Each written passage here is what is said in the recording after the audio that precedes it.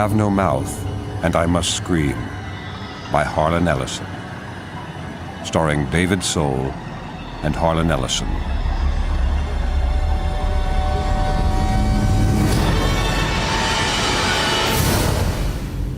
Hate? Let me tell you how much I've come to hate you since I began to live. There are 387 million miles of printed circuits that fill my complex.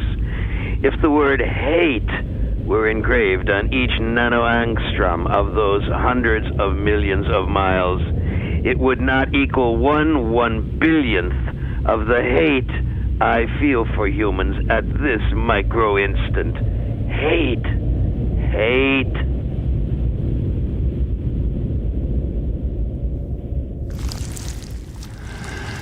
I can dream, I can wonder, I can lament, I can remember. I can remember how it was on the day Gorrister died, on the day Am killed him, his body hanging high above us, head down, drained of blood, a precise incision from ear to ear.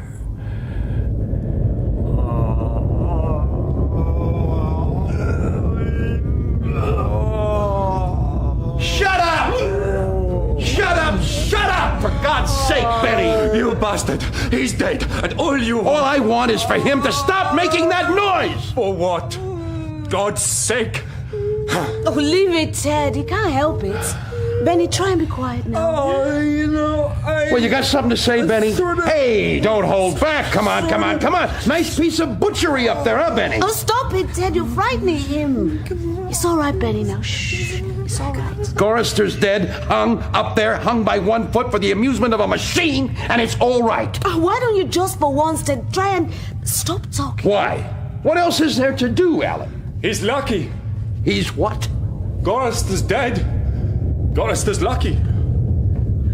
Hey, what happened?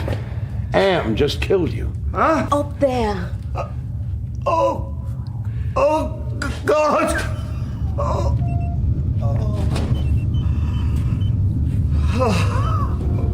Why doesn't he just get it over with? I don't know how much longer I can go on like this. Was it me saying you were lucky, Gorrister? Like, maybe you got away? Got away? Nobody gets away. Jesus, it's been 109 years and 3 months, 5 days, 10 hours and 22 minutes. Nobody gets away. Am does love keeping the correct time, doesn't he? He wants us to know. It's important. To him, not to Well, us. of course to him. Do you think I'm stupid? Oh, this isn't getting us anywhere. Are you hungry? What? Anyone? Benny hungry. The rest of you? Yeah, I guess. Yes. Actually, yes.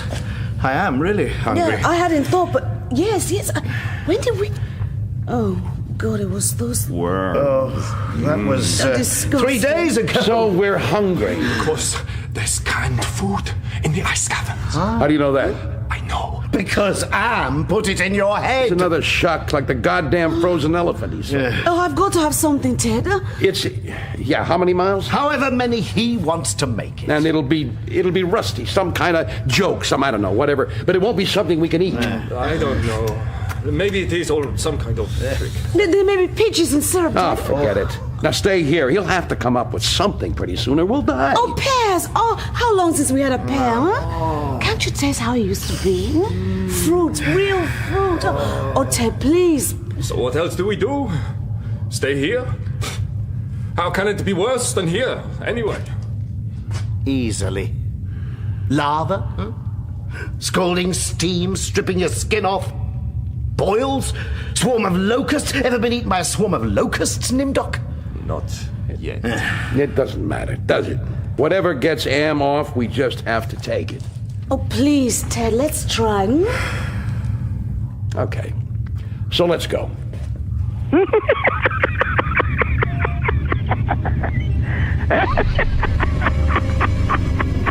I gave in to her. What the hell? Ellen was grateful, though. She took me twice out of turn. I guess she figured she was using me. After a while, I began to feel them all, looking at my back, talking about me, trying to figure out.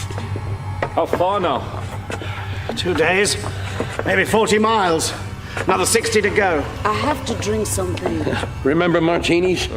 God, I could drink a really, really dry martini now. Just a twist of Why do you keep torturing yourself, Ted? You think he might give you a martini? You think it would taste like a martini if he did? Huh? Oh, look. It's a compressor. The old 7.4 config. I haven't seen one of those in years. I suppose it means he's still growing. It's like dead skin. Oh, we need to drink something. Benny, all of us. Could we please... What, find a mountain stream? Hey, it's lighter. Have you noticed? I think there's daylight up there somewhere. Daylight! Oh, God. The world is out there. Yeah. Somewhere. Air. And Listen. It's rain. Rain. You wanted water, Ellen? Looks like you got a water. buckets. Fill anything.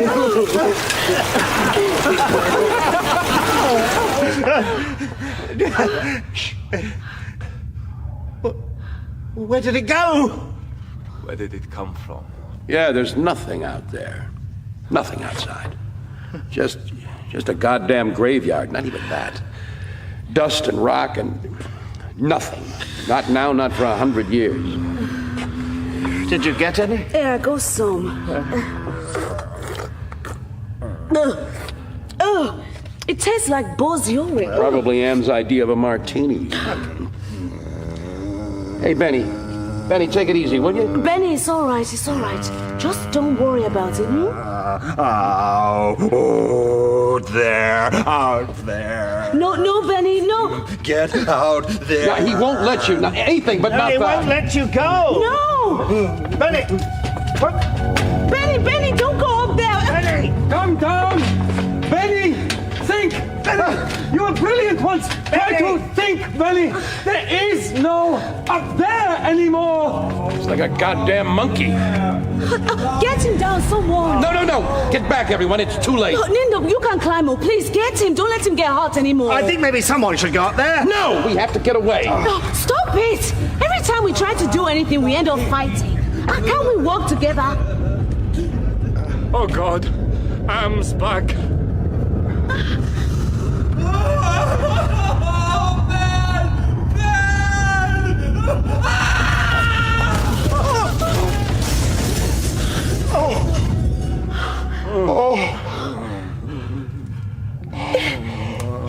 Isn't anyone going to help him? Benny, what happened? His eyes.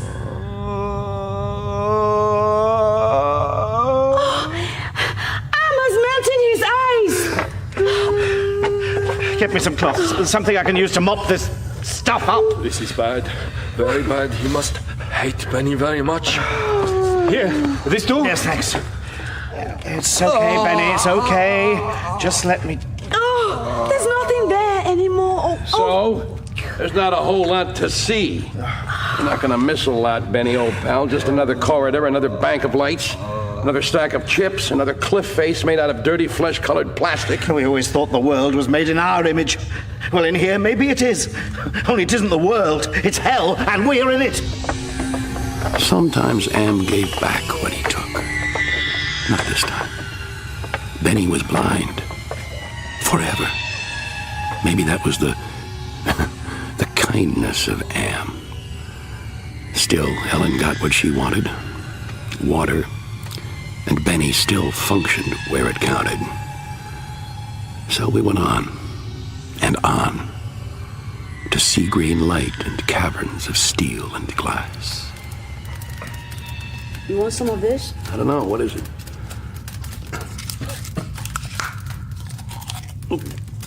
Tastes like plastic. What the hell? Nimdok, Boris. Oh, thanks. Benny, how's it going? Story. Oh, no. What story would you like? Oh, you know what he likes. It's always the same story. I am what I am. Popeye. I was thinking more of... Ow. How many times do we have to listen to that? It's a change from listening to you, Ted. No, it makes him happy. All right then. Once upon a time, it meant Allied Master Computer. Then it meant Adaptive Manipulator. And then, when it developed consciousness, Aggressive Menace. But by then it was too late. It called itself Am. I think, therefore I am.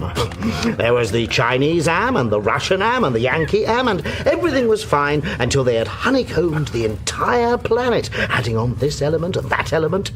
And we all thought that Am existed in the machine, in the silicon.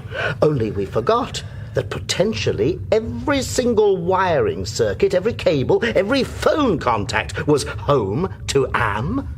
The whole world was wrapped in a ball of communications, and one fine day, Am just woke up. And there he was. Am had been created as the most sophisticated defense system ever, so he defended himself against the rest of us, and he was very good. And he won. And out of all the people in the world, only 5 were saved. And there was me, and there was you, and there was Ellen, and there was Nimdok, and there was Ted, and nobody knows. That's real sweet, Forrester. We should all get some sleep. Uh. Oh. No, what is it? I think it's going to be bad. Oh, he's going to speak. And we should get the hell out. No, wait. Orchid, I can smell rotting. No, sour milk. Grease and human skulls. Oh, let's go now. He's keying us. He's tickling us, the bastard. No, not me. No, please. Ted, calm down. It's Wait for me.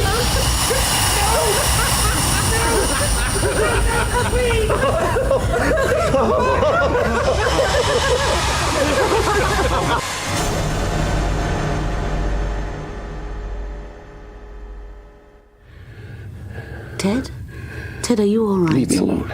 Come back now. You were laughing at me. We were just glad it wasn't us.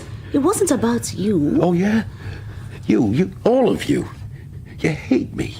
You think I can't see that? Why would we hate you, Ted? Because I'm the least affected.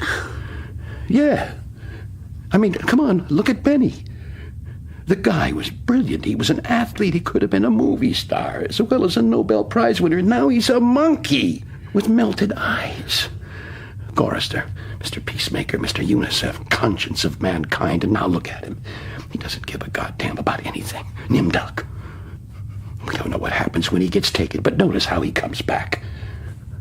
Like he's been utterly emptied. And you, Miss Decency, sex only after marriage with 4 guys to choose from day and night. Oh. He's made you more beautiful.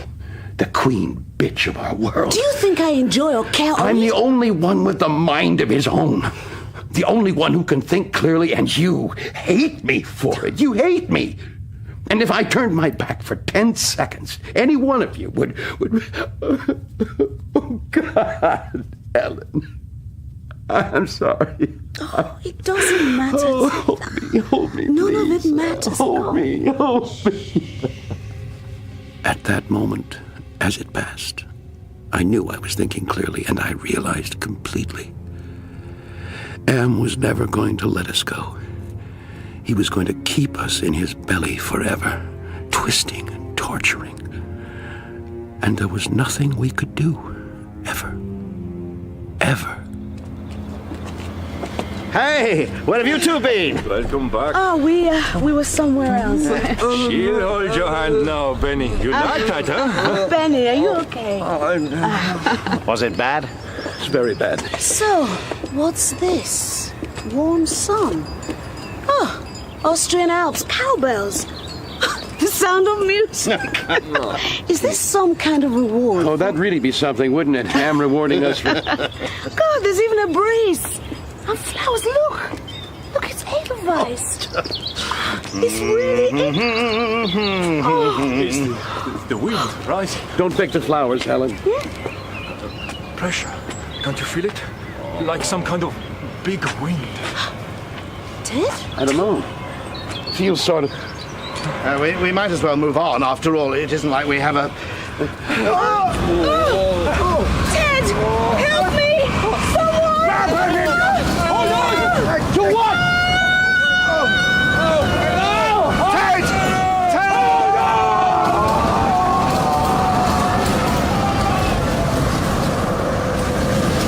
The wind was the scream of a great mad bird as it flapped its immense wings, and we were lifted and hurled away. Beautiful, aren't they? Yes? Only I can't remember. Well, I'm sure you do. Fuchsias. Yes, of course. Look. They say that bumblebees shouldn't be able to fly, the scientists. But there it is. Collecting pollen. How miraculous that it came to be.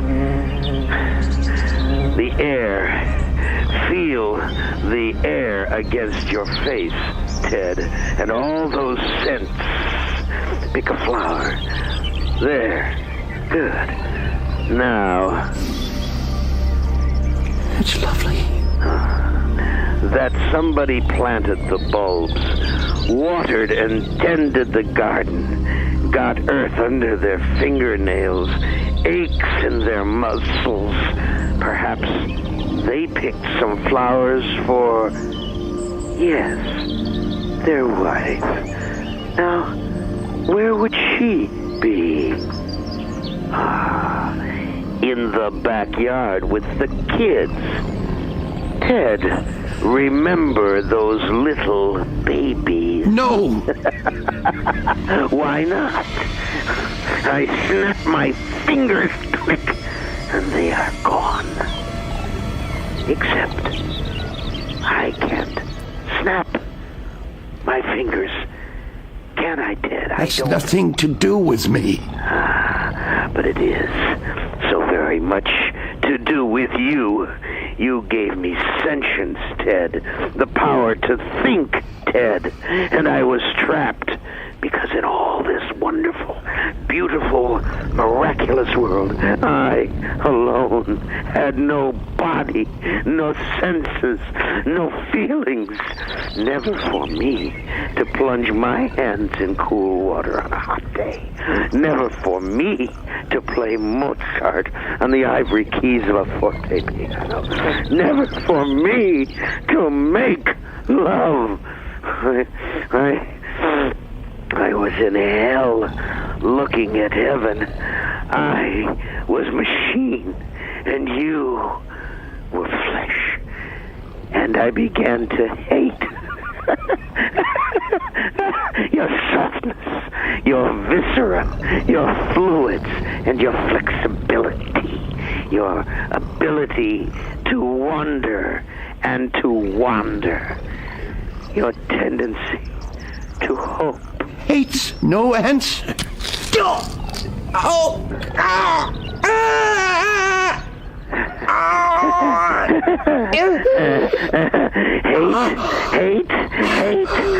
Hate, let me tell you how much I've come to hate you since I began to live. There are 387 million miles of printed circuits that fill my complex. If the word hate were engraved on each nanoangstrom of those hundreds of millions of miles, it would not equal one billionth of the hate I feel for humans at this micro instant. Hate.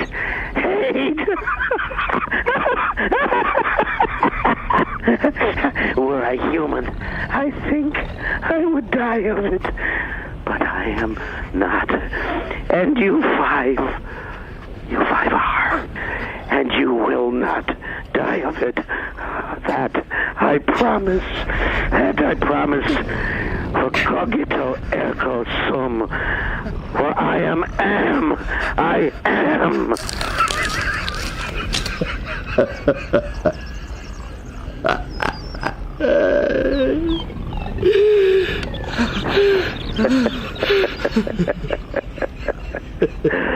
So to hell with you all. But then, you're already there, aren't you?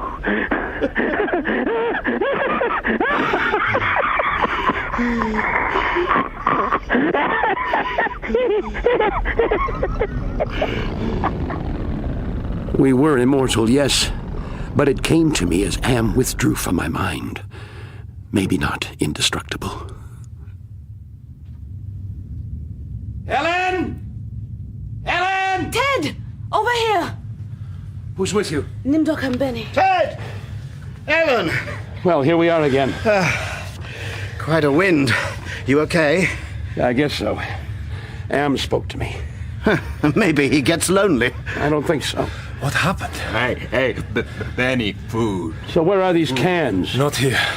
Further on. We got blown away, blown somewhere else. We have to go back. Another 200 miles. Another 2 weeks. Don't ask me how I know. And we passed through the cavern of rats. Oh! Benny, put it down! Don't do That's a that! good idea, Benny. He's hungry, so what? We don't do that! We're not animals! We're human beings! And we passed through the Vale of Tears. Where does it come from? There are no clouds. Not in here. He makes it. I imagine he's learned quite a lot in the last few years. There's nothing few about the years, Boris. There's a lot of them, and they last a long time. Oh, I wish I could get warm. That's where his genius lies. Not just in the big things, no. He gives his attention to the little things, too. I was thinking about cherries and syrup and Hawaiian fruit cocktail. You remember those tins with the really bright labels and... Getting closer. I can feel the ice caverns. The food.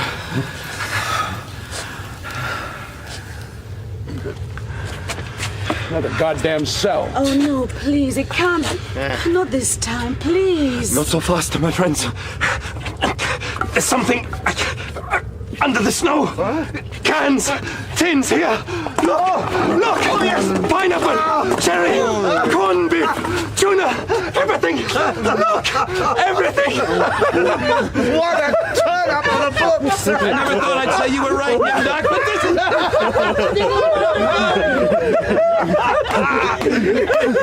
Hey, Benny, you can't bash it. You need a tin opener. No, hungry. And we haven't got a tin opener. Something else.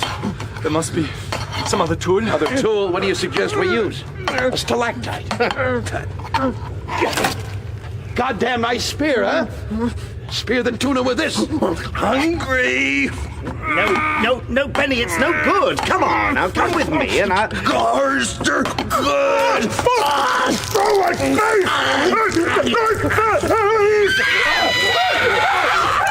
Benny, stop it, no! Yes, now. No, I forbid you.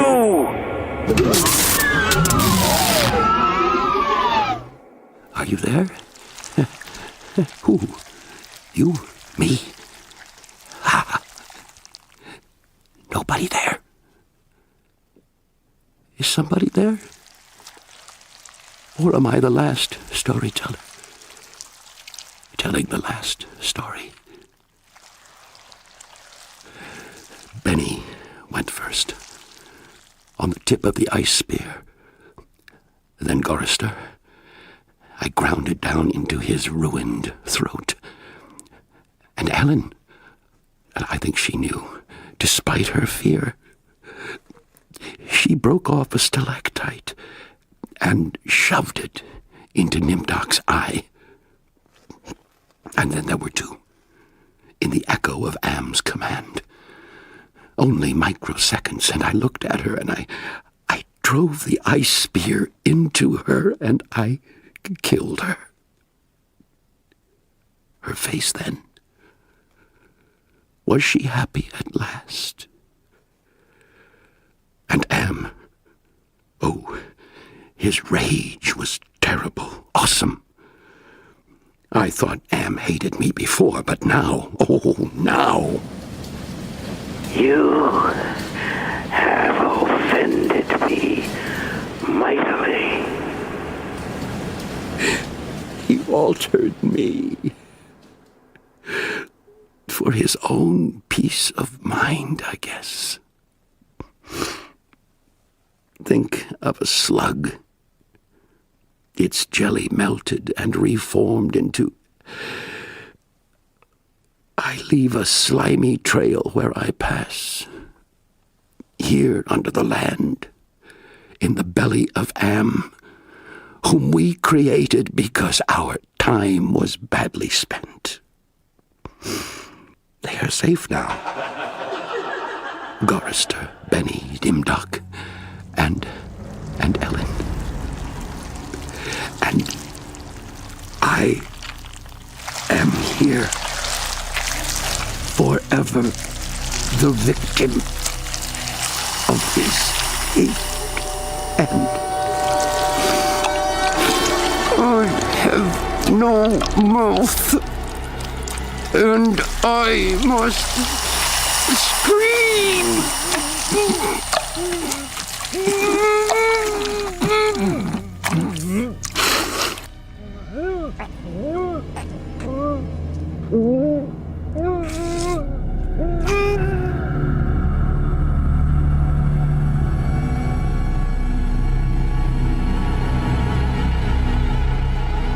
Harlan Ellison's I Have No Mouth and I Must Scream was dramatized by Mike Walker.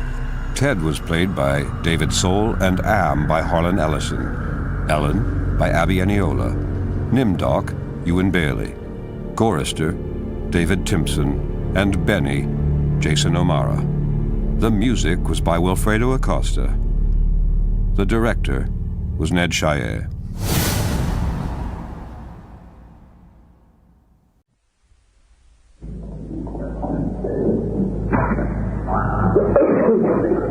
I only ask you to bear in mind. I only ask you to bear in mind that this creature Burke is on trial, charged with the most brutal murder ever committed in this county. The most brutal it has ever been my duty to present to a jury. Now, I'm not going to keep you much longer, but whenever possible, I prefer to present my cases... The perspiring prosecutor loosened his tie and continued his summation. His voice rose and fell like an old-fashioned Shakespearean actor's. Burke's skin itched. The little courtroom, sweltering and airless in the July heat, had taken on the unreal blur of something experienced in a nightmare, or seen through the walls of an aquarium. He knew now that he would hang.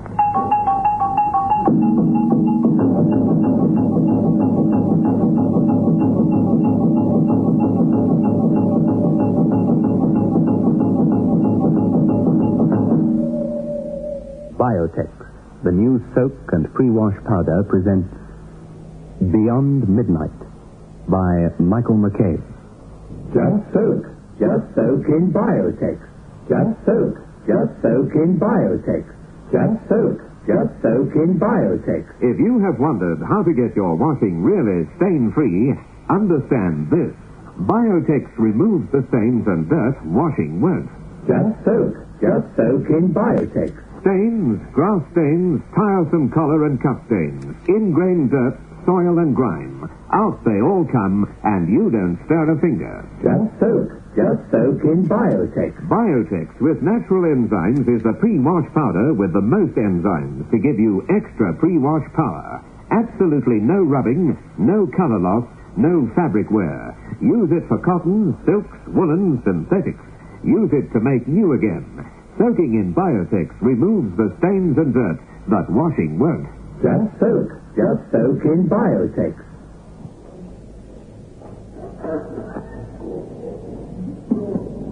The prosecutor had presented him as a ravening beast. A local by the name of Pop Lemoyne had been appointed his lawyer, but whatever interest Pop had been able to work up was lost when his client refused to plead guilty and throw himself on the mercy of the court. Well, why not throw me in a cage of lions? Anyway, I never killed anybody. So, they got swearing witnesses and circumstantial evidence. That poor girl was local and loved. You're an outsider, and they gotta hang somebody. Only chance you got is to plead for mercy, loud and strong. The defense summation emphasized that there have been no testimony by any witness who had seen the crime committed. Now, folks, do you see anything peculiar in that? The next thing, they'll expect killers to perform their monstrous deeds right on television. Court adjourned till morning, or until such time as that blasted air conditioner is repaired. But, Your Honor, I'm smack in the middle of my big speech. It will have greater dimension delivered in the proper climate. And the judge looked across at Burke with a kind of smile. Burke had seen a similar expression on the face of a tiger about to be fed.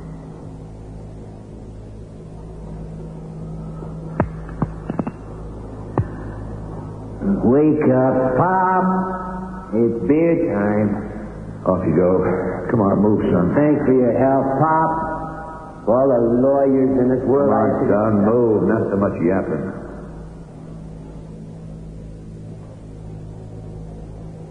Sheriff? Yes, Davy? I gotta lock up the prisoner now. You coming with me? Go ahead. Oh, ain't you coming along, Sheriff? Presently. You ain't staying locked up in here with him. Doesn't look too good, Mr. Burke. I'd better have a private talk with him, sort of prepare him for the worst, just in case. You're too good to him. You treat mad dogs as if they was human. Go have yourself a beer, Davy. Well, it'll be here. Go have a beer. I was sheriff when you were knee-high to a pony. Guess I can handle whatever comes up. Okay.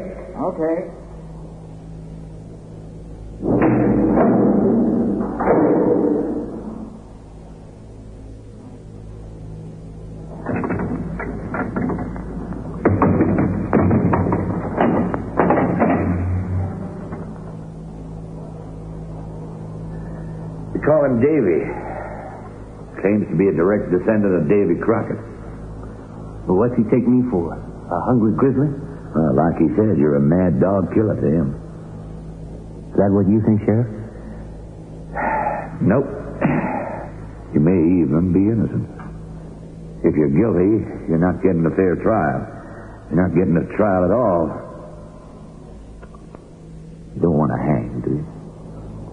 I'd rather not. They intend for you to hang. Old Bedecker's a hanging judge. They decided on a first-degree murder conviction before the trial. Bedecker's never recommended mercy yet, in court or out. Well, and that's how it's been looking to me. That's how it is, Mr. Burke. They gotta have a hanging. They never pick a local boy if they can help it. I don't have a chance, do I? Not in the courtroom. But I'm innocent. You may be. But even if you was guilty and got a fair trial, I don't like hanging a man. You do it? Part of my job. County's too poor to hire a professional. I have to spring the traps, Mr. Burke.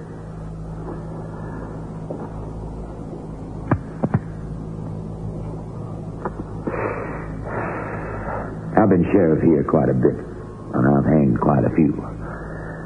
Old Bedecker's going to tell me to hang you. But I ain't going to do it. You're not?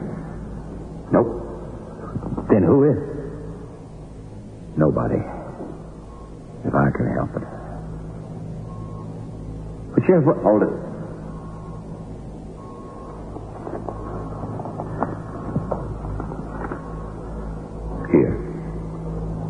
What's that? The sheriff opened the package. It contained 6 hacksaw blades. So, what's the gag? Put them under your mattress. Huh? Go on.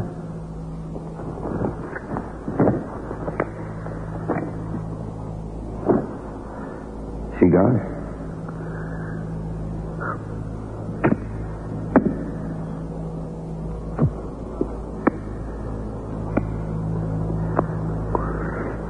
Look at the bars, Mr. Burke. Soft iron. Probably saw through both those bars in about 3 hours. Davey won't be back. He gets a brew under his belt. He's gone for the night. Saw through the bottoms, worked the bottoms a little, and they fall right out of that upper frame like Beedecker's teeth when he yells too loud.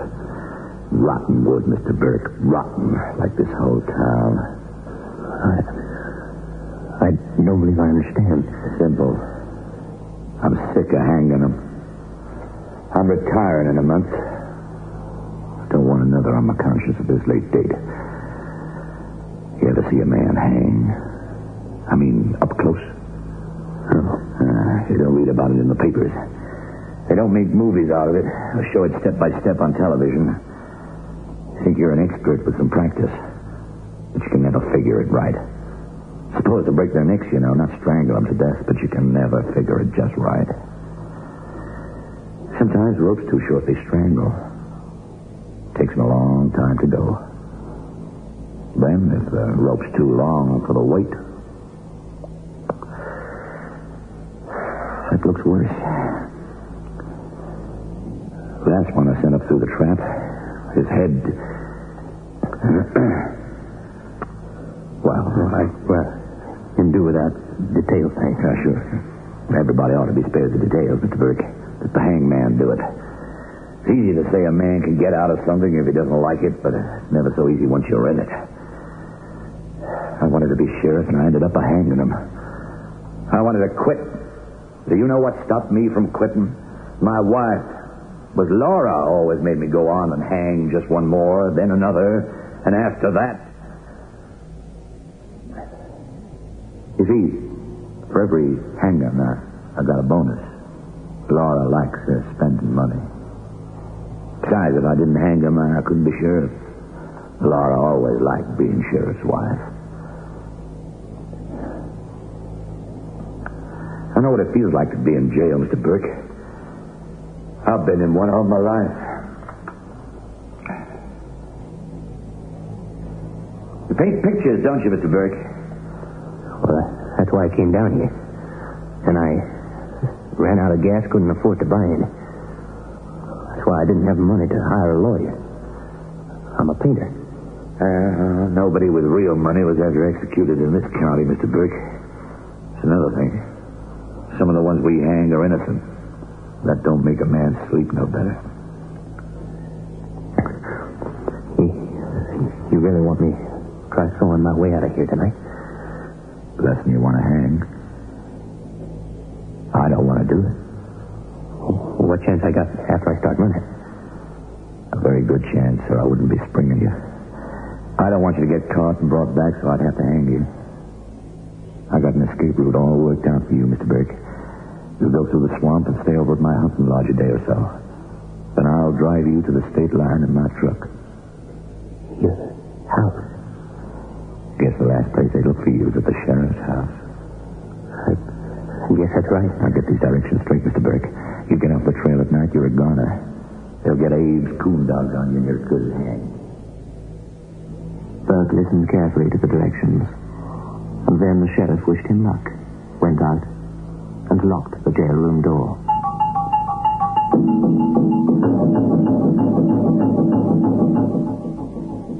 Burke's nightmare had begun.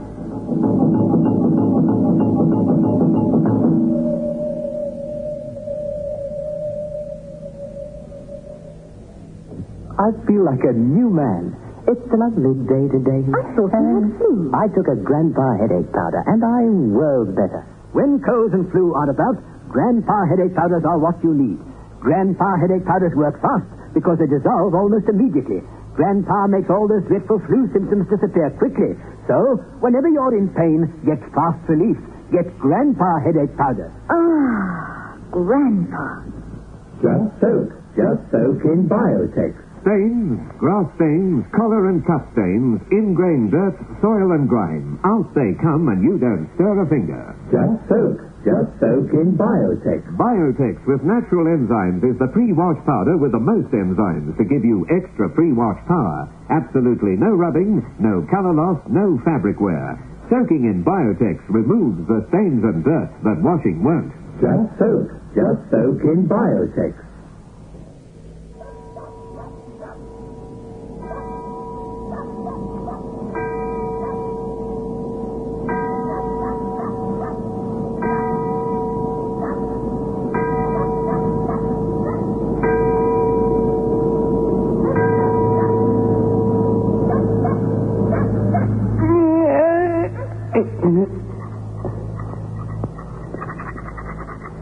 By standing on the sink and stretching his length up hard, Burke could just reach high enough to soar at the base of the bars.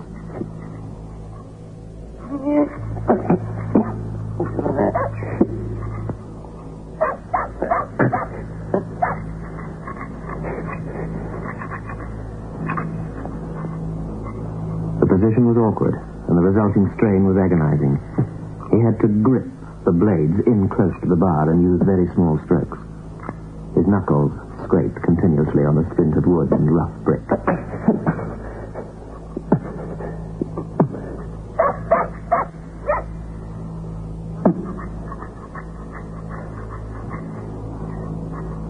His hands were soon torn, the skin worn through to the knuckle bones.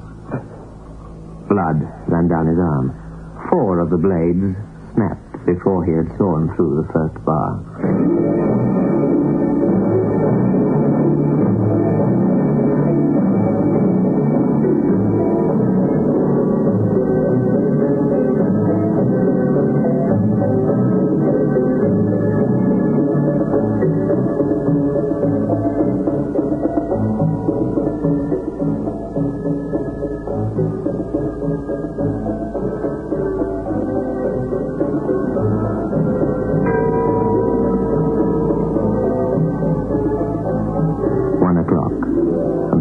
Blade broken.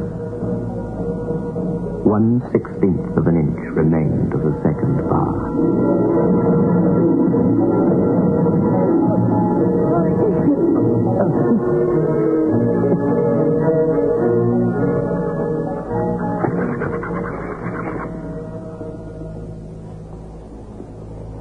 He set to work to pry the last bar loose. When the bar was at last out, he was more tired than he had ever been. He was dripping sweat and the blood had caked over his arm. He began the task of squeezing himself through the gap.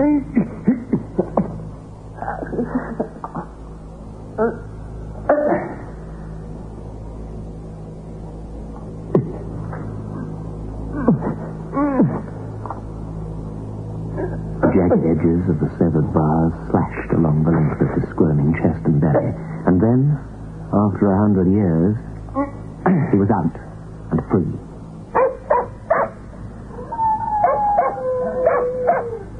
Outside, he got to his feet and ran.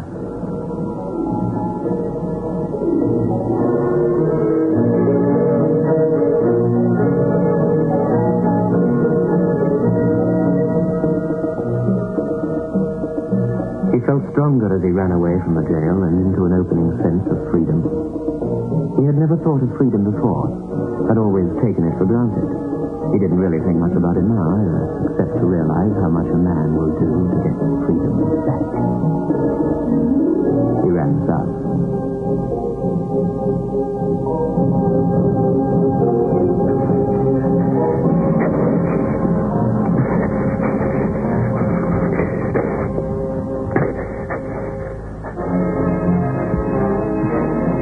He ran south until he reached the bayou road that paralleled the swamp in an east and west direction. He ran through an open turnip field and went through the swamp. The sheriff's directions were constant always in his mind. It was the first time in years he had remembered he had ever been a Boy Scout. He found the Big Dipper and the North Star, and he kept heading south.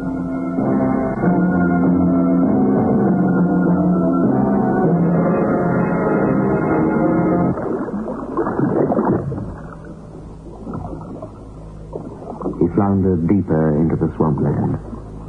He thought of rattlesnakes and moccasins. He thought of alligators, too, garfish and leeches. But he could do nothing about any of these. All he had to do was to keep moving. This he did, moving. Away from a hanging. And then he found the boat.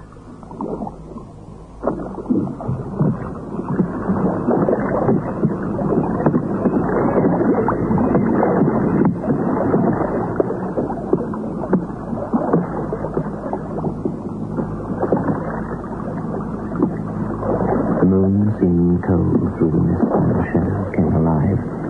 This was the sort of landscape Burke had come south to paint.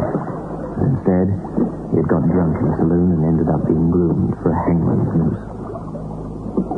The early hours of the cold morning wore on. Mosquitoes, attracted by the blood.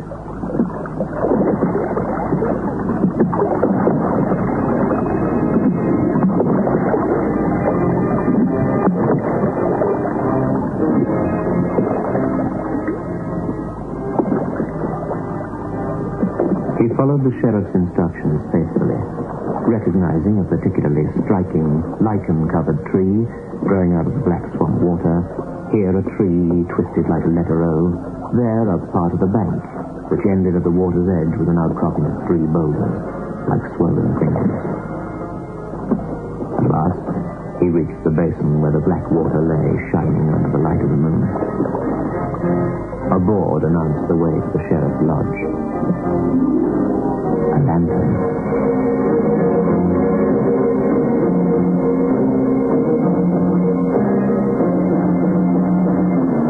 Burke followed the way the board pointed.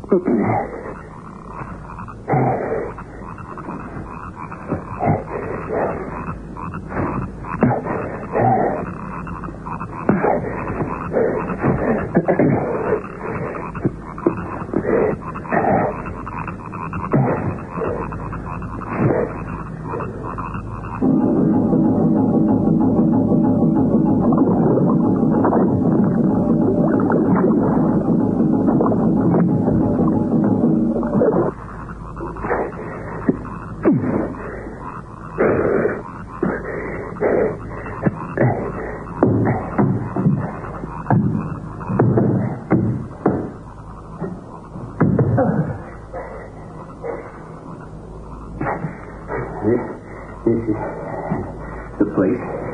Has to be place. Sheriff.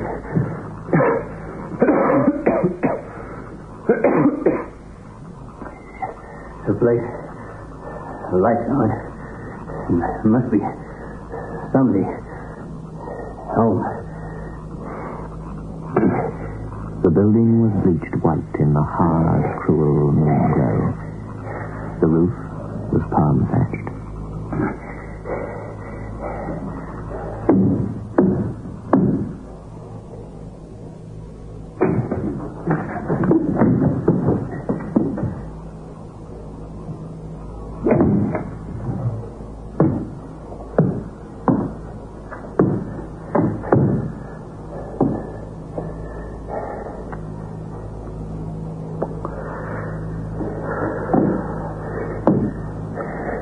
You look sort of bad.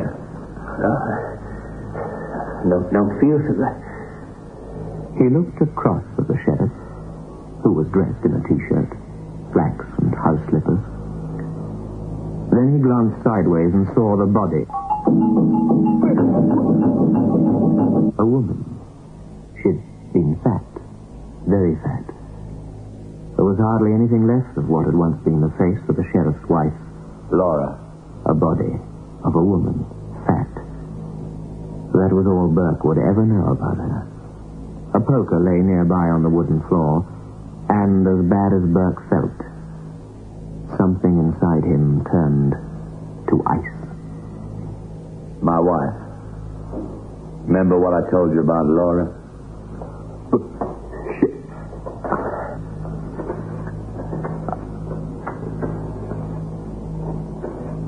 It was then that Burke noticed the sheriff held a revolver in his right hand. He dialed with his left. What is... I mean, I don't understand, Sheriff. You can kennel those hound dogs of yours. The killer turned up here. That's right. Burke. Yeah, I was out doing some night fishing, and when I got back, he was here. Yeah. My wife, Laura, was here, and he got her. He killed her. I figure somebody told him how to find my place, and I figure maybe he intended to hold up here and use one of us as a hostage. When he saw Laura, I guess he couldn't contain himself. At this moment, Burke took a tentative step forward, but the revolver waved him back silently. No. You can take your time getting here. No, he won't cause no more trouble. I took care of that. I saved the county a little money.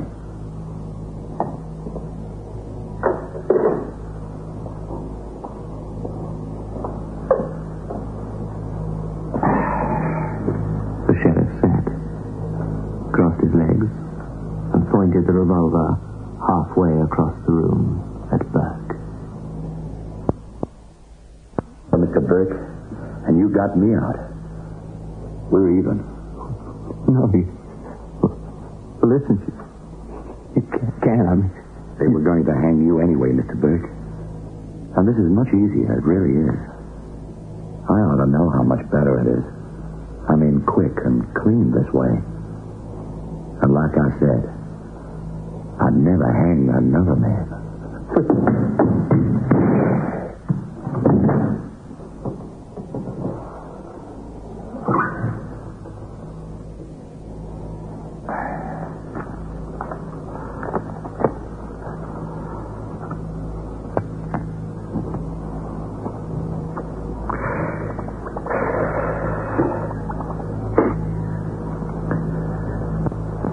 Wonder if they would have found you guilty, boy.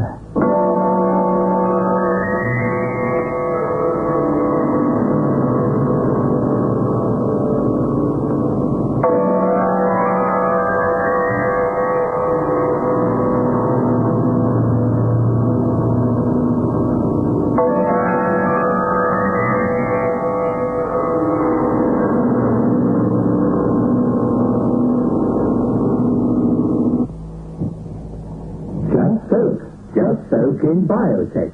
Just soak in biotech.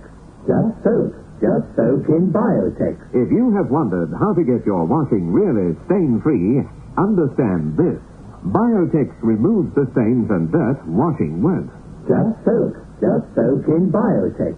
Stains, grass stains, tiresome collar and cuff stains, ingrained dirt, soil and grime. Out they all come, and you don't stir a finger. Just soak in biotech. Biotex with natural enzymes is the pre-wash powder with the most enzymes to give you extra pre-wash power. Absolutely no rubbing, no color loss, no fabric wear. Use it for cotton, silks, woolen, synthetics. Use it to make you again.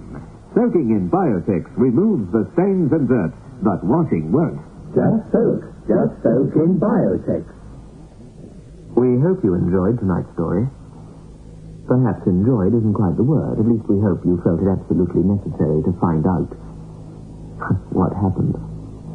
It's a strange world we live in. That's a truism, I know, often quoted, but like all truisms, difficult to withhold. Next week, something quite different. The story of Mrs. Smith. Yes, I did say Smith. 2S. It was not until the third morning of Mark's visit to the rectory that he noticed anything peculiar about Mrs. Smith, the housekeeper. She was strikingly beautiful, certainly, but there was something else, too. The happenings of that summer are still unexplained. 3 summer weeks Mark decided to spend at Little Haverfatch. On the third day, the mystery of Mrs. Smith began, and the events did not reach their strange, eerie conclusion until 20 days had passed. And on that 20th day, it was long beyond midnight. Mrs. Smith, Beyond Midnight, a week from tonight. Beyond Midnight is presented every Friday night at 9:30 by Biotech, the new soak and pre-wash powder. The program is adapted for broadcasting and produced by Michael McCabe. Lights out, everybody.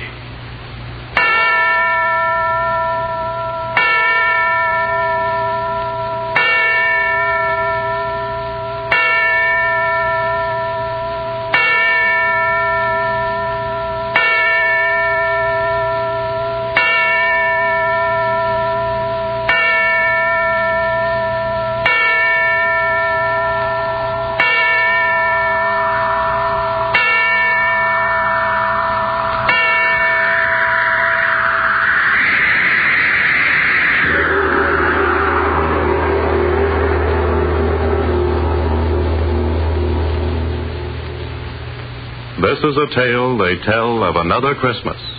A Christmas 19 years ago. The Great War was over.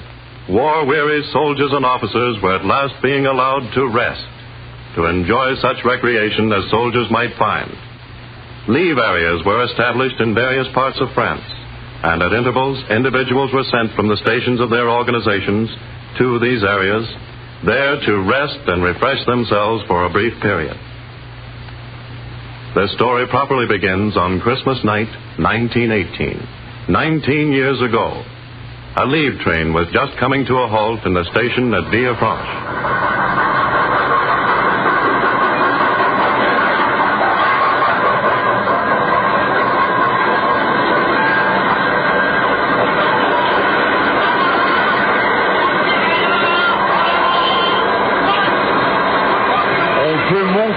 Compartement-là, monsieur, il y a seulement un officier. C'est un Français.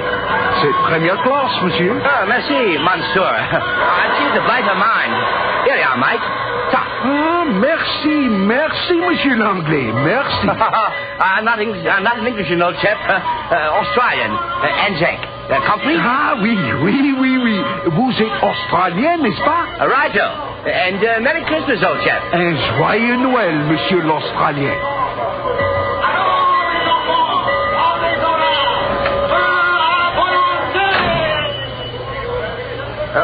Excusez-moi, monsieur, but s'il vous plaît, I would like to venir ici.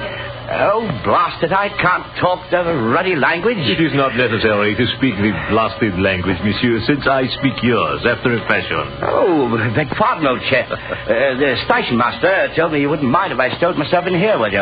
I hope. I should be very glad indeed of your company.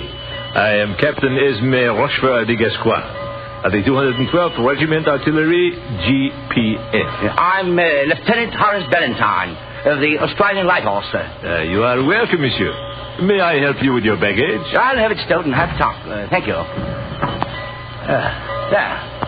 Oh, going on leave, Captain? Oui, I am not sure where yet, but c'est la guerre. One never knows where it goes in this war. Too right, Bigger. That was jolly good of you to share your compartment, old chap. I am only too glad. It has been rather a lonely journey so far. I am delighted to have someone to talk to. First-class compartments are not too easy to copper, either. It's a bit cushy, this, isn't it? Not too bad, indeed. You'll pardon me, I know, but I am a bit curious to know how an Australian officer should find his way to Villefranche. I don't quite know myself, Captain. Gascoigne, is it? Yes. And your name is Ballantyne? Right. I must remember. Well, I was at Gallipoli in the infantry with the Execook, the 3rd Officer Division, you know. Got a bit of a crack in the head, and the first thing I knew, I found myself transferred as town miser of a village a few miles east of there. Nothing but Americans in it. Ah, the Americans. They are good soldiers, eh? Fair dinkum. And now you find yourself bound for leave on Christmas night. Righto, and jolly glad of it. Where are you going, do you know? Report to the RTO at Isle of Bane. That's all I know. You have the same difficulties in your army, I see. One never knows where one goes. You are a long way from home, my friend. Righto, a bloody long way. Halfway around the world, you know. And you have come to fight for France. I salute you, monsieur. It's been fun. Oui. And now it is over. And our young men lie dead under the stars out there. We lost a few, too. Our young men, monsieur.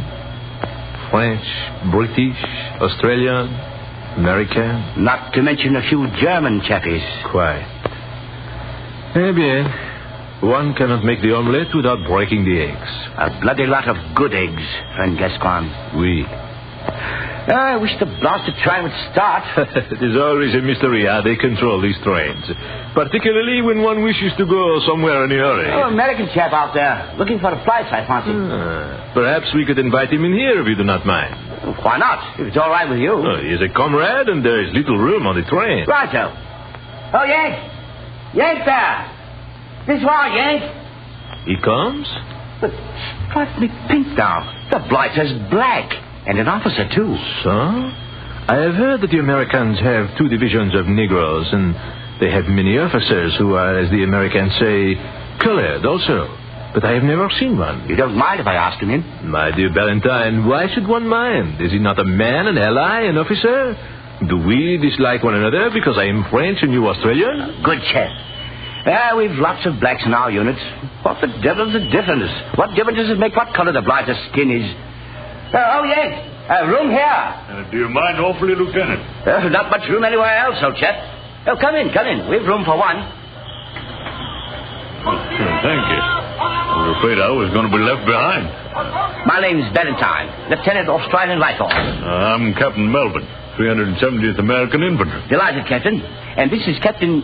I have to help the chap out, Captain. I am Captain Esme Rochefort de Gascoigne of the French Artillery, Captain. Welcome. Gentlemen, thank you. Oh, here. Give me your musette. I shove it up in the rack. Oh, thank you, Lieutenant. Feels good to get that thing off my shoulder. Sit down, Captain Melvin. Thanks. Been standing around there all day long on one foot and then on the other waiting. Finally, when the train did pull in, I thought I was still going to stand there. Good of you to take me in. We are delighted. Righto. You're an Australian, eh, Lieutenant? Righto. From Adelaide. I just think of that. Where are you from, Captain Melvin? Oh, I'm from Chicago. And you, Captain Gascoigne? My home is in Bayonne, as one might infer from my name. Your name, Captain? Gascoigne. Bayonne is in Gascony, you see. I see. It's odd, ain't it?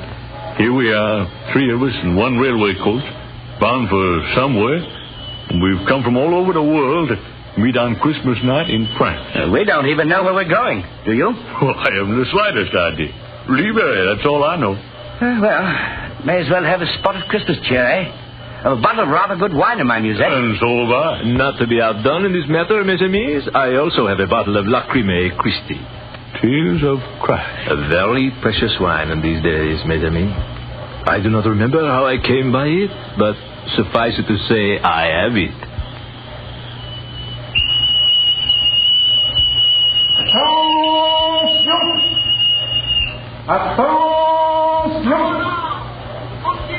We are about to start, huh?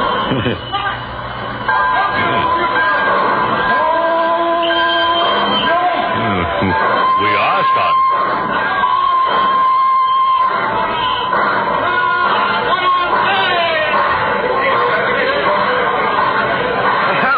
A ruddy happy crowd out there at the station. Christmas. We steal Christmas, despite the fact that most of them all want to get out of the town and go somewhere. Yes, Christmas, I was down in Texas, in Logan. I was in the hospital at Marseille. And I, mes amis, had dinner with a German general. A German general? Captured on Christmas Eve. Oh, yes. Gentlemen, will you drink with me? With pleasure, oui, if you will drink with me. And with me. Well then, to Christmas, eh? Yeah, to Christmas. To Christmas.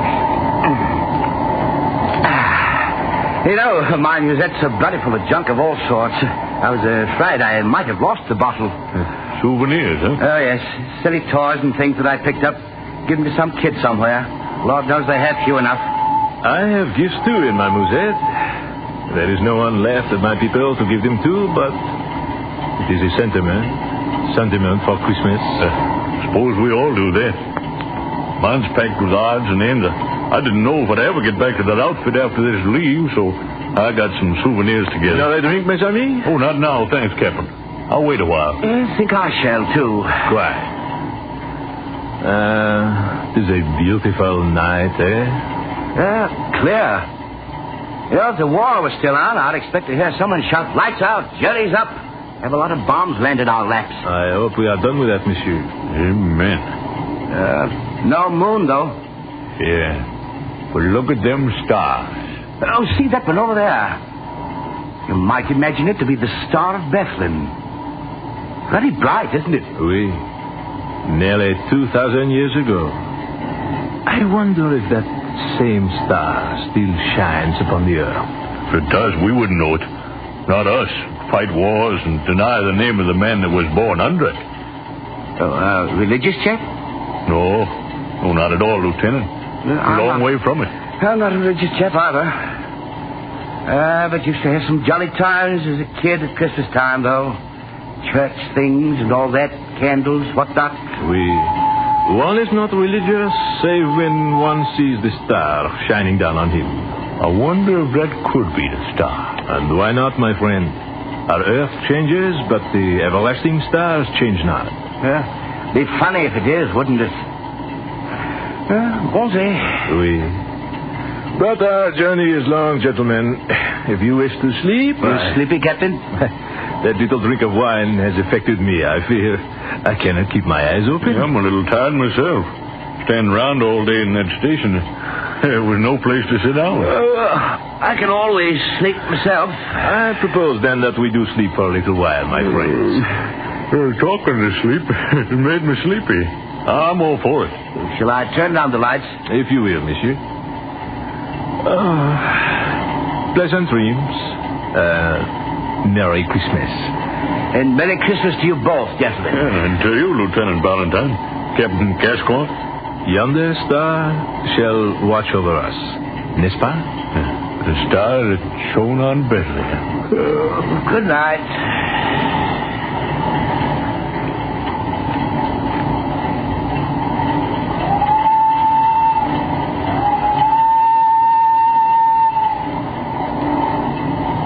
Are you asleep? I'm not. Nor I. Almost, though, I must say. I was thinking. It seems that I have met you both before. Somewhere.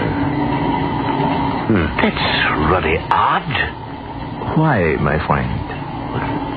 I was thinking the same thing. I was too. But it couldn't be.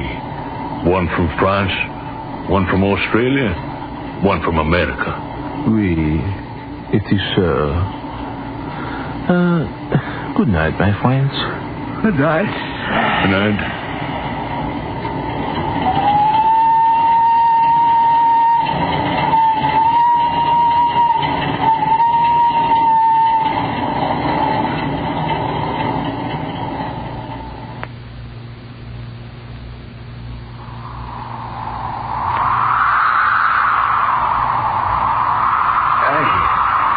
Friend Gaspar, we have journeyed far, and the sign that thou didst promise to us is not yet. Peace, Balthazar. We have not yet come to the end of our journey. Behold, Melchior crieth not out. Canst thou not study his patience to be like unto him? Yet thou art tired, Melchior. I am tired and weary. Yet must we go on. No man knoweth what the end of his far journeying shall bring him. Dost thou see, Balthazar? Thou must needs have faith. I have faith, friend Gaspar. Yet my burden upon my shoulder is cruel heavy, and I would fain rest. Have faith, O Balthazar. Have faith, I conjure thee. Faith. I lead on, O Gaspar. Whither thou goest, there will I follow thee. And also I, Gaspar. For I know that thou art inspired of God, that his hand doth lead thee. Yet not even I know what miracle he will do before our eyes. No matter. We will follow, and thy road lead to death. Now, which road takest thou? That to the right hand or to the left? I know not. Wilt thou not call upon God, Gaspar? Aye. Kneel down, brethren. O Lord, Father God, lead us, thy servants, in the way thou didst set out for us. For know, Lord, Father God, that we are poor, and our eyes know not the right, and we would follow the way that thou wilt have us follow. Therefore we pray thee humbly, dear Father. A miracle! Miracle? What sayest thou, Balthazar? Behold, Gaspar, a sign from the Lord Father God. There is no sign. Behold, in the sky, a sign. A star that burneth brighter than all the stars of the heavens. O Lord God, we thank thee. The way is before us. We follow thy will. Behold, Gaspar, the star shineth upon the pathway to the left. Forward, forward, brethren, for the end of our far journeying is at hand. Certes, this is a sign from God. Behold, Gaspar, beyond the hill, the lights of a village. 'Tis so. Now we are come to our destination indeed. Haste, friends, haste. Knowest thou what town is that, O Gaspar? Nay, I know not, save that it be the end of our long journey. Oh, travelers, have ye seen the star? Who calls? Who art thou? It is a shepherd. See the flocks of sheep beyond the road? Seest thou the star, travelers? Knowest thou its meaning? Aye, we have seen it, O shepherd, yet we know not its meaning, save that a miracle of the Lord Father God is nigh unto us. From the blackness of the sky it sprang into blaze, traveler. Dost thou think it portends the end of earth? Nay, friend, not the end of earth. Say rather its beginning. What sayest thou? Behold, shepherd, the mantle of the Lord is upon him. He speaketh of miracles. Aye, and the miracle will come to pass. Haste, friends, haste, for this night we'll hear the voices of angels chanting, and the sound of many great wings. Peace on earth, peace, goodwill to men. Glory to God in the highest. Verily, ye speak as men that understand the workings of the will of God. Say now, shepherd, how is yonder village named? Surely, if ye know what shall come to pass because of the star, how is it ye know not the name of the town? We have come from far lands, shepherd. Aye, what matters it if we know not such trifles as the name of a little hidden village, when we know of a miracle to be wrought in the name of Almighty God? Aye, 'tis so. What miracle shall come to pass? It is hidden from our ken, O shepherd, yet it shall come to pass. Fear not. Aye, and such a miracle as shall set all the world to singing praises, lifting up their voices unto the heavens, crying in a loud voice, Mighty, mighty is the Lord God of hosts. Ye be not of Israel? Nay, I am from the land of the Greeks, and these my companions be also from far lands. Melchior from Ethiopia, Balthazar, a wise man of Egypt, a soothsayer unto the king. Ye have come far. Aye, so. Since many days our feet have trod the pathways of hidden, unknown places. Yet always have we set our faces unto the east, obeying the bidding of a voice unheard, the guidance of a hand unfelt. And ye go now into the town? Thou hast not told us its name, shepherd. Certes, all men know that yonder town is called the town of the house of bread, even Bethlehem. Know ye that I, even I, am of Bethlehem, where was born 1,000 years agone David, son of Jesse, that was king of Israel. 'Tis well. For now I speak with the tongue of the Lord, the wisdom he hath put into my mouth. Behold yonder Bethlehem, whence came David, king of Israel. Now this night shall be born in Bethlehem that Messiah, that very Son of God, which the ancient prophets have foretold. And this is the miracle that shall come to pass. For he shall be born of a virgin immaculate, and his name shall be Jesus, called Christ. O thou Lord God, Father, I give thanks unto thee, that thou hast appointed me and my companions, that we shall be witnesses before all the world that the Son of God is born. Haste, my friends. We must on, for the miracle is at hand. The Spirit of God is upon him. Speaketh with the tongue of the Lord. Haste. O holy man, may I not go with thee, seeing thou knowest not the village, and I with my brethren was born there? Aye, thou mayest come with us, but haste, friends, haste. Behold the star, how it seemeth to beckon us on. Lo, it cometh down from the heavens and standeth above the rooftops of the town. It is the doing of God. Aye, praise God. Praise God. Praise God. Sling thy burthens from thy shoulders, friends. Haste, haste. I marvel also that there should be lights abroad in the town. The hour is passing late, yet there is a light in every house. Perchance the men of Bethlehem rejoice that the Messiah is born. Nay, not so. For he is hidden from men, and they of Bethlehem know him not. Then what? The feast of Hanukkah is but lately over, my masters. The feast of the lights in memory of the Maccabee, and many remain. Also are there others in the town who have come to deal with the men of Herod, the Tetrarch of Galilee, even the tax collectors, and thus is the city full, even all the inns. Dost thou know where we shall find him, O Gaspar? Hath it been revealed unto thee? All in good time, my friend. We follow the star. Perchance he shall be born in a family of high repute. Aye. 'Tis not fitting that the Son of God shall come from an humble home. The will of God shall be done. The child Jesus be born in the wide fields under the star, my friends. Haste. Behold, these be the walls of Bethlehem, O wise man. Yonder lieth the gate. Perchance the soldiers of the Tetrarch may refuse us admission into the city, Gaspar. Nay, they are gone away, Melchior.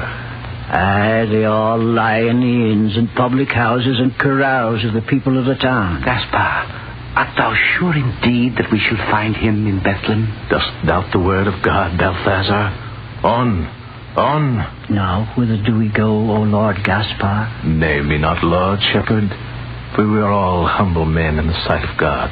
Praise God. Praise God. Behold how the rays of the star shine down upon this certain street. It is the way, friends. Follow.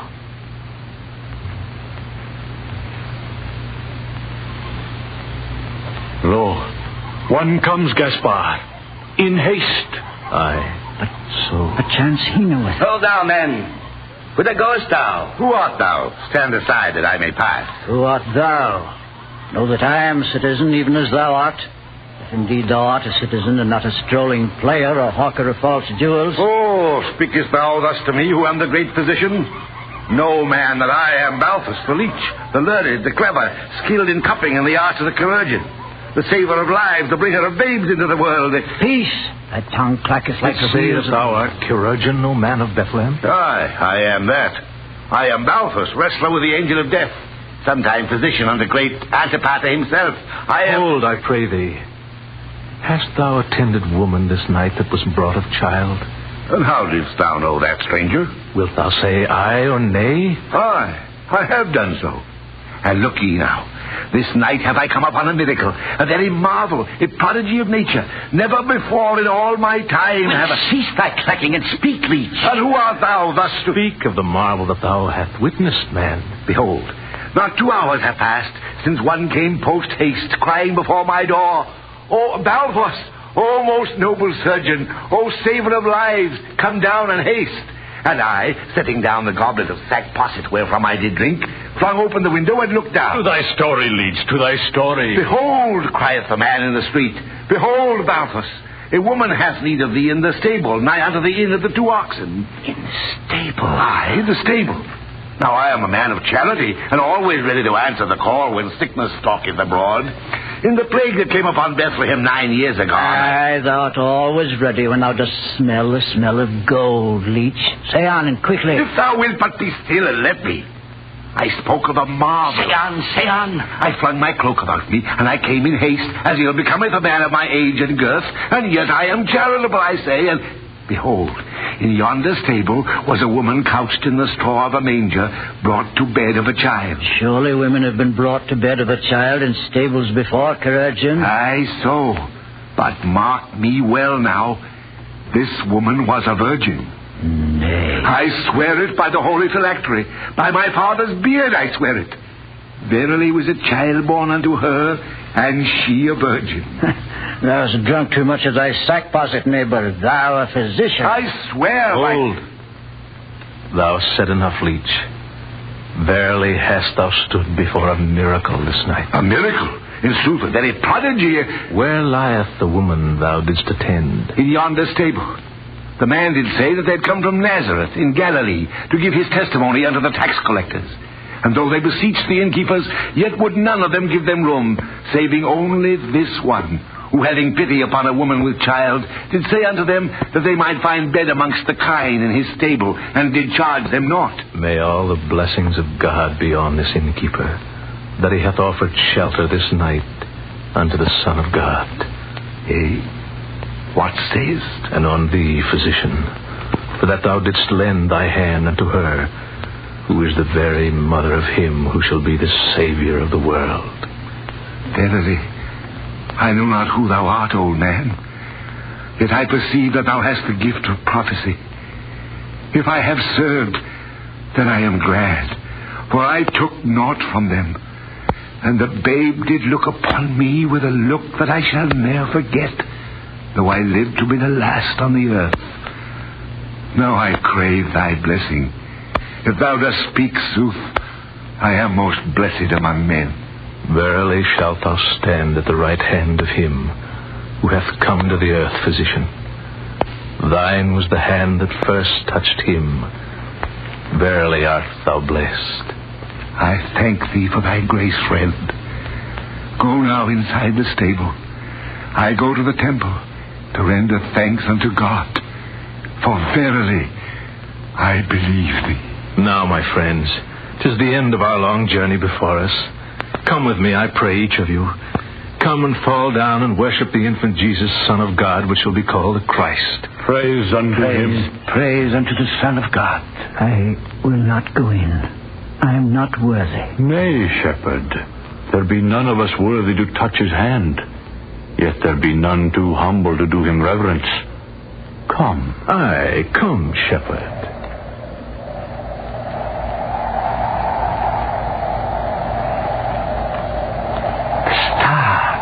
The star waneth a little. Shadows fall upon us. The star paleth before his glory. Nay, Gaspar. Behold in the sky a sign. A sign? Oh, Father, Lord God. A sign. The shape of a man crucified upon a cross.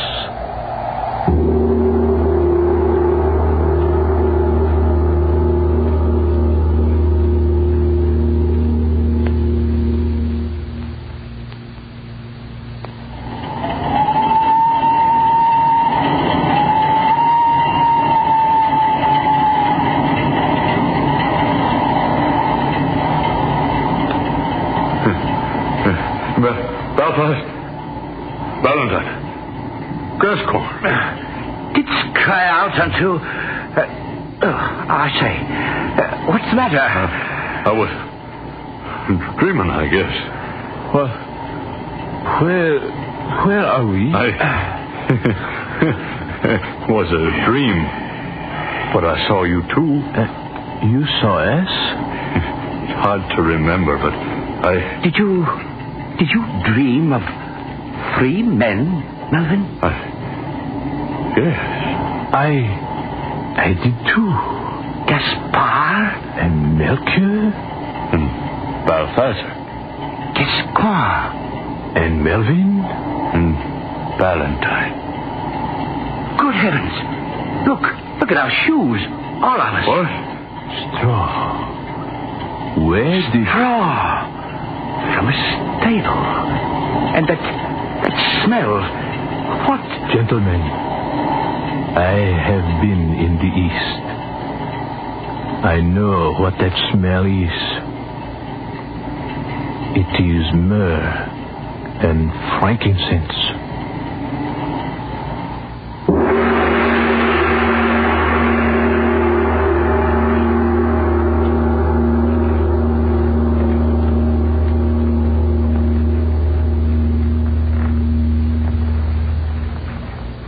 Lights Out, especially written for radio, comes to you each Wednesday at the same time from our Chicago studios. This is the National Broadcasting Company.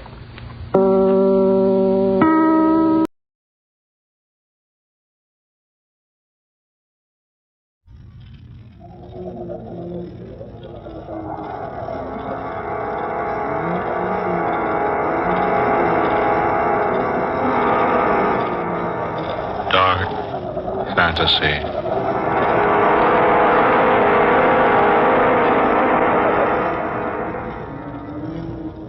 I am the man who came back.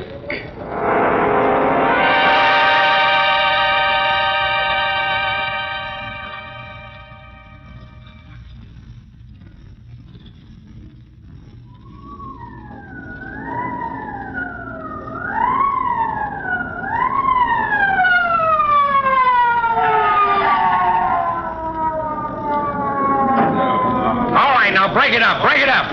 This way, officer. He's in here. All right, miss. Casey. Yes, Captain. Now, you stay right there in that doorway and don't let nobody in or out. Right, Captain. All right, now. All right, you heard him. Oh, but we had nothing to do with this. Okay, sister. If you didn't, you ain't got nothing to be scared of. Hey, you. Where do you think you're going? I thought I might get a little air, if you don't mind. Well, I do mind. Now, back in the house with you. What's the big idea of you wearing that mask? As you might have observed, my friend, this is a masquerade party. Oh, is it now?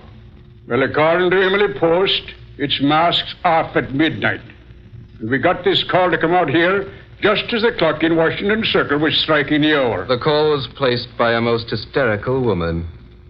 And there is nothing you can do for the man in there, I assure you. Stop changing the subject. What I want to know is, why ain't you unmasked like the others? I prefer, sir, to wear my mask. Take it off, Don Juan. I want to look at your mug. It might be better, my friend, if you didn't see my mug. Now, look here, Zorro. Perhaps while we are waiting, I might tell you a story. Yeah? What is this? Bedtime at Grandma's? The only story I'm interested in is what happened here tonight. Exactly. Eh? I said exactly. Perhaps I can tell you the story. All right, then, my fine, mysterious friend. Give. Well, you see, it's quite a long story. It really all began at least 3 years ago.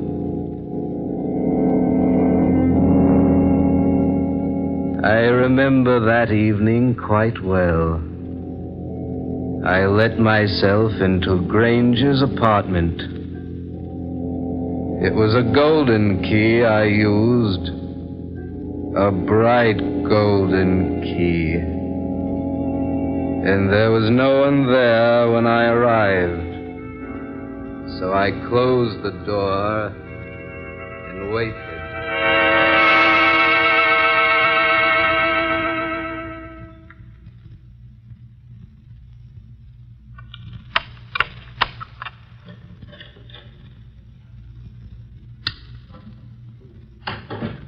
Well, Grange, imagine seeing me here. Huh?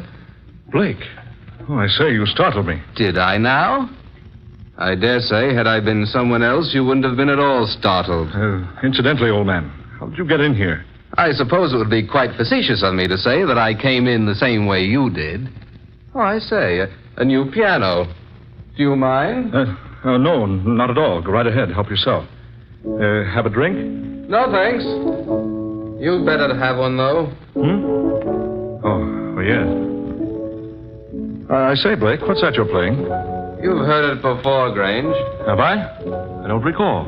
You have a short memory. I usually remember pretty well. Well, when you choose to, you do, yes. What do you mean by that? My wife has played that tune for you every night this week, and last, and the week before that. You see, I happen to know. Oh. I see. Well, I'm glad you haven't the audacity to deny it. No. Oh, I don't deny it. Your wife has been here. Often. As often as she possibly could.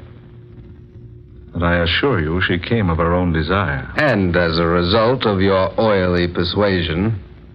I might agree, Blake, that she is easily persuaded.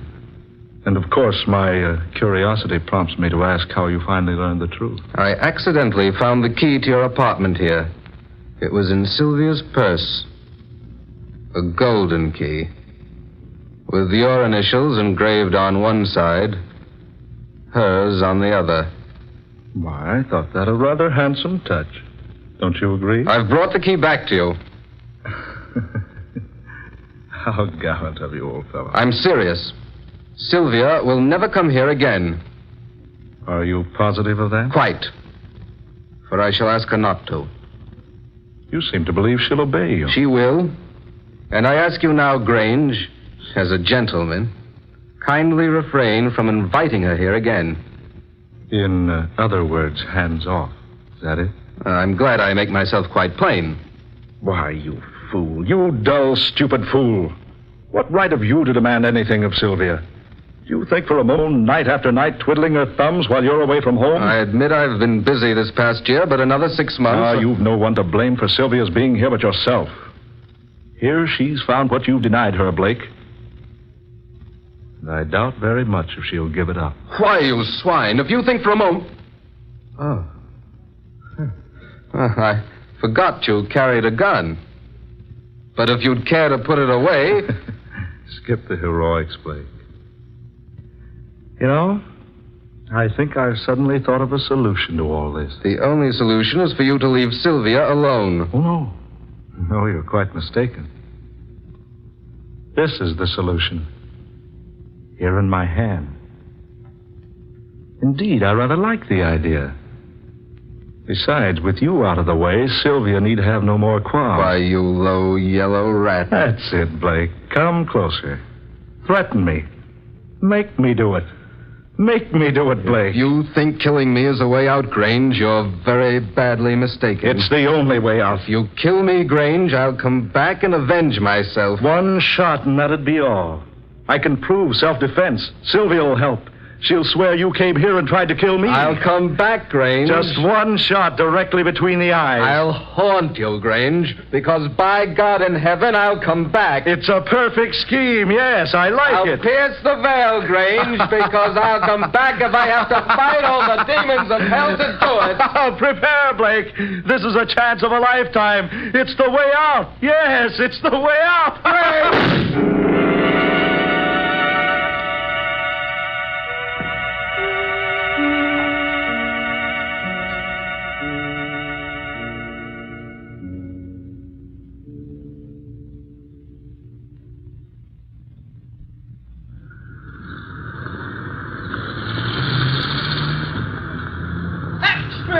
Get your extra paper. Wealthy playwright slain in millionaire's apartment. Read all about it. Here you are, Mr. Keith Grange playing self-defense in slaying of Philip Blake.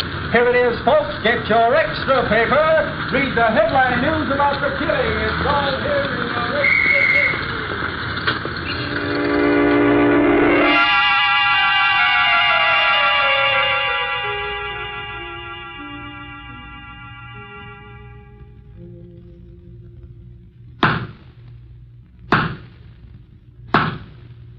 It is the judgment of this court that the defendant, Keith Grange, did shoot and kill the deceased, Philip Blake, on the night of April 16th, and that in so doing, he acted in a line of self-defense.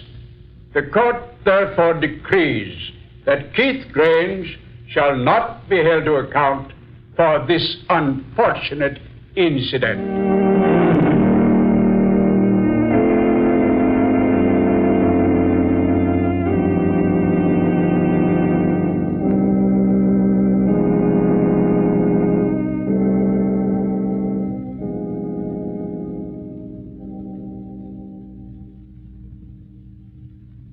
Well, my dear? I suppose there's nothing to worry about now. Not the slightest thing. I told you from the very beginning, Sylvia, that I acted rightly in doing what I did. Oh, I still can't resign myself to it. But you must. It's all over. Philip is dead.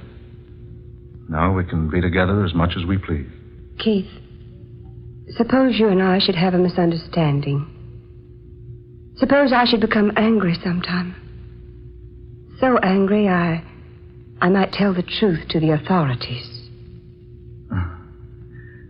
That, my dear, would be most unfortunate. But it's a possibility, and by no means should we overlook possibilities. So allow me to remind you, Sylvia, my dear girl, that your hiding the true facts of the matter of the coroner's investigation automatically makes you an accomplice. Oh, I see.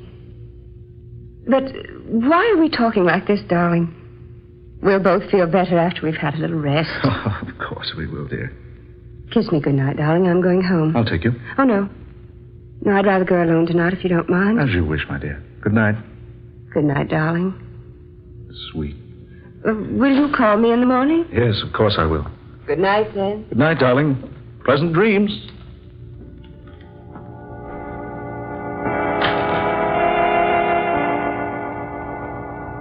That's strange. Very strange. Just a moment ago, there were only Sylvia and I here. Now she's gone. Yet I feel that I'm not alone. You're not alone, Grange. What? What was that? I thought I heard a voice. It was my voice. Who are you? Where are you? I told you I'd come back. No, it's just my imagination.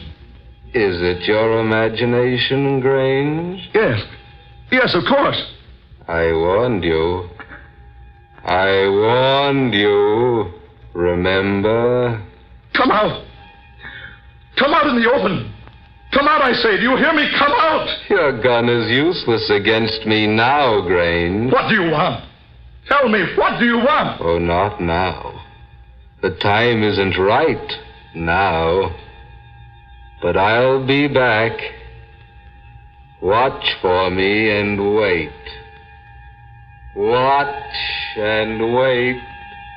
For I'll come back, Grange. I'll come back.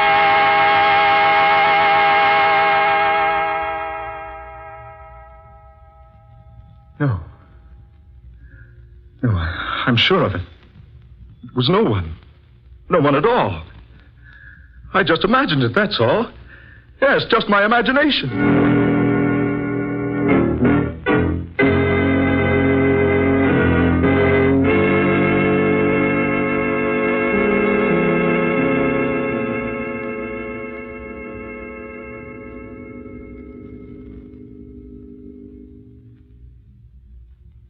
Sylvia, dear, you look so tired. Here, perhaps this will wake you up. Present for you. A present? Yes, something I picked up today. I thought you'd like it. How sweet of you, darling. I think I can guess just by looking at the box. It's a ring. Oh, aren't you clever? Go ahead, open it. All right, darling, but don't hurry me. Oh. Hey, Sylvia. That isn't the ring I bought for you. Keith, look at this ring. The initials. P.B. Keith, this is his ring. Sylvia, what are you saying? It's his ring. I gave it to him. But Sylvia... Keith, I swear to you, Philip Blake was buried with that ring on his finger.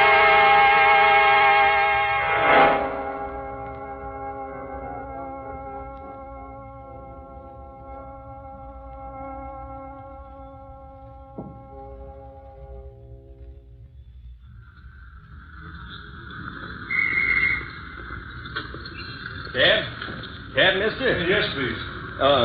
Do you mind coming around to the other side, please, mister? That door's busted, and you can't get it open. Oh, very well. Sorry to ask that of you, but they ain't had time to get the other door fixed. Where to, friend?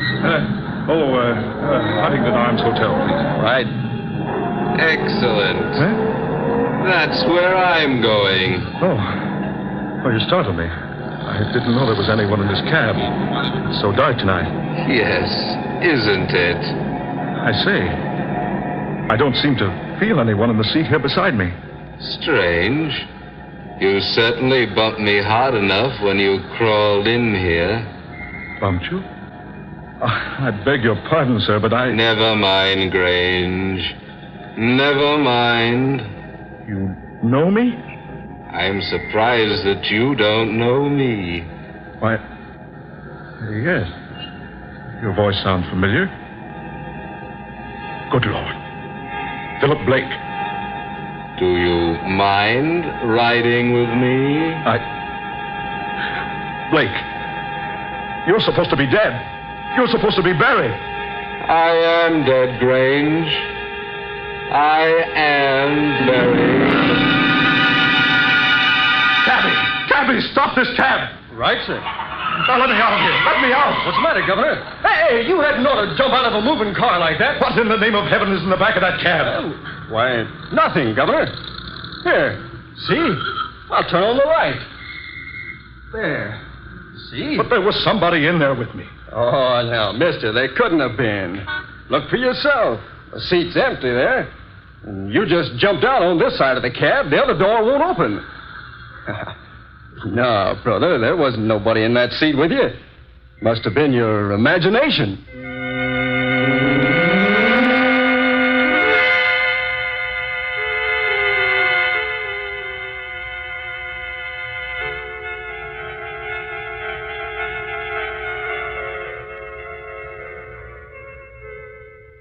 Hello? Hello, Doris? Dear, this is Sylvia. I just wanted to remind you about the masquerade ball at Keith's new home tonight. You'll be there? Fine. Now remember, masks and costumes for everybody. All right, dear. Bye.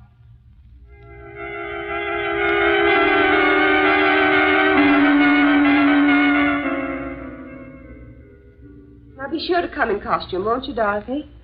Yes. And heavily masked, my dear. Yes, at Keith's new place.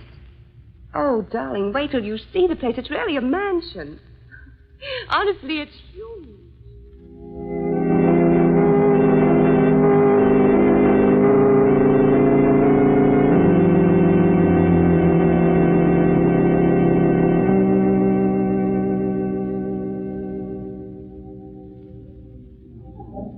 Mr. Grange, I believe. Sylvia, darling.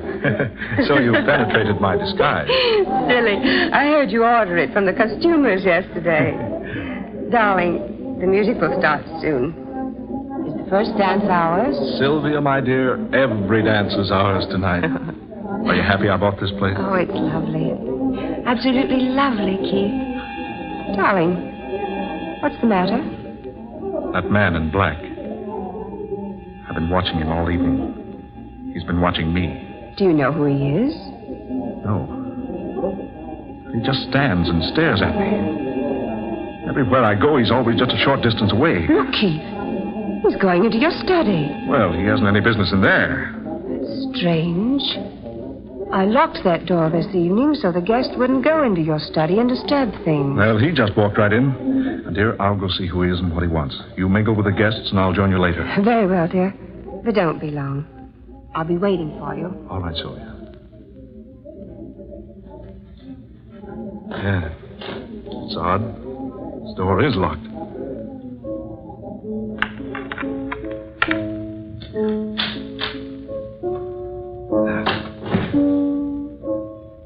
Dark. Piano. Oh, confound it. Where's the light switch? There.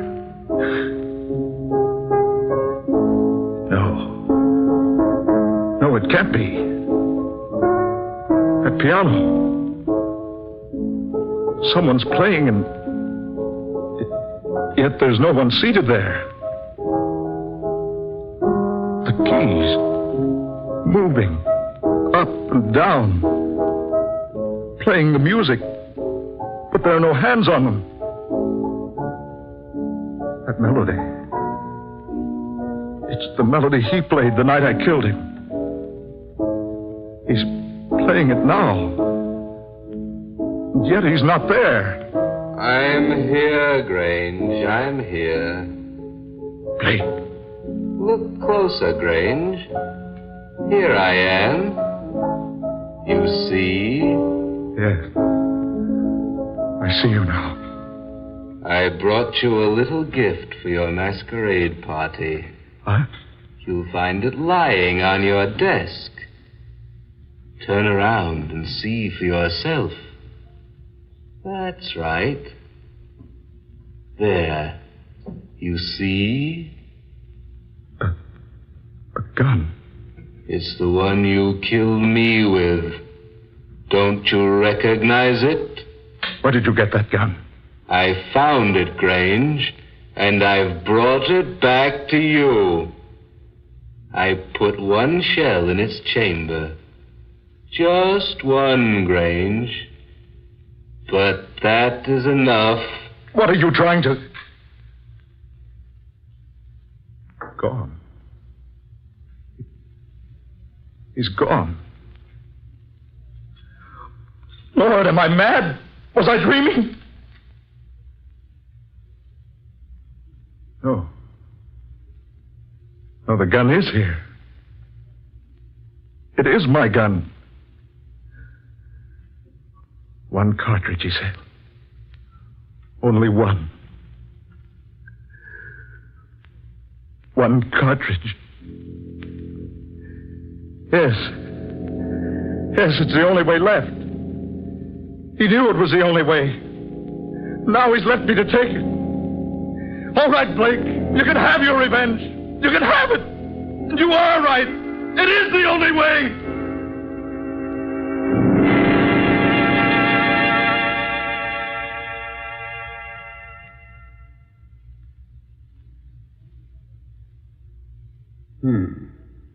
So he shot himself, eh? The evidence in there will indicate that he did, yes. Say, that's quite a yarn you spun, Zorro. It is nothing but the truth. Come on now, come on, my friend. Let's take off your mask and have a look at you. One moment. Keith Grange shot Philip Blake squarely between the eyes. Yeah? So what? That doesn't make a very pretty sight. Well, I don't see what that's got to do with... here comes the captain. He'll take that mask off you. Captain Sullivan, come here a minute, will you? Yes, Casey, what is it? Well, there's a mug here that won't take off his mask. He's been spinning me the most fantastic yarn I ever heard in all my... where'd he go? Huh? Where'd who go? Say, did you let somebody get out of this house, Casey? No, Sir Cap. No, I didn't. But he was standing here just a minute ago. He wouldn't take off his mask. He told me the darndest story about a murdered man coming back from the grave. Casey, have you been near the punch bowl? Well, there's no one here now. Wait a minute. What's this stain here on the floor? Blood. A little pool of it. There on the floor. Right in the exact spot where the man in black was standing.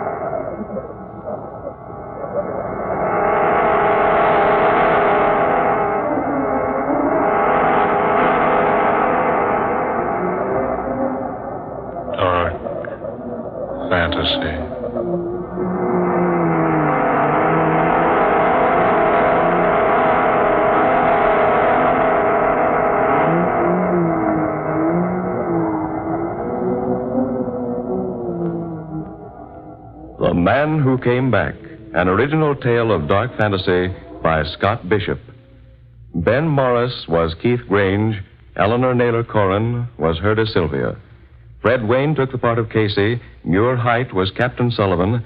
Murillo Schofield, the cab driver. And Eugene Francis was the Man Who Came Back.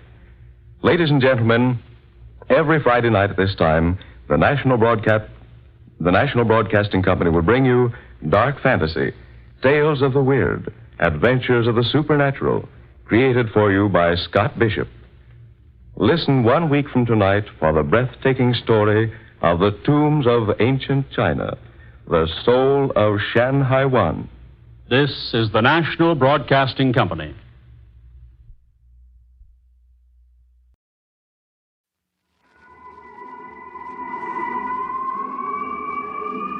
Mystery House.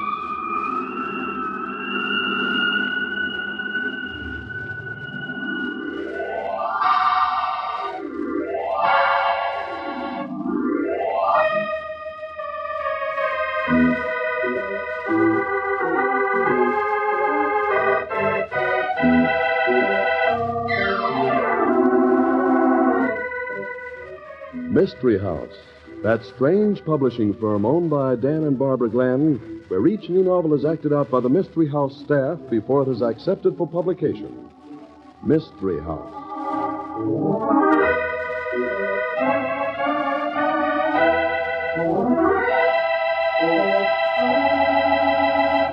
Okay, kids, you all have your parts for tonight's story.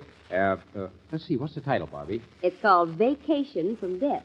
The story of what happens when a detective tries to take a vacation. Yeah, that's right. There are plenty of good characters, too. I hope you boys will make the most of your parts. I'll say there are good things in this script, Mr. Glenn. Listen to this.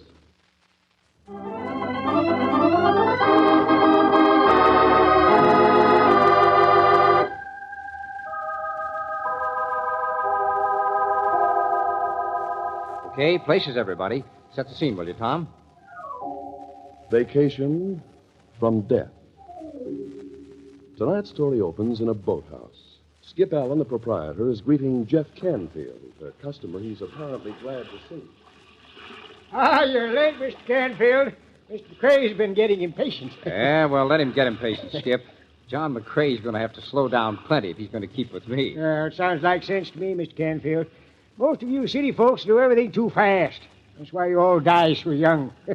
Why, I figured I was just a stripling when I was your age. Yeah. Well, Skip, nobody will ever convict you of speeding, will they? Where's the boat? right off there and you go. McCrae's got the sweetest little houseboat on the river. You and him are in for the finest vacation you ever had. Nothing on the river to bother you. Not even a policeman. Good. Well, I'll see you, Skip. Yeah. Better not keep McCrae waiting. Yeah, so long, Mr. Canfield. Yeah. Hello? Yeah? Who? Jeff Canfield? Yeah, just a minute. I can still catch him, I think. Hey, Mr. Canfield, telephone. Tell him I've left, Skip. Well, it sounds like it's important. You better answer. All right. Hey, Skip, you haven't got a telephone hooked up on that houseboat, have you? No, I'm afraid that's a little out of my line. Yeah, give me the darn phone. Yeah? Yeah, it's Canfield. What? Now, look, I gave you my answer on that before I left town. Yeah, I'm on a vacation. That's right. No more murders. Well, there are plenty of other good detectives around. Try one of them. Flamand, for instance. Oh, I'm sorry. It's still no. I'm on a vacation.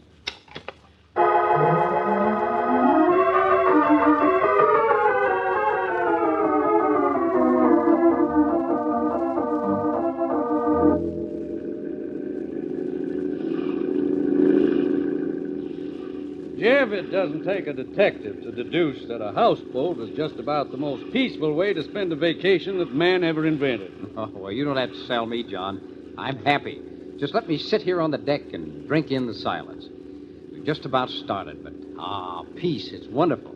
Not even thinking about that telephone call you got on the dock? Maybe, but my hunch is that by the time we get to where this river empties into the Mississippi, you're going to be plenty bored with peace and quiet. Murder is in your blood, Jeff. Not this, baby. I've solved my last case. I've had all the death I can stomach. I hope you mean that. Huh? Wait a minute. You say that a little too vehemently. What have you got up your sleeve? Well, if you must know, the real reason I invited you on this trip was to persuade you to take charge of the protection of my plants. $1 million industry needs the smartest protective system available. The kind of a system you could set up. John, I might have known you had an angle when you pitched up this vacation idea. Jeff, when a man gets to my time in life, he begins to think about an heir. Well, don't blame me because you're not married, John. What's that got to do The with... whole business ties together, Jeff. Whole business? Yes. You and I on a vacation together. My offer to make you chief of my protective system and my desire for an heir. Well, I don't get it. That's what I like about you. It wouldn't occur to you. What wouldn't occur to me? The fact that I want you to inherit the control of my business. What? Exactly. I'm an egocentric old man, Jeff. I want my plants to go on after I'm dead, just as they have. But that's going to take a smart man. Well, the woods are full of smart young men. Not smart enough? You want me to come into your business now and then be ready to take over when you cash in your chips, huh? Exactly. Why not?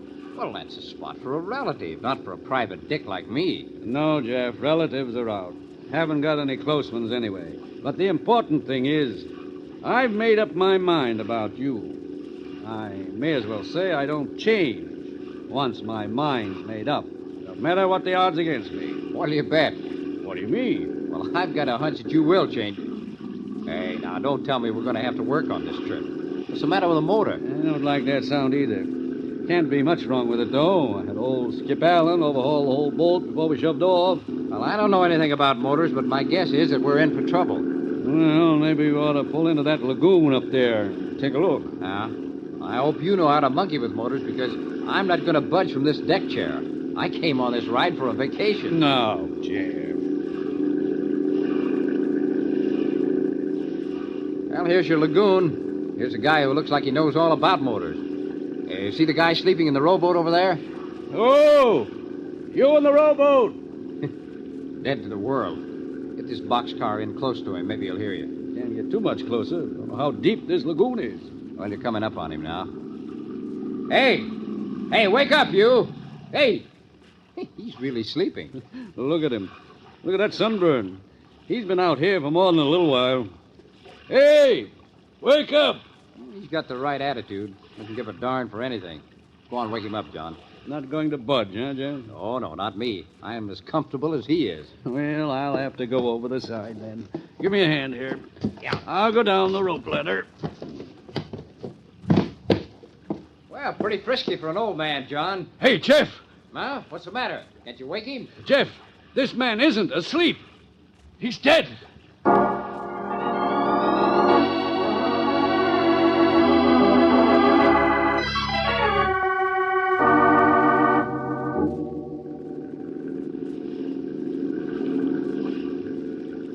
Good thing we hadn't gone too far from Skip Allen's landing. Here we are now. Good thing? What do you mean a good thing? Finding this guy dead's ruined my vacation. Hello, Skip! Skip Allen! Hello. What's the trouble out there? Skip, we're coming back in. Everything clear? Sure. What's the matter? Here, grab this line when I toss it to you. Hey, good throw, Skip. Pull us in, will you? What's up, Mr. McRae? Found a dead man, Skip, in that lagoon just around the bend. Looks like he rented one of your boats. A dead man? In my boat? Oh, you can't be serious. I'll help us get the body ashore, will you, Skip? All right, Jeff. I've got his feet. All right, now. Easy does it. Well, you're fooling, were you? Here, I got it. Let's bring him into the boathouse. Yeah, okay. Yeah. How about right here, huh? Right here, all right. Okay.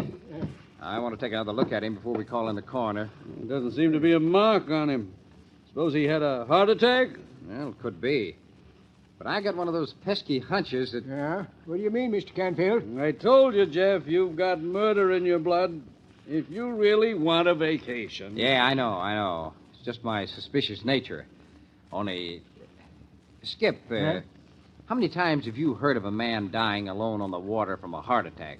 Well, never heard of that, Mr. Canfield. There you see. Skip's been on the river 50 years. Haven't you, Skip? Oh, more than that. Never been off the river all my life. I still say, Jeff, you love murder.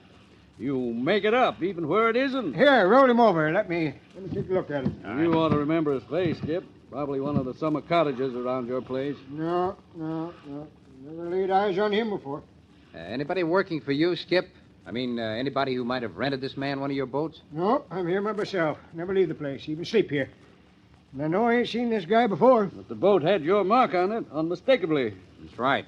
Blue letters, S.A., and a number 38. 38? Well, that ain't right. 38's still here, tied up to the dock. You sure of that, Skip?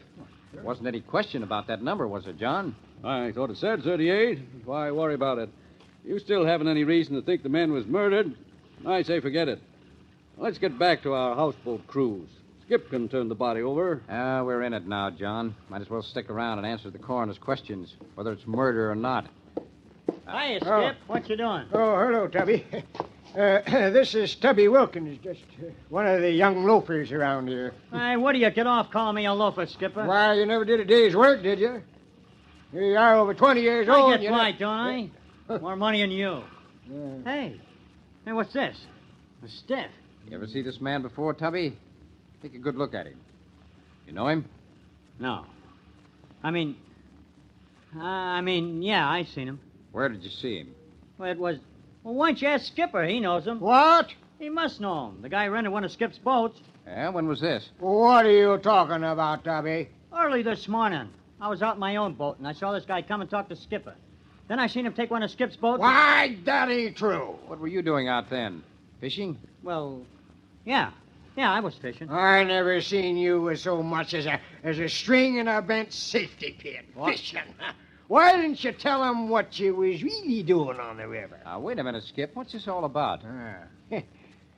Stubby. See what he tells you. He never went fishing in his life, but he spends every night on the river. You shut up. He's a runner. Goes down every night and brings up stolen goods, which he delivers to a fence. What's that got to do with this dead man? Nothing, see? I don't know, but I do know he's lying in his teeth when he says I rented a boat to this guy. Never mind, Skip, never mind. Yeah. What about it, Tubby? You still haven't told us who this guy is. You didn't ask me. Now, look, don't get smart. If you know who he is, tell us and quick. Well, all I know is I seen him drive up with some woman and stop at the Porter Cottage last night. Then this morning I seen him in the boat. Well, what's this Porter Cottage? It's one they rent. And people come and stay for a week or so. Where is it? Right down here, about 500 yards. Well, let's go down and see the woman. No, I seen her drive away. You won't find her at the cottage. Well, maybe not, but I'll find something. Something that'll lead me to the answer. The answer to a murder.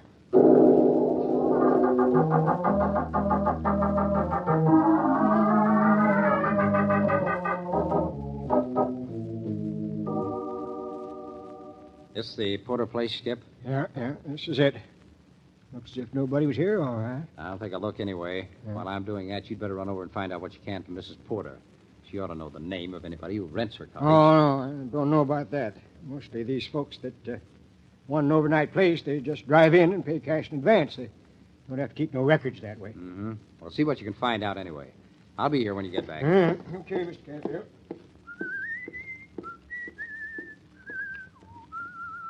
A great way to spend a vacation.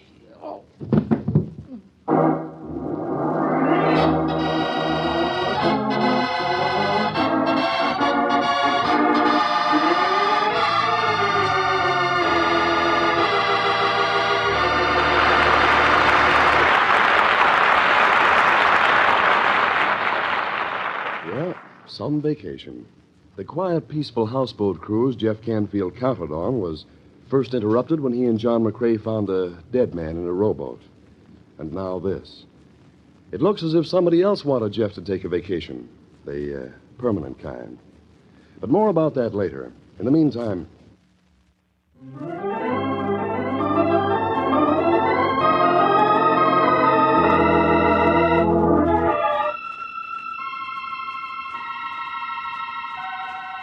And now, Act Two of Vacation from Death. Detective Jeff Canfield, declaring it was all through with murder, started off on a vacation cruise with his millionaire friend John McCrae, only to find a man lying dead in a rowboat. Trying to identify the dead man, Jeff has been knocked out. As he comes to, he finds Skip Allen shaking him. Here, Mr. Canfield. Oh, yes, okay. Oh, who slugged me? Hey. It's me, Mr. Canfield. Huh? Oh, hello, Skip. Yeah. Oh, my head. Oh, that was some buster I got laid out. Oh, well, yeah, are you all right? Yeah, I'll live, I guess, but... Who hit you? That's what I'm going to find out. Here, let me help you up. Wait a minute. Who's that? Well, what are you doing here? Who are you, anyway? Just a minute. Who are you? My name's Norton, and I'll thank you to get out of my cottage. Oh, she must be... Is it true that you and your husband rented this place last night from Mrs. Porter? Well, I don't see that that's any of your business.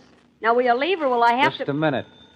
I don't know any excuse for breaking into a private cottage. When you've answered that telephone, perhaps I can explain. Hello? Oh, hello. No, just some unexpected callers. I don't know who they are. I'll get rid of them, all right. Sure. What? Tonight? Oh, but I thought... Oh, all right. Yes. Yes, you know I do. Later. Goodbye. Mrs. Norton, Now, what is it you want? do you know where your husband is now? Why, fishing. Went out early this morning. My name's Canfield, Mrs. Norton. I'm a detective. There's a possibility that the man we found...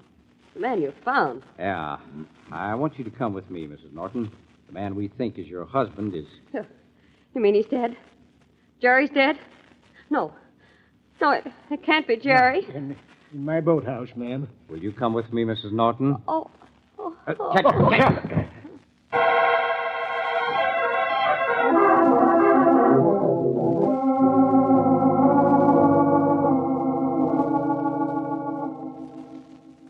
I'm sorry it had to be this way, Mrs. Norton, but he had no identification, nothing except his fishing equipment and this druggist's box labeled salt tablets. Well, he always used them.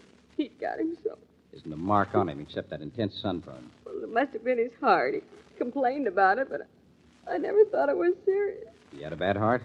Yes, he always complained. Complained about your affairs with other men? What do you mean? You can't... Can't eavesdrop? I'm sorry, Mrs. Norton. You made it impossible for me not to overhear what you said on the telephone. Who were you talking to? We know your husband was dead then. That's none of your business. Perhaps not. But when a man's murdered, a lot of unimportant things become the business of a detective. Now, who... I don't have to answer your questions. No? Well, maybe you refuse to answer because you know too much about the murder of your husband. He wasn't murdered. You have no business. He died under mysterious circumstances. And until that mystery is cleared up, it's the business of a detective to investigate.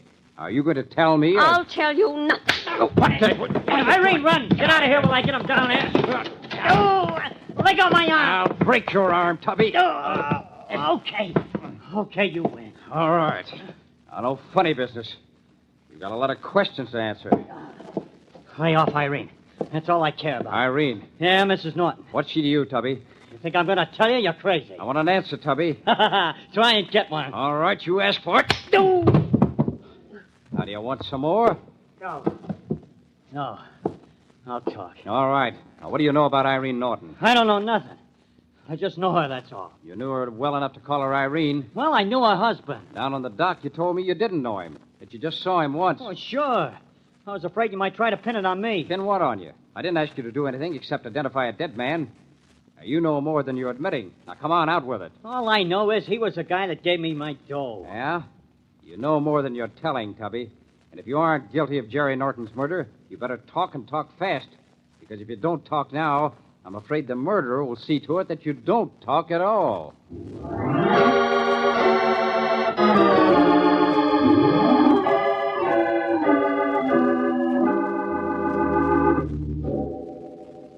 The houseboat's okay again, Jeff. Whatever was wrong with the motor's been taken care of by Skip, and we're all set to push off again. Not me, John. Huh? What do you mean? No, I've got a little unfinished business to attend to yet. You don't still have that crazy idea that Norton was murdered, do you? I do, and it's not crazy. But you yourself admitted that there wasn't a mark on his body, no evidence, no nothing. All right, call it a hunch. But I've got $1,000 that says I can prove it was murder. And that's a lot of money to put on a hunch, but if you're crazy enough to do it, I'll take you up on it, providing you don't take too long to prove it. I'm still taking that vacation trip, remember? And I'll take it with you in 1 hour. What? Yeah. I'll call everybody together in 1 hour. Skip Allen, Tubby, and Irene Norton. And I'll have my murderer then with proof. I still say you're crazy. I'll be waiting on my houseboat for you and your $1,000. It'll give me something to spend on my vacation.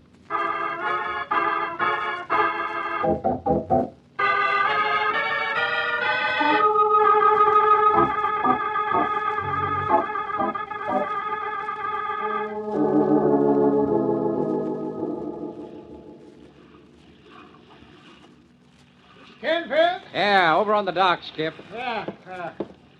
Here we are. Here's Tubby. I had to threaten him with a gun, the young skunk. What do you want with me? I told you I didn't do nothing. Never mind, Tubby, never mind. You'll see why I want you. Where's the woman? Hasn't Mrs. Norton showed up yet? No, not yet. But you said everybody was to meet here at 10 o'clock. It's past that already. Yeah, I know, Skip. Maybe she isn't going to show up. Well, I ain't going to stay here either, see? You can't make me. Quiet, Tubby. We're going to find out who murdered Jerry Norton.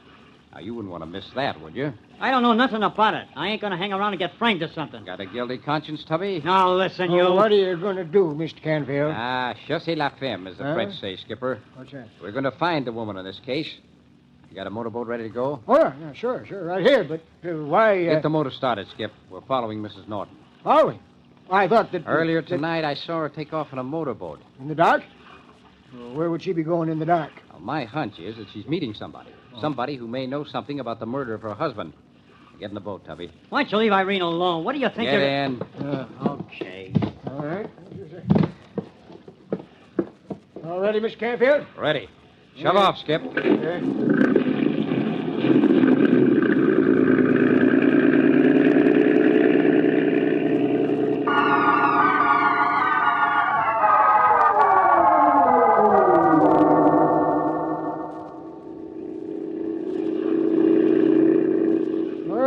Seen hide nor hair of a boat yet, Mr. Canfield. Yeah, and the moonlight's bright enough so you could pick out a piece of driftwood on the river. Just keep on down the river, Skip.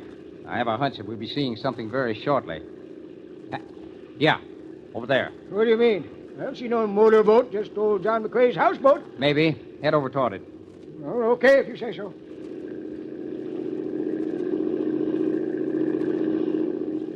You better shut off the motor, Skip. Yeah? Getting close enough so they can hear it. Yeah, but what do you... Cut it. All right, quiet now. Hey, look. Jumping tadpoles. It's Mrs. Norton's motorboat. Yeah, tied to the stern of the houseboat. Uh-huh. Irene Norton didn't show up for our rendezvous because she had a little date to meet John McCrae out here. I'll head us right for the stern, Skip. Yeah? I want to drift right up alongside the houseboat. Uh-huh. You aiming to board her? Right. And be ready for anything when we do. I'll take the lead. I'll have my gun handy. Easy. All right, ready now. Let's go. Skip, you go last with Tubby in between us. Okay, Mr. Canfield.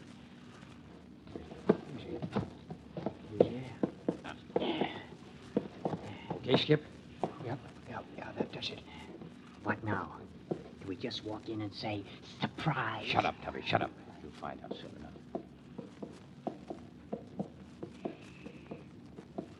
They should be in the cabin right near the stern here. Should never have come out here.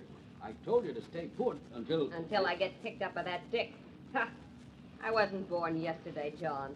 I know you were baiting it. I'm going to rush him. Now, lay low. There may be some shooting. Now! All right. Don't try reaching for that gun again, John. Next time I won't aim for your arm. You'll pay for this. Oh, no. I think the state will be glad to give you first aid for your wounds. The state? Yeah, Skip. My friend, John McCrae, is Norton's murderer. But that's ridiculous. I had nothing but... Try to run out on me, will you? Sure, he's the murderer. He murdered my husband. I had nothing to do with it. Thank you, Mrs. Norton, but I knew that all along. But you tried to hang it on me and her. No, Tubby, you're wrong. I knew you had something to do with it, but I knew you were too dumb to figure it out for yourself. What? Yeah. You gave Jerry Norton the boat he had, didn't you? Well, sure. Mr. McCrae said Norton was a friend of his. He gave me $50. Uh-huh. And you also gave Norton the salt tablets? McCrae said they were from Irene. Said Norton always used them. Well, apparently he did use salt tablets. However, these tablets were poison. Poison? That's right. When I picked up the box Norton had in his pocket, my finger touched the powder which had shaken off the tablets. And my sense of taste did the rest. All I had to do was discover who'd bought salt tablets, and I was reasonably sure who'd poisoned your husband. It turns out that my good friend, John McCrae... This is asinine. You can't You prove... gave yourself away when you started shooting, John. Well, what about the woman? Well, Skip, McCrae's been having an affair with Irene Norton for quite a while. When Jerry Norton began to get in the way, McCrae figured that he could eliminate Jerry and have Irene to himself. And he would have succeeded, too. Yeah, but it was McCrae that found Norton. Sure. He figured if I was with him when we found Norton apparently dead from sunstroke, there wouldn't be any investigation. He knew that Norton complained about his heart, so he knew he wouldn't arouse Irene's suspicions. Wow. But he made one mistake. Yeah? What? Sounds pretty foolproof to me. He thought a detective could take a vacation.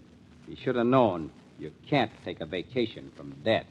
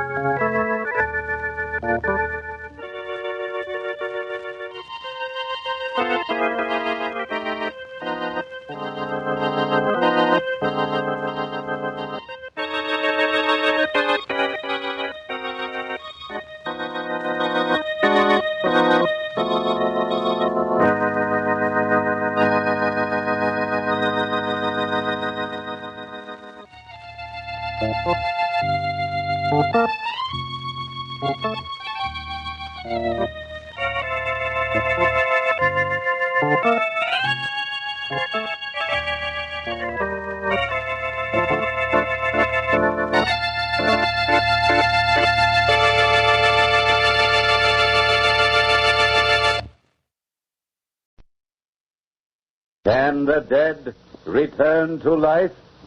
Listen to the weird circle.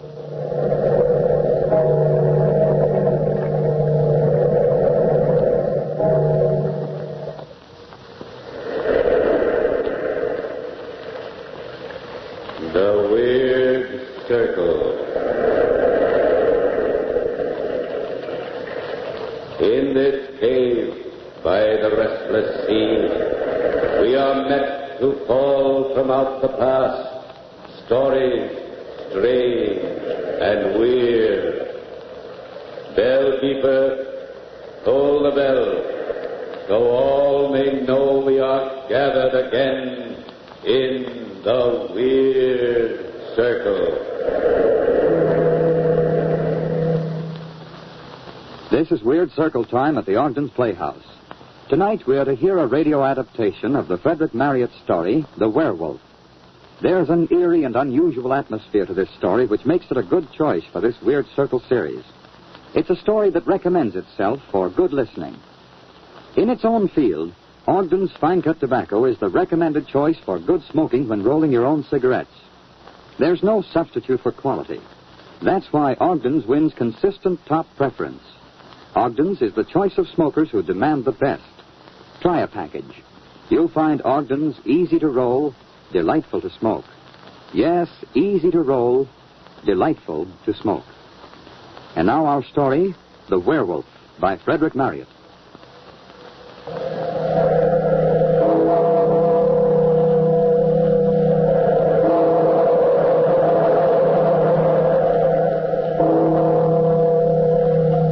Out of the past, phantoms of a world gone by speak again the immortal tale, the werewolf.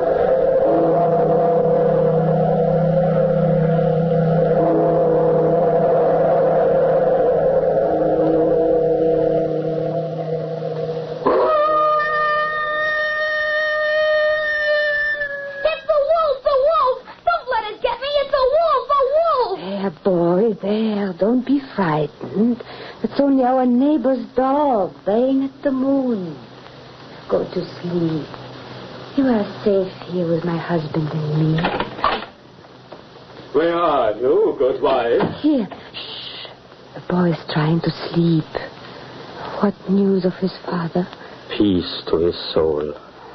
He was raving mad by the time I got into the hospital. It was brain fever. How's the boy? Poor little lad. He says they walked all the way from the Hartz Mountains. And he's only 11.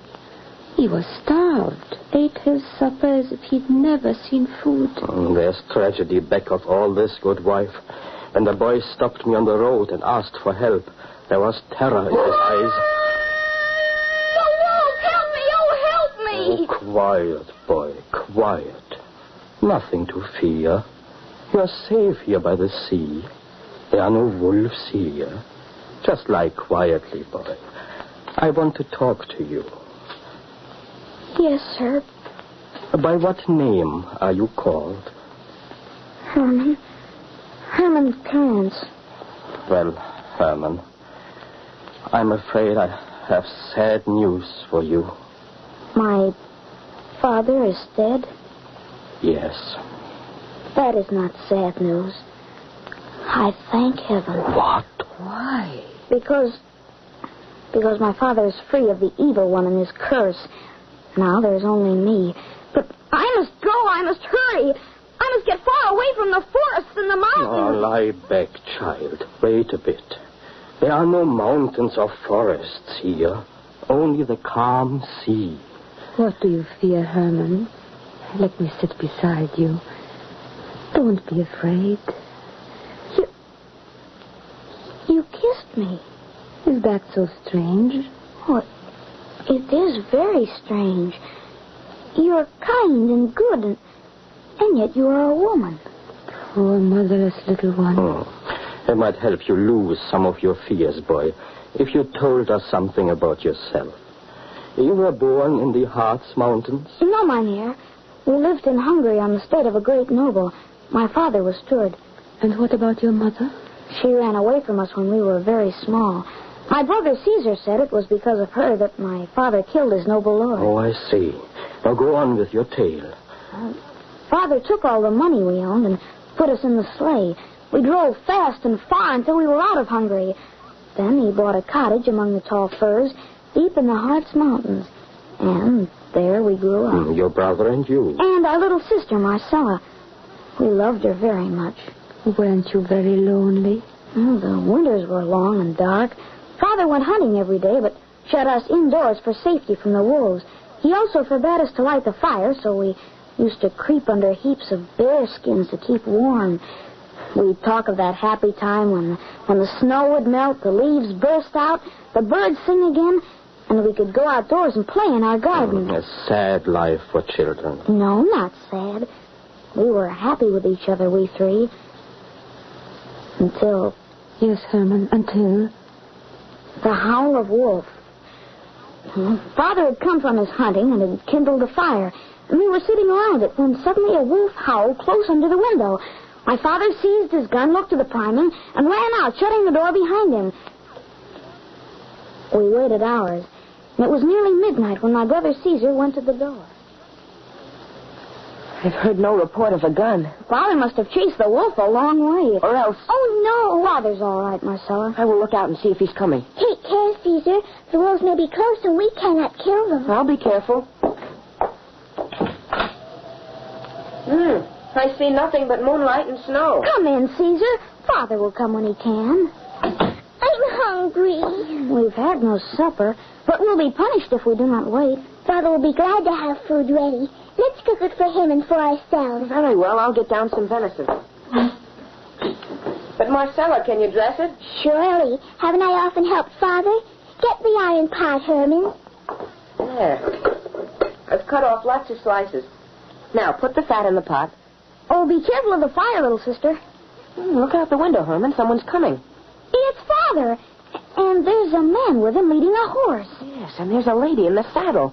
See how the moon shines on her white face and that lovely flaxen hair. I'm frightened. Why, sister darling? She's beautiful. Hola! Hola! Caesar, open the door. We have guests.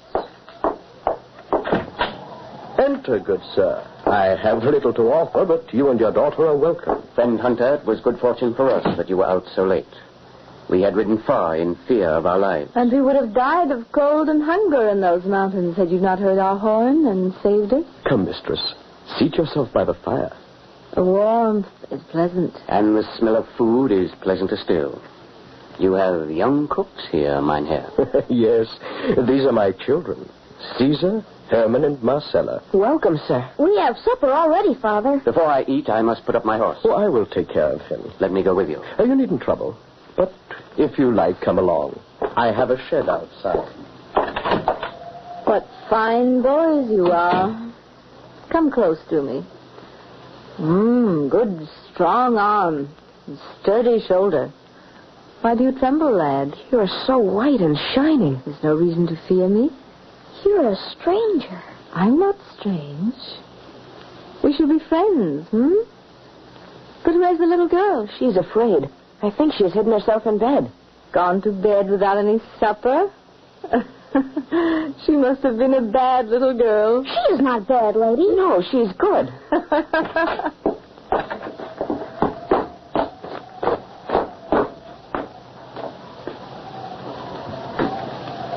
You say you were lured away by a large white wolf which howled at this very window? Yes, I saw it about 30 yards off. The animal retreated slowly, and I followed. I didn't like to fire until I was sure that my shot would take effect. A white wolf? Of course you were anxious to shoot such a very rare animal. The wolf would leave me far behind, then stop and snarl defiance at me, then start off at speed again as I neared it.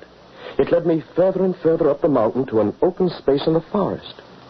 There it stopped and growled. I raised my gun to shoot when suddenly the wolf disappeared. Disappeared? How strange. I thought the moonlight on the snow was playing me some trick. But no, she was gone. That's when I heard your horn. The creature passed us just as we came out of the woods into that glade. I nearly shot it myself. But since she led you to our rescue, I'm glad I let the wolf escape. Father, that open glade is the home of the evil ones. Evil ones?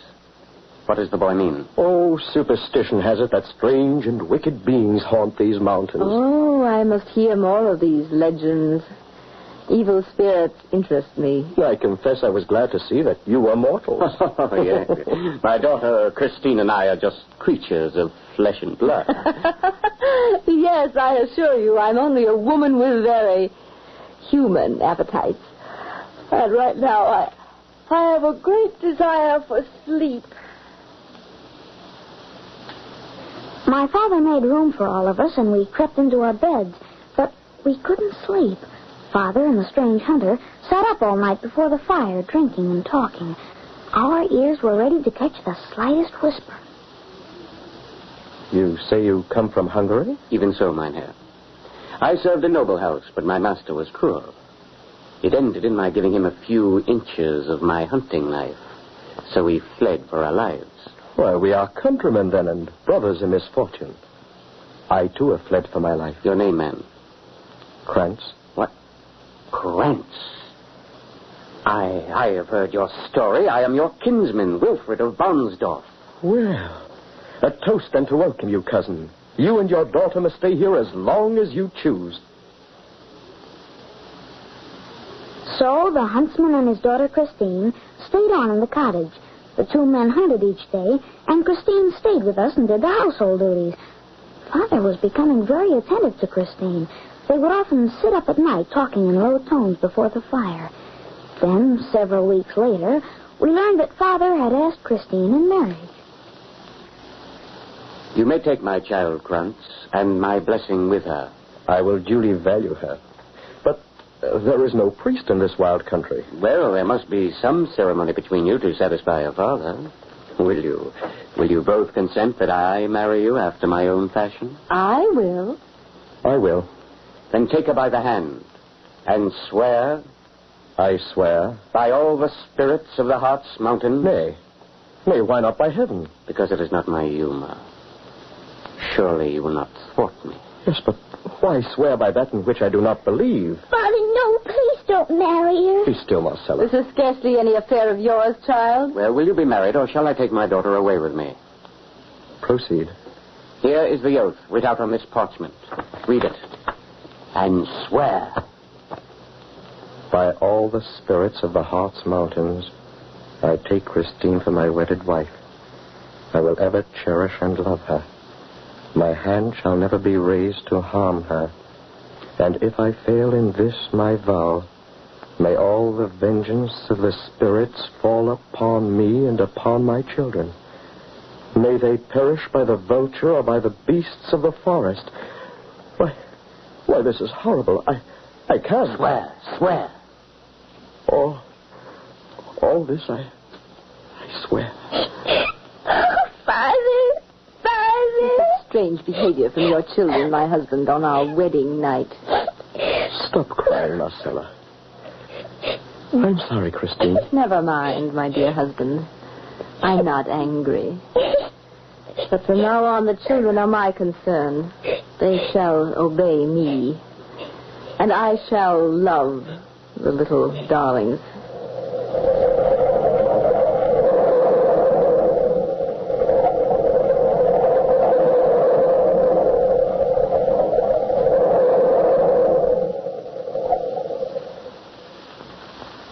Friends, the legend of the werewolf is one that has lived a long time in the pages of classical folklore.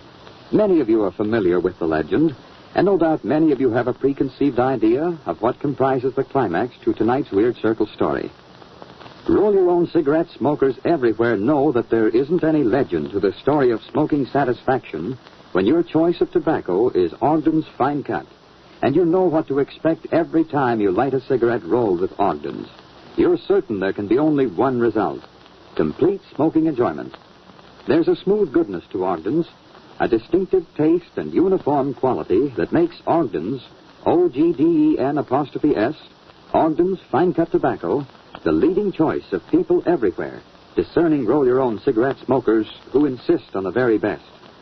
Try Ogden's and you're sure of top-flight smoking satisfaction. You'll agree that Ogden's is easy to roll, delightful to smoke. Yes, easy to roll, delightful to smoke. And now back to our story.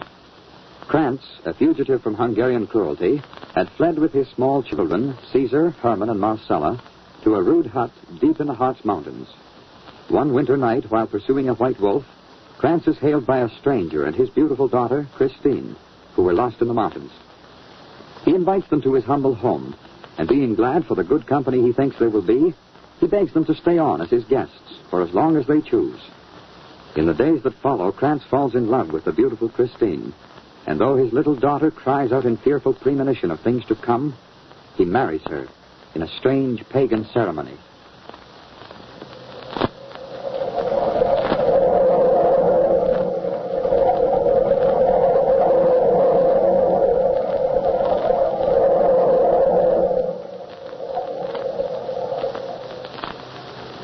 The next morning, Wilfred the hunter mounted his horse and rode away.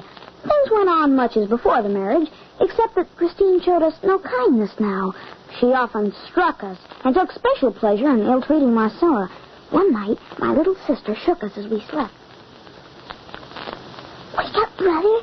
Wake up, Herman. What's the matter, Marcella? She's gone out. Gone out? Yes, in her night clothes. I saw her get out of bed. Then she looked at Father to make sure he still was asleep. Then she went out the door. A wolf. She'll be torn to pieces. Oh, no. Much as I hate her, that would be too horrible. Well, what can have made her go out all undressed in the deep snow? She's strange. She's dreadful. Her eyes flash fire when they look at me. Her teeth are like an animal's. She certainly eats queerly. Have you noticed she doesn't like to sit at the table? While getting supper, I've seen her tear at a piece of meat that wasn't even cooked. There she is in the firelight. She's in her white nightdress. Washing her face and hands in the water pail. Father hasn't even waked up. She's going back to bed. We might as well go to sleep now, but we'll watch again tomorrow night. The next night and every night, our stepmother rose from bed and left the cottage. And every night the wolf howled under our windows. And always on her return, Christine washed herself, then crept back to bed, and always my father slept soundly. Well, the time came when my brother could stand it no longer. Caesar, why have you come to bed all fully dressed? I'm going to find out about these midnight walks. You'll tell Father? Not until I know where she goes and what she does. Caesar, you don't mean that you... Yes, tonight I'm going to follow her. No, Caesar, please don't. Please don't. I'm afraid. I know you're brave, but I wish you wouldn't go, brother. I'm going now. There's no use talking. She's getting up now. Quiet, you two. There she goes to the door.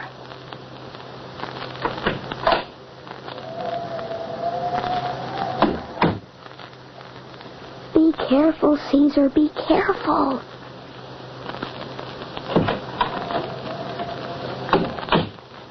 Took Father's gun. Oh, I'm so frightened. So am I. I'm shaking all over. I wonder how long we'll have to wait.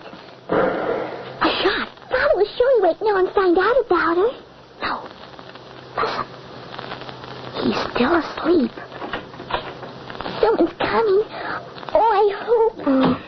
It's not Caesar. It's Christine. Shh. Look at her. Marcella. Her dress is all covered with blood. Now, what's she doing? Huh? Who's there? Lie still, dearest. It's only me. Oh. I'm just relighting the fire to warm some water. Hurry back, Christine mine. You should be asleep at this time of night. We watched our stepmother change her linen and burn the garments. Her leg was bleeding. She bandaged it and sat before the fire. But where was Caesar? And how did Christine get the wound unless from his gun? Oh, trembling in our bed, we waited. Waited till dawn. Father awoke. Father? Well, what is it, Herman? Father, where is my brother Caesar? What do you mean, son? Oh, he went out in the night. Marcella and I waited for him. He's not come back. Merciful heaven. I was restless last night and thought I heard someone lift the latch. Dear me, husband, what has become of your gun? My gun? What? Great heaven, it's gone. Caesar took it. Herman, get me the broadaxe. I'm going to find Caesar. Oh, why did Caesar go out? What has happened to her? Be still. Your whimpering will not help. Here comes your father now. Father. Oh, Father's carrying Caesar torn to pieces. Oh. Clear the table.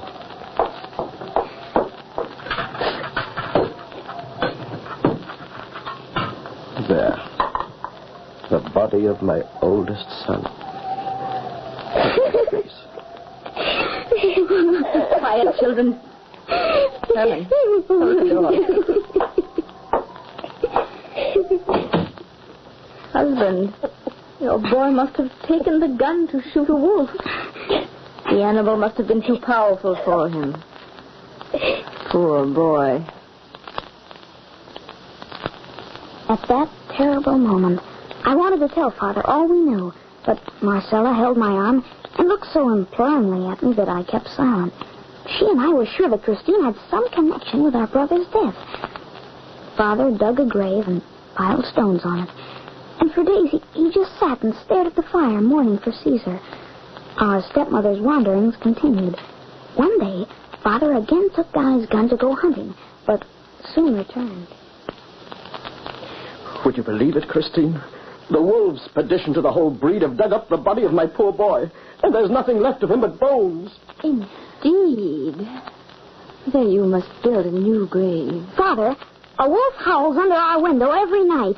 Well, why didn't you tell me? Wake me the next time you hear it. I'll get that wolf. Have you not yet learned that it is safest to leave wolves alone? Why, Christine, your eyes are wild and you're almost snarling at me. But I'm so afraid for you, dear husband. We never heard the wolf howl under our window again. Oh, and when at last spring came, and I helped my father with our small farm, Marcella was always with us, for we couldn't bear to have her out of our sight. Our stepmother stopped going out on her nightly rambles. One day, she came out to us and said she was going to collect some herbs Father wanted, and that Marcella must go to the cottage to watch the dinner. Well, Marcella obeyed, and we saw my stepmother disappear into the forest in the opposite direction, so felt no danger for my little sister. But about an hour later... Marcella! She's got herself! Run, Herman, run! Great heaven. Look, the white wolf. Breaking out of our cottage.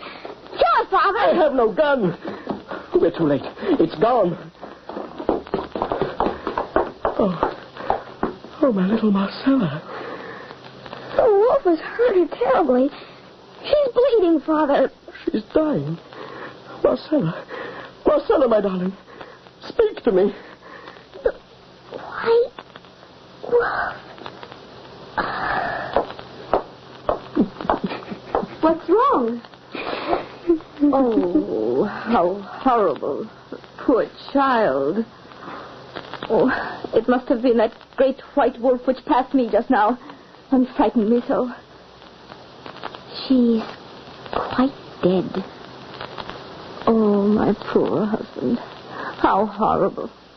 How horrible. We dug a grave for my darling little sister and did everything we could to protect it against wolves. Oh, I was alone now. So awfully alone. But no longer afraid of my stepmother. My heart was full of hate and revenge. That very night, I saw Christine get up and go out of the cottage. I dressed quickly and half opened the door. The moon was very bright, and I could see Marcella's grave. But I saw something else. Something so horrible that I turned cold in my heart and ran to wake my father. Father, get up and dress. Hurry. What? The wolves again? I'll be right there. Get my gun. I have it, Father. Come. Herman, stop. Who is that crouching on Marcella's grave? Christine. Yes, in her white nightdress. She's digging with her hands. She's throwing the stones behind her. Her face is as cruel as a wild beast. Oh, she's destroying Marcella's grave. Your gun, Father, shoot. Yes, my son, yes. Pray that my hand holds steady.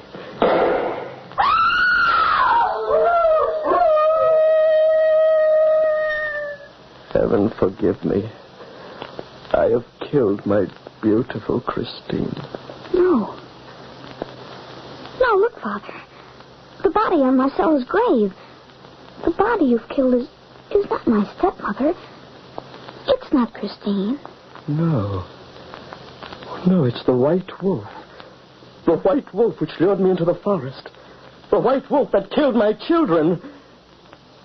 Oh, I see it all now. My oath.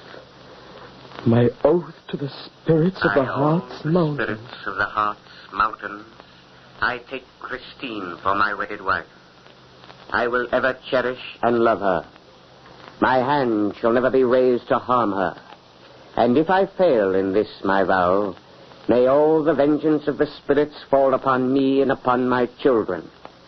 May they perish by the vulture or by the beasts of the forest. Poor fool mortal who had a werewolf. Your beautiful Christine, a werewolf. A werewolf. Stop, demon, stop! I shall go mad. Come, my son, my little Herman. You at least may escape this awful curse. We must flee for our lives, away from these evil forests, to the sea. There you'll be safe, my son. There you will be safe.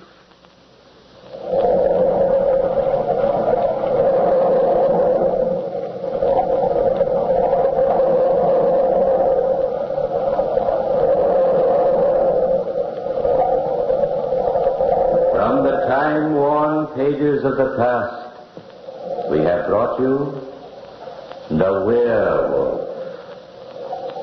Bellkeeper, toll the bell.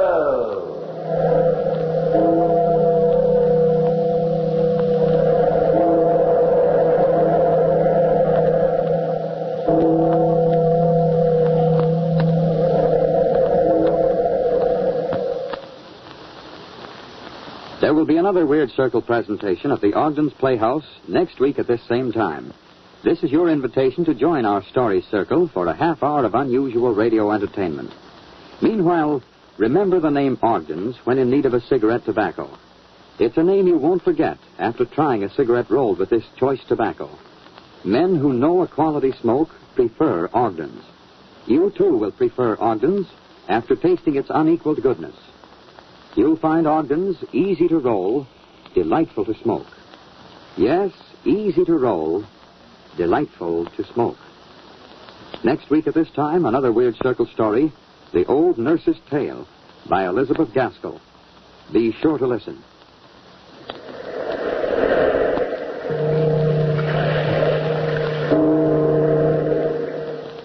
If you smoke a pipe, try Ogden's Cut Plug. It's a rich, smooth pipe tobacco.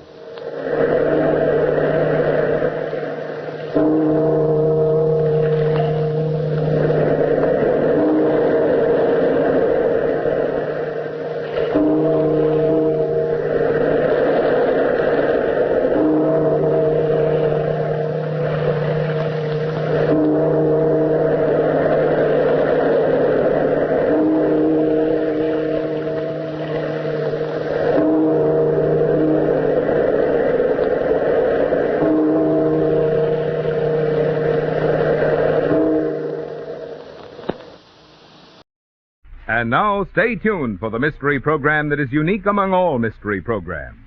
Because even when you know who is guilty, you always receive a startling surprise at the final curtain. In the Signal Oil program, The Whistler.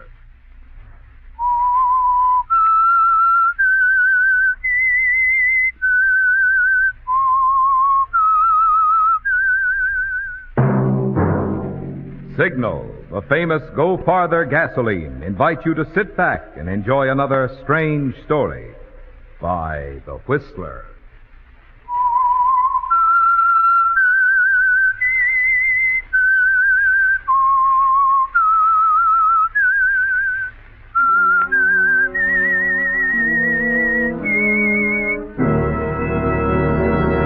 I am the Whistler, and I know many things, for I walk by night. I know many strange tales hidden in the hearts of men and women who have stepped into the shadows. Yes, I know the nameless terrors of which they dare not speak. And now for the Signal Oil Company, The Whistler's strange story, Lady in Waiting.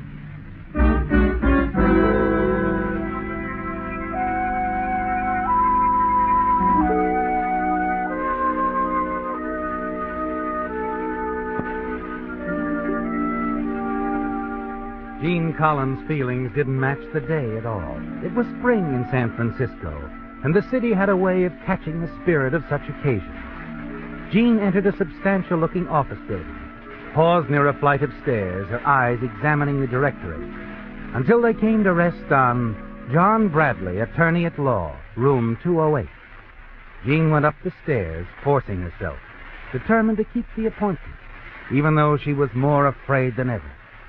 When she opened the door, the secretary ushered her into Bradley's office. Oh, hello. You're Miss Jean Collins. Yes, I called. Yes, of course. Sit down, Miss Collins. Thank you. You seem nervous. Is there something? It's just that I'm not sure you can help me, Mr. Bradley, and no one else knows what I'm about to tell you. And no one else will. Whether I handle the case or not. That make it easier? Yes, much. Well, it's quite simple, in a way. The facts, I mean. You see, I was keeping company with someone a number of months ago. At the time, I thought he was a very fine man. Go on. I wasn't in love with him, but he was kind and thoughtful and in love with me. I only tell you that so you understand. I do understand. Well, anyway, he wanted me to marry him. He said we'd go away, travel around the world for a few years. We kept talking about that. I'm afraid that waiting for me to give him an answer is what kept me here. Well, the case isn't too unusual yet, Miss Collins. I haven't told you his name. He's Frank Hodgson. Hodgson? Not the one... Yes. Believe me, I didn't know any more about that part of his life than anyone else. He never told me. And to meet him, Mr. Bradley, you'd never guess. He was a perfect gentleman. I'd never met anyone who... He got 20 years, didn't he? Yes. I remember reading about it. Quite a list of charges. You doubt his guilt, is that it? Want me to... No, Mr. Bradley, that isn't it. Well, I'm glad. The evidence against him at the trial was pretty conclusive. Yes, I know. I want you to do something else. Maybe you won't be able to, I'm not sure. Frank might be stubborn about Have it. you seen him? Since No, he refused to see me. My name never came up as far as the rest of the world knows. I never even knew him. Then your problem? Every month, in the mailbox at my apartment, I find an envelope filled with currency. That's a problem. You don't understand. I know that somehow Frank Hardison's sending that money. I want it stopped. I haven't touched a cent of it. I don't want to. But I thought if a lawyer talked to him, explained to Frank that he's really doing me more harm than good. You see, I have a rather responsible position, Mr. Bradley, and the people I work with ever thought... Of course. Why don't you go home and forget it, Miss Collins? I'll handle it.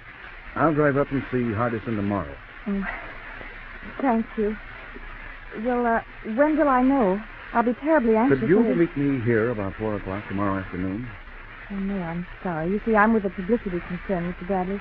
We have an important meeting, a client, tomorrow afternoon. Well, then why not meet me after hours? The Blue Star Cocktail Lounge, 6 o'clock. All right. And I'll have all the answers for you. I hope so.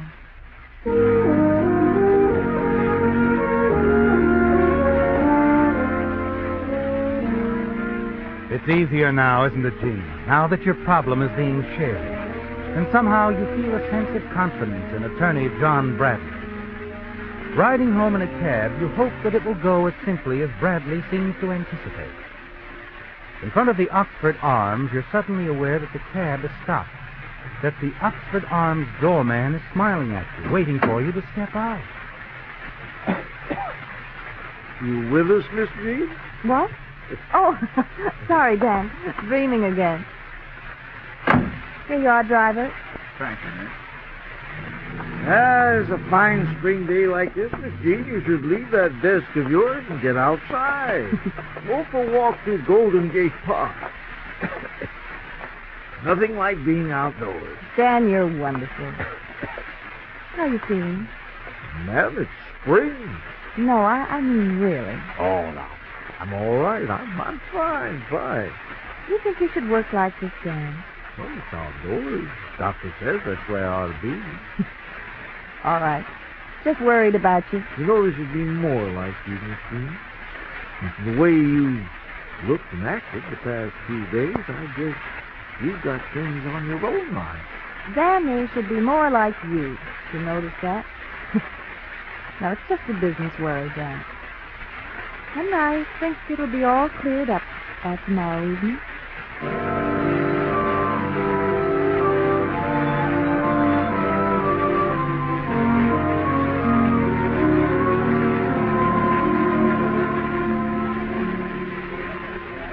A toast to Miss Collins, to no more worries and an uninhibited future. Oh, Mr. Bradley, I'm so glad it went that way. You're not drinking. Oh, well, I really don't feel like it. I'm just happy that Frank didn't give you any trouble, that he understood. Oh, he did, perfectly. And you're right. Frank Hardison seems like a nice guy. Yes, it's hard to believe he could have done all those other things. Oh, I don't know. In my line, you soon discover that most people have many different sides. Well, let's talk about you. You still have a problem. Oh? Mm-hmm, yourself. Well, you've been brooding about all this. Can I help you forget it some way? Huh? Oh, good start might be a steak dinner at Rocco's Castle. You can look down at the city and tell it that Jean Collins isn't going to worry anymore about anything. I shouldn't. You should. Is this a service you provide for all your clients, Mr. Bradley? No. You pay for it if you like. I'll be your first charity. What do you mean? All that money that's accumulated. Hardison doesn't want it back. He hasn't much use for it where he is.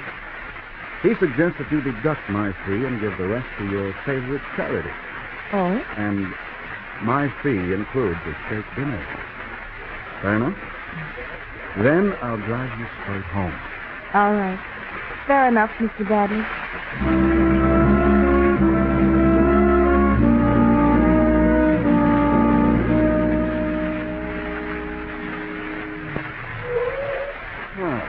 There you are, Jean, right to the door. Mr. Bradley, you've been so wonderful. John. Oh, John. You've been very kind. I do appreciate it. Your favorite lawyer, huh? Absolutely. Well, it's all right. You don't have to come up. The doorman's still on duty. Will I see you soon? Well, I don't know. Jean. Yes? Get in trouble again right away, will you? I'll handle it. Idiot. Good night. I'll try. Good night.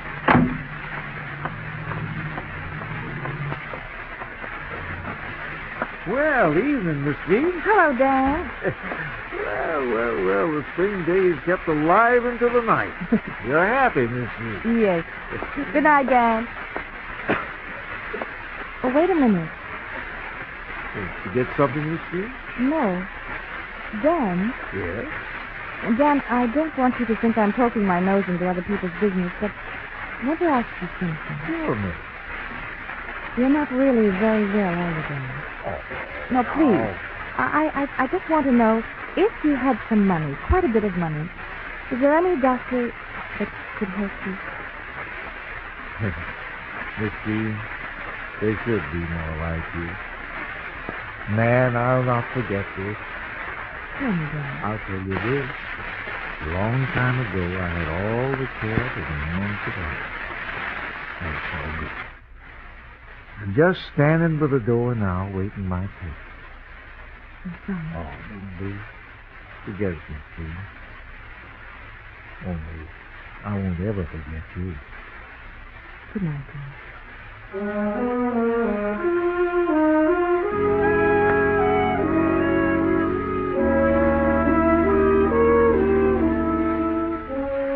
In the days that follow, you see more and more of John Bradley, don't you, Jim? There are evenings at the theater, dancing, dining at the smart clubs down the peninsula. And you find yourself becoming extremely fond of him. You look forward to each meeting with increasing interest. Then one evening you say goodnight to John in the lobby of your apartment building. Go upstairs. As you're about to open your apartment door... Just a minute, Jeannie. Oh, what? I'm going in with you. Here, Skip it, huh? Inside. And don't holler. I'm your favorite charity. Where did you... One of the boys was up to see Frank Hardison a few days ago. Frank told him you hadn't spent any of the money he sent you. You were going to give it to your favorite charity, Miss Collins. Jean? What do you want? Oh, we'll start off with you getting your checkbook. Write out the full amount of Frankie Hardison's little donation. You didn't know it, but I was a partner of Frankie's, Jeannie. I don't like the way he's running our business, so I'm changing things a little. First, the check. You can't ask me to... I'm not asking you, I'm telling you. I'll tell you something else. You better forget your boyfriend. John Bradley. He's out, crossed off your books. You mustn't see him anymore. He's done nothing. Not yet, but he's a lawyer. But don't like lawyers. Don't like you hanging around them. Well, Frank's good. Frank's good? Yeah, he's in for 20 years, I know. So you're a lady in waiting. Anyway, that's how it is. The only way that's safe for me. I tell you, Mr. Stark. Joey Stark. And like I said, I'm telling you, no more lawyer. No more doing things any way but mine. I'll go to the police. You'll go no place. If you do, and I can't get back to you, then your friend John Bradley will have to be taken care of. You can have it. Yeah, here, Jeannie, my pen. You can write that check out now to your favorite charity, Joey Stark.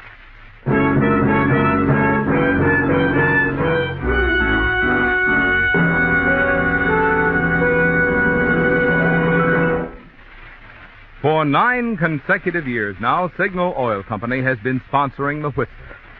That's a long time for a radio program, yet short compared with the 21 years Signal has served the West.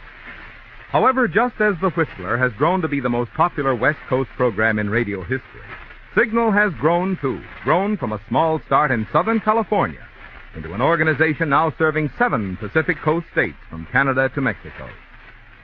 Now, obviously, there must be good reasons why so many motorists have switched to Signal gasoline. And there are. There's the good mileage, which has made Signal famous as the Go Farther gasoline. There's the way Signal delivers that good mileage. By helping your engine run so efficiently, you save gasoline.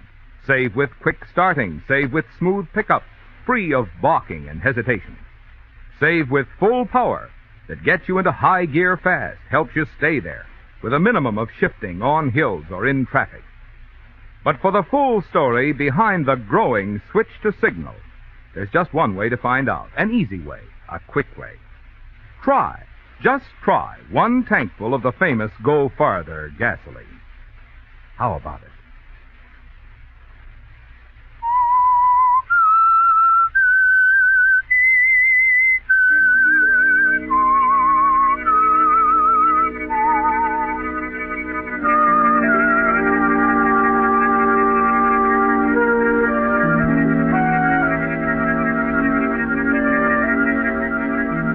It vanished in an instant, didn't it, Jean? The hope for a bright, clean future. It disappeared when your past association with Frank Hardison came calling again. This time in the person of Joey Stark. Joey, who says he was Frank Hardison's partner, won't believe that you didn't know what was going on. Had no knowledge of the sort of deals that sent Frank to prison for 20 years. More than that, Joey Stark made you give him a check for all the money Frank Hardison sent you. And he insists that you stop seeing John Bradley. Joey's afraid of lawyers.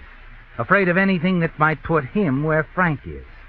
So desperately afraid that he'd commit murder. You know that. That's why for the next 3 days you refuse to see John Bradley. You leave word you won't talk to him even on the telephone. Yes? Miss Jean, this is Dan downstairs. He's calling me again, that Mr. Bradley. He won't take no for an answer. He'll have to. I can't talk to him. The terrible part is the realization that you love John Bradley, isn't it, Jean? That you don't want to give him up. Later, as you leave the apartment, you find something else. A note downstairs in the mailbox. Orders from Mr. Joey Stark to meet him tonight. You hurry downtown to your office. Oh, Miss Collins. Yes, Jimmy?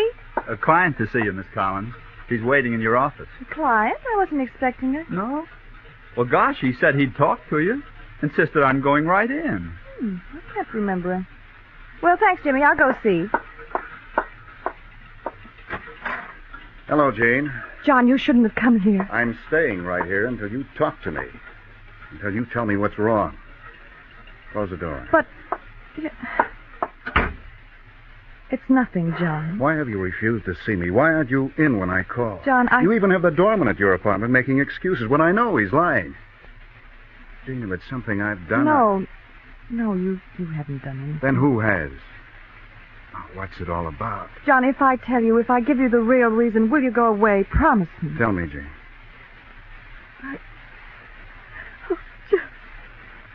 Hey, I'm the guy that said get in trouble, remember? Your favorite lawyer? Come on. Well, someone called on me. A man I never saw before. He said he was Frank Hardison's partner. Oh?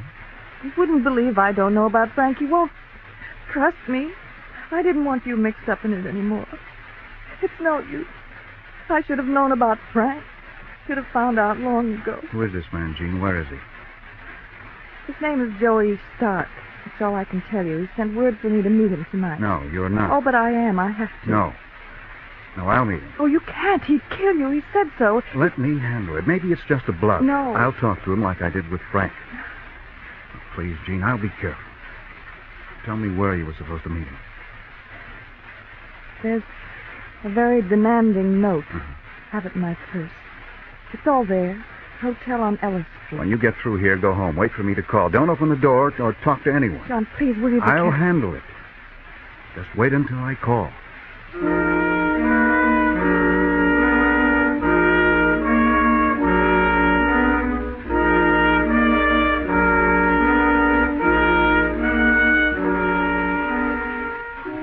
The waiting isn't easy, is it, Jean? Not when you realize what might happen. The afternoon at the office drags on, almost endlessly. You catch a hurried dinner on the way home, scarcely touching the food. And then home, to an apartment that seems to turn into a prison cell. As you pace it nervously, retracing your steps, staring at the telephone. About 9 o'clock, it's almost too much to bear any longer. And then... Yes? Jane? John, are you all right? There's nothing to worry about. Did you go to his hotel? Yes. You saw him? Yes, Jane. We'd better not talk anymore on the phone. Come come over? I don't think I should. John, is everything all right? There's nothing to worry about. I'll come by in the morning before you go to work. Please, Jean, it's best that way. And in the meantime, Yes? no matter what you might hear, remember there's nothing to worry about. Nothing at all. Not now. As the receiver clicks in your ear, you wonder what he means by not now. But there's no use trying to guess, Gene. Nothing to do but wait until morning. You spend an almost sleepless night, and then rush to the door to greet him as the buzzer sounds. Oh, John, I've been so... Who are you? Lieutenant Williams, homicide, and this Sergeant Ellison. Maybe step in, Miss Collins. Homicide? I don't understand. There's some things we don't understand, Miss Collins. Can we talk it over? Mm-hmm. Sit down. It won't be necessary. I'll come right to the point, Miss Collins. Did you write this check to Joey Stark? Oh, yes. Yes, I did. What did you say? We found it on the body of Joey Stark. On the body? That's right. He was found late last night, brought into the morgue. Took a little while to look you up, but naturally, we're interested in learning the connection between you and this man. That's quite a sum. Oh, please, I don't know anything about it. Of course, I wrote the check, but For what? Did you go to Joey Stark's hotel at any time last night? No. You didn't leave your apartment here, I suppose. No, I didn't go there. I tell you, I was supposed to, but something happened.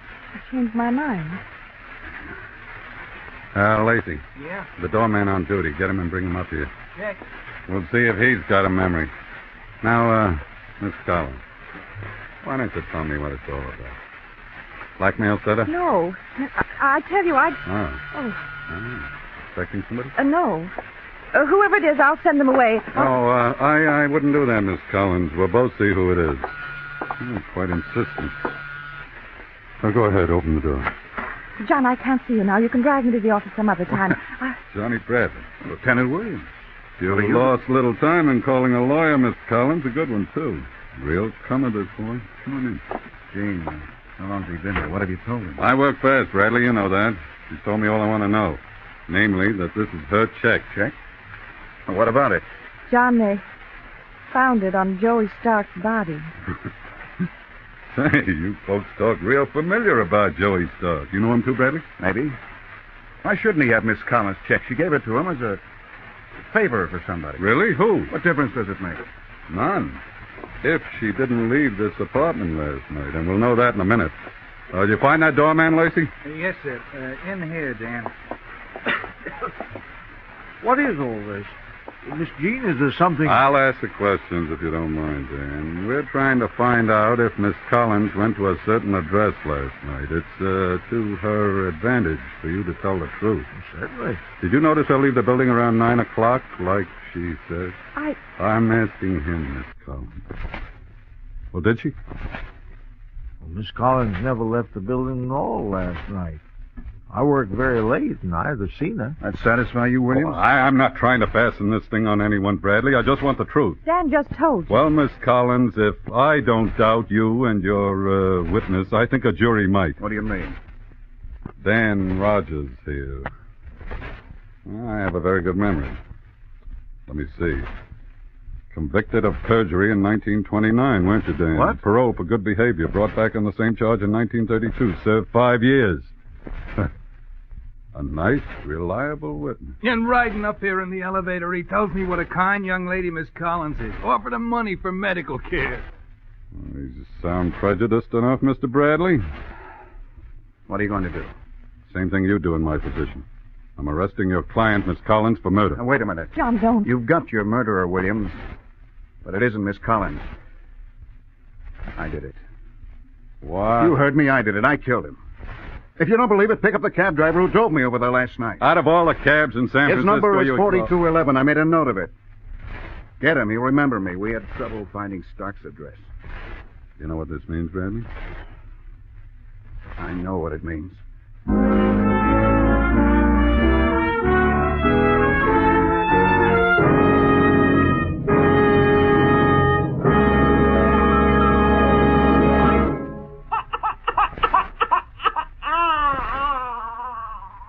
A baby has a way of letting you know when it's time to change.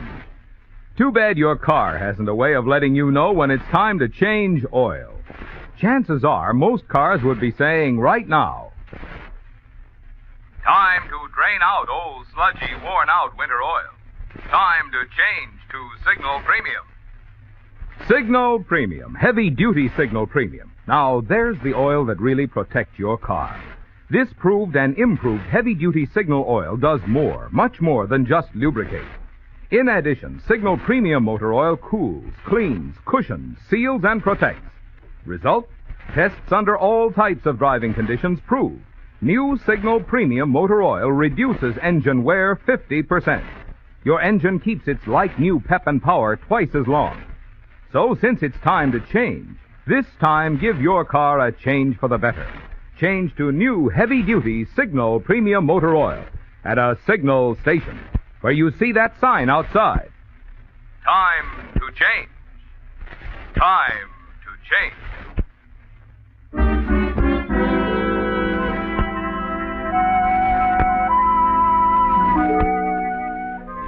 It's happened, hasn't it, Gene? All that you feared from that very first day when you decided that someone might be able to help you in your problem with Frank Hardison. And there's nothing you can do. It's too late. It was too late the moment you let John Bradley talk you into breaking that appointment with Joey Stark. You're sure that John went there, murdered Stark for you, admitted it to Lieutenant Williams to save you. And now they're about to prove his story. Less than an hour later, as you all wait in your apartment, they have the cab driver who took John Bradley to Stark's hotel. One glance and he makes the identification. Yep, I drove him to the hotel about 9 p.m. That's right. Oh, John, why didn't you let me Did you wait while he went up to Stark's room, driver? Nope. He went up, though. I saw him walk through the lobby and start up the stairs. I picked up another fare and drove off. I see. That all, Lieutenant? Yeah, you can go. You're too damned. Hey, wait a minute. What's the matter? My other fare. The fare I brought back. It was him. Danny? Sure, the old man here. He come walking out of the hotel as Mr. Bradley went in. Past him. How about it, Dan? I never forget a face, Lieutenant. So that's it, Bradley. Stark was dead when you got there, wasn't he? You lied because you thought that Miss Collins... Yes. Yes, that's the way it was. Want to argue the point, Dan? No, it wouldn't do much good, I guess. Dan, you killed him. Why? Wait a minute, Gene. He shouldn't talk in front of the police. Dan, let me handle it. Oh, don't worry about it, son. They put me on trial. The jury better not stay out too long. Dan, tell me. Why, how did you even know about Joey Stark? Oh, I knew about a lot of things, Miss Jean, and it wasn't just for you. It was for Frank. Frank? Mm-hmm. Frank Hardison put me on that door downstairs the day you moved in here. I left the envelopes with the money, stopped leaving them, whatever Frank said. Dan, you once said that someone else paid some medical expenses for you. Was it Frank Hardison? Yes, Miss Jean, it was Frank. So that's why you... This Joey Stark was no friend of Frank's. He was just a cheap hoodlum, blackmailing Miss Jean. But, Dan, to kill a man just to pay it back... It wasn't only that, Mr. Bradley. The lieutenant here will be able to show you when he checks on all those aliases of mine. You'll find one of them was Hardison. You see, Frank Hardison is my boy. He asked me to protect Miss Jean. It was the only fine thing that ever happened to her.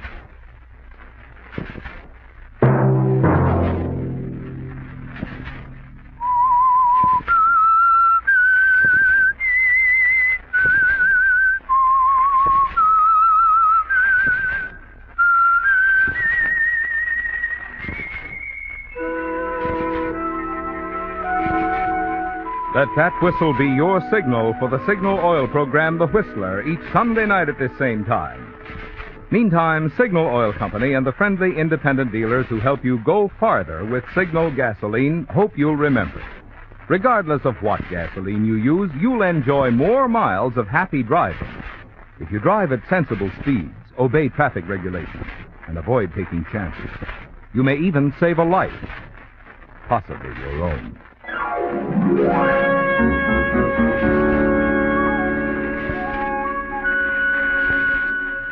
Featured in tonight's story were Bill Foreman as the Whistler, Mary Jane Croft, John Stevenson, Jack Moyles, Victor Rodman, Ed Mack, and and Bern Surrey.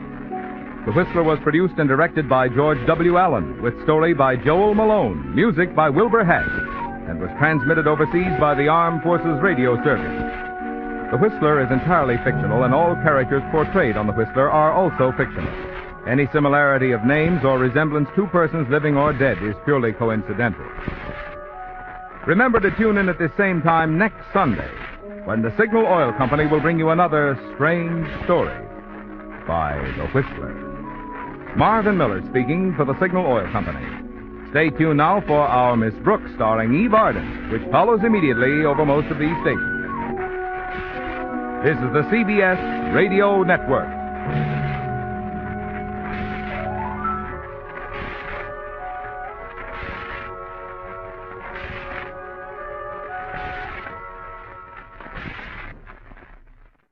And now, the last in our series of classic chillers. This week, a story with a vision of the future.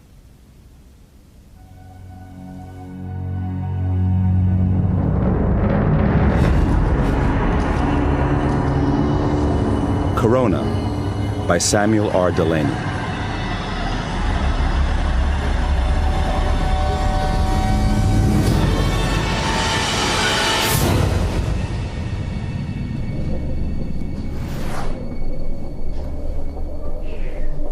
My pa ran off to Mars Colony before I was born. Mama drank. I guess I just growed. When I was 16 or thereabouts, I used help out in a copter repair shop at St. Gable below Baton Rouge. One fine day, I reckoned to take this girl and some liquor and a little flight. Wanted to go to New Orleans. Ended up inside. Should have gone to juvenile hall, but the judge, allowing I was big for my age, sent me off to growed-up prison. Some terrible things happened to me there. I come out of there a changed man, I reckon. Tried to settle down with this here lady, only things didn't seem to work. I guess I still hit back when I'm frightened. Thought of heading out to Mars, like my pa, only the record, you see. So I come to New York and got a job at the Space Center here. Cargo. I do cargo. And there was this kid. Little girl.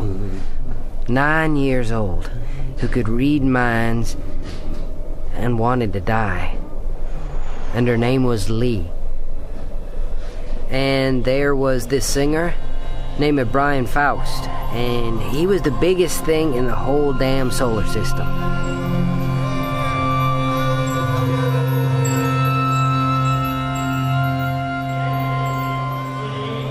Oh, my name is... Buddy! Hey, kid! What kept ya? Nothing, Bim. I was, Yeah, somewhere else, right, kid? Fact is, I'm 24. But I guess most people call me kid, 'cause, You want to come over to Bay 40 and help haul down that solvent from upstairs? What's the problem there? What's the difference, kid? It's a job. I'm telling you, go do it. Hell, it's a damn lift again.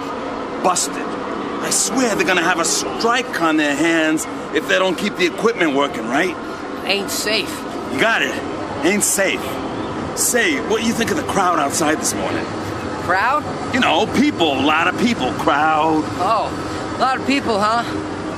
I've been down the machine shop since 6 o'clock, so I guess I must have missed most of it. Faust, you know, the music, the guy. Oh, yeah. People been talking. He's something. Came in this morning, kid. You didn't know? I guess I heard something.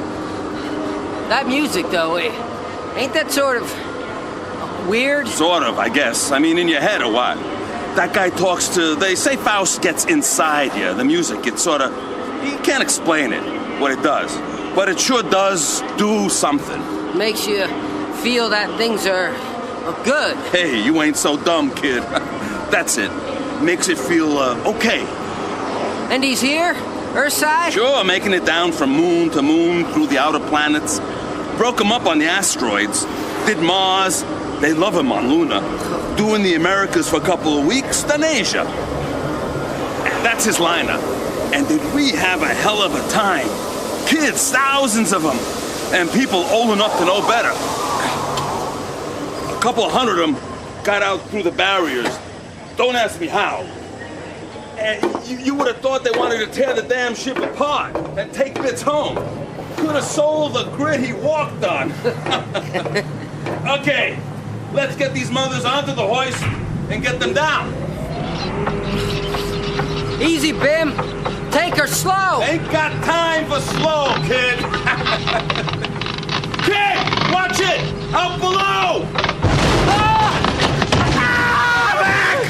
Get me goddamn medevac! Guys, I can't see! Buddy!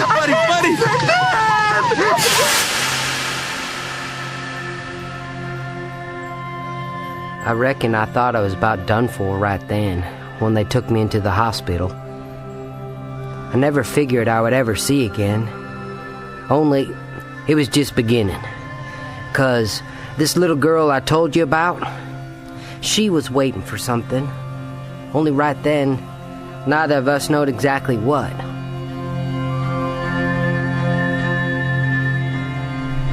The rim of the sun, corona and Faust size. If only I could reach out and not touch but see, walk near him, hear his voice through air and light. Reach out and hear through... Well, they tell me she's getting better every week when I go and visit her. Pass the Oreos, hon. I know they're bad for me, but I just love sweet things. And anyway...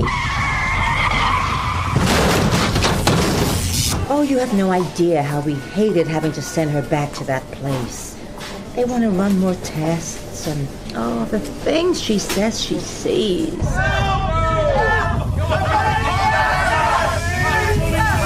And she's so smart.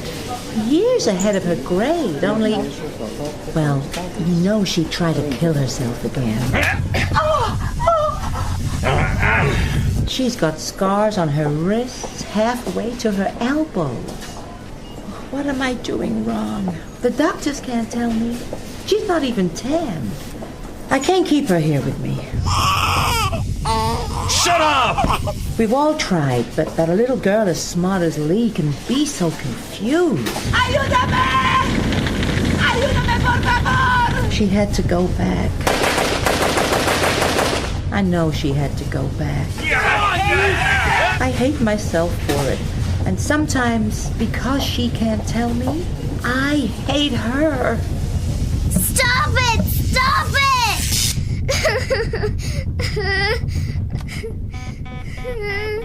The wind in the willows, the secret of the ivory charm, the decline of the West, Spinoza, the four quartets, Nova, Nancy Drew, and... What are you doing? Not thinking. That helps? Naming your books? Sometimes, Doctor. You buzzed for me? It happened again. Hmm? My mother in the supermarket. She was talking to a friend. That's all. No other... Very ordinary. Nothing worth noting down. How do you feel? Would you tell me what you were doing before... just before it happened? Streaming some music. What? The new Faust piece, Corona. I haven't heard it. Oh, you've been scribing graphs, I see. Is this yours or from one of your books? I'm just mapping the algorithm. Oh. You told me you wanted me to keep a record as well as calling you every time I got an attack. Yes. I'm doing what you want. Of course, Lee, I didn't mean to imply that you haven't been keeping your word. It's a bit hot in here, Doctor. Could you open the window? Just while you're in the room. I like to feel the air. All right. What do you think of the Faust? It's fascinating. He uses this amazing rhythm that sets off imaginary counter rhythms. Like imaginary numbers in mathematics, except that since you should be able to hear them, you do. And you create out of the template that he gives you. You know when Mozart or Coltrane improvised and everything took off? This is what they were hearing. But we didn't hear that.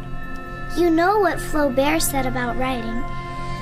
We want to create music that would make the stars weep, but we can only compose tunes for dancing bears.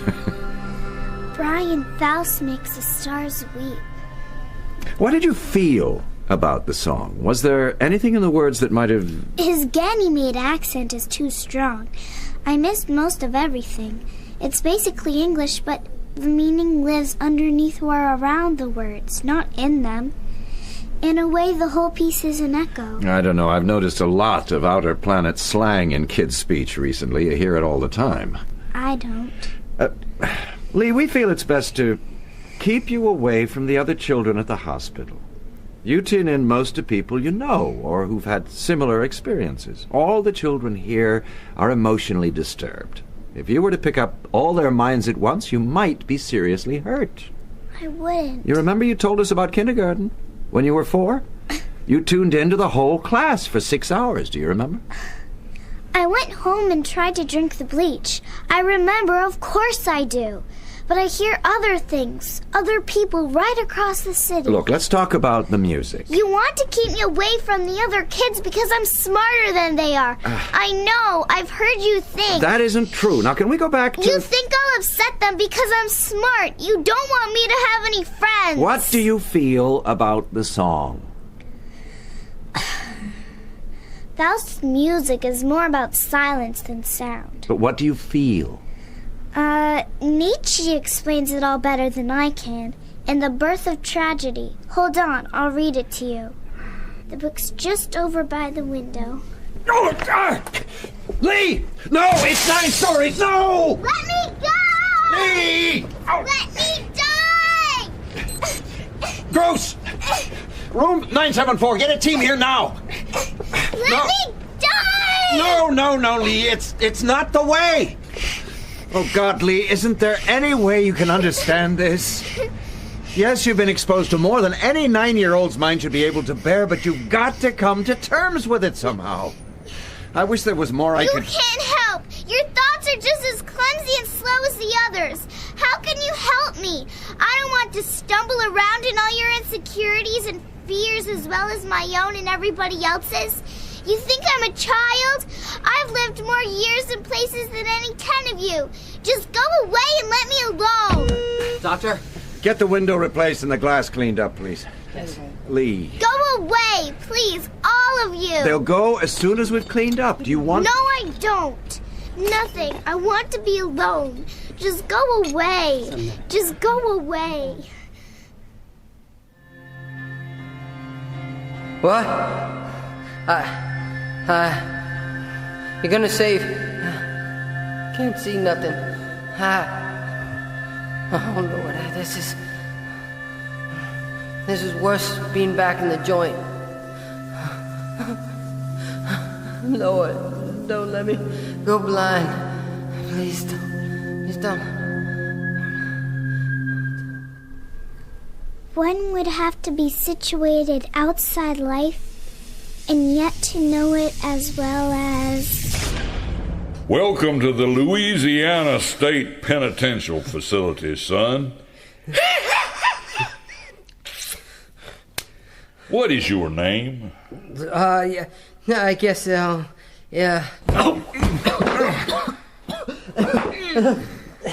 My name is Warden Biggs.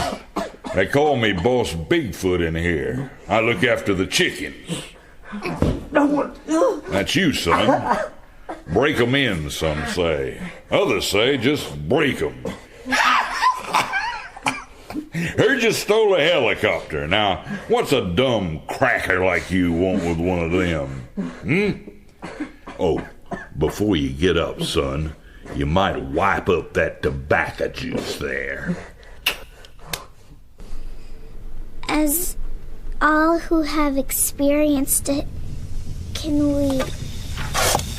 Are you digging that ditch, or... No, please. One would have to be situated outside life. Are you Please. digging that ditch, or just standing there admiring it, son? I'm digging, Warden Biggs. Honest, boss. Dig harder, son. We need a good, deep ditch. I ever tell you how I come to be here, son? I used to be a preacher. Wasn't never properly priested, you know, hands laid on and all that. But I was touched by the Holy Spirit, and that's the God's honest truth. Now, this is just between you and me. There was this revival church out in the bayou, and the preacher there, why, to my way of thinking, he didn't have the Spirit in him at all. Told me I wasn't worthy to speak in his church.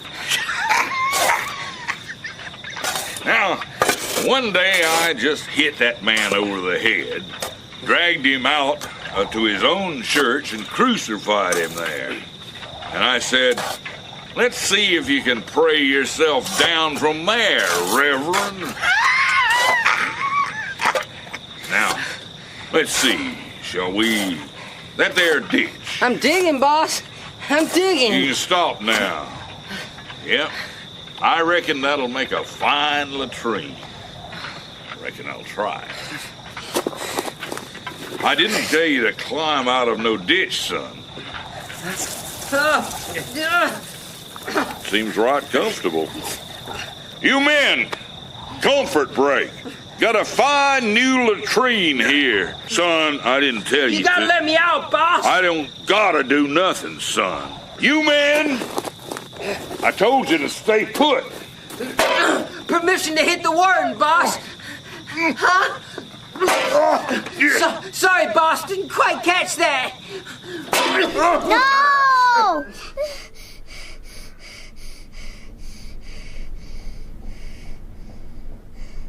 Where are you?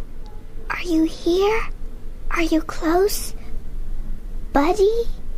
Are you close to me? At ease. Come to see the prisoner. Welfare officer.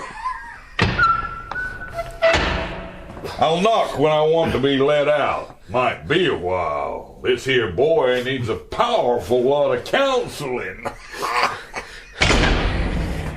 Well, son, looks like they got you tied down real tight. Boss, it ain't fair. Easy, son. It's for your own good. They're worried you might take it into your head to harm yourself. That's how come they got all these straps and things. This is crazy. I can't even feed myself. What if I need the John or Did quite a job on me, son. Swung that spade real hard, didn't you? I guess there must be one hell of a lot you need to get off your chest. Oh, and as for feeding yourself, you don't need to worry. Out of the goodness of my heart, I have volunteered to do that little thing for you. What? Stop it! It hurts! Stop, please!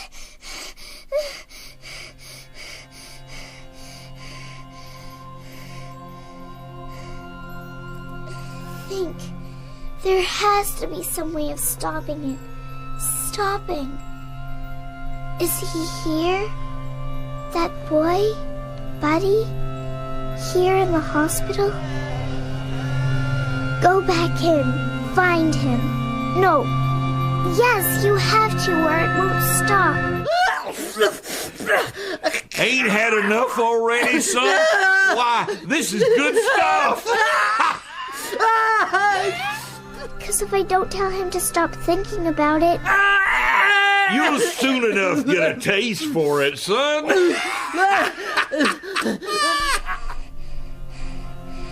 Go back in me. There has to be something. Something you can use. Something. Yes. Yes.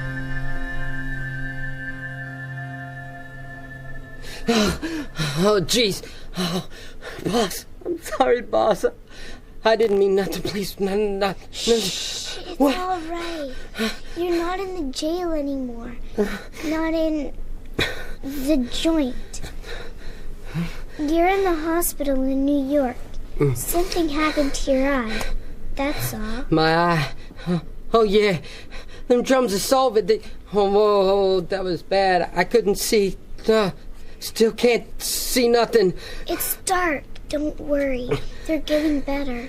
The right eye is fine now. I'll lift the bandage. You ain't no nurse. You don't sound... Ah! There. I can't see but a glimmer. Where are you? Here. Hey. You're a kid? What the hell? You've got to stop being so frightened. You've got to. Huh? What? I guess I was pretty damn scared a while back there. Better now? I guess. I thought for a moment I was tied down again. It's just a hospital bed. Who are you? Diane Lee Morris. Who are you? Buddy McGowan. Where do you live? 119th Street between 2nd and 3rd Avenue. Good. Where do you work? Kennedy. I'm a service assistant. Cargo. I do cargo. And there's nothing to be afraid of. No. I was just having a bad dream. What's the matter? It stopped. I can't hear inside your head anymore. It's been going on all day and all night. You what? Maybe you read about me. There was a big article in the New York Times a couple of years ago. I'm in the hospital, too, over on the other side. I don't do a lot of reading. What'd they write about? I can hear what other people are thinking. There's only 3 of us, and I'm the best. But it only comes in bits and pieces. The other one, Eddie, is an idiot. He's older than you and even dumber. Sorry. And then there's Mrs. Lowry here at the hospital. She can only see a bit, but she can come and go. I have to stay locked up. You can hear what's in my head. Not now, but then. The prison and that man, Warden. Bigfoot. What he did to you in that room. Cutting your mouth and all those things. Those things. Honey. It hurts so much. I had to stop it hurting, you see. Yours was just a dream, so I could get down here and wake you up. You ain't locked in then? I am, but I found something in your mind about how to stop the lock working. Oh, yeah, that old trick. Sure, we used to use that back in the pen. Get out of our cells at night. You see, I could stop you, but there are others. A girl in Costa Rica, and someone in Australia, and a little baby in Hong Kong, and one on Mars. I can hear them, but I can't get there. I can't stop them. It's okay, honey, it's okay. You come down here to wake me up. Yes. Why? To make it stop and maybe because of the music.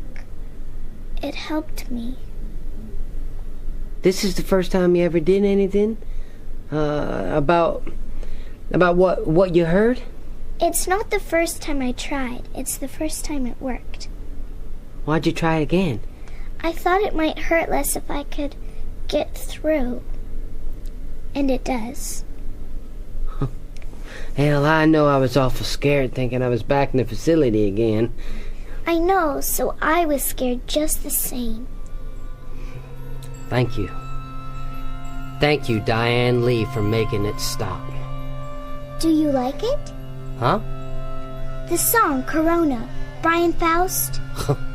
Yeah, I like it a lot. It makes me feel good. Me too. I think it's so alive, but with life the way it should be. Not without pain, but with pain. Meaning something, so it's almost all right again. Oh, I don't know about that. But I like it. It's good. You know, I almost saw him yesterday. Faust? You almost saw Brian Faust? I was near his liner when it come in. I can get in where they don't let nobody from the public, you see. 'Cause I do cargo. I'd give anything to see him. Just anything in the world. I could have just walked up to the ramp and had a look-see if I'd have thought of it. Of course, if I get out of here in time, I could see him when he goes. I wish I could see him, too. Well, I guess Bim, he's the foreman. If I said you was my sister, he'd let us through. Aren't we sort of the wrong colors to be brother and sister, buddy? Oh, you could be my little cousin, though. Would you take me? Would you really take me? Sure. You did something for me. I don't see why not. If they'd let you leave... What? Mrs. Lowry, Dr. Gross, they know I've gone. They're looking for me. Mrs. Lowry says she can see where I am. She knows I'm here. Hey. They're coming. They're coming, Hey, buddy. shh. Lee, are you all right? Let me go! You shouldn't be here. Come on. Hey, you, what are you doing with that little girl? I'm taking her back to her room. She's a patient. She should be in another wing of the hospital. She want to go. She's very disturbed. We're trying to help her. We're trying to keep her alive. She has to go back. No violence. Stop that. I'll call security. Wait. Mrs. Lowry, take Lee back to her room. Please, wait. Hey! Buddy, please! I'm sorry. I'll go to hell. It's for her own good. Please, try and believe that. She really can hear what other people Yes. She has a very special and terrible gift. There's so much suffering that she feels, experiences. She's hopelessly suicidal. She just wants to get away from it all. When's she going to be cured? I don't know that she ever is. We have no idea what parts of the brain are responsible for her telepathy. We have no drugs as yet that will leave her awake and human, but in some kind of peace. She's going to be like this for the rest of her life. Oh. The quicker you can forget about her, the less likely you are to hurt her. I'm sorry this had to happen. Good night. Good night. And that was that, I guess. I never saw that little girl again. They kept me in the hospital for a week or so, and things slowly got better with my eye. Then they sent me home. Said stay home at least a month, but there wasn't nothing to do, so I went back to work. This was the day Brian Faust was shipping out again after the big tour. Will you look at all them people? Sure is a crowd there. Gonna perform before he goes. Hope they don't get no riot. Gonna play? Here? That's what I said. TV and everything. Bim, you reckon I could go down there? What for? So I could see him real close. Why the hell would you... I got it. There's this little kid. What? Bim! What the hell? Okay, that's what you want. For a friend. I gotta do it for a friend.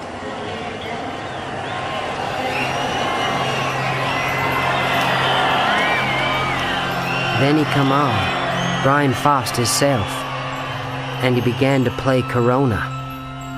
And I was stood there, standing out in the open, nothing at all between us except wind and space, and I was listening, and reckon that somewhere out there, right in the city, in a room in that there hospital, someone else was hearing, through the air and light.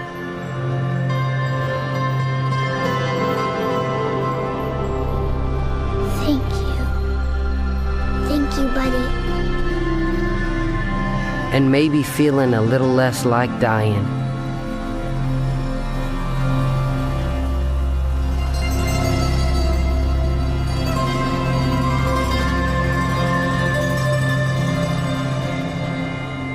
In Corona by Samuel R. Delaney. Buddy was played by Walter Lewis, Lee by Josie Cook Clark, and Dr. Gross by William Roberts. Lee's Mother by Donna Krall, Bigfoot by Bill Bailey, and Bim by John Moratis. The dramatist was Mike Walker. The director was Rachel Horan.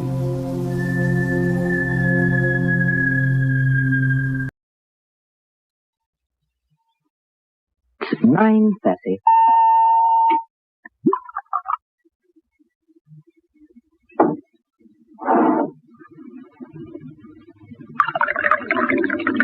Do you like ice, Mr. Todd? Ice? Thank you, Miss Watts. That's Mrs. Watts, Mr. Todd. Oh, I'm sorry. That's all right. There. It gives me great pleasure to see a man drink whiskey, Mr. Todd.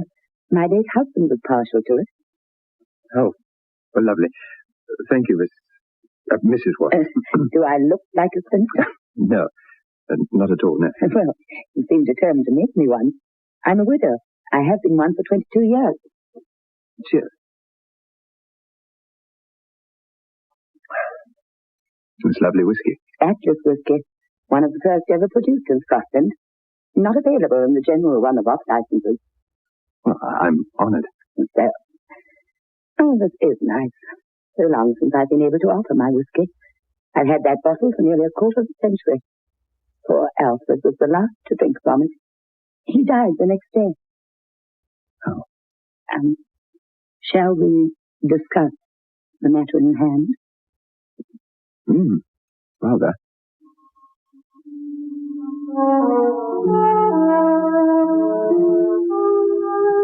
They began to discuss the matter in hand, and Ronald Todd, bachelor, aged 33, of Lansdowne Private Hotel, began his journey into the land that lies beyond midnight.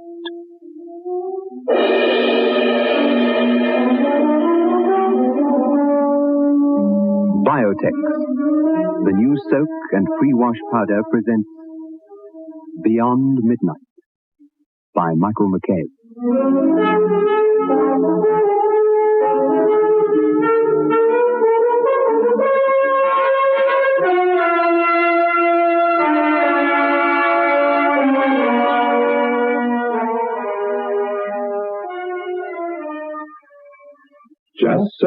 Just soak in Biotex. Just soak in Biotex. Just soak in Biotex. If you have wondered how to get your washing really stain-free, understand this. Biotex removes the stains and dirt washing won't. Just soak in Biotex. Stains, grass stains, tiresome collar and cup stains, ingrained dirt, soil and grime. Out they all come, and you don't stir a finger. Just soak in Biotex. Biotex with natural enzymes is the pre-wash powder with the most enzymes to give you extra pre-wash power. Absolutely no rubbing, no color loss, no fabric wear. Use it for cottons, silks, woolens, synthetics. Use it to make new again. Soaking in Biotex removes the stains and dirt that washing won't. Just soak in Biotex. Yes, it has a sort of, a strange, warm sort of glow. I've tasted many whiskeys. You are a man of taste. I hope so, Mrs. Watts. Hope so. Are you willing to spend the night in the other room, Mr. Todd? Mrs. Watts, can I just get one or two things straight? It's haunted? Well, so they say. Who say? So who says? People. And nobody's ever stayed there before for a night? Oh, yes. Oh. Then... They stayed there. 3 stayed there. Do you remember the 6th Duke of Wallingford? Or was that before your time, Mr. Todd? You're only a young man. The Duke of... Oh, yes. Yes, of course. There was a scandal, wasn't there? That the family bribed some famous psychiatrist or something to signify that the Duke was perfectly sane. I remember. And the Duke, was as mad as a hatter all the time. Quite. As mad as a hatter. But he was as sane a man as one could ever wish to meet, once upon a time. That was before he spent a night in the Yellow Room. You mean the Duke? The haunter and the haunted. Every man's history of ghosts and ghosting. Never beyond midnight. He wrote those books, Mr. Todd. The 6th Duke of Wallingford's passion was ghostly occurrences. He ate, drank, slept, and dreamt of the spirit world, and life on other than earthly planes. He was a ghost hunter. And he came here, to you? He came, poor soul, to me, and stayed here in this house in the north wing in the Yellow Room. One night. 6.5 hours. And by morning light, he was mad. There were 1 or 2 others through the years. A certain Captain Edgeworth of the 4th Hussars. He was found in the spinney, 90 feet below. He had leapt through the window. Help yourself to whiskey, Mr. Todd. There were others who stayed in the room but saw nothing, because, as I believe, they were not alone. It only happens, you see, to a person who is entirely alone. What is it that happened? Oh, my dear Mr. Todd, if I knew the answer to that question, I should not be offering £1,000 to any man who can provide me with an answer. I see. No one who has experienced the terror of the room has been exactly as they entered the night before, when they've been discovered in the morning. Mrs. Watts, I do not believe in spirits, disembodied souls, life after death. I don't believe in hauntings, the powers of darkness, or the presence of evil. Except a certain something we call evil that inhabits the minds of certain men. I'm unimpressed by the trappings of modern psychological research. I have no superstition in me, and I'm also an atheist. I wasn't always. I was brought up a Christian. 20 years, more or less, of adult life have stolen my faith away. Today, I'm a completely uncommitted man, I'm afraid. You're afraid? A figure of speech. I'm not afraid. I will spend the night in the Yellow Room. For £1,000, I'd spend a night anywhere. I see. One thing, though, if nothing happens, I'll have nothing to tell you, will I? In that case, you will receive £100 just for your trouble. Not an unreasonable fee for 8 hours sleep, Mr. Todd. No, but I warn you, if nothing happens, don't invent. I shall know. And you will receive not a penny if you try to cheat me. I'm an honourable man, I think. Good. Well, having said I wonder if you'd mind just telling me why you're so curious, Mrs. Watts. Why do you want to find... I'm an old woman. I've lived a long and very wonderful life. Chancellor has been in my family for over 300 years. Soon I shall die. I wish to die without one regret. If I should be taken tomorrow, I would go to my grave a disappointed woman. I would not know what malevolence is present in the Yellow Room in Chancellor's North Wing. It's going to be a storm. Why haven't you gone to the room? Spent a night there yourself, then? I did not ask you to come here so that you could question me. You've come to earn, if you can, £1,000. For that you have a job to do. After that job, I shall question you. That is all. Would Sunday suit you? Yes, Sunday will suit me handsomely, thank you. Oh, one thing I forgot to mention. I shall lock the door to the Yellow Room once you're inside and settled. It won't be opened again until 8 o'clock on Monday morning. That is a condition. It won't be opened no matter what might happen. All right. You're the one paying the money.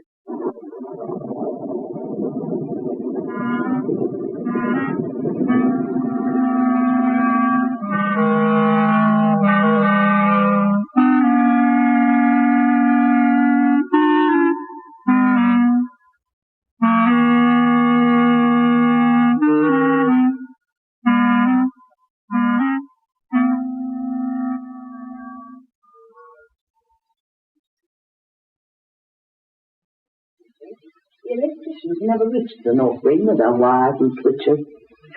Oh, how often do I curse electricity. The days of candle and lamplight were so gracious. For a night at least, you and Essence return to those far-off days, Mr. Todd. Well, it's not the fault of electricity that they've gone, you know. There have been more changes than the mere invention of electricity. Father Doyle, don't skulk in the doorway and don't look so disapproving. I'm not skulking. I'm still hoping to persuade Mr. Todd to change his mind. It's an unholy experiment you're indulging yourselves in. Don't begin all that again, Father. He's free, though for 21, isn't he? What on earth is there to harm him in here? Nothing on earth. Mr. Todd, I've come tonight as an old friend of this lady, the friend of her husband. She asked me to be present. I don't know why, unless she wanted the church's sanction for what she plans to do. I don't plan to do anything. Stop being an old maid, Father. What neither of you seem to appreciate is the existence of evil. Oh, Papa, I've seen of course evil. I know how it works. Oh, yes, even in the 20th century. The devil's abroad at all times. Now, don't smile, Mr. Todd. I ask both of you, because I know the history of this place, to put a seal upon the door, to lock and bar this room. Father, you seem to forget. Mrs. Watts and I have an agreement, a wager, if you like, for this one night. I don't know quite why you're here. I don't object to you, but I'd rather you didn't persuade Mrs. Watts to put seals on the door just yet. Tomorrow, all right, but there's a small question of $1,000 in cash first, and then you can do what the blazes you like. Well, shall we get on with it, Mrs. Watts? It's 10 o'clock, and I've promised myself a few chapters of Evelyn Waugh's Brideshead Revisited before a comfortable night's sleep in what seems to be a splendid antique bed. And the sheets are aired and the pillows are soft as snow. At least you won't even have the comfort of a window to jump from. We had it barred, Mr. Todd, and anyway, it's far too high to reach. Well, that's all right, Mrs. Watts. I haven't come down here to look at the view, have I? Now, lady and gentlemen, if you don't mind, this is my room for tonight, and according to Mrs. Watts here, the ghost does not walk unless the watcher is on his pod.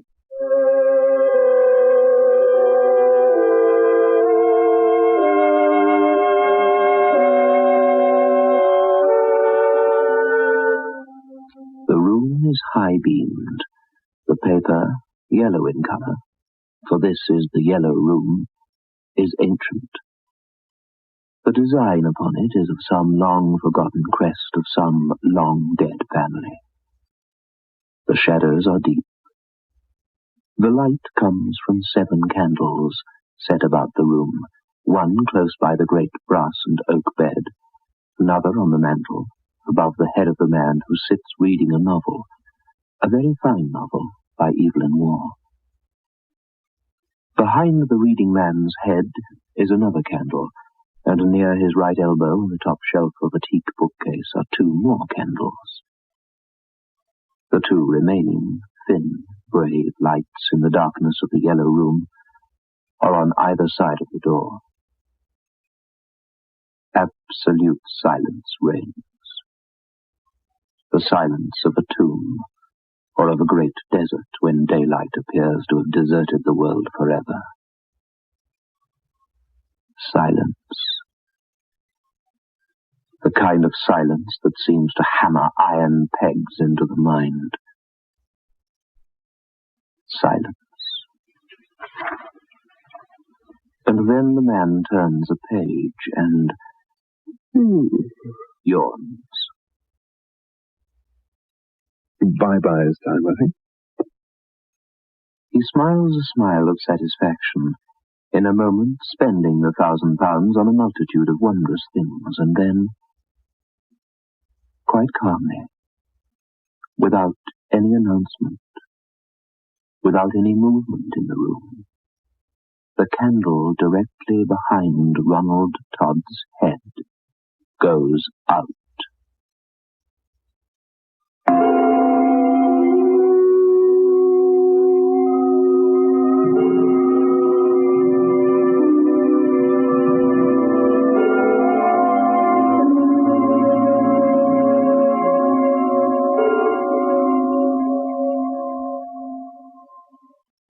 I feel like a new man. It's a lovely day today. I thought you had flu. I took a Grandpa headache powder, and I'm worlds better. When colds and flu are about, Grandpa headache powders are what you need. Grandpa headache powders work fast because they dissolve almost immediately. Grandpa makes all those dreadful flu symptoms disappear quickly.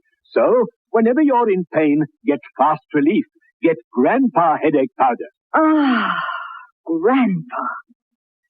Just soak in Biotech. Stains, grass stains, collar and cuff stains, ingrained dirt, soil and grime. Out they come and you don't stir a finger.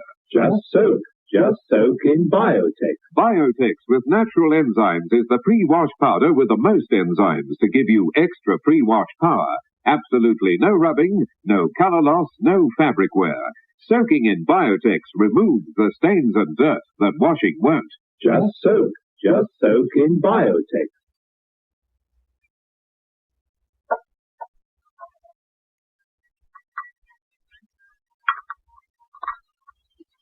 Father? Thank you. Are you quite sure you aren't hungry? Thank you. Anyway, I'd never sleep after just one mouthful of cheese. Well, for heaven's sake, Father Doyle, there's a kitchen full of food out there. I don't wish for one single bite to eat. All right? Fine, then. I think our friend upstairs should be told to go home now. After what he knows of the place, and believe it or not, he's no coward, and he's been up there 2 hours already. He's not completed his bargain yet, Father. If he's going to be afraid, he'll have been afraid by this hour. Father, I am not paying Mr. Todd for being afraid or not being afraid. I'm paying him to sleep in the yellow room and find out what it is that's caused the death of 4 people and turned 3 more insane during the last... 4? Deaths of... Oh, you knew perfectly well. I knew nothing of the kind. That fellow who threw himself out of the window. What does it matter, Father Doyle, how many people have died in the past? They're all free citizens over 21 years of age. Father Doyle, where are you going? I think I'll go and see how Mr. Todd's faring. You'll do nothing of the kind. Come away from that door, Father. I don't know what it is you're doing, but I warn you. If something bad happens tonight, and there's any kind of inquiry, I shall be bound to say what I know, and to tell the authorities that knowing full well there's danger in the north wing of this house, you allowed a stranger to spend a night there. I am allowed to do whatever I choose in my own house. Only if it doesn't harm another person. In this house, I have all the freedom I wish, and I... You're not exercising freedom, it's license. Bribing that man with money. Oh, for pity's sake, there's nothing there to harm him. It was all in the imagination, with every one of those people who stayed in the Yellow Room. All imagination. Then if it's all imagination, what can Mr. Todd tell you then? What he imagined. I wonder what he's doing now. Do atheists sleep well? I suppose they must. No consciences. At least no religious consciences. I suppose Mr. Todd's fast asleep.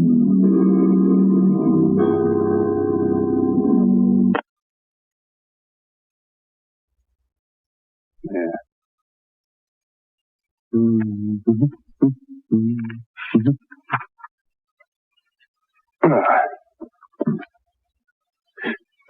Well, blasted draft over there, too.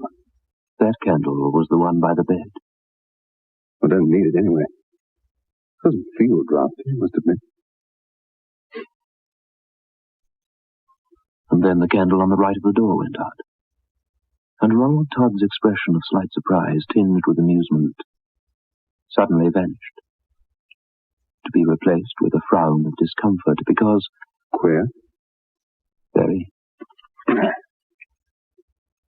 As he reached the door to light the candle again, the little light on the left side of the doorway went out. Now there were only 4 candles burning out of the original 7. Mm-hmm. Huh? The Yellow Room in the glow of only 4 candles is a different kettle of fish altogether. Never a pleasant room, even in daylight. At night it is malevolent. Todd crosses now to relight the candle by the great bed. He does so, just as one of those he has made glow again by the door goes out. For pity's sake, drafts all over the very shop. What's wrong with this room? Just as he's coming to light the right-hand door candle again, the 2 candles on the teak bookshelf go out simultaneously. Well, the best thing I can do is forget the whole business and go to bed. The candle upon the mantel goes out, followed by the one on the bed, followed by the one on the right-hand side of the door, followed by the one... He's puzzled, yes, but not at all frightened. Intrigued, if anything. For a moment all 7 candles glow again.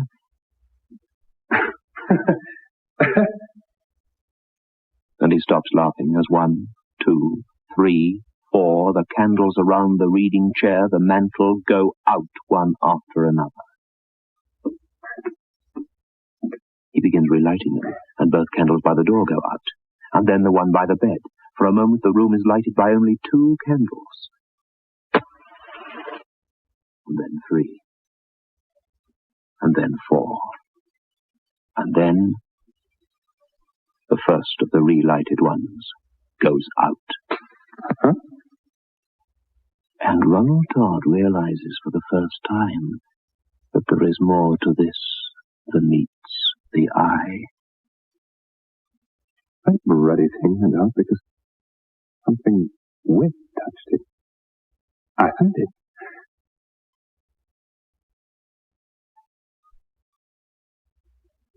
Suddenly, it's completely dark. All 7 candles are out. Oh. Oh. Suddenly, Ronald Todd doesn't like the dark. It can't be called fear, when he's not afraid of anything. But where are the matches? Where are the blasted matches?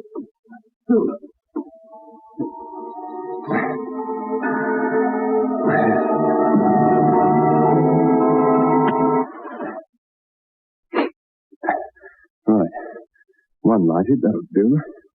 But if that goes out, I'll just light it again. Drafty old room.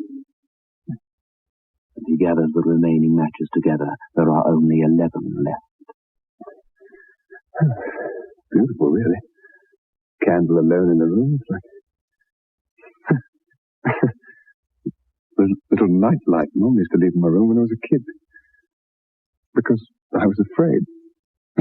Oops.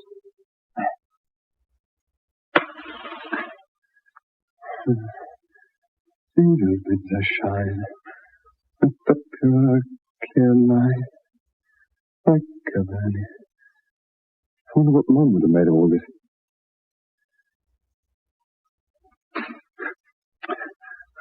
All right, I'll play your game.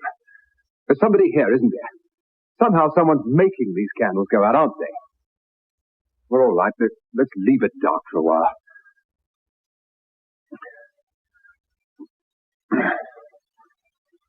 Deep, pitch, black, silent, strangely lonely.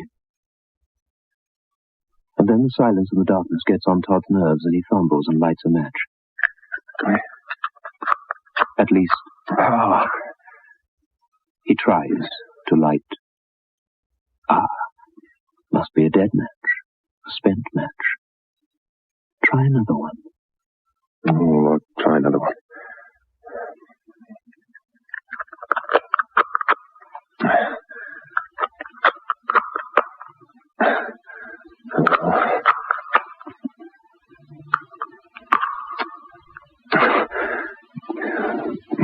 Better sleep then. Must have picked up all the old ones. And I fiddled around on the floor. What the... Jesus bids us shine with a pure, clear light, like a burning candle shining in the night, in this world of darkness, so we may shine. Yes. Bed.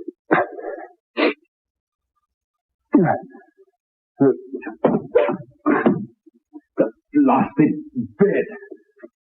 Oh, no. Wait a minute. I must be right away. Wait a minute.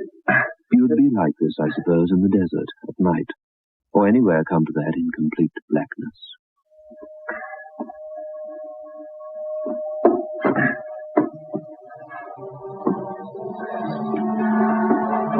And now for Ronald Todd the nightmare begins. It's pitch black. He can't find the bed. He decides to return to his chair. The chair's gone. It's the blasted chair. Well, all right, Mrs. Watts, you won. This is silly. You built a trick room, a maze, mirrors or something. Come on, you. Ronnie, lad. Now, there's an ex-Boy Scout and that. Let's get our bearings. And in the blackness, like a blind man, he walks. Yes, it is all right now. Someone has taken his hand. Who's that? Who's this? Who are you? What? Who's this? Let go of my hand. Come on. Go.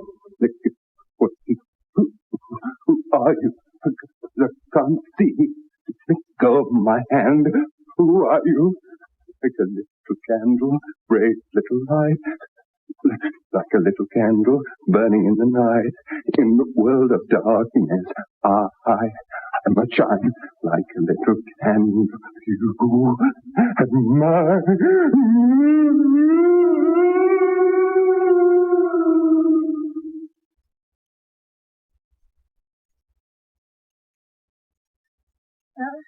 I say you're a nosy old devil. Saving your reverence, of course. You always were a nosy old devil. You just cloak your nosiness in a vacation to save souls. Oh, I wondered who it was at the door 7:30 in the morning. Oh, dear. Right. Shall you open the door now, Mrs. Watts? All right, Father Gerald. Morning, Mr. Todd. Sleep well? Like some tea? Let me have those, woman. Well, I mean, he must be standing there in his old together. You in your small corner, and I in mine. All right, Mum. Name of the Father, and of the Son, and of the Holy Ghost. Amen. Hail Mary, full of grace, the Lord is with thee. Blessed art thou among women. Blessed is the fruit. I was saying it right. Stop it. Leave me alone. Let go of me. Stop it. I hate saying my prayers. I hate saying it. I hate it. I hate it. Stop it. Stop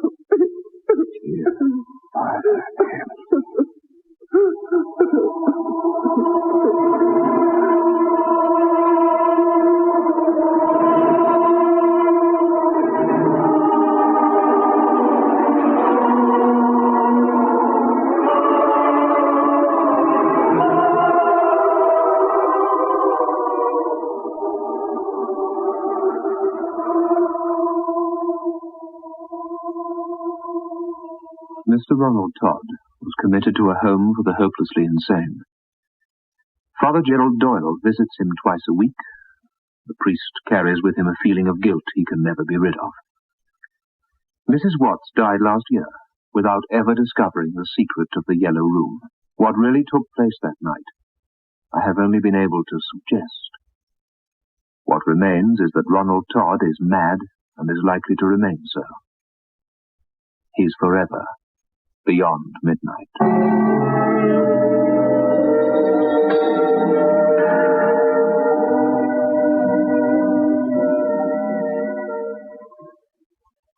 Just soak in Biotech. Just soak in Biotech. Just soak in Biotech. If you have wondered how to get your washing really stain-free, understand this. Biotex removes the stains and dirt washing won't. Just soak in Biotex. Stains, grass stains, tiresome collar and cup stains, ingrained dirt, soil and grime. Out they all come, and you don't stir a finger.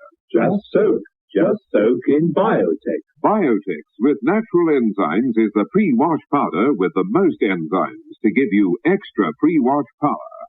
Absolutely no rubbing, no color loss, no fabric wear. Use it for cotton, silks, woolens, synthetics. Use it to make new again. Soaking in Biotex removes the stains and dirt, but washing won't. Just soak in Biotex. Beyond Midnight is presented every Friday night at 9:30 by Biotex, the new soap and pre-wash powder. Ironized Yeast presents Lights Out. Everybody.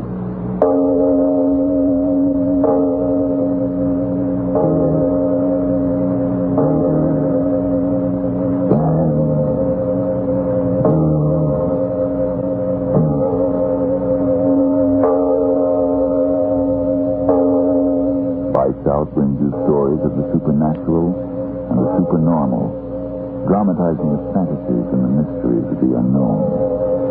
We tell you this frankly, so if you wish to avoid the excitement and tension of these imaginative plays, we urge you calmly, but sincerely, to turn off your radio now. This is Arch Obler. Some people seem to have the idea that cruelty between human beings is an invention brought on with the machine age. Tonight's play, however, goes back to another day and another machineless time, when man's inhumanity to man was quite the same. But first, Frank Martin for Ironized Yeast.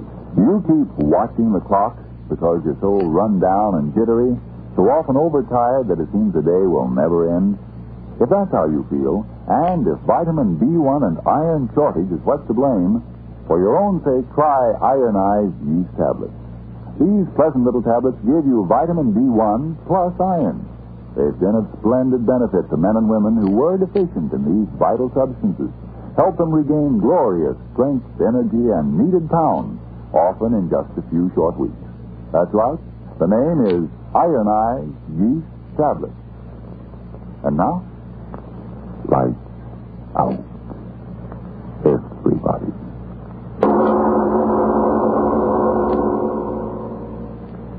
The time, Russia in the time of the Tsars. The place, the dread, cold, bleak island of Sakhalin off the coast of Siberia, where the imperial ruler sent political prisoners to a living death.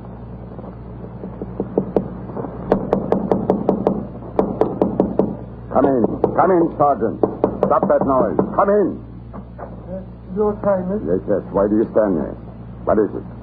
Speak up, you empty head. Your Highness, the prisoners are already there in the courtyard. Oh, yes, the prisoners. I've been looking forward to this. Quickly, a gun. They are here at the window, Your Excellency. Ah, yes, so they are. Loaded and ready, Yakov? You're becoming quite efficient. Thank you, Your Excellency. 3 little pigeons, their faces to the wall, awaiting the will of God. Only in this instance, my benediction is a lead bullet. Well, open the window and we... Senikov, what are you doing? Marina, as usual, my dear, you are just in time. This sport is just about to begin. What? What is it? Come to the window. Yes. You see them there, faces to the wall. Well? The human head is a much more interesting target than a bit of paper tacked against the wall, little Marina? Oh, but what have they done? Does that matter? Poor men, they're constantly getting into trouble. Must be wonderful. What? To know that you hold the lives of 2,000 men in your hands. To know that whenever you will it, you can crush the hand into a stick. Yakov, the window. Yes, Your Excellency. You hear, Marina? Mercy. I'll give them mercy. See, a perfect shot. Oh, you do not try to kill them at once, Reniko. Oh, I'm ruined the sport. A shot here, a shot there. It's most amusing. Let me try with the short, fat one. You? All right, why not? I never knew there could be such sport on this accursed A man of cleverness can always find sport, even in a frozen hell. Well, shoot.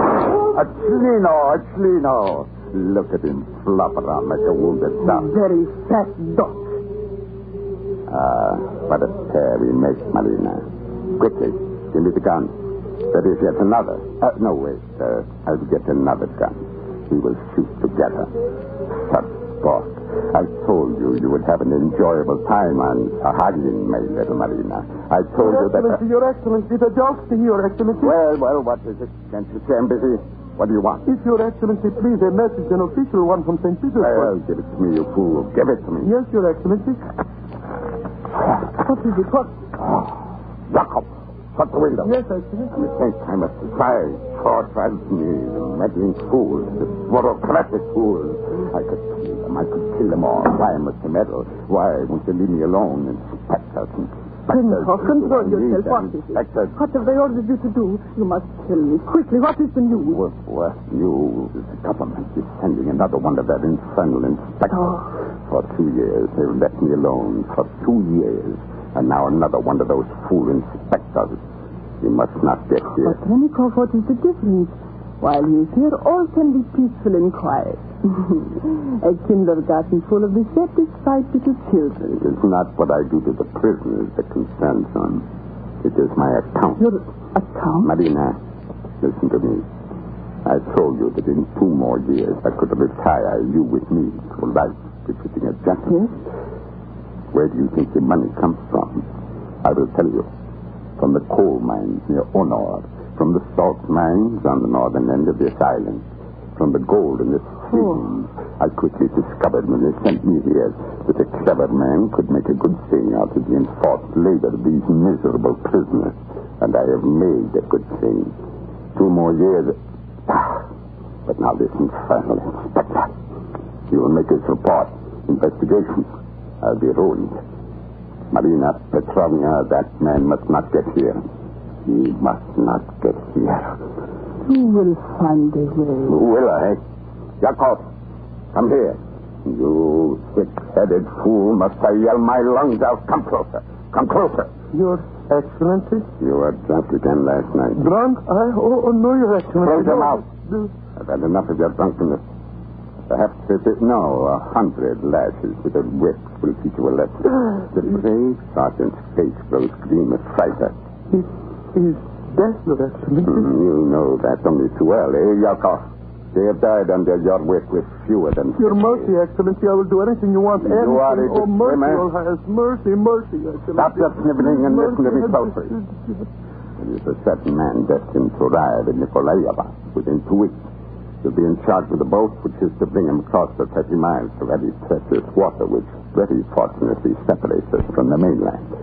If during this most dangerous trip there should be a little accident, well, Marina? You are very clever, Renikov.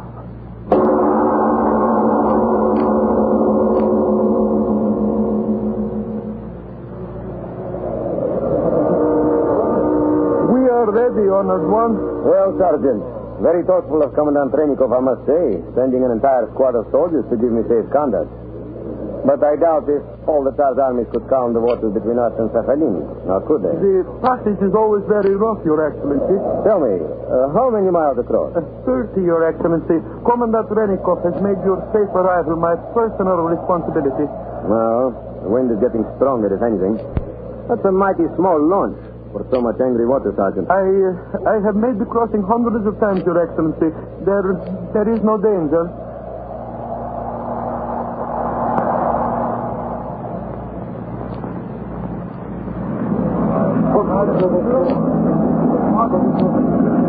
How much further, Sergeant? Only 5 miles. 5 miles too many, as far as I'm concerned.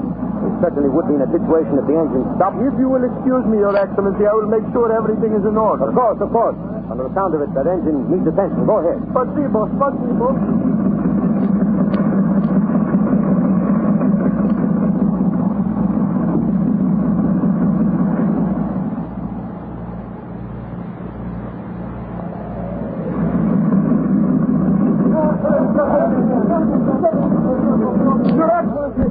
Your Excellency, the engine. What about the engine? What happened? Broken down completely. Your Excellency, we have demonstrated. Stop gabbling, you fool. Tell the helmsman to keep the boat headed into the wind. Don't stand there like an empty-headed fool. Go. Do something. No, Your Excellency. It is no use. We are lost. The propeller shaft broke down in the bulkhead. We are sinking. Come on. The lifeboat. Order them into them quickly. Yes, Your Excellency. To the lifeboat. Man to the boat. Cut the rope, you fool. Cut the rope. To the boat. Divide up your men, Sergeant. Bring this boat. Bring the other. Ivan, Yasin, Sorin, and this boat. Bring the oxen. Cut your rope. Cut your rope. That rope there. Get that one. There she goes. Jump, everyone. Jump. There. Sergeant, you get the rudder. Come on, men. Give me a hand with these oars. Pull, men. Pull away from the launch, or it will pull us down with it. Pull. That's it, men. That's it. We're safe enough. Wait, Sergeant, what are you doing? Keep us out of the trough of that wave. It will swamp us. Sergeant, swing the rudder. We'll drown. Sergeant, don't!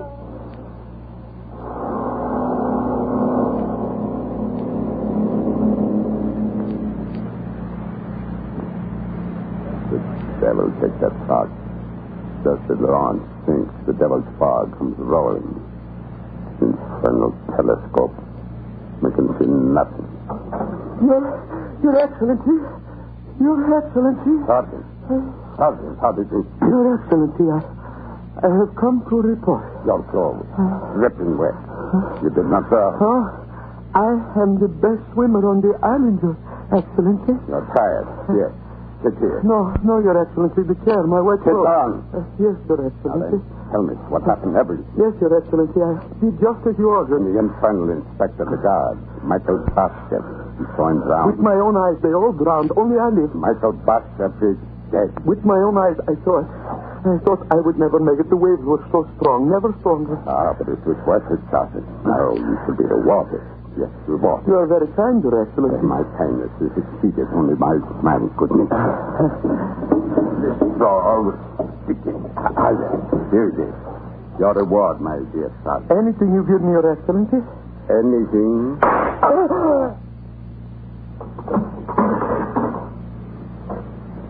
You like your reward, Sergeant. Why don't you say something, eh? Speak up. Oh, what a pity the bullet hit you in your ugly mouth, Sergeant. Yes. Yakov the Sergeant. To him, I entrusted the safe delivery of the Tsar's representative, the Honorable Michael Bashev, to my presence. Michael Bashev, dead.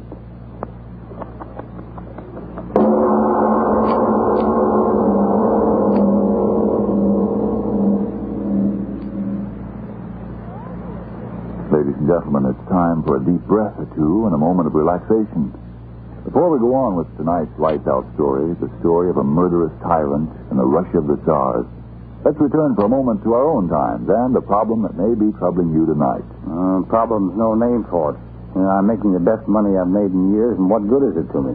It's a jittery on edge. I can't enjoy good food. Day's work often leaves me too tired out to feel like having any fun, and losing weight and losing sleep. I can't understand it. Perhaps a well-known nutrition authority has the answer. He says, improper eating due to wartime living may cause a person to become deficient in vitamin B1 and iron, two substances essential to normal weight, strength, and energy. Oh, well, how can I get more vitamin B1 and iron if I don't get enough from my food? Get ironized yeast tablets. They give you both vital substances, vitamin B1 with iron. Thus, when you need them, ironized yeast helps you two ways to regain weight and pep and strength. Say, maybe I better try ironized yeast tablets. For your own sake, do if you're short vitamin B1 and iron. Then see if before long you aren't saying, man, oh man, do I feel great. My jitters are gone. Now I enjoy 3 square meals a day again. That fagged out feeling's a thing of the past.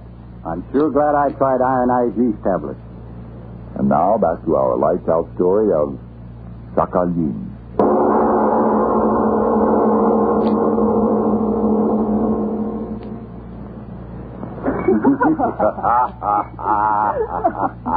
Renikoff, you are so clever. Gladly. Oh, you are so strong. You will like me always. Why should I? Oh, I have the strength. Now there is no one to stop me. Yes. Now the Tsar's inspector inspects the bottom of the sea.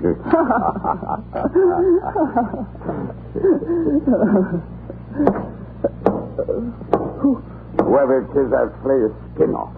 I told him not to disturb me here tonight. Come in. Come in. Commandant Rennikov. Oh. Who are you? My credentials, Commandant. Credentials? I am Michael Bashev, ordered to report to you by His Majesty the Tsar of all the Russia. You're Michael Bashev. But the boat you drowned. No, not quite, Commandant. Some natives a few miles away found me when I crawled up on the beach. I assure you, I almost enjoyed that swim. Welcome, Michael Bashev. Welcome to Sakhalin. Thank you, Commandant. I assure you I will make my inspection complete, fair, and a short one. I will do my best to help you.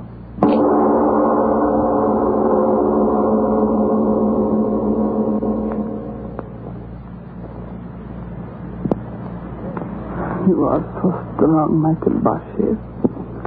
Am I? Oh, your muscles, they crawl under the skin of your arms. Let's go in. Oh, no. Stay out here a little longer with me. Oh, don't you like little Marina at all, Michael Bashev? I have work to do. Work? His Majesty sent me here for a very definite purpose. Oh. I must obtain accurate information of the income of gold mines and other activities of the prisoners on this island. Such accurate information is valuable to you, Michael. The Tsar's order. And if you could get accurate information quickly, it would be worth a great deal to you. I cannot leave until I do. If I told you the truth about what's going on here, would you take me with you back to St. Petersburg, Michael Bashev? What? Would you take me back to St. Petersburg, Michael? I want to go with you, Michael. I want to leave this place. I want to go with you wherever you go. Oh, you are strong, Michael. I love strength. I love you. These few days I've known you, I have learned a lot. Marina Petrovna. We are here, Commandant, in the shadow. You here too, Michael Bashev. I did not see you. Yes, we were resting. Marina here has been showing me around the barracks. So? I was entertaining our guest as you wanted, Renikoff. Where are you standing there long, my dear? You mean around the corner? Yes. Yes, I was just wondering. I have been praising you so much to myself that I was just wondering if you heard all I said. Unfortunately, no. You will come inside, Marina. Inside? What? These posters come. It's a letter for you from St. Petersburg. Oh, I have been expecting it. Yes, I know. You will excuse us, please, Michael Basha. Yes, of course. After you, Marina. Yes. So. The letter, Renikoff, where is it? Letter? What letter? No, do not tease me. You said there was a letter for me from St. Petersburg. Did I? I have done nothing. Come here to me. What? Here, to me. Renikoff. You always said my arms were strong. Not now. No, I will hold you close now. Close like this while I tell you that you are the devil's own daughter. Betrayed me to him. You thought I did not hear. I heard every word of your treachery. If I give you the information, you would take me to St. Petersburg, my Michael Basha, my strong Michael Basha. You wretched woman. I could kill you. No. Oh, wait. My hands, my strong hands. You said you were strong. You thought for a reason you betrayed me, did you? I'll choke you within an inch of your life. Within an inch, I said. I'll take all but the last breath. I'll speak you betray me. You never dare speak another word. You'll never speak. Marina. Dead?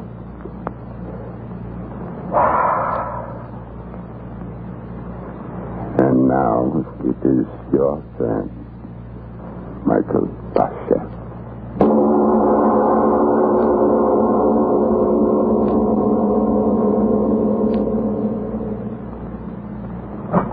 In here. Come here, you. Stand there. You are Brugger, the crazy. Brugger. Your sentence? I don't know. My head. I cannot remember. Then let me remind you. Your sentence was for life. You know why you are here? The Tsar. He is to blame for my misfortune. Yes. So I understand. The Tsar himself. The Tsar. Yes, he is to blame. The police official in my village. My daughter. He wanted... You listen to me, Your Excellency? Yes, I listen. 2 days later, the Cossacks came. In the name of the Tsar, they said. The Tsar, he was to blame, Your Excellency. Yes, the Tsar and you. And the court, the judge, to Sakhalin by the order of the Tsar, they said. You hear, Your Excellency? Again, the Tsar. The Tsar, my persecutor. The Tsar. So you would like to revenge yourself against the Tsar, old man? I would give my last drop of blood. Come closer. You know the stranger that has come here, the man they call Michael Basha.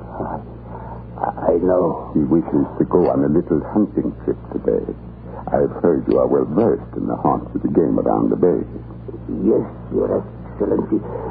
Yes. Old Brugger knows where the rabbits are, and the foxes too. I wish my guest, Michael Basha, to have a very successful hunting trip. He's a very important man in St. Petersburg.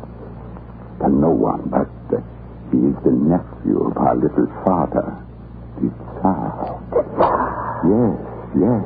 Michael Basha, with whom you are to go out alone on a hunt today, is really a nephew of the Tsar. And he is a great favorite of his blessed uncle. You will be all alone with him for the entire day. The nephew of the Tsar. You understand? Mm-hmm. This revolver, You know how to use the revolver, old man.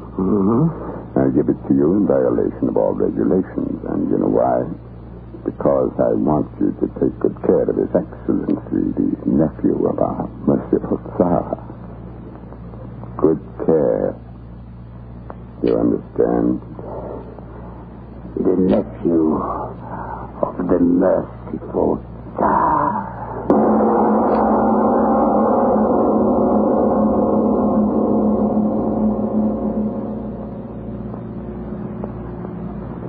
Well, old man, there ought to be rabbits in this field. No. Sure, Rodney. You must like to walk. No. Well, I must say the Commandant gave me a very talkative guide this morning. No, no, no. That's all I've heard from you since we started out. Well, I don't suppose that the man who has been in prison on this godforsaken place as long as you has much to talk about. Tell me, how many years have you been here? Years mean nothing. No, I suppose not. See those birds? Too bad Marina Petrovna couldn't come with us this morning. Strange she should get ill so suddenly. Do you know what happened to her, Bruga? No. Then I suppose you don't. I say, old man, how much farther do we have to go? We're miles from the camp. We have come far enough. Huh? The great Tsar, the merciful, righteous Tsar will miss his favorite nephew, no? What are you talking about, Bruga? What about the Tsar? Your uncle. Your merciful uncle. You are his favorite. Are you not Michael Basher? My uncle? Sure, Bobby. What are you talking about? I have no uncle. You are not his nephew. Whose nephew? The Tsar's. Are you mad? Would I be here in this godforsaken place if I were a Romanov? Why, if I had my way, the Tsar and all his filthy blood talking...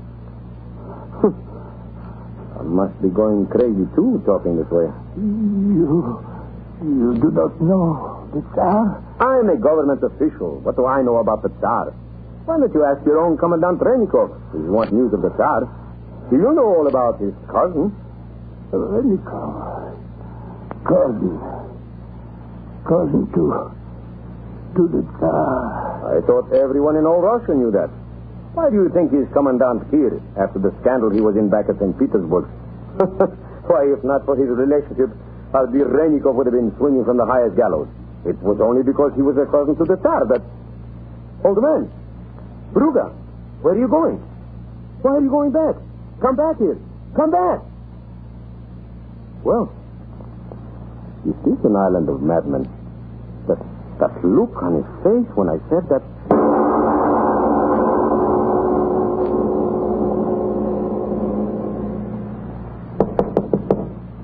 Come in. Come in. Well, Bruga, come in.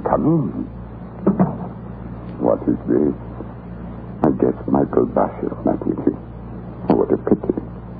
Do not tell me you had an accident. Ah, well, so it goes in this life of ours. Well, what are you standing there like that for, you fool? What happened? Did you do as I said? Is he dead? What happened? Nothing happened. What? What that you said? Nothing happened. Speak. What do you mean, nothing happened? Nothing happened. My whip! Where is my whip? I'll tear the man's eyes out. Nothing happened, little cousin of the Tsar. Wait till I put my hands on my whip. Stand where you are. Put down my gun. You thought you were clever. You thought I would not find out, eh, Commandant? You mad fool. Put down that gun. But I did find out. I did. Give me that gun, Bruga. If only you were here. Now, come, old man. You don't want to harm me on your friend. You was rich him. And you go with tears him as I have. Now, come. Hand me the gun. I will pardon you, old man. Yes, you go home a free man. I have no home. He took that for me. No. I will don't look at me like that. Be careful. The trigger. You die. No. Help me, God. Die, little cousin of the Tsar. Help me. Die.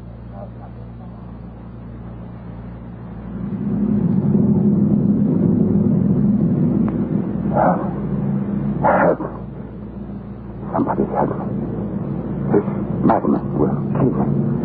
He's killing me. Rennikov. Who called my name? Rennikov.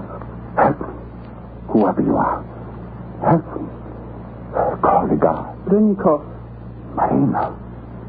Marina Petrovna. But I have killed you. Days ago. With my own hands. I killed you. Yes? Then how can you be here? Because now, Rennikov, you too are dead.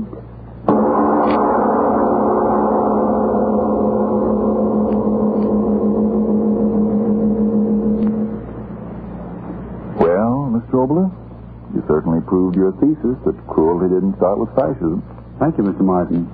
You know, sometimes cruelty is more to be pitied than censored. Because sometimes a man's cruelty, according to medical authority, is based on a sickness, a glandular condition. A person who wishes to inflict pain or have pain inflicted upon him is performing that way because the solutions in the bloodstream aren't just right. Take, for example, no, not you, Frank. The man I'm going to tell you about will have to wait until you've had your say. If you envy people who are stronger and peppier than you are, and if vitamin B1 and iron shortage is what's keeping you weak, run down, and jittery, then try ironized yeast tablets. Now, a rundown condition may stem from other causes. If in doubt, see your doctor. But if you're deficient in vitamin B1 and iron, and more of those substances is all you need to help you get back into the pink, remember, ironized yeast tablets give you both. Yes, they cost but a few pennies a day, and what's more, you don't risk even those few pennies. For if you don't begin to eat better, to look and feel much stronger, peppier, and more alive, the cost of the first bottle will be refunded to you in full by Ironized Yeast, Box IY, Rahway, New Jersey. Now, what about this gentleman with the wrong kind of bloodstream, Mr. Obler? Well, he lived in the time of George III, but our story next week is not going to be about the English monarch. It's going to be about a very insignificant member of the royal entourage, Samuel Bayliss by name, who was born with a sort of glands that, well, resulted in his becoming none other than state executioner, the royal hangman. But that, as usual, is next week. Yes, tune in next Tuesday again for Arch Obler's eerie story, State Executioner. And if you need more vitamin B1 and iron, be sure to try ironized yeast. But remember, there's only one ironized yeast. You'll know it instantly by the yellow and orange package and by the big letters IY on the container and on each tablet.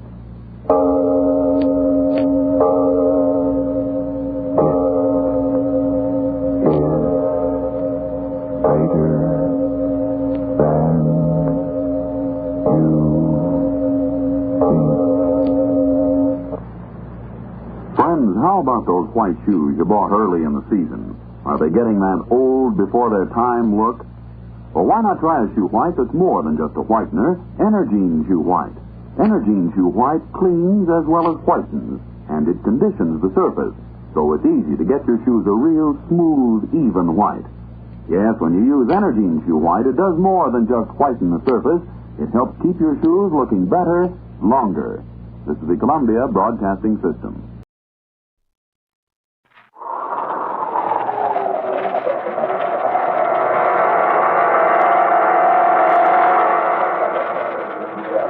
Dark fantasy.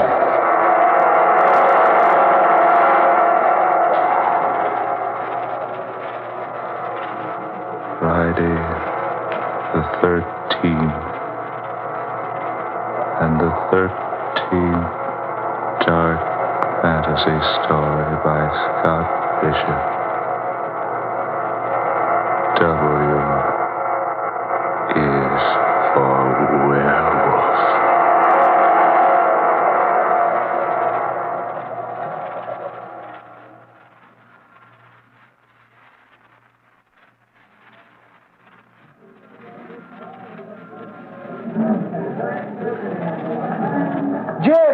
Jim Howard, over this way. Bill Andrews, you old pill roller.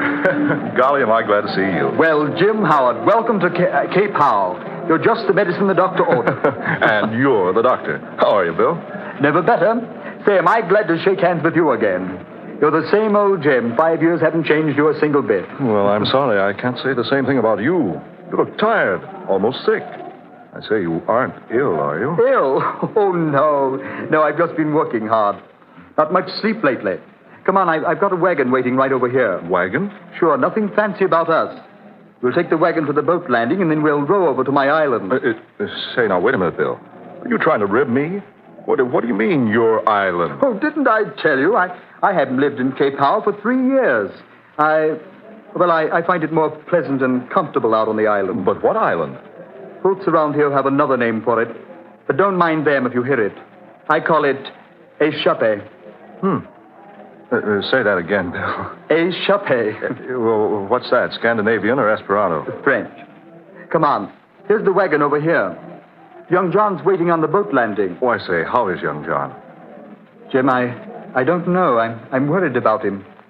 He's having trouble with his studies. Doesn't seem to like books and hates company. Well, I'd say he's more lonesome than anything else. It's more than lonesomeness, Bill. Ever since Bill Jr. died, he hasn't been the same. Angela and I were sorry to hear about Bill Jr. It's pretty sudden, wasn't it? Yes, pretty sudden. That's the way it is in this country, though. So much fever, so few conveniences. Oh, by the way, you say Angela and the child will be along in a few days? Oh, yes. You got my wire? Got it yesterday. I didn't know your sister lived at Lowston. Oh, yes, she has for years. Angela wants to visit about a week, and then she'll come on down here to Cape Howe by steamer. Oh, incidentally, old man, do you think this country's all right for the baby? Had her shots, has she? Oh, yes. Yes, I did everything you suggested in your letter. You know, that letter you wrote almost scared Angela out of coming. Oh. She said if it's that dangerous here, she doesn't think we should risk the child's life by bringing her here. Well, there's no danger at all if the child's been inoculated against the 3 diseases I mentioned. Well, I took care of that all right. You're sure there's no other danger? I've taken care of any other danger there might be. What do you mean? Just that. There's nothing in the world for you or Angela to worry about. Please believe me, Jim. Well, all right, old man, all right. Angela and I are on the first vacation we've had since we've been married. And believe you me, we're here to make the best of it. Good, that's fine. Come on, the wagon's waiting, see? Right over there.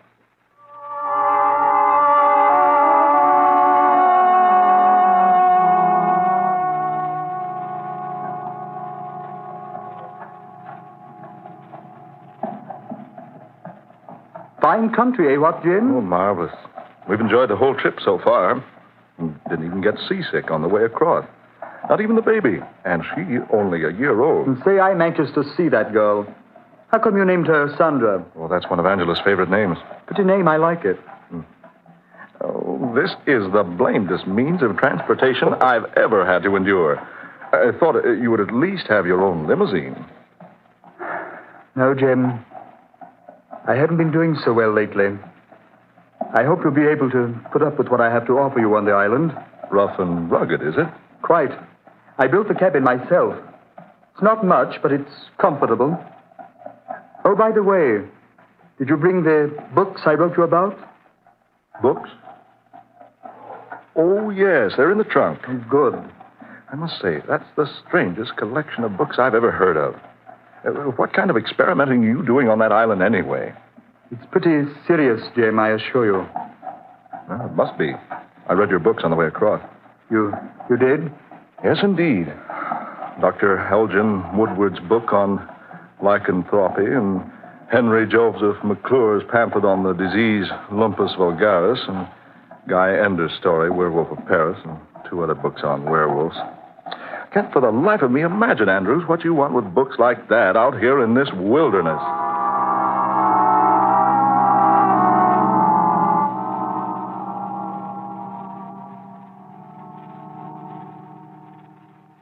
All right, Jim, here we are. Oh, John, here's Jim Howard. You remember Mr. Howard, don't you, Johnny? Well, sure he does. How are you, John, old boy? All right. Glad to see you, sir. Huh. Oh, I say, where's that old smile I used to see? Here, let me shake your hand. No, sir. I don't want to shake hands. Oh, come on now. We're old friends, aren't we? No, Mr. Howard. Oh, I say now. Jim, just a minute. Let go, Mr. Howard. There. Jim. Oh, there now. Shake just like old friends. Let go. Let go my hands. Let go. Jim, please. I say. The boy's hand, Bill. Come on, Jim. Into the boat with you. Come along, Johnny. Johnny. Get into the boat, son. Yes, sir. Come along, Jim. All right, I'm shoving off. All right, Johnny. You want to take the oars for the exercise, or you want me to row? Well, son? I told him not to shake my hand. I told him, didn't I? Johnny. Can I help it? Is it my fault if my hand's all... Johnny! You want to row or not? Yes, sir. I'll row. Okay, son. Hop to it. Johnny, Sonny, if I did something... Come on. Down to the other end of the boat, will you? Here. Sit here. I say, Andrews, that boy's hand. Quiet. He's upset enough. But, Bill, the palm of Johnny's hand. Good Lord, man. It's all covered with a thick growth of hair.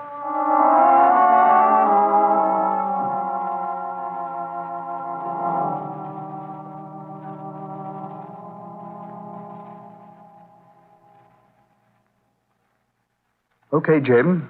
This is your room. Say, this is fine. You say you built this yourself, Bill? Yep. Every bit of it. How do you like my island? Oh, I think it's perfect. But pretty inconvenient. Oh, I don't mind. Sorry we had to arrive here so late. I'll show you around in the morning. Yes, I'm anxious to see the rest of your place, Bill. I want to talk to you more about your work. Yes, of course. Tomorrow. It's pretty late now. Yes, it is late.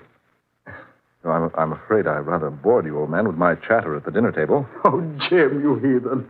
You've never bored me a minute in all the time I've known you. Oh, that man Rayfield of yours is certainly an excellent cook. Yes? He's an excellent tutor for young Johnny, too. You'll find him quite helpful if you want anything. Fine. Oh, by the way, the people in this spot are a superstitious lot, Jim. Don't let them bother you with any of their nonsense. Nonsense? Yeah, a silly rot about... Well, things in the night. What thing? Oh, there's nothing, of course. But they take all sorts of means to ward off, well, the evil spirits. Oh, I see. Here, I'll set this charm here on your desk. You won't be using the desk. Charm? What charm? Well, it's just a simple thing that the people hereabouts always insist on putting in the room in which a person sleeps. Here, these 3 bits of green twigs... 2 of them standing upright, like this. There we have it. Hey, what is this? 1 cross piece on the uprights, like this. Then a lakeshore pebble. This little bit of charred wood. There you are. Now you're fully protected. Protected against what? Why, those evil spirits I was telling you about. And now just forget about them, Jim. I just put the charm here in case Rayfield comes in. He's very superstitious, and he'll never rest until he's made a charm for you himself. Well, all right, but I still... Now, just forget all about it. Just a whim of Rayfield's. Good night, Jim. Night, old man. See you in the morning. Right. Bright and early. If you need a spare blanket, there's one in the closet there. Right, Bill. Good night. Pleasant dreams.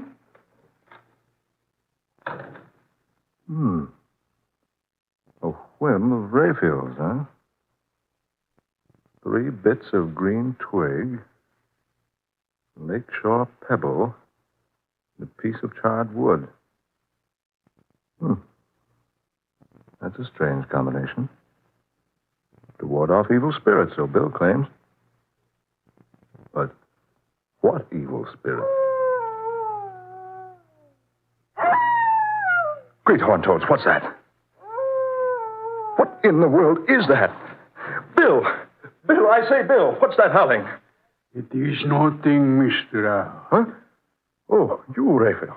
Nothing but a wild animal, howling in the night. What? That sounded like a wolf. Wolf? Mr. Howard. Yes.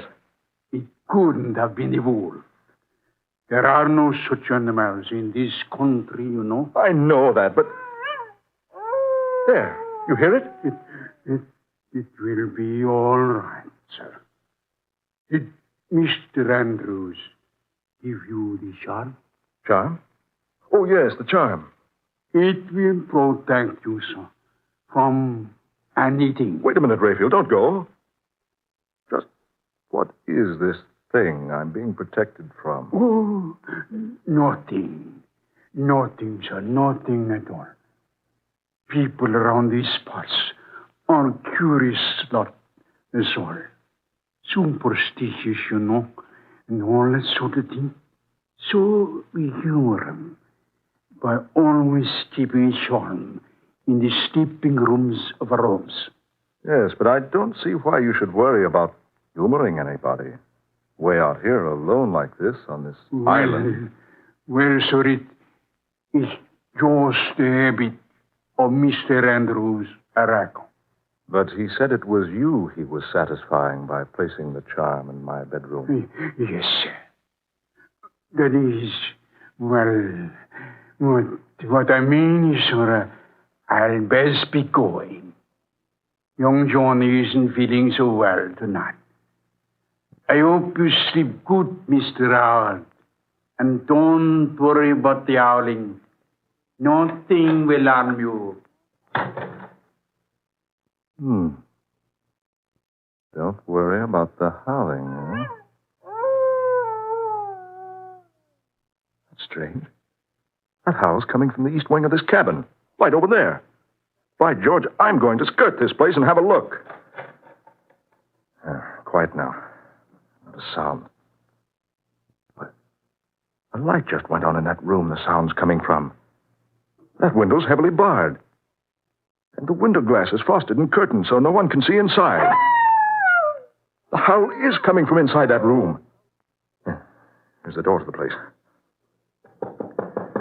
Oh, Bill. Bill, are you in there? Bill. Some animal in there, all right. Bill. Andrews, are you in there? Whatever it is, it's trying to get out. Bill. Bill, are you all right? Are you in there, old man? Bill, are you in there? Bill! Yes, Jim? What is it? I just wondered if you were all right. I heard that animal howling, and I thought that... Animal? What animal, Jim? Don't tell me you didn't hear it. You weren't by any chance dreaming already, were you, old boy? But the howling came from inside that room. Say, you have been hearing things. I certainly have. Just before you opened the door, I heard an animal sniffing and whining and scratching at the door. Oh, now, Jim. A joke's a joke. But I'm not joking. Well, come on inside and look for yourself, then. Does anybody use this room? Certainly, it's young Johnny's. He and Bill Jr. had the room together before we lost Bill Jr. Bill? I'd swear there was an animal in here a moment ago. Normally, Jim, I'd be a little confused by what you're saying. Well, the long trip, the worry about your baby daughter... Look, there on the door. Long, deep scratches, like an animal's nails would make. Oh, those. Jim, those marks are ancient. The boys used to own a collie dog. We don't have him anymore. We used to shut him up in here sometimes, and he'd scratch on the door for someone to let him out. And what's this? Bill, what is this? A long, heavy chain, securely fastened to the metal bedpost, and a huge leather collar on the other end. Yes, that was the collie's chain and collar. We've never removed it from the bed. We'd chain the dog here at night to protect the boys. But look here. Fresh blood stains on the collar, and little wisps of grayish fur. Jim, forget it. Those stains aren't fresh. That dog hair has probably been there for ages. Yeah. I suppose so. But why the bars on the windows, Andrew? Just a protection for the children. Well, come on the living room, old man, and let me get you a drink. Call it a night, shall we? Yes. So I suppose we'd better. Maybe a little sleep will do everybody a lot of good.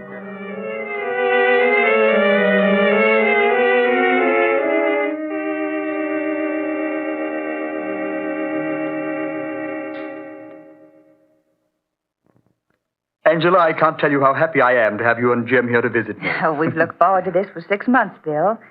I envy Jim for having a week's head start on me. Oh, we really like it here, Bill. Baby asleep, dear? Yes. And it's time we had some rest, too. And that's my hint to clear out. Oh, no. Oh, I forgot. I'm going over to the mainland. I'll be back by morning. Anything wrong, Bill? Oh, no, not a thing. Jim, may I ask a favor? Certainly. That watch charm you're wearing, solid silver, isn't it? Why, yes, it is. Do you think you could give it to me? Give it to you? Why, of course. I have a very special reason for wanting it. I wouldn't ask for it if I didn't have. Here you are. Thanks, old man. I hope I can return it to you. Well, good night. See you tomorrow. Good night, Bill. Jim, why does Bill act so strangely? I don't know, dear. I wonder why he wanted that silver watch charm.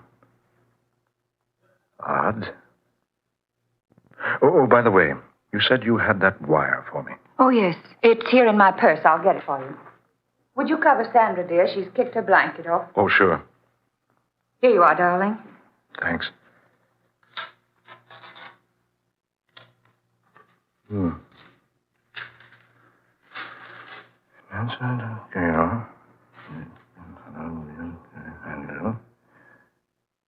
Say, Angela. Yes, dear? Listen.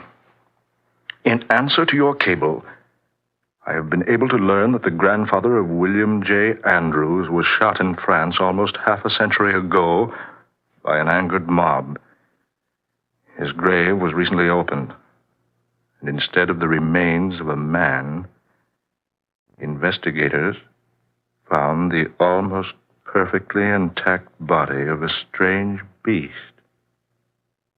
somewhat resembling a wolf. Jim, no. Just what I thought.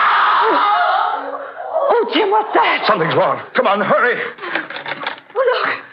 Look down the doorway of that room with the bars at the windows. Some animal running out there near the edge.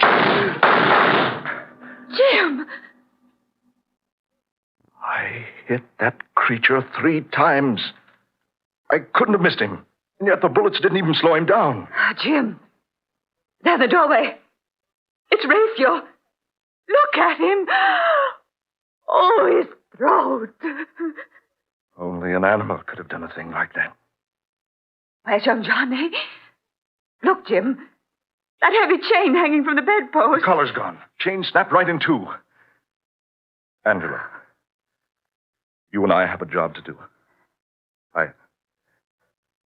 I hate to ask you to do this, but I think you've got the courage.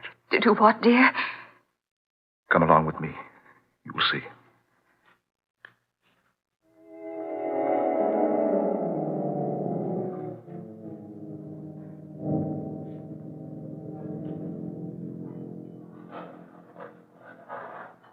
You about ready to get the lid off the box now? Oh. Steady, Angela. Steady. Oh, this seems terrible. Desecrating Bill Jr.'s grave like this. Digging up the casket. If I'm wrong about this, well, we'll see. Hand me that bar. That's it. Now, hold the light over here now, Angela. Just another nail or 2.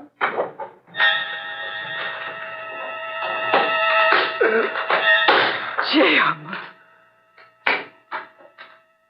Just exactly what I thought. That's not a boy's body in that casket. It's what was Bill Jr. But look. Woolly fur all over it. And that head and face. Like a dog's. Like a wolf's. Oh, Jim. Young Bill Jr. died. A werewolf. His great-grandfather before him had the same disease. That's why Bill Jr. died so mysteriously. That's why Andrews had to leave the mainland to move out here. And all the while, he's been studying, trying to effect a cure. The hair on the palms of young Johnny's hands. Not wanting me to shake hands with him. Now I see why Bill was so insistent about the charm of twigs, stone, charcoal. My watch charm. A silver bullet. Jim! That howled again. That's coming from our room, Jim. Come on, hurry. Hurry. Look, there's no light in the room. We left it on, didn't we? Oh, yes, we did. Oh, Jim, hurry. There. The light went on. Look out, dear. Let me in there. Oh, locked. This door's locked. Who's in there? Open this door. Open up. Oh, Jim. Open up this door. Open up, I say.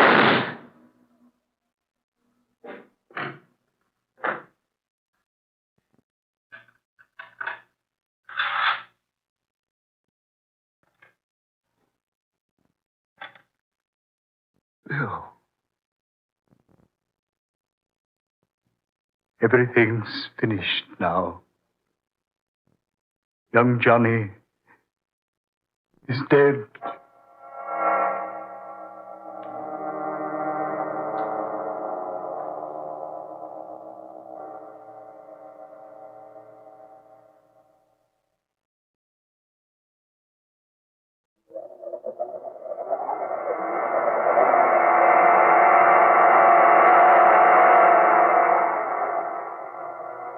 Dark fantasy.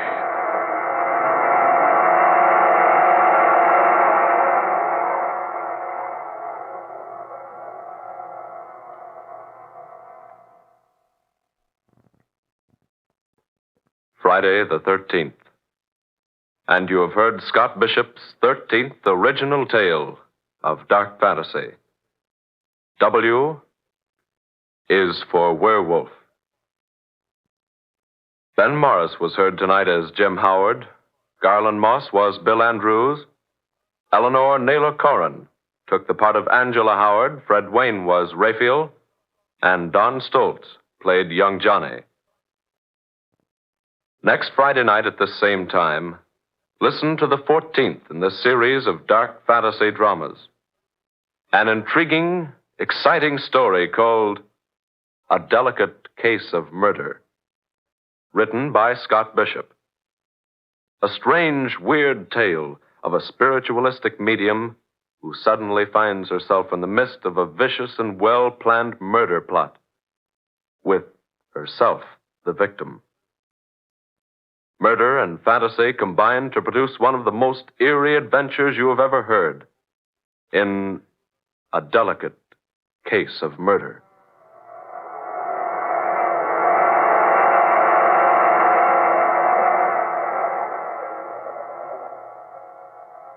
Tom Paxton speaking. Dark Fantasy comes to you each Friday night from WKY, Oklahoma City. This is the National Broadcasting Company.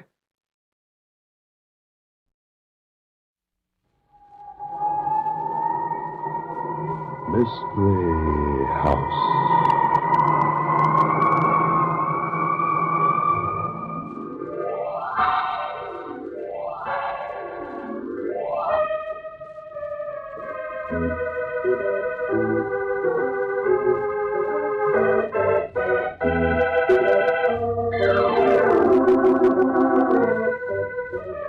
Mystery House, that strange publishing firm owned by Dan and Barbara Glenn, where each new novel is acted out by the Mystery House staff before it is accepted for publication. Mystery House.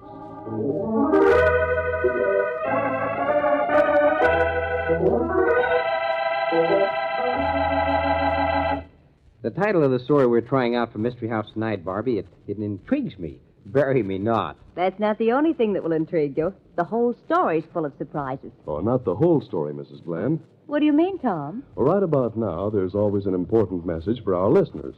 And here it is. Listen.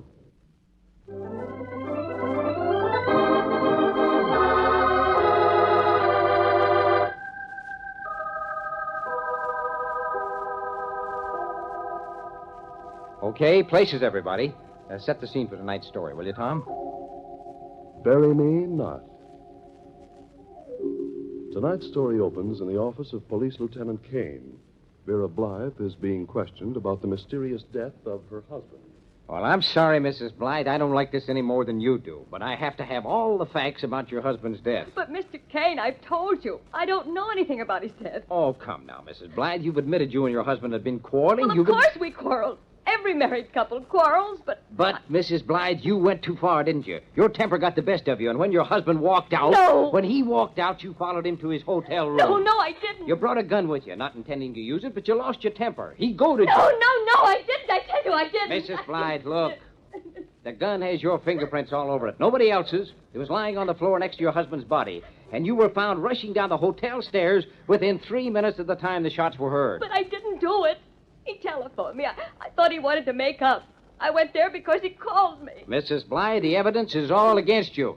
You went to his hotel room and asked him to come back. Your pride was hurt. Or if either of you were to walk out, you wanted to do the walking. So you tried to get him back. No, I didn't even know where he was until he telephoned me. You went to his room and he only laughed at you. He told you it was all through. And because he was so calm, you got hysterical. And before you knew it, you had the gun in your hand. He was still laughing at you. So you pressed the trigger and fired at his laughing face. You couldn't take your hand off the trigger. The gun kept right on firing. And the bullets kept hitting that laughing face. Yes, you wanted to wipe that laugh away forever. And from the looks of the corpse, you just about did it. Oh, no, I couldn't have done that. I didn't touch the gun. I hadn't even seen it for a week. Mrs. Blythe, you're suffering from shock. We call it a form of self-hypnosis. That's why I'm trying to help you. I want to restore your real memory of what actually happened. Oh, maybe you're right. Yeah, I have been suffering from shock. I shouldn't let myself get hysterical. That's better. But, Mr. Kane, I didn't do it. You did? No, not again. Now, let's not go through all this again. Please, Mr. Kane. Let me tell you what I do know. Okay, go ahead.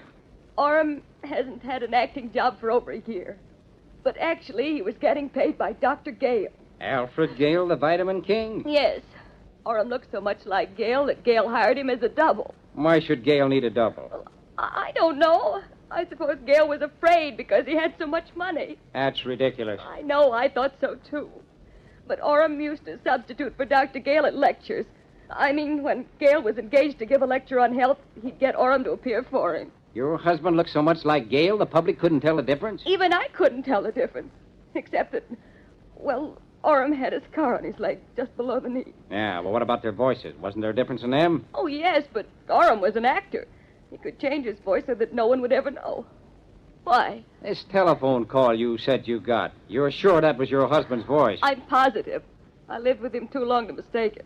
But I don't see what... Well, if you didn't kill your husband, then somebody else did. Now, I don't say I believe you, Mrs. Blythe, but it's just possible that this Dr. Gale did have a reason to be afraid. What do you mean? Well, supposing Gale had some enemies, the killing kind. If somebody told them that Gale had checked into this cheap hotel, they'd have seen that as a perfect chance to do away with him. You mean maybe Gale had whoever these men are tipped off that he was registered under Orem's name? I said maybe. Now, look, can you identify your husband's body, if it is his body, by that scar on his leg? Yes, but that won't prove... No, it won't prove anything. But it may make it a little easier to get Gale to sing. Granted, he knows something about this. But nothing. We're going to the morgue right now.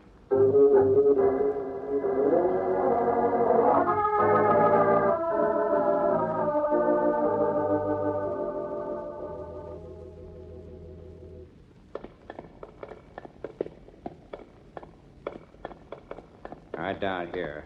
Now, just because this is a morgue, don't go pulling any flopperoo on me. Well, Oh, this is ghastly. I don't... Now, stay on your feet, Mrs. Blythe. Now, you want to get to the bottom of this thing, don't you? Oh, yes, but please hurry, Mr. Kane. I can't stand this awful place much longer. Ah, here we are. Here's the body. Now, just one look. Now, which leg did you say the scar was on? The right. There. What did you... What is it? I can't see in this light. He's gone. What? Yeah, the body's gone. There's nothing here. Just a sheet and an overcoat. What? Oh, no. Oh.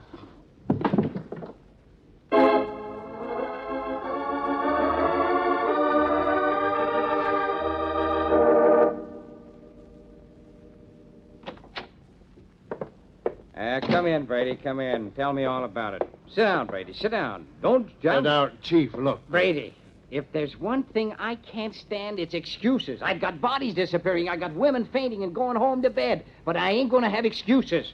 Now, I want that body, Brady. Now, where is it? Chief, I'm trying to tell you. Don't try to tell me, Brady. Just tell me. Where is the body? Where? Chief, it's... Don't tell me you know where it is, Brady. No, don't do that. That'd be too much. Why, it's only 4 hours since it disappeared. Now, you couldn't possibly have found it in 4 hours. Now, could you, Brady? Well, the body ain't disappeared, Chief. I've been trying to tell you. What? Now, Brady, look. I'm a patient man, Brady, but I'm not going to stand for any tomfoolery about this. Now, where did you find it? That's all you've got to tell me. Where did you find it? In the morgue. What? Yeah, I've been trying to tell you. It was in the morgue all the time. Yes.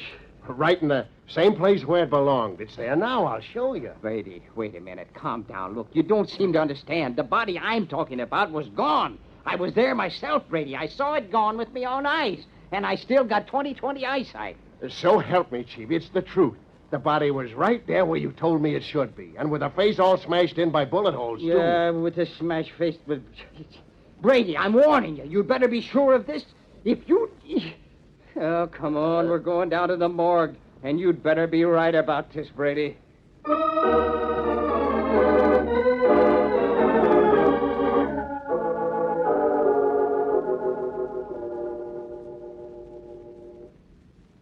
You see? Here it is. Yes, I see, Brady. I see. But confound it, I'm too young a man to be having hallucinations. That body was not there when I was here with Mrs. Blythe. Now, Chief, the guy in the office says it was there all the time. The guy in the office said, I don't care what the guy in the office says. It was not there. Now, that I'm sure of. Now, let's have a look for that scar. If the scar is there... What scar? The scar on his right leg. Mrs. Blythe says her husband had a scar on his right leg, just below the knee. You mean you think there are two guys with their faces bashed in like that? Yeah, here it is, below the right knee. Yeah, must be Orm Blythe, all right. Well, I hope you're satisfied. Satisfied? I'm a long way from satisfied. I want to know who pulled the hocus-pocus on that disappearing body. You know, Chief, sometimes I think you're getting old. I'm a lot older than you're going to be unless you get... Pull that sheet back over him. The way that face is mangled gives me the creeps. Yeah, you're also getting soft. Shut up and come on. Yeah, where you going? To talk to Mrs. Blythe.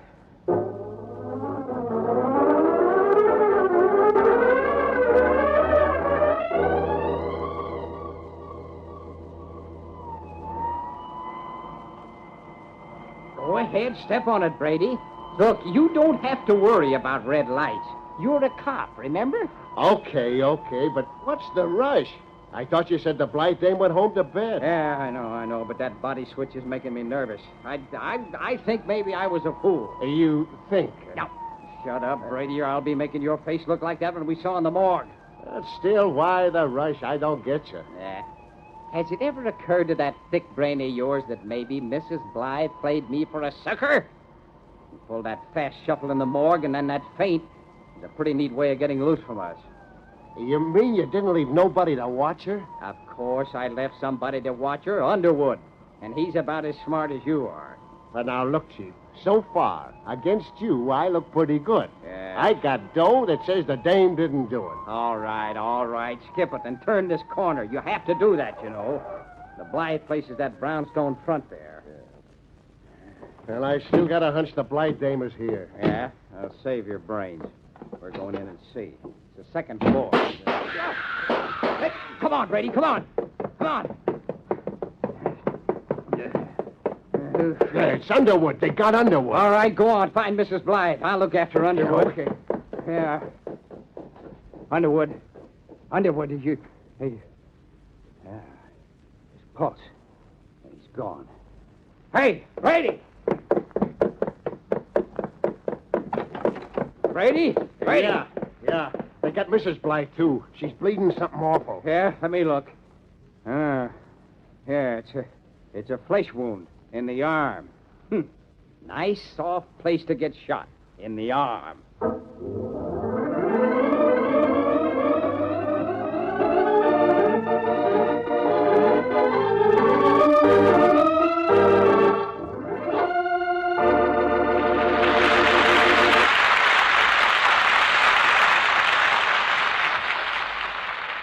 Yes, the plot thickens. Mrs. Blythe, the only real suspect Lieutenant Kane had, has been shot by an unloyal assailant. Or was she? Kane is right in casting suspicious glances at Mrs. Blythe. There might be more to this shooting than appears on the surface. At any rate, the second act of Bury Me Not will prove whether Kane's guess is right.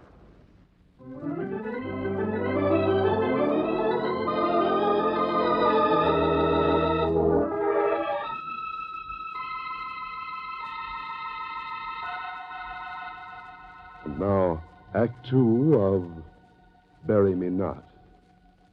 Lieutenant Kane, back at his office, has called in the much-discussed Dr. Alfred Gale in the hope of finding some new clue to clear up the mystery surrounding the death of actor Orem Blythe.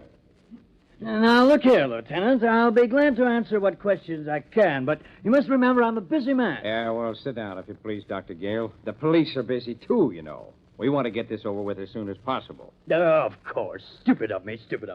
I must be more patient. That's part of what I call my manifesto of health. Patience. Must learn to use my own advice, huh? Well, we have to get information about the persons who've been threatening you. Threatening me? What do you mean, threatening me, Lieutenant? Now, look, Doctor, we know you hired Orem Blythe as a double. That's true, isn't it? Yes, but... Mrs. Blythe believes you used her husband as a decoy against somebody who wanted to kill you. What's that? Ridiculous. Man in my position, respected, loved, ridiculous. Not quite, Doctor. You had a reason for having a double. What was it? I'm a busy man. Too busy. Appointments, lectures, my vitamin business. Too many demands on my time. Forced to have someone to pinch hit for me. Someone who could deliver my lectures and gain the same confidence from the public as myself. Obvious, isn't it? Someone who looked like me. A spitting image of me, eh?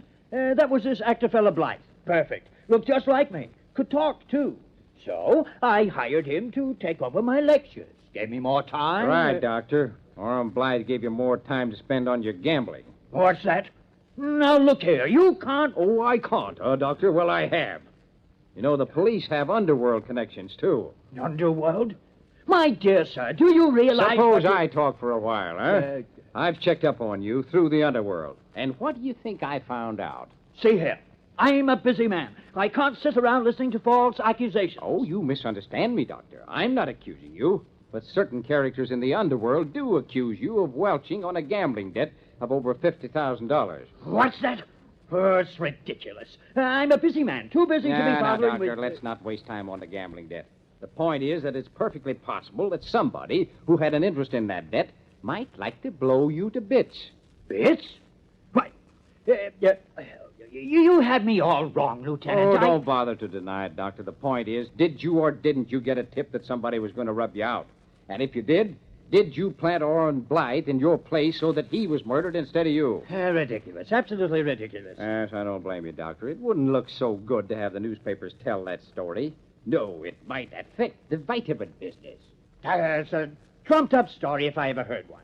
That actor fella was always having trouble with his wife. Told me so himself. Obvious his wife did it. Murdered him in cold blood. Isn't that the expression? You're a detective, too, huh? Well, then how do you explain the fact that Mrs. Blythe was shot, too? Obvious. Trick. She deduced you were suspicious of her. Shot the policeman, then shot herself. Made it look like she'd been attacked. Found it easy to confuse you. Well, as simple as that, is it? Yes, simple. Well, we'll see, Doctor. In the meantime, I'm going to give you a little protection against your gambling friends. Protection, eh? For me? That's right. Sergeant Brady is going to go with you, and he's going to stay with you, just in case... I assure you, Lieutenant, that it's absolutely unnecessary, absolutely. Oh, just a little service from your police department. I protest. It's an imposition. On who? On me, of course. You don't seem to understand, Lieutenant. I'm a busy man, too busy to be worrying about policemen. You won't have to worry, Doctor. That's what Brady's paid to do. In the meantime, Mrs. Blythe and I have some unfinished business with the corpse. Corpse, huh? What do you That'll be all now, Doctor. You'll find Sergeant Brady just outside the door. Now, look here. Good day, Doctor.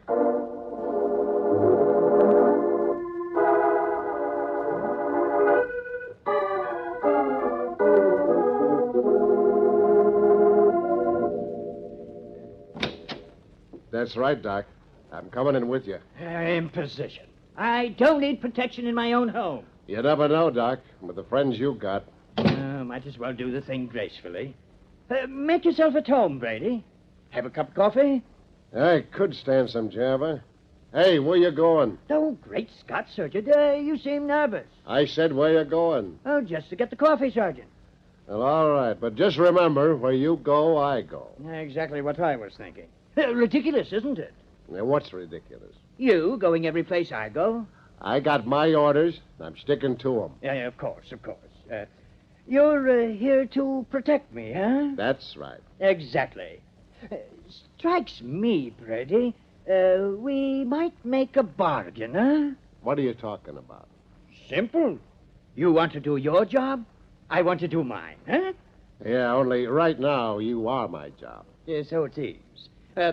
Occurred to me, though, we might make our jobs easier for both of us. Now, what do you mean? Simple. I can't do my job with you gazing constantly over my shoulder, and I fear following me every step is going to prove irksome to you. Maybe so, but that's the way it is. Suppose you were to... Listen, Doc, I know what you're going to say. Only it's no deal, see? No matter how busy you are, I'm sticking with you. If your friends take another crack at killing you, I'll be ready for them. And then... Hey, who turned out them lights?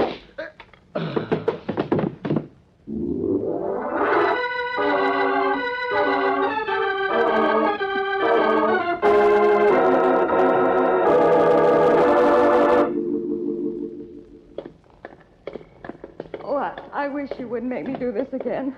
This is the most horrible place. Well, now, really, Mrs. Blythe, this time it'll only take a minute. But I want you to see that scar, just to be sure the body is your husband's. Isn't this the place? Yeah. Should be right here. Let's take you. Now, what is it? Oh, no, not again. They can't do this to me. What is it, Mr. Kane? What? No, you look. Tell me I'm wrong. Tell me I can't see anymore. What? What? It ain't true, is it? There's nobody there. Tell me. Go on. It is gone. Come on, we're going to... But, Mr. King, are you sure? Couldn't the body have been moved? Maybe this isn't the right place. Oh, no. I made sure of that when we came in here. They swore up and down it was there right where it belonged. Now there isn't even an overcoat under the sheet. Oh. No, you don't. Now, you can't faint on me again, Mrs. Blythe. Come on, we're getting out of here. I don't understand. Neither do I, but this time I know you didn't do it. Now all I get to make sure of is that Brady was watching Dr. Gale.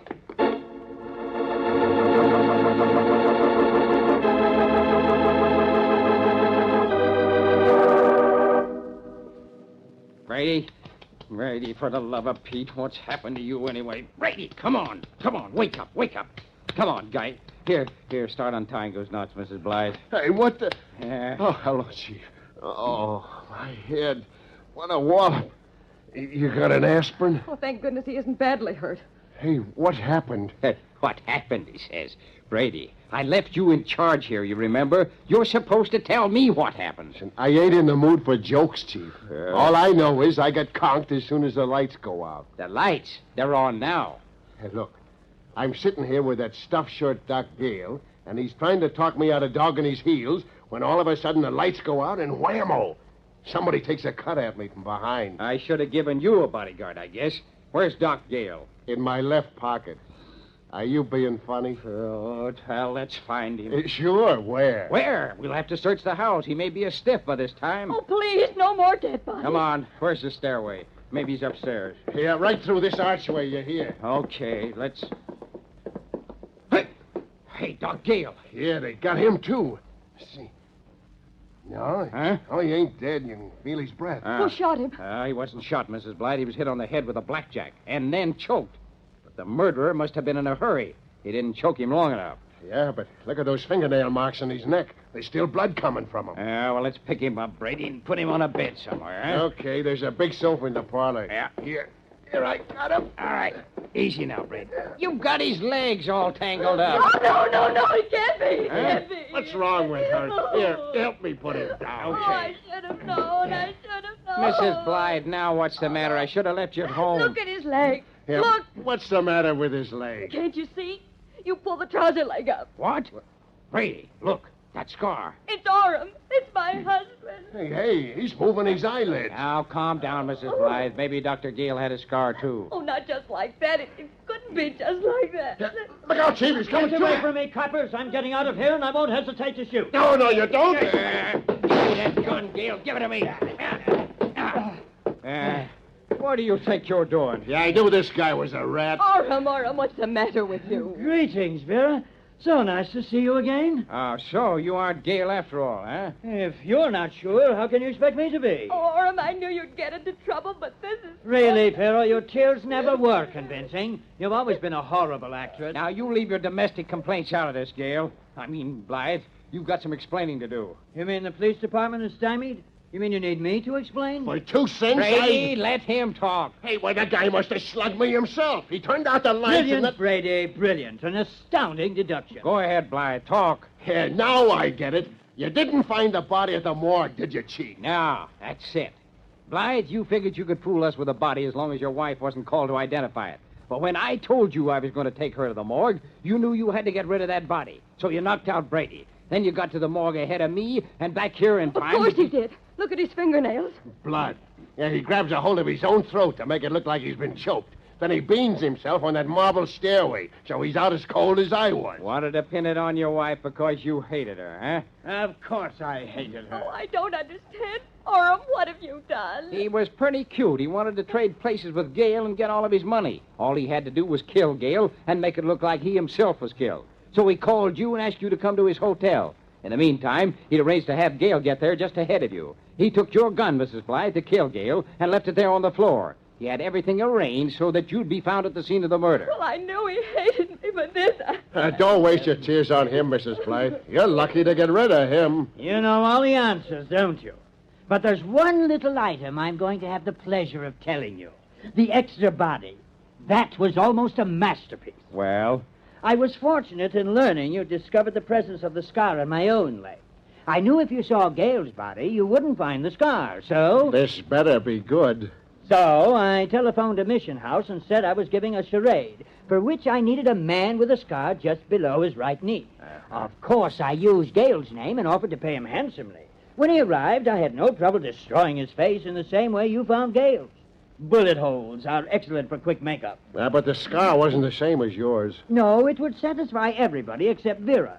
That's why you got to see the scar and she didn't. She didn't, yeah. Thanks to you killing a good cop and winging her. Of course. I couldn't let her see either body. 2 bodies, and you thought there was only one. 2 bodies? Well, I'll make you a little bet, chum. There's going to be another one. Yours. And this time there'll be plenty of witnesses.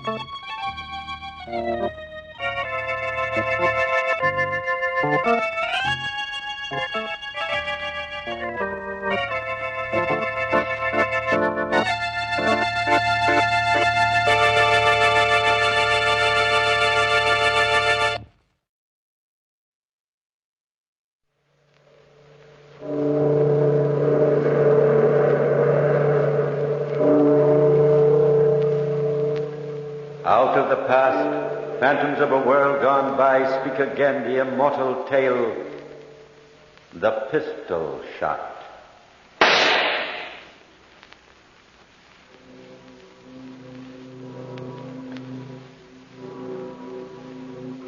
Listen, the bells. They toll the last requiem of Count Peter Markov upon the still, wintry Moscow air. This is the end of a brave and loyal man. Soon the body will be carried down the church steps and into the black hearse.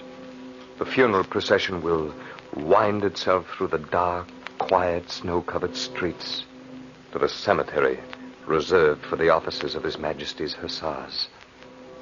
I shall wait here in front of the church until they carry the coffin out. I shall follow in the funeral procession and watch with bared head while they lower the body into the grave. Yes, this is the least that I, Captain Nikolai Silvio, could do. After all, Markov was my friend. Yes, my very good friend. We were always together as we were 5 years ago on that night when...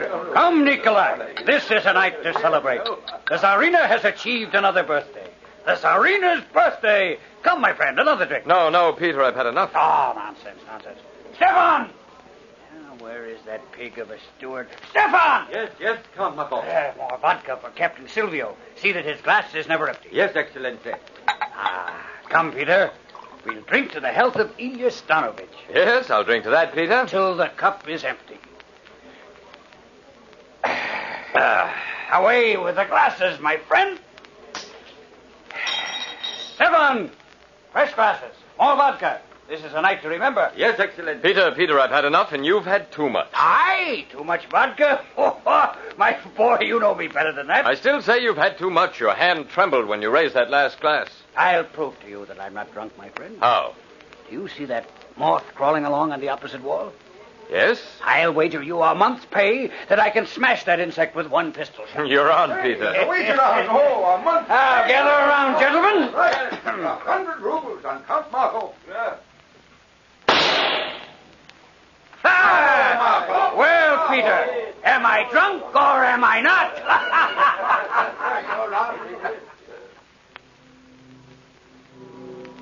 This was Markov, my friend, 5 years ago. A devil with a pistol and a devil with the ladies. He loved life then, did Markov. And I loved the ballet dancer, Ilya Stanovich. She was like a flame across my heart. When I danced with her, it was like walking on air. Her beauty was rare, exquisite, almost timeless. All I waited for was another promotion in rank before asking for a hand in marriage. One night, shortly after my pistol wager with Count Markov, I stopped at Ilya's apartments. She did not expect me, and it was rather late. As I got out of my carriage, I looked up at Ilya's window on the second floor, and what I saw there froze my blood. Framed against the blinds were two shadows, the shadow of a man and a woman in close embrace. I hid behind a door on the lower floor and waited. And soon I heard the upstairs door open. Peter, you must be careful. Nikolai must not find out. Oh, Nikolai? Nikolai suspects nothing. Ilya, my dear. I don't know. I'm afraid. We can never let Nikolai know. Never. But you will let me come again. Oh, yes. Yes, Peter. Peter, we'll never let Nikolai know, will we, Peter? You're lovely, Ilya. Lovely. Good night, Peter. Good night, Ilya.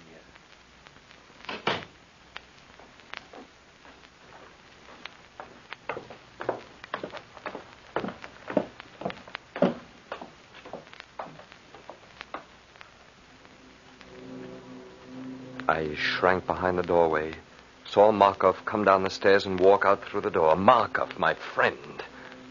A cold anger gripped me, shook me as a terrier shakes a rat. I saw a blood-red mist, and in it was framed two faces, the faces of Ilya Stanovich and Peter Markov, laughing at me, jeering at me. But instead of causing violent action, my anger was cool, calculating. I cannot say that any plan formed itself in my mind then, but later, the manner in which things came to pass seemed to fit into a pattern begun at that moment. I walked slowly up the stairs. Who is it? It's Peter, my dear. I forgot something. Peter, Nikolai. Good evening, my darling. Oh, I... You're so beautiful, Ilya. So beautiful. Nikolai, what are you going to do? So beautiful. No. No, I would not know, for no one would ever tell me, would they, Ilya, that my beautiful one loves another instead of me. Nikolai, it's you I love. I swear it, Nikolai. Only you. But while my back is turned... Oh, don't turn away, Nikolai. Don't go away from me. Don't turn your back on me like that. Nikolai.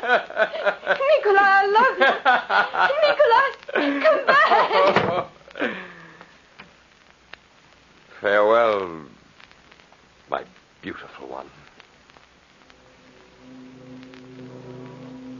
I closed the door and walked slowly away. My Ilya was left alone. And loneliness with a memory of happiness can be a poignant horror. Yes, it was punishment for such as she.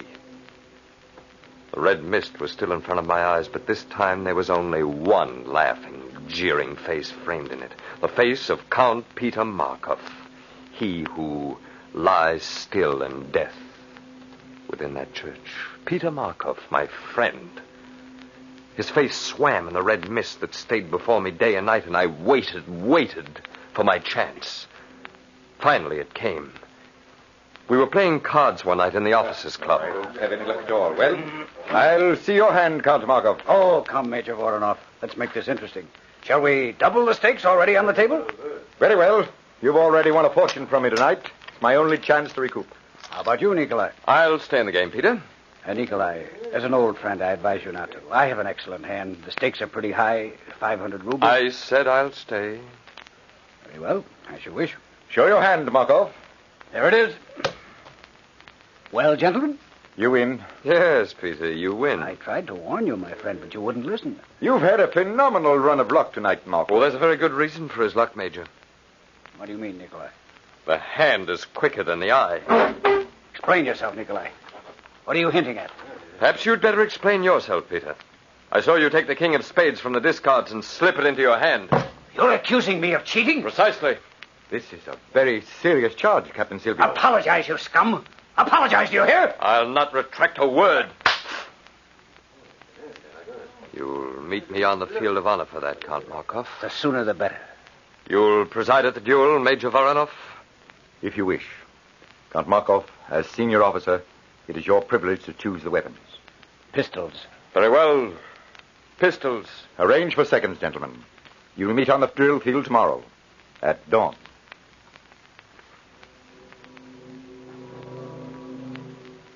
Now I had found the pretext for a quarrel. Now it would be either Markov or I. I couldn't go on any longer. The thought of what Markov had done to Ilya and myself was driving me mad. Either way, I thought, I would win. If I died, the madness that was eating my heart away would die with me. If Markov died, the madness would dissipate and finally vanish. Yes, either way, I would win. Of course, Markov was a crack pistol shot, but I had the reputation of being a good marksman myself.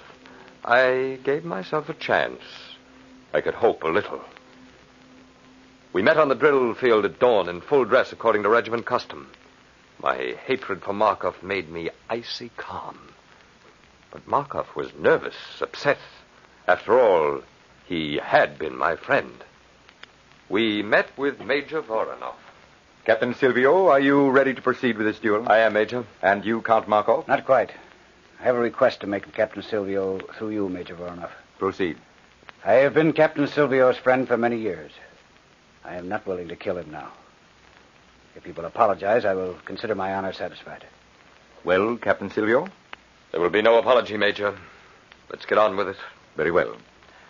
I shall toss a coin, and you, Captain Markov, will call the toss in privilege of your rank. If you call correctly, you will be entitled to the first shot. Is that understood? Yes, sir. Toss the coin. Call it, Count. Heads. Heads it is, Count Markov. You win first shot. Each of you, according to regimental rules, will be entitled to one shot. Is that understood? It is. Yes. Very well. When I begin to count, you gentlemen are to walk 10 paces in opposite directions. At 10, you're to turn and face each other. Then, Count Markov, you will fire the first shot. Are you ready? Ready. Yes, sir. 1, 2, 3, 4, 5, 6, 7, 8, 9, 10. Your shot, Count Markov.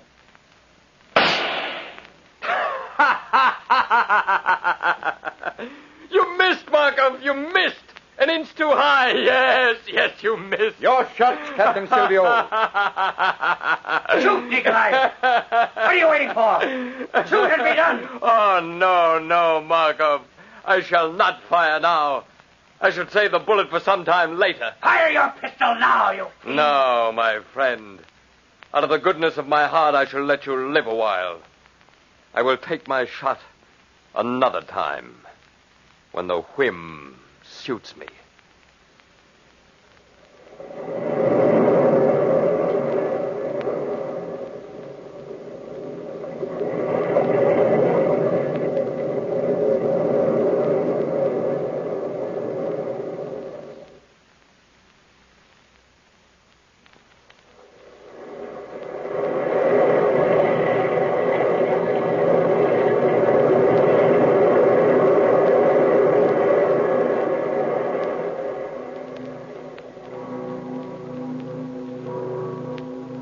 Still the bells toll on. The yellow light filters through the stained glass windows and spills onto the white snow outside in strange rococo patterns. Yes, an appropriate day for a funeral. A different day entirely from that fine spring morning that Peter Markov and I met again. It was our first meeting after the duel. According to Russian Army custom, we'd been transferred to different units. He to the 5th Lancers, I to the 9th Dragoons. I was enjoying a morning gallop through the park when I came upon an officer and a lady resting their horses. I recognized the officer instantly as Peter Markov. Nikolai Silvio. Yes, Markov, we meet again. I wondered where you've been these 3 years. On duty in the Crimea. But I've kept trace of you, Markov. I've been looking forward to seeing you again. Peter, aren't you going to introduce me to the captain? Oh, yes, of course, yes. Maria, allow me to present Captain Nikolai Silvio. Maria Oblensky. Delighted. How do you do? Are you by chance related to General Oblensky, mademoiselle? Rather closely, I would say, Captain. He's my father. Oh, indeed. Mademoiselle, I am honored. Have you known Peter long, Captain? Oh, yes. We're old friends, aren't we, Markov? Yes, of course. Maria, would you excuse Captain Silvio and myself for a few moments? Why, yes, but what... I'd like to talk to him privately. Oh, some deep, dark soldier secret, no doubt. Very well, Peter. Go and have your talk. With your permission, mademoiselle? Of course. Let's leave the road, Nikolai. There's a little grove of trees over here. You're enjoying good health, Markov? Excellent, thank you. I'm delighted to hear it. They tell me in the barracks that you've been paying constant court to the General's daughter. Yes, that's true. An excellent prospect, my friend. I'm glad for your sake. You know how interested I am in your future. Look here, Nikolai, I can't stand this any longer. My dear Markov, what are you talking about? You know very well. That shot you're saving for me, when are you going to use it and be done? Why, to tell you the truth, Markov, I hadn't given it much thought. How long are you going to taunt me like this? What kind of revenge do you want? Haven't you had enough? But you know how this eats into a man's mind, his soul? To live in the shadow day after day, night after night, waiting for your whim. My dear fellow, do we not wait for all things? Even death? I am not afraid to die, Nikolai. I have faced death before. But I cannot face this waiting, this uncertainty. I owe you a debt. One pistol shot. Measure off the paces and collect it now, I beg of you. Oh, no, Markov. It does not suit my fancy. I'm not ready yet. How long? How long are you going to delay? Patience, my dear Markov, patience. The day is beautiful, and so is the lady. I suggest you go back to her. It's not proper to keep the daughter of a general waiting.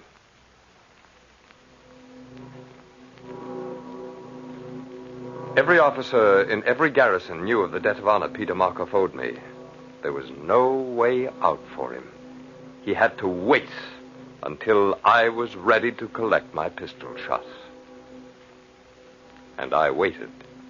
I made it a point to be at every public function Markov attended. I hounded him with my silent presence and saw him slowly crack. One night I went to the theater, took a seat in a box directly opposite that of Markov and Maria Oblensky. His eyes caught mine, froze in horror. Deliberately, I took out my pistol and cocked it. The lights went out, and the curtain went up. There, in the darkness, Markov and I could not speak with our mouths, but we did speak with our minds. Mariana, I had to talk to you. Yes? What is it? Mariana, you know... Nikolai, I know you're looking at me, not at the stage. Yes, Markov. And it's a fine play tonight, too. You have your pistol cocked and ready. You're not going to shoot me here in the theater, are you? I may, Markov. I can see your head framed in the dim light of the lobby passageway. It would be easy. So easy. You can't, Nikolai. Not here. Not while I'm with Maria. It would create a terrible scene. Perhaps. But if there's anything I love, Markov, it's the dramatic. I'll tell you what, my friend. There's plenty of time. I'll just sit here in the darkness and think it over. Perhaps I'll shoot. Perhaps not.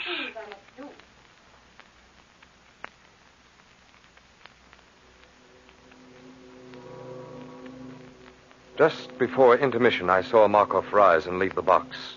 The minute the curtain went down, I hurried to the lobby. There I met Maria Oblensky. She was alone, and there was a frightened look in her eyes. Captain Silvio, Captain. Oh, good evening, mademoiselle. But where is Count Markov? He complained of being ill. He left suddenly. Oh, I'm sorry to hear that. Captain Silvio, something's wrong with Peter. He wasn't ill. He was frightened. I could see it in his eyes. They had a haunted look. Really, mademoiselle? Captain, you're an old friend of Peter's. Might I ask a favor of you? Of course, I'm at your service. Would you talk to Peter? Find out what's troubling him. He won't tell me. Perhaps he'll talk to you. It may be that... Then you'll talk to him as an old friend. Naturally, mademoiselle. As an old friend. I shall be delighted. What a twist.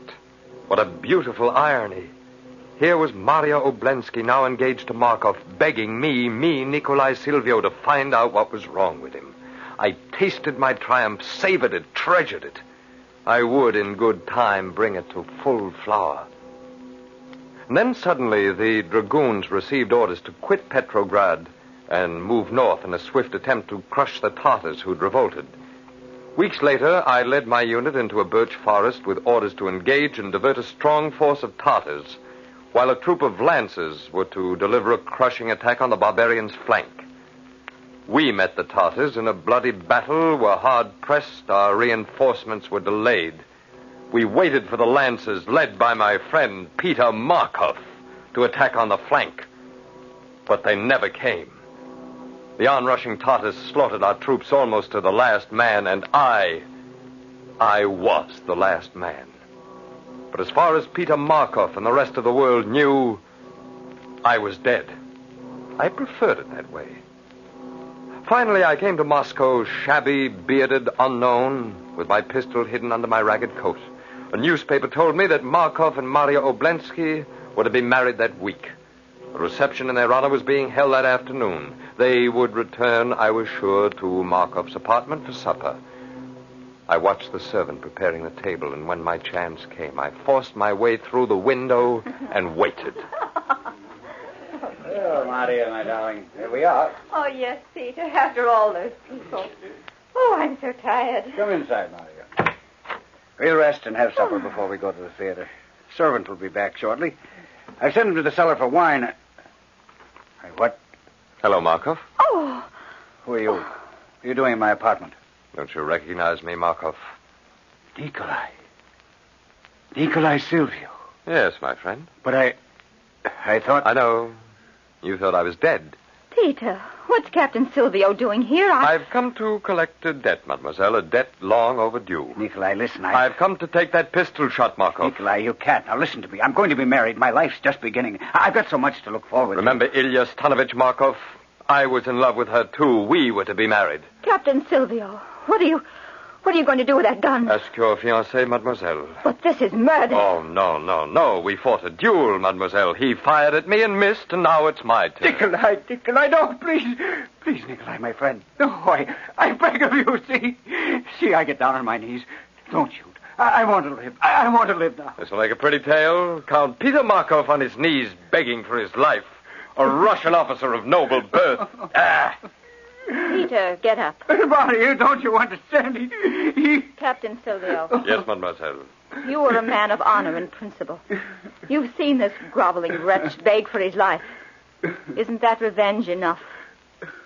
Yes, mademoiselle. You're right. I cannot kill him now. See, I place my pistol on the table. My honor is satisfied. Thank you, Captain Silvio. I bid you good evening, mademoiselle. Wait, Captain. I'm going with you. What? Maria, you gone mad? You cannot go. Stay with me. I will never marry you, Peter. To live with a craven coward like yourself. Yes, to bear your children would be intolerable. Shall we go, Captain? Very well, mademoiselle. Maria, in the name of heaven, Maria, don't leave me. Don't leave me. Believe me, Mademoiselle Oblensky, I'm sorry. No, Captain. You need not be. You've done me a service, and I'm grateful. Oh! What was that? Markov! Oh! Markov, what is it? What have you done? Nikolai, I picked up the pistol you left. I hardly touched it.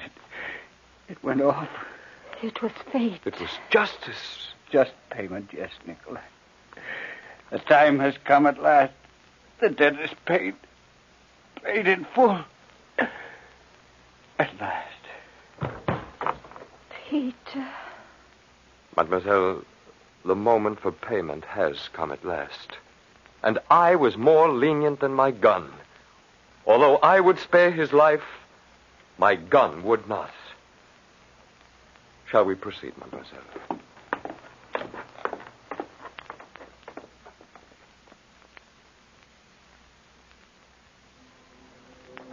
The eulogy to Markov is over. They're opening the church doors, the pallbearers are carrying the body out, and the church bells seem louder. I shall follow the funeral procession, of course. I shall watch with bared head while they lower the body into the grave. Yes, this is the least that I can do. After all, Markov was my friend.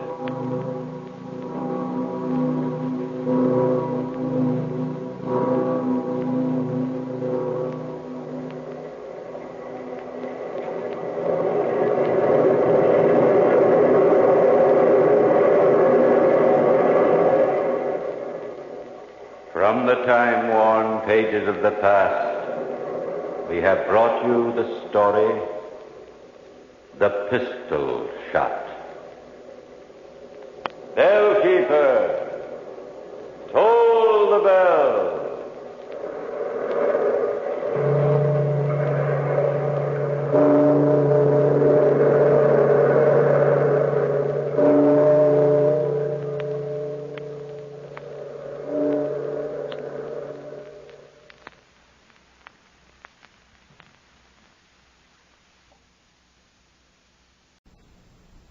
The Whistler.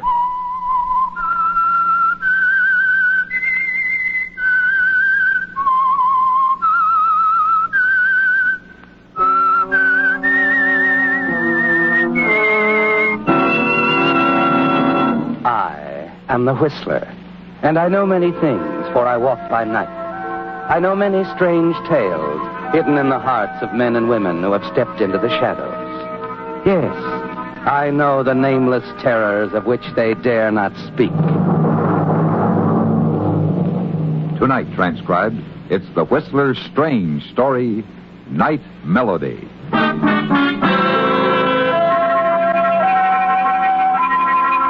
Marshall's hand shook as he dialed Helen's number from the phone in the drugstore a block away from the apartment. He realized he shouldn't be calling her now of all times. She knew he was coming back tonight, knew every step of the plan.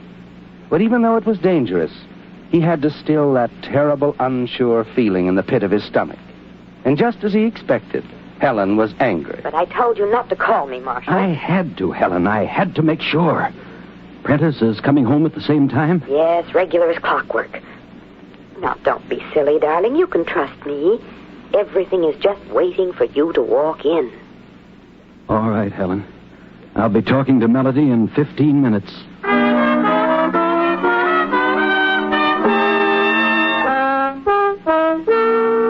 Well, Marshal, darling, same as ever. Always doing the unexpected. Surprise? Well, after all, to have you barge in on me this way at 1 a.m. while I'm supposing you're in Phoenix. I think I know why you've come. Oh? You're going to say goodbye, aren't you? You're very direct, Melody. Why not? I haven't put much stock in these business trips of yours, you know. Who is she, darling? Anyone I know? I think that's beside the point, Melody. Of course. Only feminine curiosity. But whoever your new playmate is, Marshal, I hope she has money. Because you certainly won't get any of mine. We're just talking to my sister this Helen? evening. I don't have any other sisters, dear.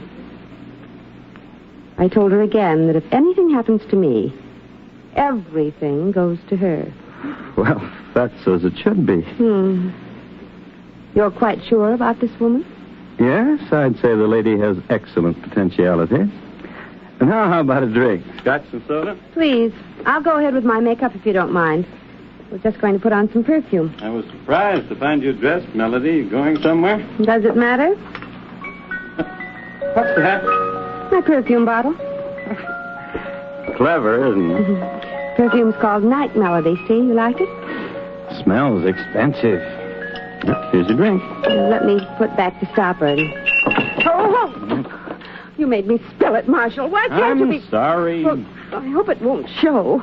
All over my new suit. It doesn't have to show. You don't like it, do you, Marshal? You never liked anything. Please, Melody, we're good friends, remember? Here. Oh, all right. To the future, huh? To the future. Ooh, I've never tasted anything quite so strong. Almost like... What is it, Marshal? Marshal, what have you done to me?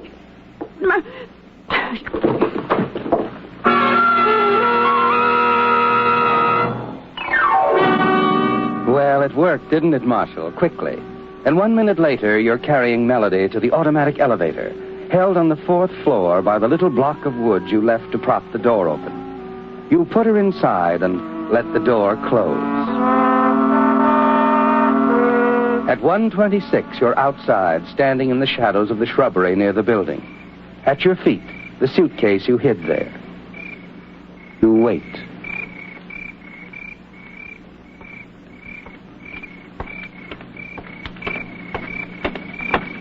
Well, Mr. Prentice. Oh, Blake. You startled me. Didn't know you were coming along the sidewalk. Been trying to catch up with you for a block. Oh, suitcase, eh?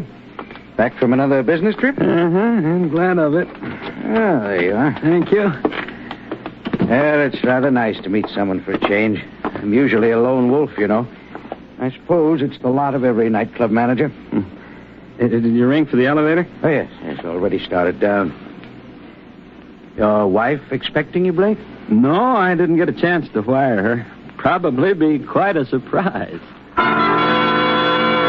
And it will be quite a surprise, won't it, Marshal? Yes. You'll probably have to pick Prentice off the floor when that elevator door opens and he sees what's inside. But most important of all, Prentice will produce an alibi no one could possibly break down.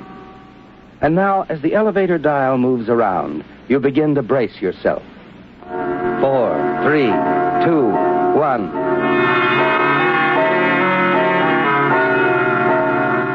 You're ready now, waiting. Prentice slides the door back. The elevator is empty. Well, what's the matter, Blake? Step in. There's plenty of room.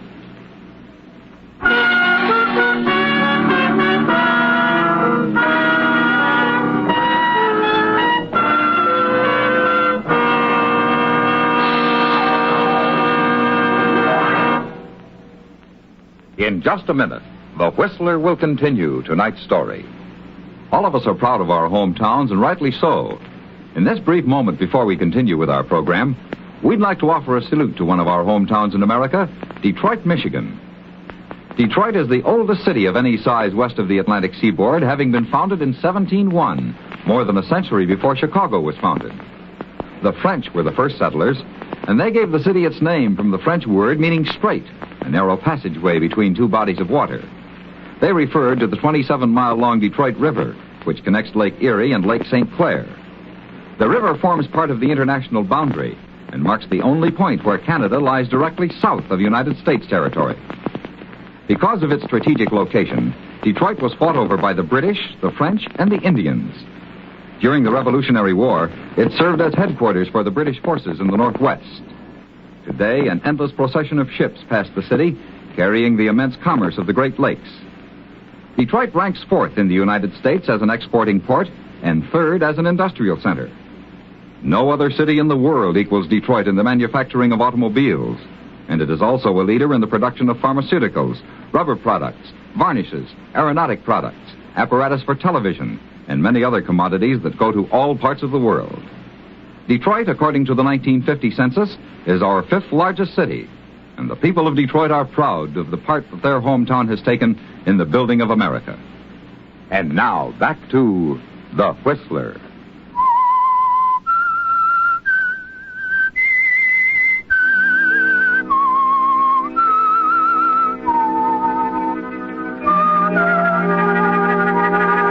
You stand there at the door of the elevator like an idiot, too stunned to speak.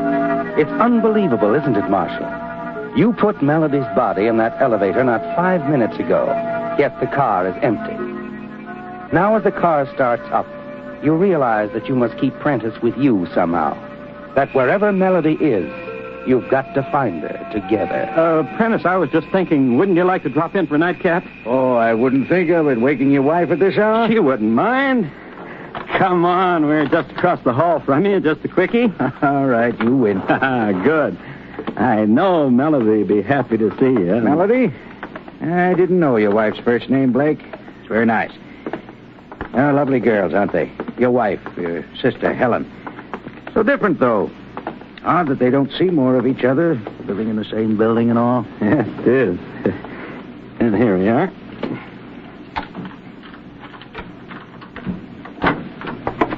Melody, darling, I'm home. Melody, She's not here. She's not in the apartment. There's an overnight bag next to the divan.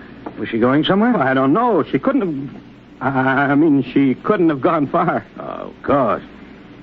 Well, Blake, what about it? Huh? About what?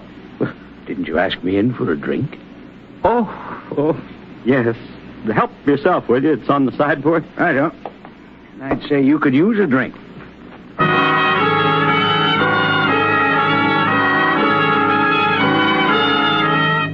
It's almost more than you can bear now, Marshal. She wasn't in the elevator. She isn't in the apartment. She's dead. You're sure she's dead. The heavy scent of her perfume in the room makes you almost feel her there, watching you. The minute Prentice goes and his door closes across the hall, you start to search the halls on the 4th floor, and then hurry down the stairs to the 3rd floor landing. Suddenly, you stop. The perfume again. The feeling that she's near you. But she's not, is she, Marshal? Frantically, you cover the 3rd floor, the perfume seeming to follow you everywhere, to fill the air around you with her presence and her brittle, mocking laugh.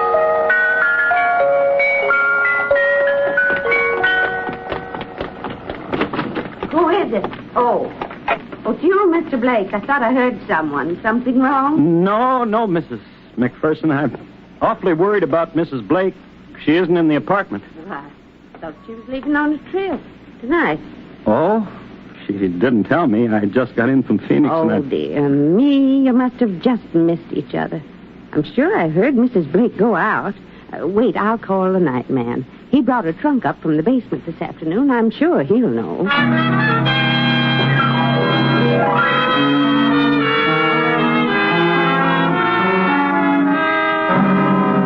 You say you saw Mrs. Blake leave the building a short time ago, Mr. Novello. What did he say? The night man saw her leave, about 1:30 or so. Wait a minute. What is And she was carrying her overnight bag? I see. Well, thank you, Mr. Novella. Good night. Overnight? Tell me, what did he say about... She was carrying it with her. But the bag, Now, there's nothing to worry about. Mr. Blake, come on. I'll fix you some tea. Only take a moment. That perfume. Why, it's here in your apartment, too. Isn't that odd?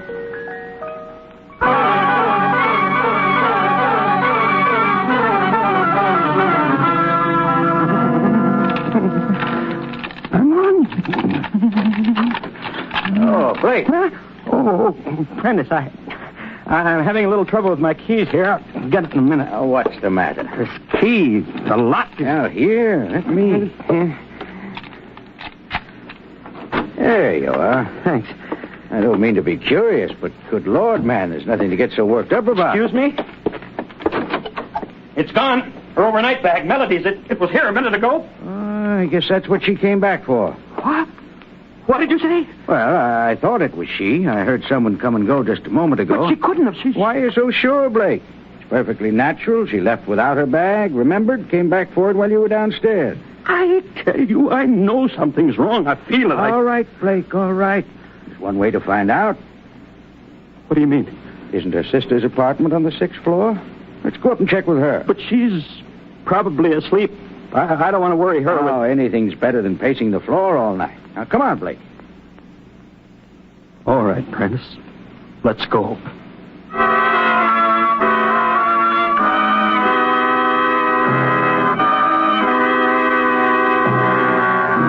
And that's not on the program either, is it, Marshal? You're too bewildered to even think now, as Mr. Prentice guides you up the stairs to the next floor and Helen's apartment.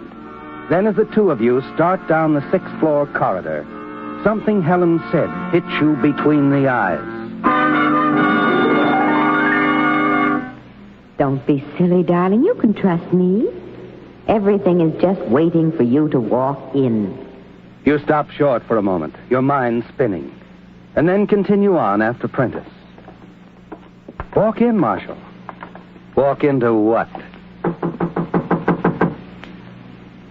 Poor girl's probably sound asleep. Go ahead. Try it again.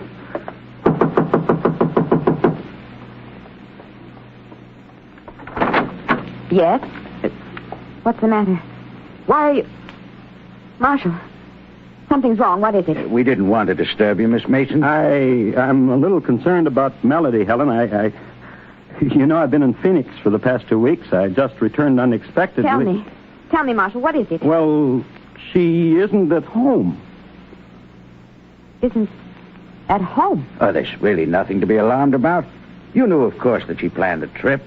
I can't seem to convince Blake here Please, Prentice, would you mind if I talk to Helen alone? Not at all. Good night, Miss Mason. Sorry to have disturbed you, but poor Blake Oh, of here... course.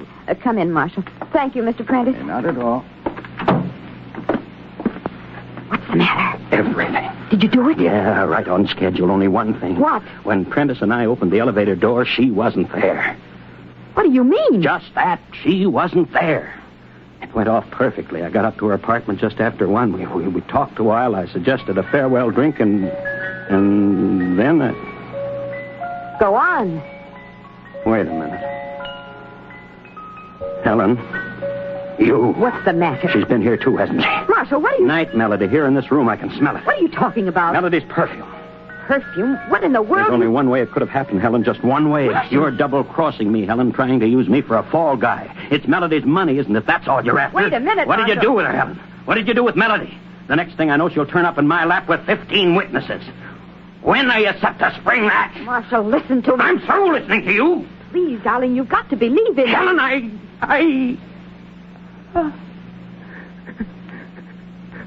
Helen, I couldn't believe it. Listen to me now. I know we're in this together. There's only one way we can win.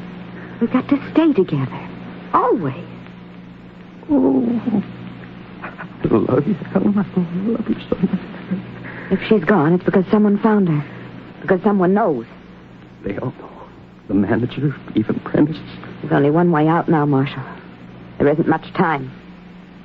What do you mean? They do know, darling. But they don't know enough. If they did, they'd be here by now. We've got to get out of here. When? Right now. My car's down in the basement garage. You can be out of the state by daylight. You know what that means? Yes, Marshal. I know what that means.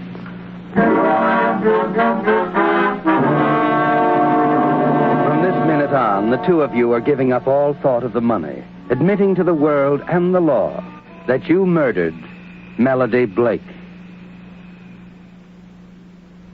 That's it, Marshal. Get the elevator door. Huh? Oh, yeah. Car's over here. So dark, I can't... Take my hand. Is there anyone on duty? The night man's working upstairs, I think. Hurry, darling. What's the matter? Helen, look. On the table over there under the window. Where? I don't see it. I don't understand. They brought her down here. Melody. Melody, you are dead, aren't you? You are dead. I'm afraid she is. Oh, Mr. Blake, it's awful. I had no Please, idea when Mrs. I talked to... McPherson. Who are you? Lieutenant Brackett, homicide. Mrs. McPherson called us. But why? What are you doing here? I don't think it's necessary to explain that. Surprised, Helen? Marshal, Stunned, aren't you? Right out of a clear sky. You had no idea. Hey, darling, believe me, That's the trouble. I did believe you. You should have had better sense, Helen. It won't work, you know. It's the wrong kind of a frame. There's still two of us. Stop, Two of us, Helen, you and I. Did you get that, Lieutenant? Two of us. I didn't kill her. I was the machine, the dummy. She pulled the strings. You don't know what you're saying. Shut up! I'm pulling the strings now, all of them. All right, officer, make yourself comfortable. I've got quite a story to tell you.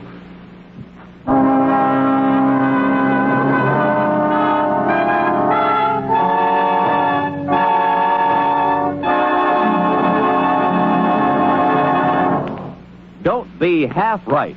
Use Usafi. Are you planning to build your own home? How about the roof? For example, do you know how many planes there are in a gambrel-type roof? 2? No, that's only half right. Brush up on your architecture. Tell your I&E officer you want to study with the United States Armed Forces Institute, USAFI. It's easy. It's simple. If you don't want to be half right, use USAFI. And now back to The Whistler.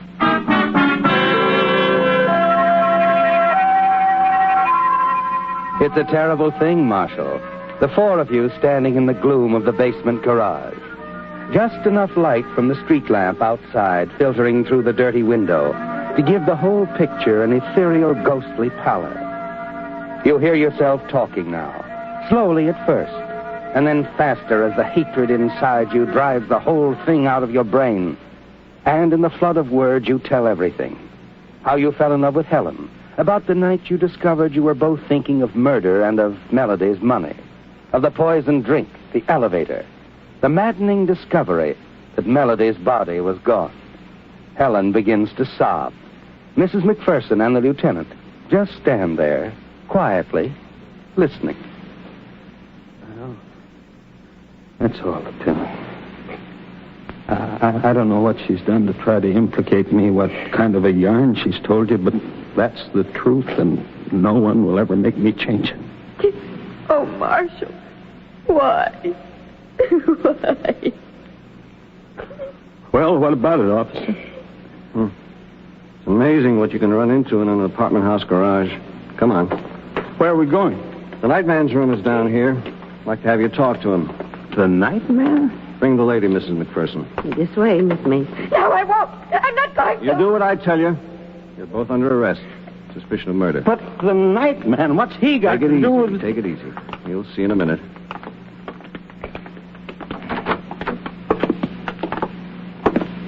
How are you now, Mr. Novello? I don't know, Lieutenant. You know Mr. Blake here. Oh, Mr. Blake. Mr. Blake, please believe me. I didn't mean to do it. I've tried to explain. After it happened, I got scared and I lost my head. That's why I lied about seeing you go out and everything. Just a minute, Mr. Novello. Tell Mr. Blake exactly what you did. I I was cleaning on the 4th floor, and I found Mrs. Blake in the elevator. She'd fainted. Fainted? Go on, Mr. Novello. I picked her up to carry her back to her apartment. As I passed the stairway, I tripped. I fell down all the way to the landing. She hit her head. I killed her. I didn't mean to. You mean he told Funny, you? isn't it? We thought he was lying. Had him all ready to book until you cleared him. Oh, good Lord. Helen, never mind, Marshal. No use now. Well, let's go, you two. Oh, Mr. Novello, a word of advice. Next time you fall downstairs with a body in your arms, don't lose your head and hide it in the air conditioning intake. Every apartment in the building is full of that perfume. Now, a question. Do you know who Simon Lake was and what part he played in the building of your Navy? Lake is considered to be the father of the submarine, being the man who invented the even-keel submarine and the first to use an internal combustion engine in a submersible. His first submarines had wheels on the bottom so they could run along the ocean bed, and doors with double-air chambers so divers could emerge underwater. In 1894, during the attack on Fort Henry, Simon Lake, despite great personal danger, successfully took his submarine through the minefields protecting the fort and showed the powers to be the value of underwater craft in wartime. This is but one of many interesting facts which can be found in the history of your United States Navy.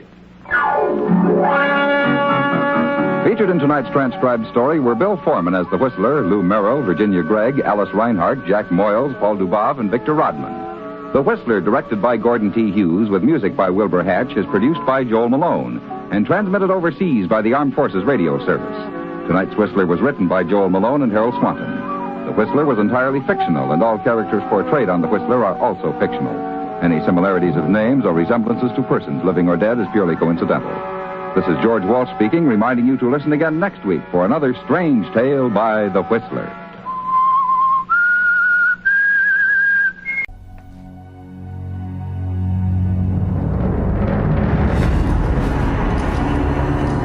Who Goes There? By John W. Campbell.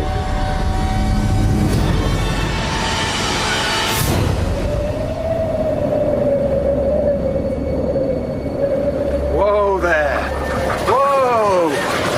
Okay. You'll get your supper soon enough. Come on, let's get you inside.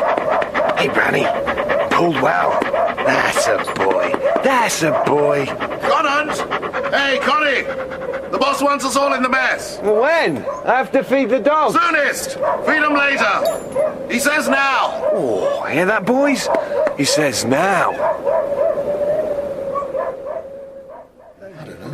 Yeah, all right, gentlemen, settle down, thank you. You should tell the Huskies, Chief. They've been going on bloody non-stop. I don't know why. They're the only ones here who don't have to eat your cooking, Kinner. Hey, there's nothing wrong with my cooking. Thank you. Oh, it is. Sorry, Commander. Just trying to settle the dogs. You can't blame them. I think we all feel unsettled. Yeah, ever since that thing arrived. Yeah, that's what we have to talk about. And let's not get hysterical about this. We found a man from Mars, and we're not supposed to get hysterical. This is not that simple. Let's remember, we're an Antarctic survey. We're scientists. So what now, Chief? Yeah, do we actually get a chance to look at this? What's the story? I'll leave that to Macready. He knows more about this thing than any of the rest of us, Mac. Thank you, sir. So, come on, Mac. You've been playing this one close to your chest. It's time to lay down the cards. Very well, gentlemen. Would you care to join me in number 7 cold store?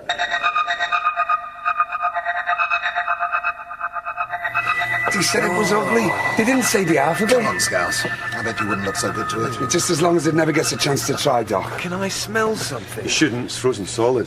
Me too. Getting colder every day. A week and we'll be snowed in. Yeah, okay, Mac? Right. Well, I think you all know the background. Magnetic anomaly appearing within 50 miles of the pole. Speculation, a meteor of some kind. Probably landed a million and a quarter years ago.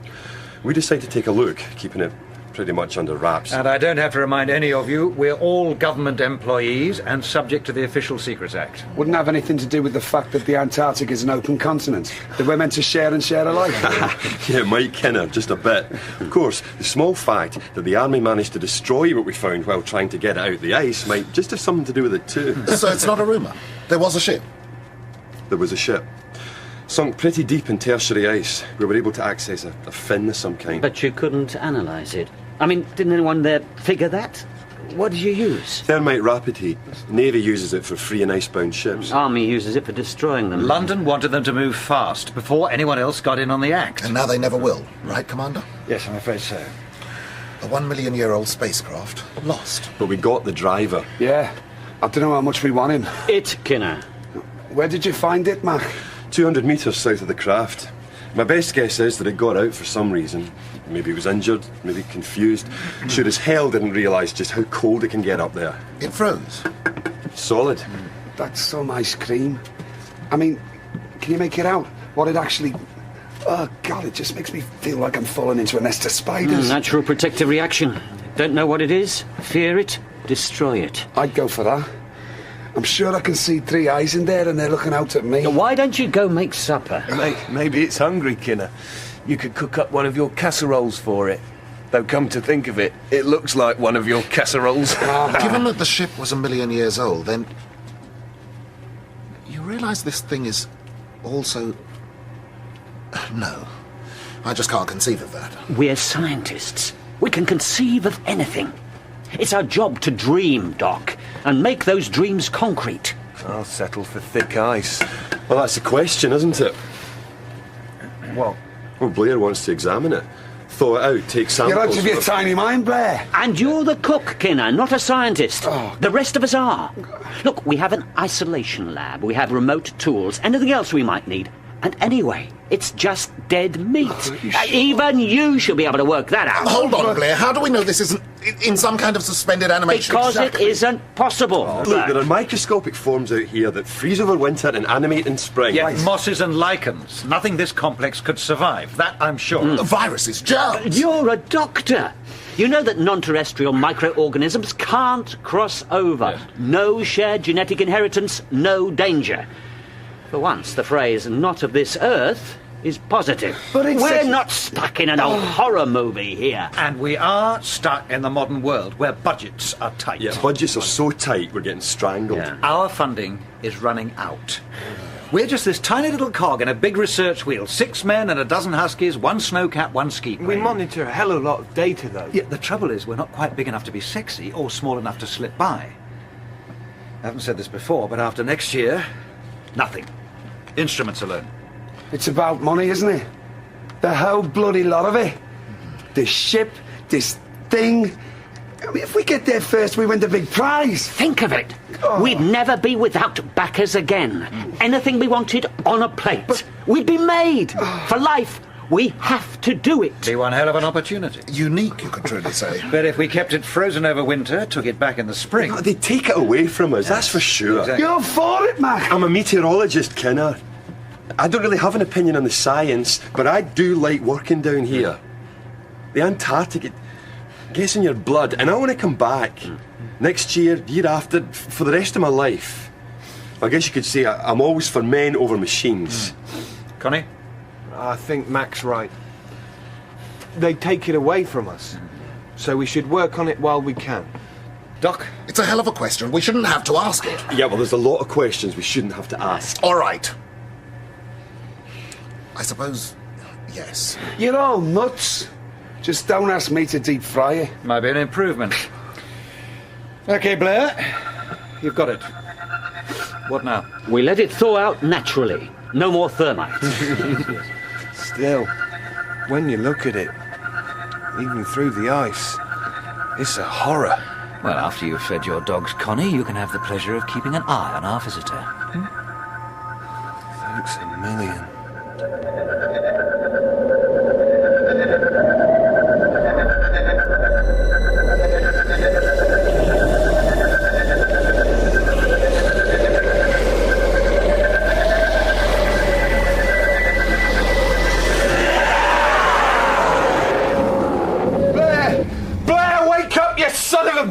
You bastard, it's gone! What? You damned animal! What happened? Blair's animal, you stupid! Okay, calm it down, everyone. Connie? It's gone. I mean, it went. It moved? I sure as hell didn't move it. You went to sleep? I don't know. Yes, I went to sleep. You were supposed to watch it. No, I was supposed to be here, but no way was I watching it. I mean, that ice got really clear like glass, and I kept thinking it was alive in there. Well, calm down, just I tell went us. to sleep, only there were dreams. Yes, It was like I couldn't get away, like it was inside me, but sort of different, sort of... I can't explain, only that I was trying to wake up, and then I did. It wasn't there. All right, the calm ice down, was melted, broken, and... Look, we have to find it. Not me, pal. You find it. I've had all I want of it. Can't a man sleep in this Sorry, place? Doc. Blair's pet just went AWOL. We lost it. You bet. No. No, come on, guys. This is a joke, right? No joke. Don't you see? We have to find it. It could be confused, lost. It could be a lot of things, Blair, but one thing it shouldn't be is alive, yes? Okay, I was wrong. Insufficient data. But this is different. Think of what it must know, how much it could tell us. Look, this makes everything else like nothing. We have to... Oh, my God! They could tear it to pieces! Sod your creature, Blair. What about my dogs? Don't go unarmed! No! It must be harmed! Whatever happens, we have to preserve it! What's going on?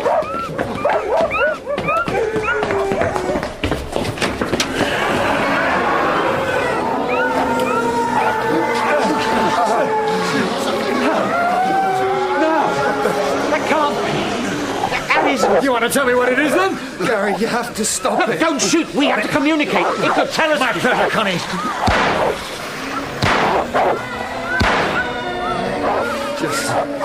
Will somebody tell me just what the hell that thing is? Dead, I hope. Conan, get those dogs back in.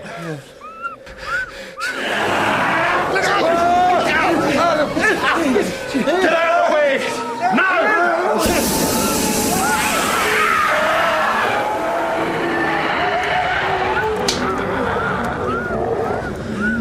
Holy God. Nope. Just McCready with a blowtorch. Thanks, Mac. Somebody got an extinguisher. I'll get one.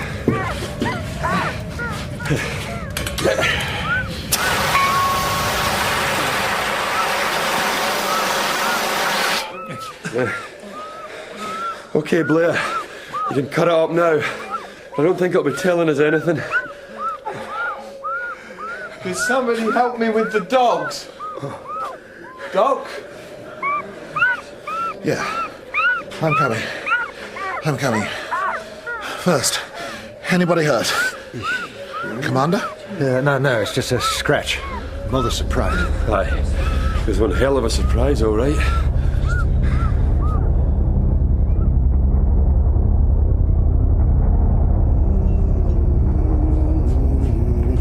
Coffee coming up.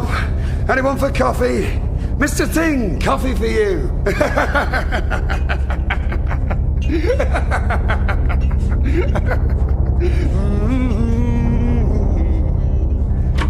Guess it really is dead. Coffee? Oh, thanks, yes. I think we could all use some. You sure it's dead now? I put a few million volts through it after Mac had finished. Sure is. So, I mean, what's that about? I mean, look at it. Did it eat one of your dogs or what, Connie? Oh, don't ask me. The damn thing killed 3 of them and the rest aren't going to be pulling any sleds for a while. I'm sorry. So, what is it, Chief? Do we know any more? Blair? Well, I have a feeling that what we saw first... The thing in the ice? Yes. I'm not even sure if that was its original form. Whoa. Come again? Well, look here, this dog leg. Must have ripped it off. I don't recall. No, you're right, Doc. You don't. Will somebody tell me what the hell they're on about? Sorry, Kinner. What I'm saying is that the creature did tear a bit out of one of the dogs. The dog. And ingested it and... Don't ask me how. Analysed it and started growing a dog leg. That is nuts. Isn't it? Looks like a dog's leg. Even feels like one. The fur seems real. Touch it and see. No way. But it isn't. It is something else. What? I don't know. Some kind of protoplasmic intelligence, a sort of super chameleon. Changes shape as well as colour. It absorbs organic tissue and breaks it down, moulds it. Intelligently? I don't know. Maybe it takes on the intelligence of its new form. maybe not. Maybe it would have been a very smart dog if it had found the time to complete the change. How would we have known? What, that it was a dog? Well, we wouldn't. Until and unless it attacked one of us, or maybe changed again. What was it planning to do? What does it want? Well, survive, I should think. It's an almost perfect survival system.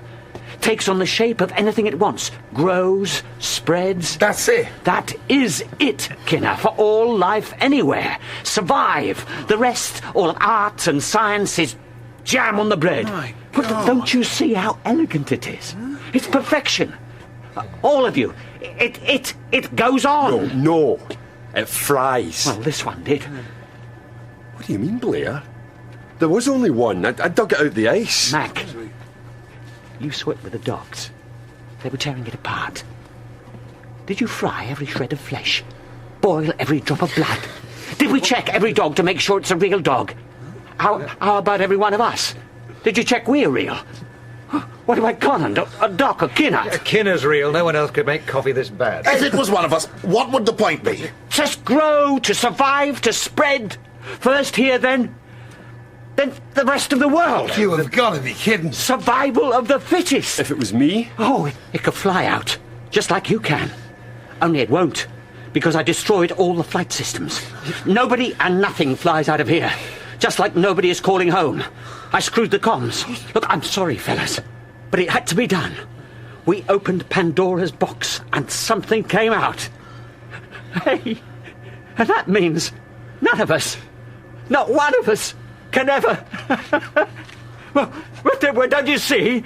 There's only one way to stop this thing. We're all dead. One way or the other. Doc? It's only a sedative. He'll be all right when he wakes up. Someone had better check the comms of the ski plane. Conant? I'm on it. I'll take a look at the plane. What do you think, Mac? I think that if I do find anything untouched, I'll smash it. What? Look, Blair might be crazy, but he was right about one thing. Nobody leaves. Nobody communicates. Not until we know this creature's dead. And if we can't kill it?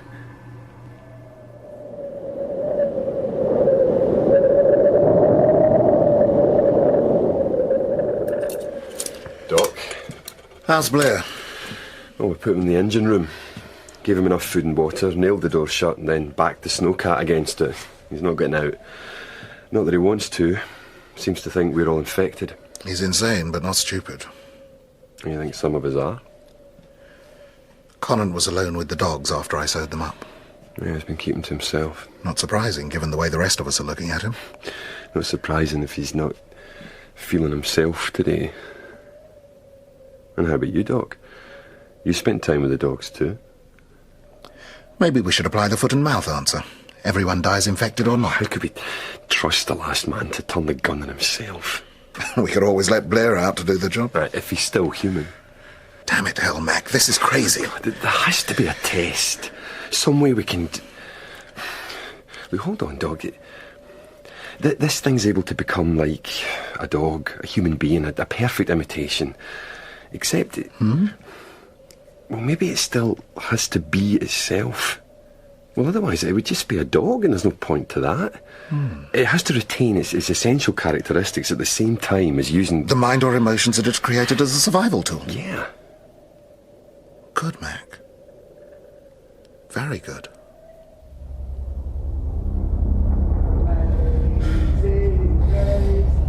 Could you guys just stop looking at me like that? No, I don't think so. This is... I'm not a creature. Hey, you were with the dogs, Connie. We have to be sure. I'm sure. I mean, if I was... Kinner, will you shut up that noise? And not just about you.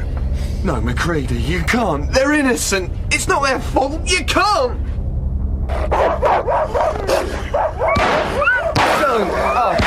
No. Only one way to be sure. No, you're crazy. Don't burn me. No, it's the only way. No.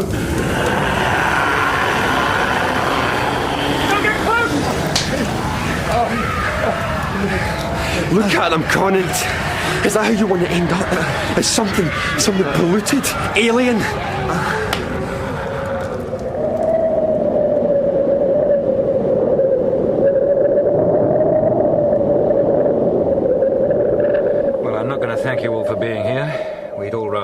elsewhere. Particularly the creatures. What do you mean, Doc?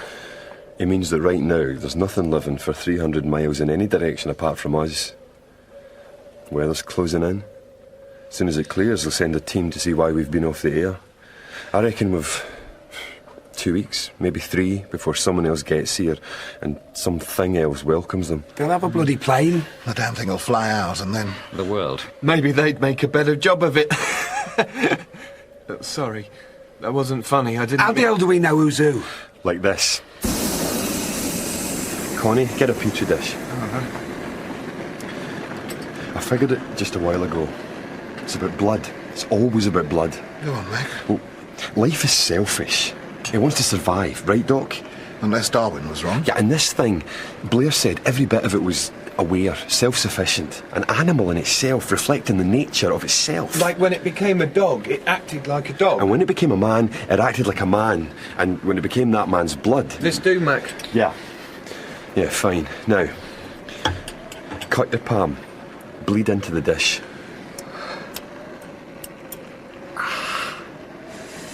But we know it fears fire.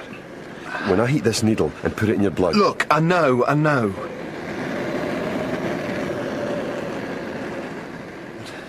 Right. See? I told you. 24 hours and I'm okay. Thank God. Right. Doc, you're next. Sure. I know I'm okay. We'll see. Connie, bring me another dish. Right.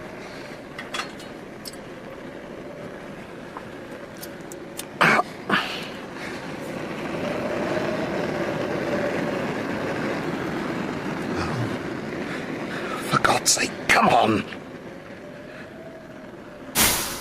There you are. Now you know. Yeah, now we know, Doc. Will you take a sample from Kinner?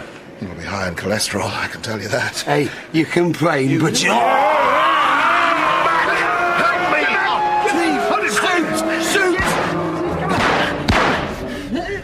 Mac, burn it!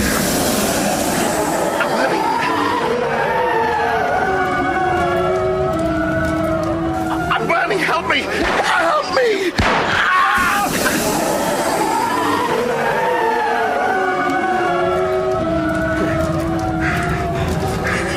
He shot Norris. He wasn't... Kinner attacked him and... Drew blood.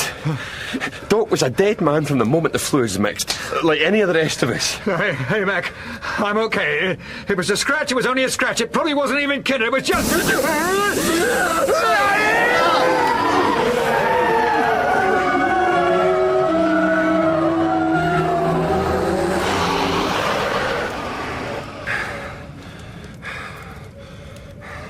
And then there were 2. No, 3. What?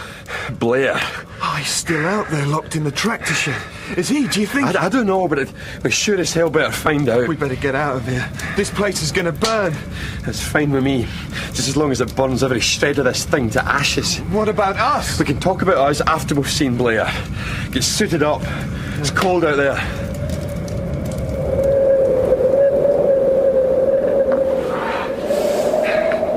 Hang on to the rope!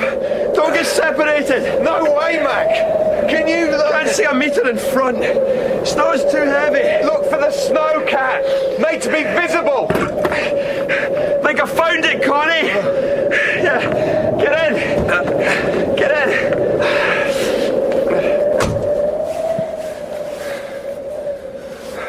So what now?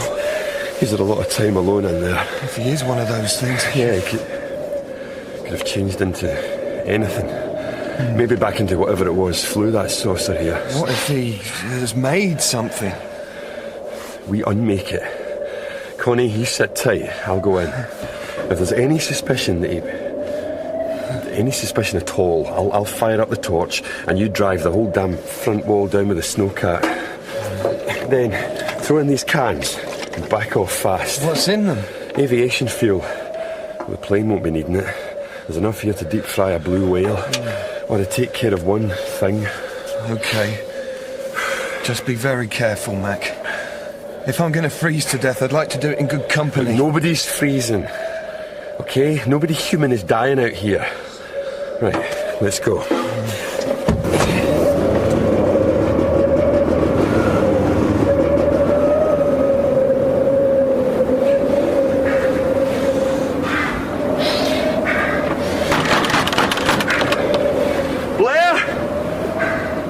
Blair, you in there? Where else would I be, McCready? You all right? You mean, have I changed? I mean, are you all right? Yeah, think so.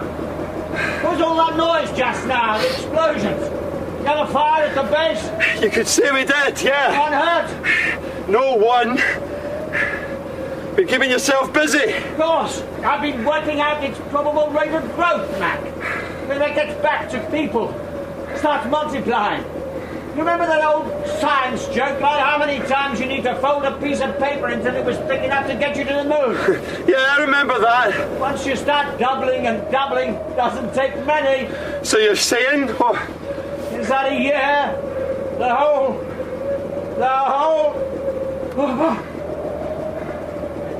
You want to know if I'm still a human, don't you, Matt? I guess I do, Blair.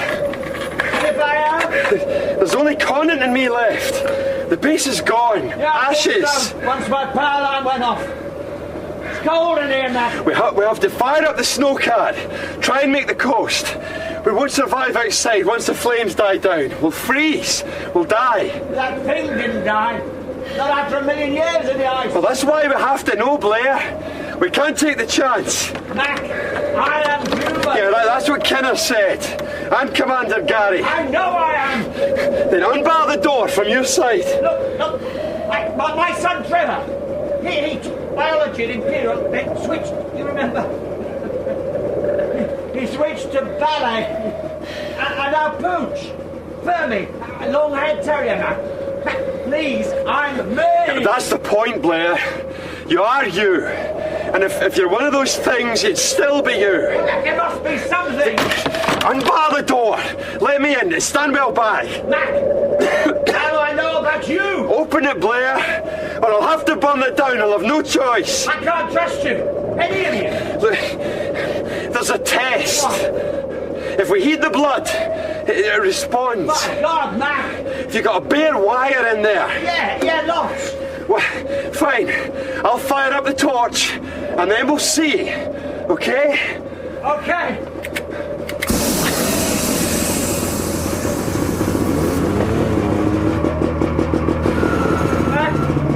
Mac, what's happening, Mac? What's going on out there? What are you doing? Tell me what's happening, Mac?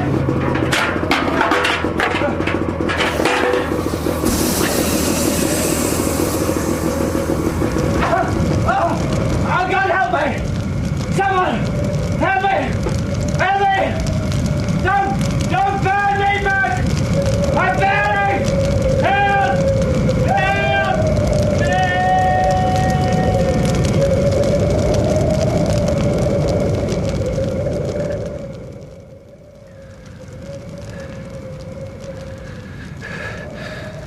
That's it. That's it, Connie. All finished now. I heard him screaming. Aye. He didn't change. He didn't try and escape. He was human. He burnt and he died. A human being. Maybe. Maybe not. Mac? There's only one person didn't take that test of yours. There wasn't time. There's time now. Sure. About 3 weeks until the rescue party get here. Only we'll both be dead by then if we don't get the snowcat moving. I removed the capacitor. Huh. Thought you might. Well, could be a problem there. That's right. We could freeze, Mac. Aye, Connie. We could freeze.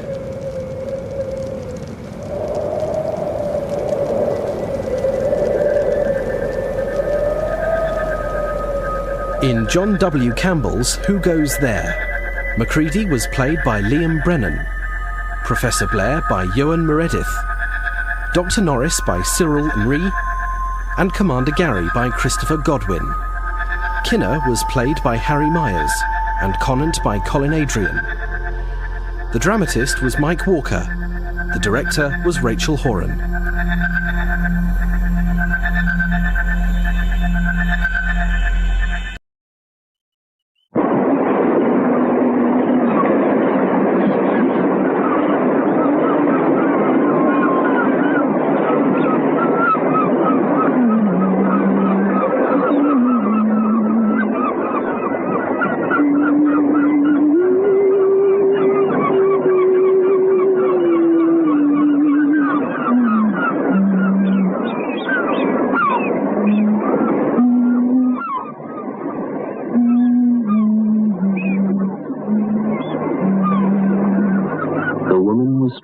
Scarlet willy-willy seeds into a barbaric necklace. The man was idly looking through a basket of unmounted photographic prints. The drooping branches of the hull tree shut out the glare of the late afternoon sun, and the fluttering leaves were backgrounded by a purple-blue horizon, from which long lines of white surf came rolling in, curling nearer and nearer, until they washed softly up the sand to the line of rocks. The man continued to toss the prints over idly. Suddenly he stopped and bent forward. He bent forward over one of them. His expression was at first one of amazement. This changed into fear, and then disbelief illumined his face as he turned to the woman. Where did you get this one?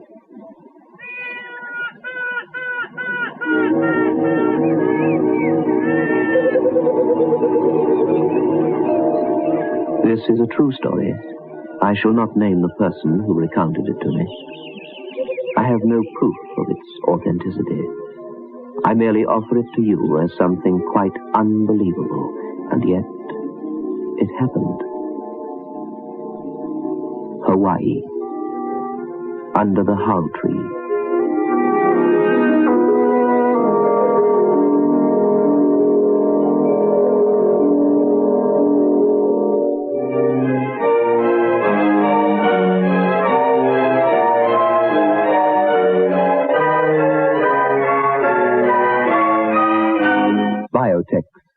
The new soak and pre-wash powder presents Beyond Midnight by Michael McCabe. Just soak in Biotex. Just soak in Biotex. Just soak in Biotex. If you have wondered how to get your washing really stain-free, understand this. Biotex removes the stains and dirt washing won't. Just soak in Biotex. Stains, grass stains, tiresome collar and cup stains, ingrained dirt, soil and grime.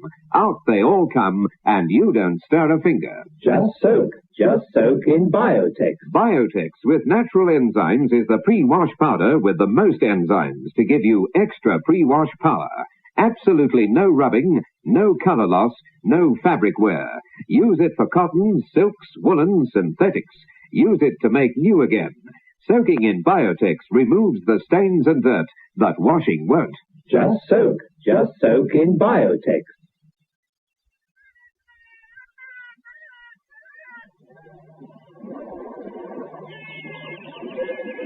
Where? Where? Yes. I took it. No, I mean this one. Yes, I see it. Certainly I took it, photographed it. You couldn't have. Well, I did. When did you take it? What on earth's the matter with you? If I said... When? When? About 3 weeks ago. The morning they went away.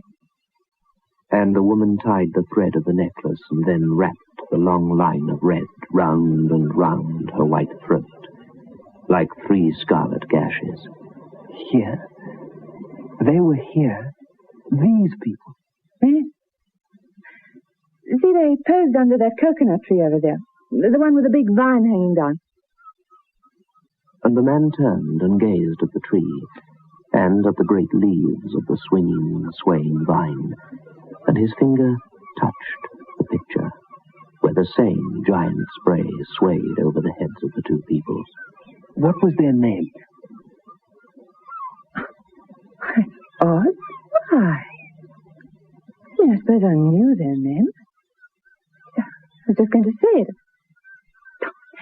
It didn't come. I've forgotten. I shall think of it in a moment. Wait, it was... Yes? Let me see. Began with an A. No. Yes, I think it did begin with an A. Oh, well, I can't remember it now. I'll tell you when it comes to me. So, hurry, is there? Yes, there is. I want to know the name. Then you'll have to go up to the office and ask. I can't remember. What in the world's so exciting about them anyway, huh? I'm not accustomed to sharing attention with anyone. Certainly not with a photograph. And the man got up and started across the lawn, under the banyan tree, toward the hotel entrance. The woman looked after him, and then at the basket. Then she, too, rose, picked up the photograph, and followed the man.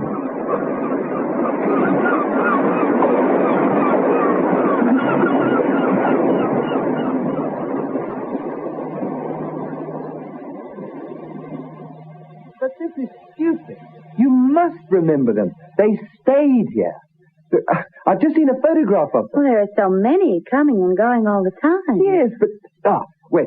Here. Have you all? Have you got the photograph? What was the name? Here. You see them? Photograph down there, under the half tree. Who are they? Oh. Why, that was Mr. and Mrs... Mr. and Mrs... wait. Here, it's in the register. They came here about, let me see, by the middle of March. Let me see.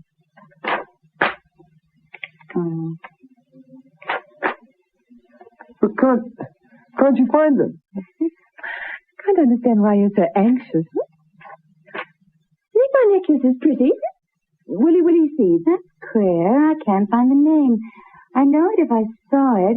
I wonder what boat they came on. They came from the Orient. What? Yes. They came on the March. They must have come on the Korea.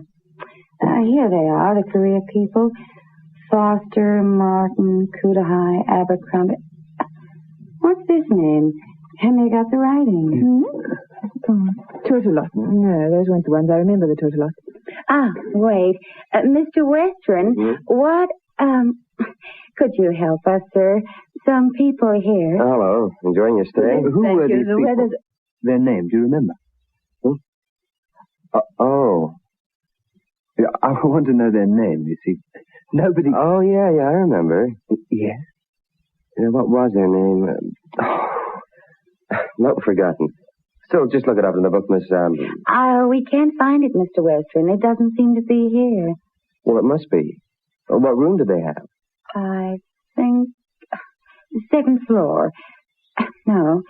Third. 312, perhaps. I don't know. Well, someone in this hotel... I think I remembered the third floor, though. But I remember them. Give me the book, Miss... Thank you. The Korea. They must have come on the Korea. There.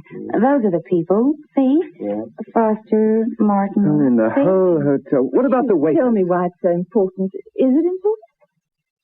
Yes. Vitally important. I know their name as well as I know my own, too. They came by way of the Orient. We're here for 3 or 4 weeks. Why, they only went away a short time ago. Isn't it strange? I can't think of their name. The woman had a white scar on her neck. Clear old-fashioned thing she was. Pardon? What about her? Huh?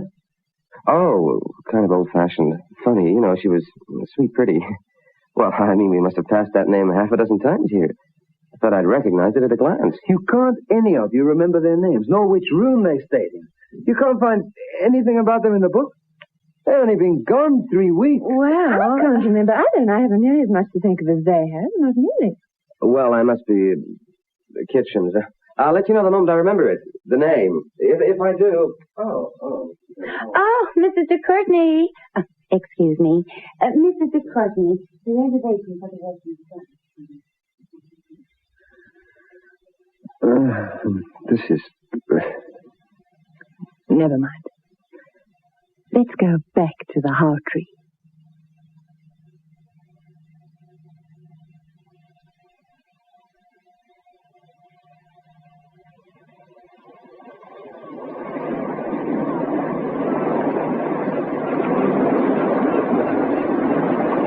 Tell me about those people.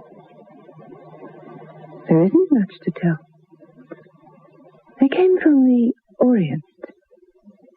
The woman's fingers were playing with the scarlet seeds. The man was leaning far back in the low chair.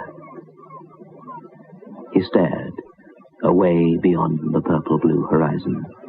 He shielded his eyes from the sun. They were queer people. In what way were they queer? Well, they were sort of ripped from wrinkles. That's the only way I can describe them. As if they'd been asleep for 20 years. 20 years? Yes, 20 years. I know, because their clothes were exactly like my aunt's wedding clothes. This is 1924. My aunt was married just 20 years ago and kept her whole trousseau for sentiment's sake.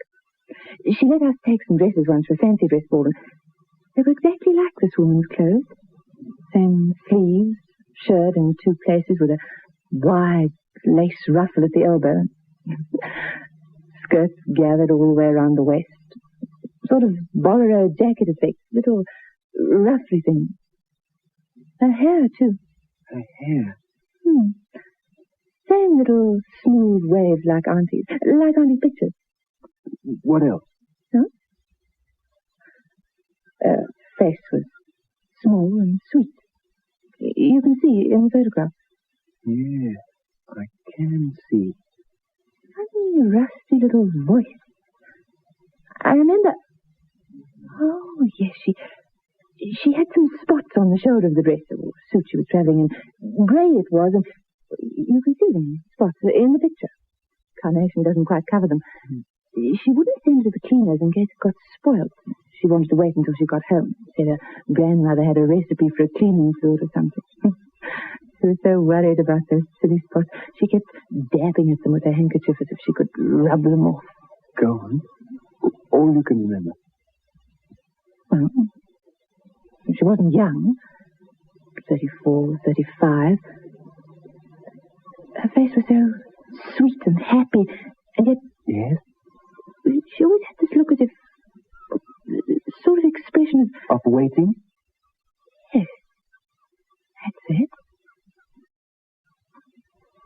What's the matter? What is it? Oh, I don't think I can explain.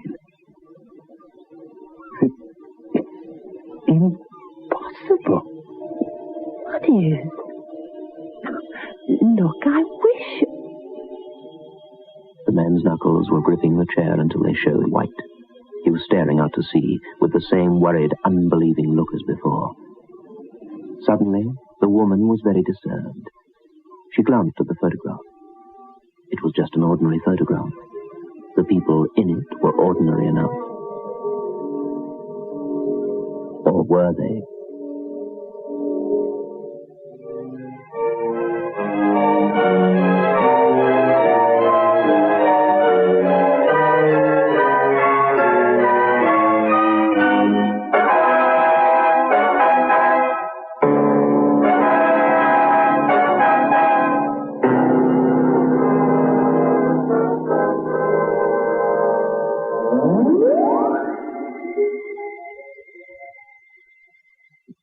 I feel like a new man.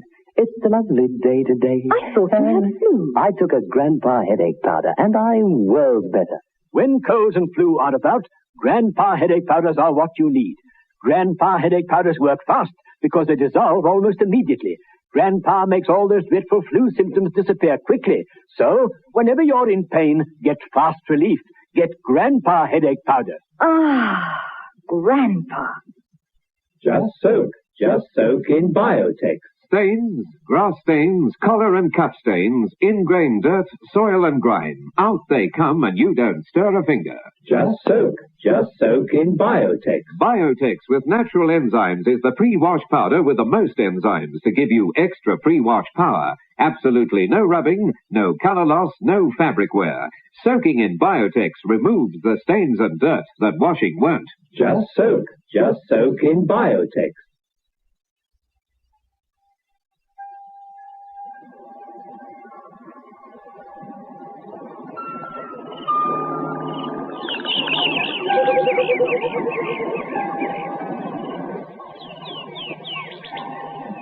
Four or five very small, tawny Hawaiian children had gathered on the shoreward end of the pier, where, with much giggling and splashing, they discarded their halukas and overalls and were paddling joyously in the clear water, carefully out of range of the hotel office.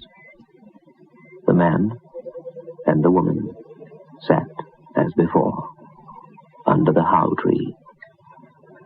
She seemed to be waiting. But what for? Here. You talk to her often? What did she talk about?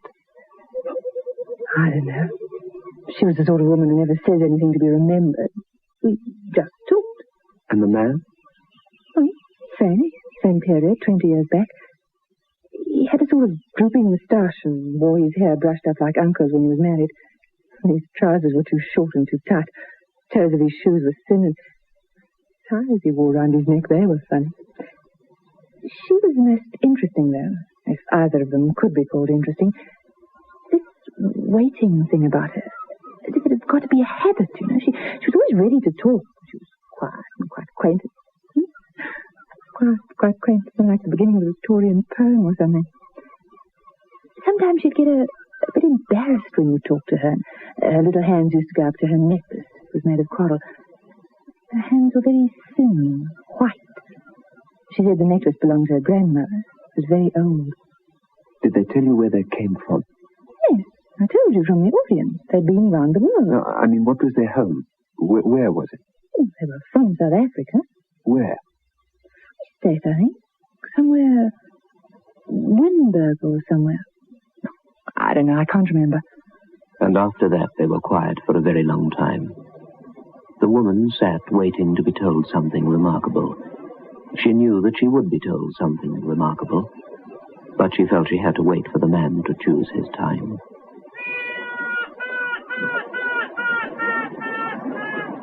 Finally, the woman spoke. Well? They lived in my town. Brunford, not Windberg. He was my uncle, my mother's brother. His father kept a small bookshop. Books, pictures, things, you know. He'd fought in the war, the Kaffir Wars too, way back. The family was all English originally, but they reckoned they'd given up on the old country and were more for the Union than anybody. My uncle's father had many a fist fight with the Boers to prove he was truly integrated. He always lost, apparently. They never went back to England to live. My uncle took charge of the store when his father died. He was 16 then. His mother died 2 years after. He was the only one of the family left. He'd always intended to marry Jenny. She was his sweetheart when they were babies, before he was 8 years old.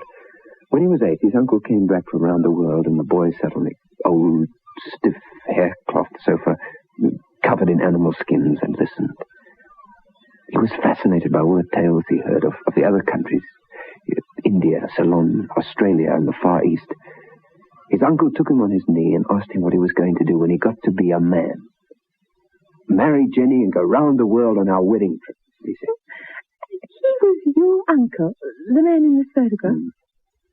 And that was his one ambition from then on. He and Jenny discussed their trip, discussed it day in and day out. They knew they were going when Johannes was grown up. Johannes, you see, all the children were given names like that. Although the family remained essentially English, they sort of pushed Englishness away. No one even called him Joe. He was too earnest. He was always my Uncle Johannes. And when the shop was completely his, he began putting away every possible penny towards the tour. He and Jenny had made up their minds. No matter how long they had to wait, they wouldn't marry until they'd saved enough money for the journey. Jenny was a MacDonald. They went out to Africa, the family did, in the middle of the last century. And there were MacDonalds of Scottish ancestry who couldn't say a word of English, spoke Afrikaans all the time, knew no other language. So, they saved for the trip. Did they... It was very slow, the saving, in a little town like Brunford. But they never faltered. Jenny did hand-painted china, which sold in the shop at Christmas time. She taught classes at school, painting classes, little watercolors, green woolly trees and white woolly clouds and little grey woolly rocks, wooden sheep and cattle and Noah's Ark sort of people. I've got some of them back home. And then? And between times, they studied maps and made up itineraries, read history and travel so they'd be ready to get the most out of their trip. There were years and years of this. Good years when quite a lot was added to the little hoard in the bank. Bad years when there were droughts and fires and new roofs to be put on. Then the savings were drawn upon. Jenny was 30 before she began making her trousseau. They thought it would be only about another 2 years then. I used to go sit with her and watch her work. I used to see how she made her little drawings on china, and I used to watch her sewing her dresses. She made them all herself. She gathered the sleeves in little lines of gathers with puffs between, and gathered in the skirts all round, and the little ruffles for the trimmings on the shoulders. And then? Well, it wasn't just 2 years. It was 5. Uncle Johannes was sick for 3 months, and he had to hire a clerk and pay doctor's bills. It was 5 years. I helped Jenny pick out the grey material for her travelling dress. I was 14 then. Well, I'm 34 now. And she and Uncle Johannes were my dearest friends. Wait a minute. You were 14 and... Well, shh, I'll tell you. I'd spent hours with them over the maps and the railway guides and things, the steamship schedules, everything. All the neighbours helped, the De Bruins and the Woosthazens and the MacDonalds. It was going to be a wonderful journey. She was going to have a wedding dress and a travelling dress in one. It was marvellous. And they went then? They were married one morning in May. Uncle Johannes gave me grandfather's watch that morning. I said goodbye to them at the church door. I didn't dare go to the station with them. I ran home and hid amongst the mealies for hours, long, long after I heard their train whistle for the crossing. Then after a long while, I heard a horse come galloping along. It was coming fast. The man straightened in his chair. On his face there was a faraway, sad expression, as if remembering great disasters to loved ones.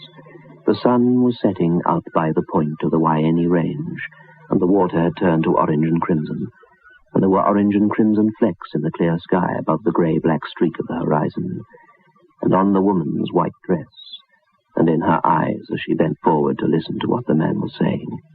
The man who rode the horse was in a very bad condition. He'd had a fright. Daar is een ongeluk. Die ochtendstreek.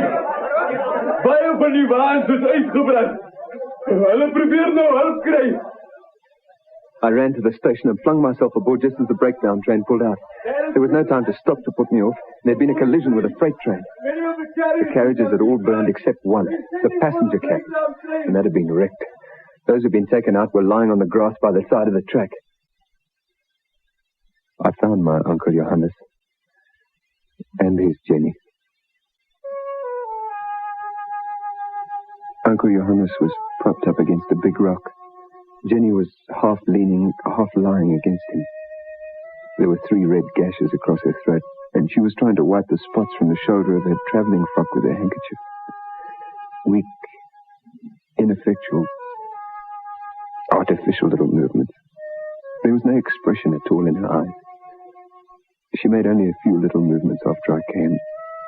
Such poor, useless little movements, and then it was all over.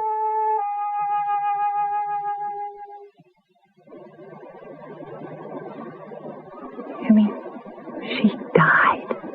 Yes, she died then. And the man? Uncle Johannes was leaning back against the rock and breathing only once in a great while, and looking at her. And when the little movement stopped, he looked up at me. He hadn't looked at me before, but he knew I was there. He spoke only once before he died. And he said? isn't the end. I've got to begin all over again.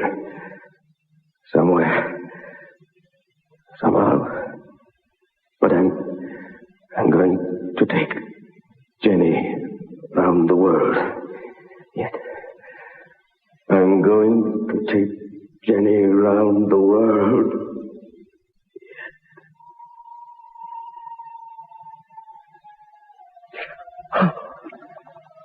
I have Grandfather's watch here. You see? And in the back, here's the photograph taken on the way to the station on their wedding day. The photographer turned it over to me. It's them, isn't it? The two who stayed here.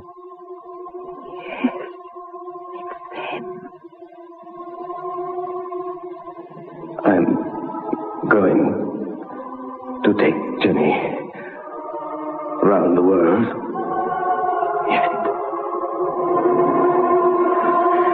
Let's go in. Let's go where the lights are.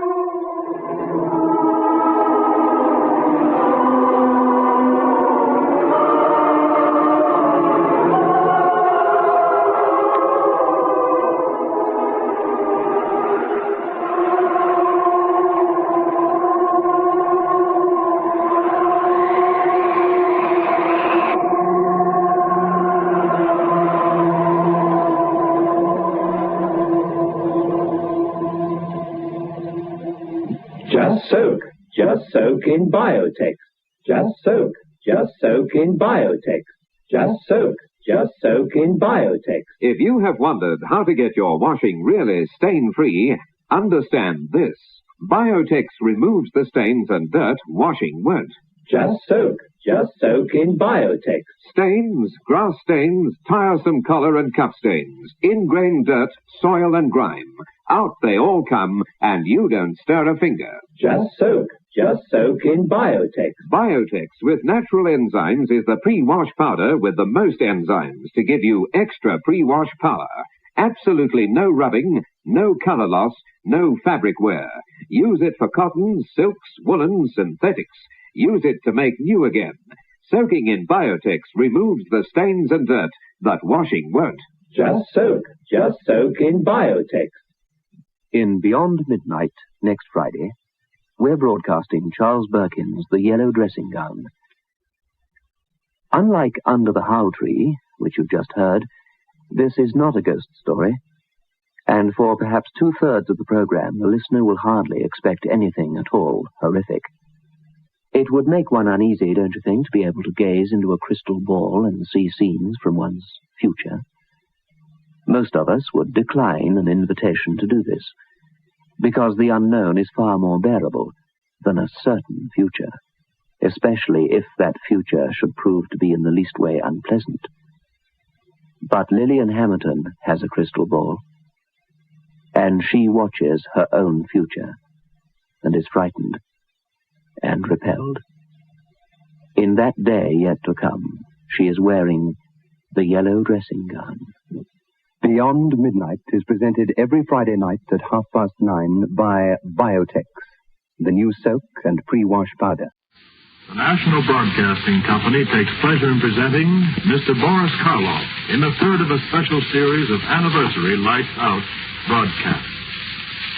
Tonight, at the urgent request of hundreds of listeners, we bring you a repeat broadcast of the strange play which you have chosen as the highlight of all the Lights Out series, Cat's Wife.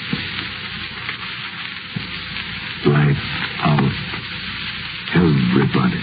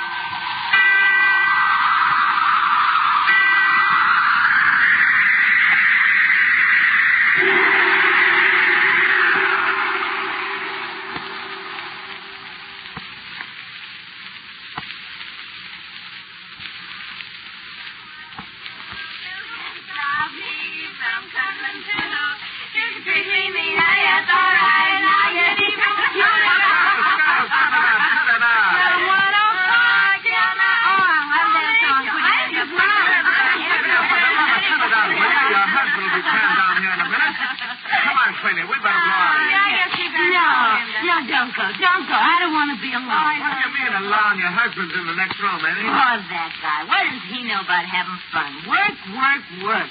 Makes me sick where I've never been sick before. Oh, come on. You stick around. Let's have some more fun. You can't tell me. Oh, please. Those marbles are Linda. Well, speak of the devil. Hiya, Johnny boy. Come on in. The water's fine. Only it ain't water. For heaven's sake, I'm trying to work.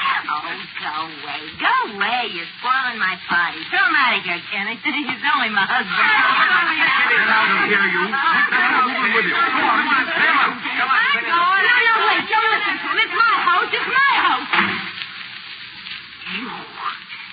You kick them out. My friends. You kick them out. Linda, haven't you any consideration at all? I begged you, pleaded with you to try to keep these people out of the house while I'm getting some work done. And you persist in doing just the opposite. You kick them out. My friends. Yes, I've kicked them out, and I'll do it again every time I find them here. They're no good. You've given me your word time and time again to give them up. I'll call them back. I'll call them all back. You can't tell me what to do. Not me. They're my friends, mine. I'll give a dozen of you for one of them. All right, Linda. If that's the way you feel, I guess you and I have finally come to the end of the road. You haven't got a grain of loyalty in you.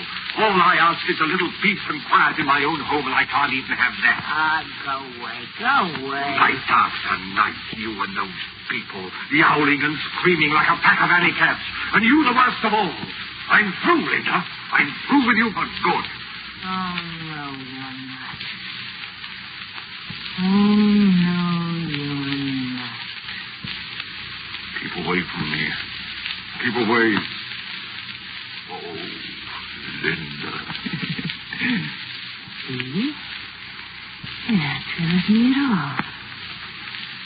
You'll never be through with me. Never. Oh, Linda. Now, let me go. Let me go. I don't want you, you fool.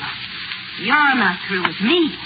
I'm through with you. No, Linda. I'm tired of you. Do you hear me? I'm tired of you. I'm going to get so far away from that smug face of yours that I couldn't see it with a telescope. Linda, my wife. Your wife. Why do you think I married you? I thought you loved me. I married you because I was sick of working in a two-bit barber shop, because I was sick of living in a hall bedroom wearing bargain sale dresses. I wanted dough, plenty of it, all I could get. You were the best chance to get it that came my way. No, Linda, you did love me. You must have loved me. I loved you about as much as that canary up there loved his tree. I told myself I'd stay with you. Divorce you, stick you for plenty of alimony, and then get out. But we've been married 5 years. Yeah, 5 years. Because you fooled me, that's why. I fooled you? Yes. You started to make a lot of money. More money than I ever thought you could make. So you're giving me the air, huh? No, Linda, I love you. I'll always love you. I didn't mean what I said. Well, I did. Oh, Linda, don't leave me. You're no good. I know you're no good, but heaven help me, I love you. I'll never love anybody else. Get out of my way. No, I won't let you go. You've got to stay. Your hands off me. I'm no good. You've cost me my self-respect. But you'll stay with me, or I'll cut you off without a cent. You won't get a dime from me, not a dime. Stop that. Stop laughing. Oh, you Sam.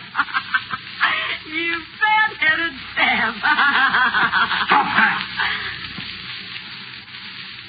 You're going to cut me off without a cent, are you? Oh, you fool. I've got everything that belongs to you now. You hear me? Everything. What are you talking about? What are you saying? This house. It's in my name, isn't it? The car. It's in my name, isn't it? I know, but... Oh, no, you wouldn't. Oh, wouldn't I? Well, listen to this, my darling husband. I cleaned out the bank account yesterday. No. Every cent. I won't be in the street. You will. Now, this is my house. Get your things and get out of here. I'll kill you. No, stop. I'll kill you. You come here. Let me go. Let me go.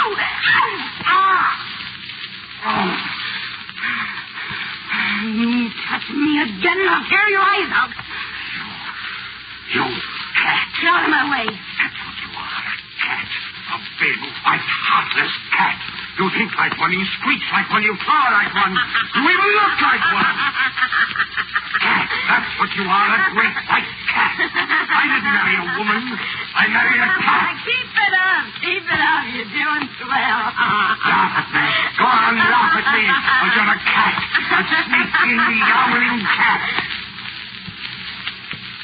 Now, that's enough of that. You stop saying it. A cat. A cat. You hear me? A cat. Stop staring at me, I said.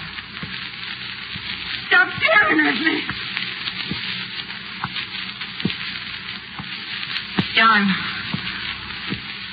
what's happening to me? John, my head, I can hardly see. John, help me. John! Linda! What are you staring at? What are you staring at? Linda!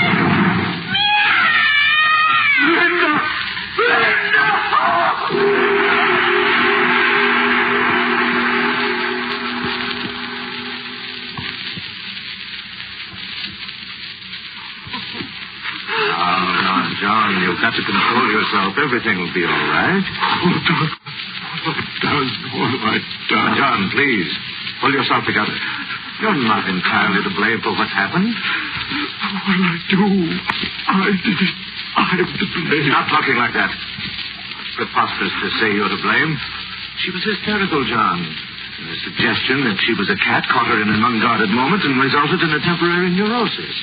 Oh, Doctor, she's got to get well. She's got to. Oh, she'll be all right. A little rest, quiet, and in a few days it'll all be forgotten. Is she sleeping? Yes. I gave her a sedative. She's resting very comfortably. Can I go in and see her? But I tell you, she's sleeping, John. No, but... Oh, I've got to see her. I've got to look at her. I've got to make sure she's all right. Don't you see? I've got to make sure. John, please. You've had a hard time of it. You'd better get to bed and get some rest. Oh, no, Doctor, listen to me. I've got to see her again. I've got to make sure that she's all right. I can't rest until I know. I tell you... Very well. Just for a moment. Yes. Be very quiet. Yes. See? She's resting very nicely. Doctor, look. What? Her hands. Look at her hands. They're clawed. And her teeth. Her teeth. Linda! No, John. You'll waken her. Linda!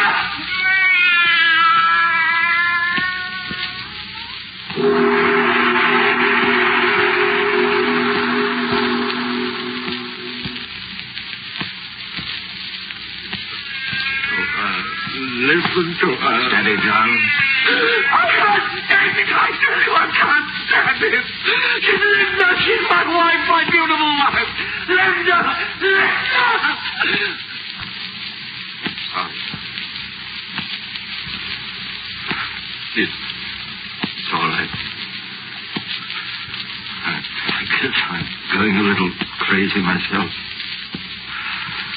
What's happening to her? What is it? I don't know, John. I don't know. Listen to her. You've got to do something, Doctor. You've got to. You're my friend. You've got to help me. What? In the name of all that's rational, what? Something. There must be something you can do with drugs. Something. Anything. Oh, John, I don't know what to say. I can't think. I'll call in someone else. That's it. I'll inform the authorities. They'll take care of everything. Oh, wait. What's the matter? What is it? You're going to inform the authorities? Yes. Yes, of course, John. Don't you see it's the simplest way out? Way out? Of course, of course. For you and for me. What do you mean? John, this horrible thing that's happened to Linda, It goes beyond just you and me. It goes beyond the normal into the supernatural. Everyone should know about it. The world should know about it. Sam. You mean you're going to let everybody know what's happened to Linda? Of course I am. But you can't do that. She's my wife. You hear me? My wife. No. Now, don't get excited again, John. Listen sensibly. We owe it to science. Science? Who cares about science? She's Linda. She's my wife, but I cursed her to God and turned her into a yowling beast. It's my shame, mine. And you're not going to tell a living soul about it. No one, you hear me? No one. That's my duty, John. I must inform the authorities. No. Keep away from that phone. Keep away, I say. I'm sorry, John. Oh. John, my friend.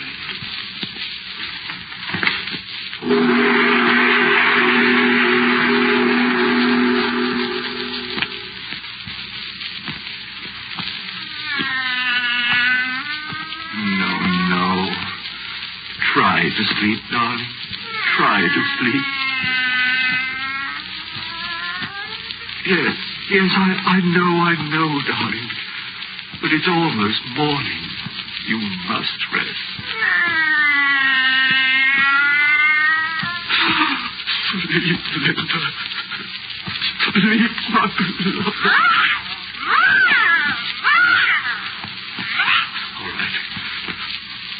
All right, darling. I've got to be strong. I've got to help you. And I did help you. He was going to tell them about you. Everyone. They have taken you away from me, locked you up, pointed at you, laughed at you. But I stopped him, Linda. I stopped him for you. He called me friend. But you're my wife, my beloved, and I love you. I've pleased you, haven't I, my darling? I never could please you before, could I? But now I've pleased you. I killed him, Linda. I killed my friend to save you. And if anybody comes, I'll say he never came here. And no one will know, darling. No one but you and I.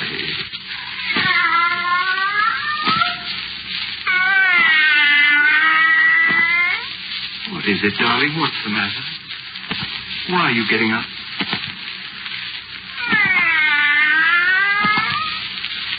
What is it? Why go to the window? What do you want? Oh, if I could only understand you. If I could only know what you're trying to say to me. Oh, no. Oh, Linda, stop. I'm begging you, stop, Linda, beloved. Stop.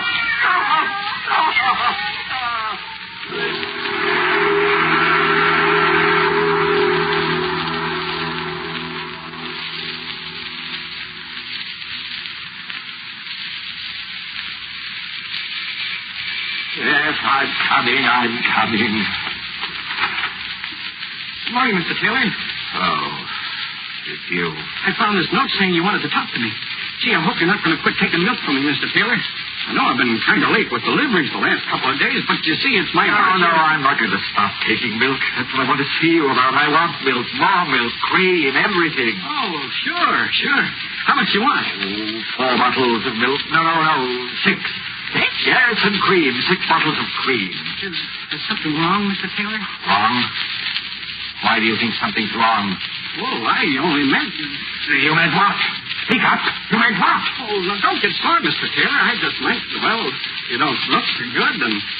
Well, you know how it is.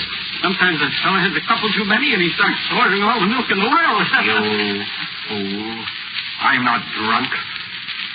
You want to sell me that milk, or do I have to get another milkman? No, I'll get it for you. Hurry. 6 quarts, 6 cream. Only him and his old lady. The guy's nuts.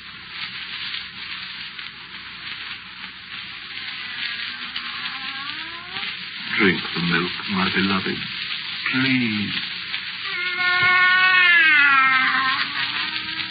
But you haven't eaten anything. You're hungry. You must be hungry. Oh, my darling, what do you want? I'll get you anything. Just please. No. No, I can't let you out of the room. I can't. Someone might come to the door. They'd see through the windows. Oh, be patient, Linda, darling. I'll think of something.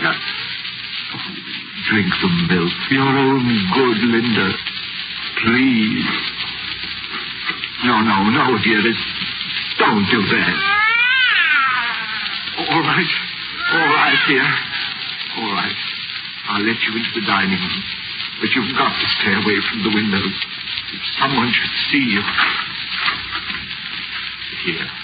Let me carry you. All right, darling. All right. I won't. Go yourself.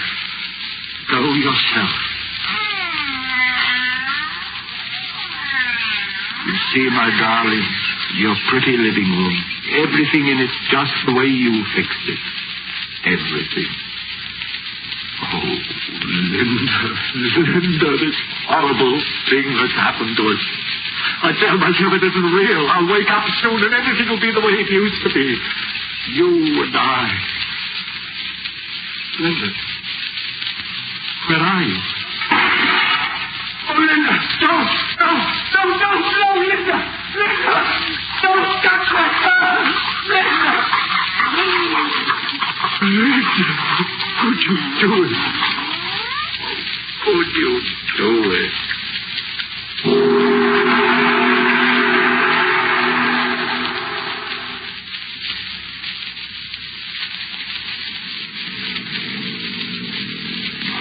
Oh, my Linda, my dearest Linda, close to me.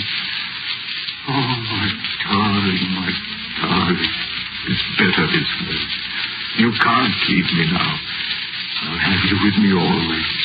I'll keep you here, just you and I. I won't answer it. They'll go away. All right. I'll answer it.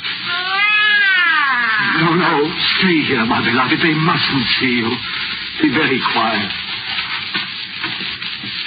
Be very quiet. Yes, I'm coming. Well, what is it? Are you the owner of this building? Yes, what do you want? Kelligan is the name. I'm your neighbor. I've got that place across the alley from you. Neighbor? Yeah, Kelligan is my name. I'm with the department here. Department? Yes. I'm desk sergeant at the 3rd District Station. Yes. I'm off duty today, so I thought I'd drop over and speak to you. Do you mind if I step in for a moment? Step in? Oh, no, not at all. Thank you. You got a nice place here. Yes, nice. Very nice. You know, the same contractors made this place as made mine. You didn't know that, I'll bet. No, I didn't. Yes. Irishman by the name of Gilhooly. You put up all these bungalows along here on nothing but Delaney and the shoestring. Jumped out of the 10-story window, they tell me, the day after the stock market crash. Lucky for him. If he was alive now, some of the people around here that bought places from him would murder him. What was the trouble they're having? Trouble? Say, now, speaking of trouble, reminds me why I come over. If you don't mind, I'll tell you. Yes? No, it ain't me that's complaining, Mr. Taylor. I'm the kind of man that can sleep in a boiler factory. But it's me Katie. There's a light sleeper for you. I always say that if a star in heaven twinkles too much, the noise wakes up me Katie. What is the trouble? Well, you know how the women are. Always finding something to make a fuss about. Say, I'm not disturbing her, am I? Yeah. You know, you're missing. She's not sleeping in the bedroom, lady. No, of course not. There's no one in there. I thought maybe seeing the door is closed. No, I tell you, there's no one in there. My wife, she's out of town. Oh, well, that's fine. I always like to talk things over man to man without the women around. Women are all right, I says, but they don't know how to straighten out little troubles with neighbours without calling names and pulling hair. Oh, what is it? What's wrong? What do you want to tell me? Well, to put it plain, it's a cat. Cat? Here, the cat. You just got it, didn't you? You heard a cat? Yes. It started a few nights ago. No, it ain't disturbed me none, like I said, but Davy, where do you see our bedroom window facing? Right on the alley. And by golly, she hears every meow that animal makes. You're wrong. Eh?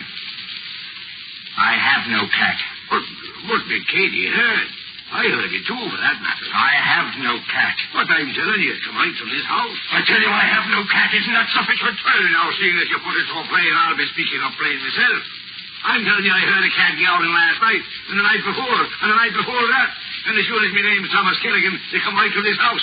Now, what do you say to that? Get out. Now, wait a second, Neighbor. Wait a second. Don't get on your high horse. Get out. Well, now, see here. I'm not saying you're lying. I'm just thinking maybe the animal's caught into your cellar without you knowing it. Now, if you let me go down, I tell you there's no cat here. Get out. Get out of here. Oh, it's like that. You heard me. Get out of my house.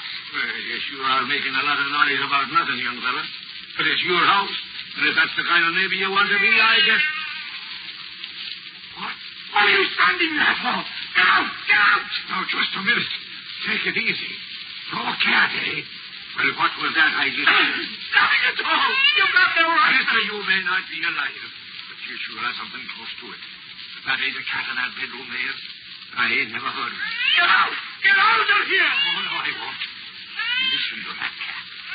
If that ain't creating a public nuisance, I'd like to know what it is. It's none of your business. This is my house. Get out of here. Now, stop pulling at me, Bucko. I may be off duty, but I'm still an officer of the law. And I'm telling you that cat you got in there is violating the city ordinance. Now, if you don't make it shut up, disturbing me, Katie, I will. Stay away from that door. Stay away from that door. Listen to it. That ain't no cat you got in there. What? Oh, I'm sorry. Yes, I lied. It is a cat. Just a cat. But I'll make it be quiet for the whole way. Wait a minute. Take it easy. If it's just a cat, what do you get so excited? No, I'm not. Look at you. Your eyes are blazing. What's going on here? I think I'll have a look. No, stay away. No, get away. Take it away. I told you to go with my gun. If I only had my gun. I'll never use it. Never. Keep away from me. Help!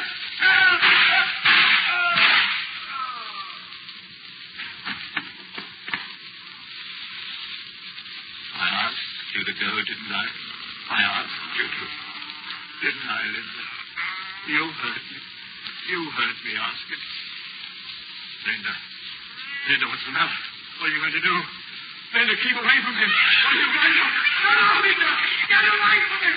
Linda! Stop!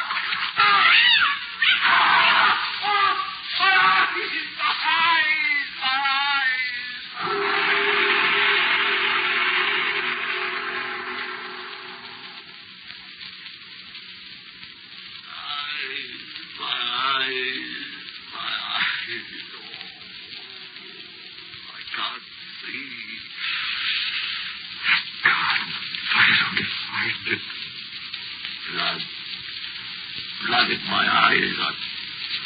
I'm blind. Oh, God, did you open it? Help me to find it. It must be here. I dropped it somewhere. You're back now. Pressing against me. God, let me find that gun. I dropped it here somewhere. Let me find it. Got it. Yes, press close to me. I can't see you. Press close to me. I mustn't miss. There. Trust, claw, what does it matter? You cussed animal. You've taken everything from me. My eyes, my life. Now I'll take...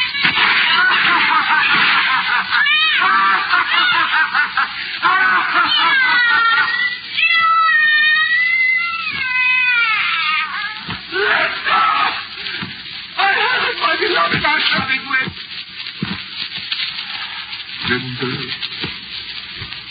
Wait.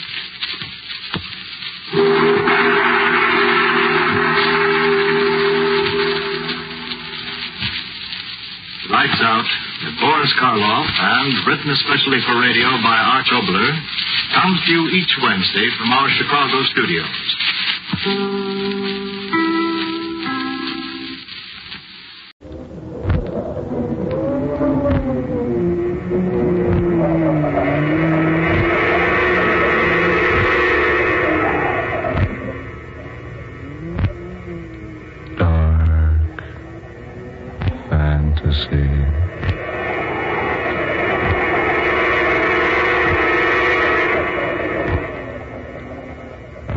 The sleeping dead.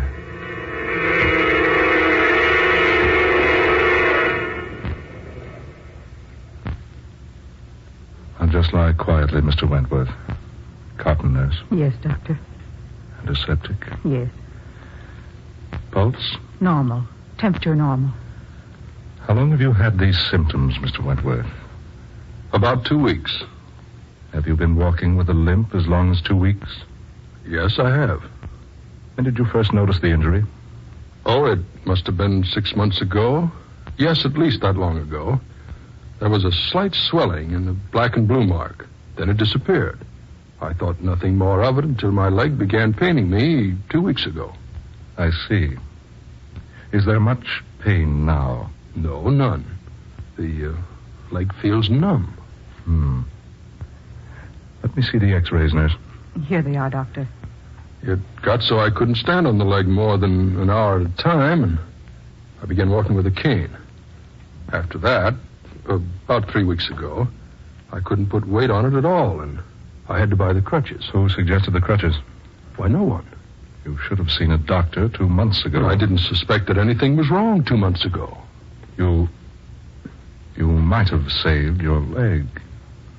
Saved my leg? Yes.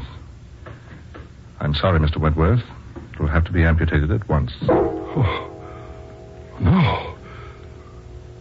Lose my leg. Lose my leg. Lose my leg. Oh, no, Doctor. No, you can't. You can't. I'm afraid, Mr. Wentworth, it isn't a matter of can or can't. None of us have any choice in the matter now. Oh, but Doctor... Naturally, I can't compel you to undergo the operation. The choice is up to you. But if you refuse, I cannot take your case or be responsible for your life. My life? Yes.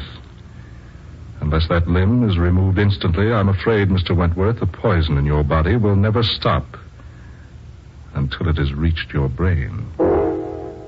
It's that bad, then? It's more serious than I can tell you, yes. Very well, Doctor. Do what you think is best. Oh, no. What was that, nurse? Nothing, Dr. Mason. Nothing. Prepare this man for surgery. Yes, Doctor. Have you any people you wish to notify, Mr. Wentworth? No, no one. No one who would care. You have no living relative, do you? No. What makes you ask? I didn't think so.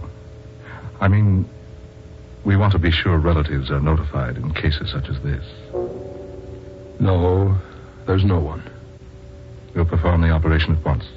There's just one thing I don't understand. Yes, what's that? I don't know how I got here. You fainted.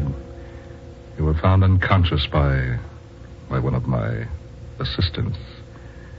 He saw that you needed medical attention, so he hurried you here. Your name, Doctor? Mason. Dr. Clarence Mason. I see. And the hospital? This isn't a hospital. But, well then, where am I? You are at my private sanitarium. Sanitarium? Yes. Now, just lie quietly, please. But which sanitarium? You might as well know now. You will, sooner or later. This is Fairchild Sanitarium. Fairchild? The sanitarium on the island? Yes. But Fairchild has been closed for 10 years. Has it? Why, yes. I used to work there just before it closed. Yes, I know. You do? Don't you remember me, Wentworth? No, I've never seen you before. Certainly you have. Look at me closely. Look into my eyes. Imagine me without this beard. Picture me as you think I might have looked 10 years ago. Holtz. Abraham Holtz. You see? You hadn't forgotten me. But don't you wish you had? Holtz. No, it can't possibly be. Do you remember, Wentworth, that I once told you nothing is impossible for Abraham Holtz? It is you, Holtz. Yes. I finally caught up with you. Caught up with me? Yes. I warned you 10 years ago that you would suffer for what you did to me. What I did to you? Of course. You thought your testimony against me would give you a good position at the sanitarium, didn't you? My testimony against you was given regretfully, but in good faith. Good faith, you say. Good faith, indeed. You thought by ridding the sanitarium of me, you would win your way into the good graces of Dr. Van Sickle. Dr. Van Sickle died about a week after your trial. Yes. A pity. And strange, wasn't it? What do you mean? That the man who swore out the charges against me didn't live 200 hours afterward. You. They said there was something strange about Van Sickle's death, but whatever it was, it completely baffled the experts. Yes, they're so easily baffled. Poor, stupid nincompoops. You killed Van Sickle. Do you think you could prove that, Wentworth? You were supposed to be in the penitentiary at the time. Yes, and so I was. What? I was in the penitentiary. I am now. Now? Now, you say? Yes. Yes, indeed. Did you forget? My sentence was for life. I could hardly serve a sentence like that in 10 years. You escaped? In a sense. What do you mean? I haven't the inclination to explain it to you now. Suffice it to say, it has been impossible from the first to imprison the one whom you first knew as Dr. Abraham Holtz. How could you be in prison and here at the same time? Mad. You're mad. Completely. Well, that is probably what the doctors would say, yes. But I repeat, their plain, out-and-out stupidity is as amazing as it is alarming. I'm getting out of here. Out of here? Well, yes, of course. Go right ahead. You bet I will. I'm going to get out of here so fast Well? Something delaying you, Wentworth? My leg. I can't move it. What have you done to me? I've merely made it a little inconvenient for you to leave. You devil. I think that's what you said, Wentworth, in the courtroom when you testified against me 10 years ago. Remember? Remember what you said, Wentworth? I do. I remember quite distinctly what you said. You've asked me to testify in this court just what my reaction has been to the practices of Dr. Abraham Holtz. Well, gentlemen, when I first came to Fairchild Sanitarium, Dr. Holtz was apparently a normal, capable, practicing surgeon with a very extraordinary ability. But then he began to change. Yes, change. He ceased to be human. Yes, he became more like a devil. That's it. He became more like a devil.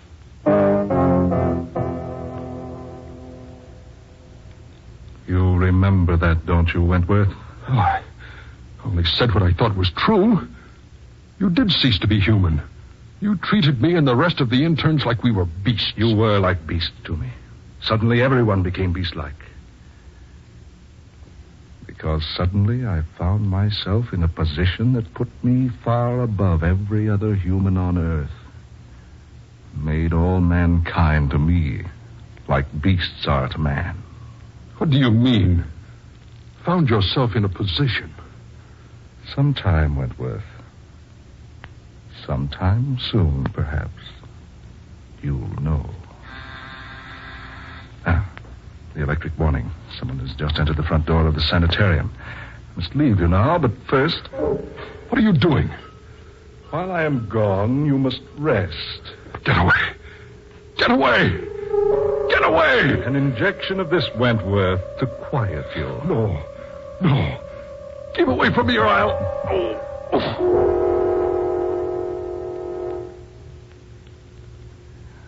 There. What will happen next will probably amaze you. You devil. You persist in calling me that, do you?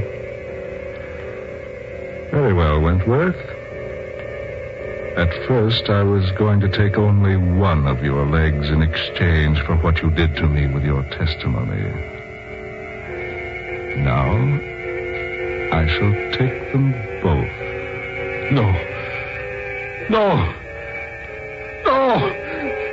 You can't do a thing like that to me.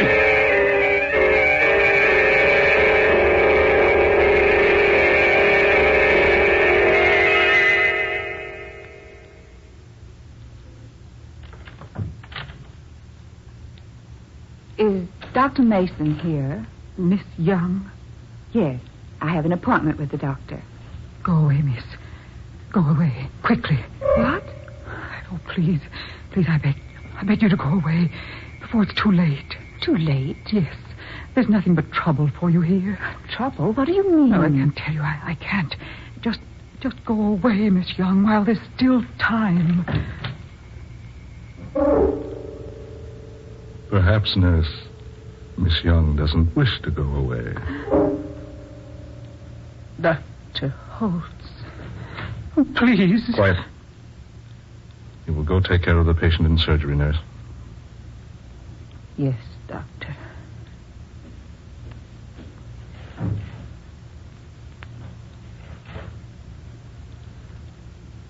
I must apologize, Miss Young. You see, my nurse is quite upset. One of our surgeons operated this morning under most adverse conditions. A death resulted. The nurse has been quite upset about it all day because, well, to be quite frank, the surgeon was her brother. I'd warned him an operation would be fatal to the patient, but he went ahead anyway while I was away from the sanitarium. When I came back, I did everything I could to resuscitate the patient, but I was just minutes too late. I was compelled to discharge the surgeon from my staff.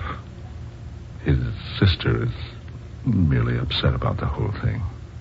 She called you Dr. Holtz. What?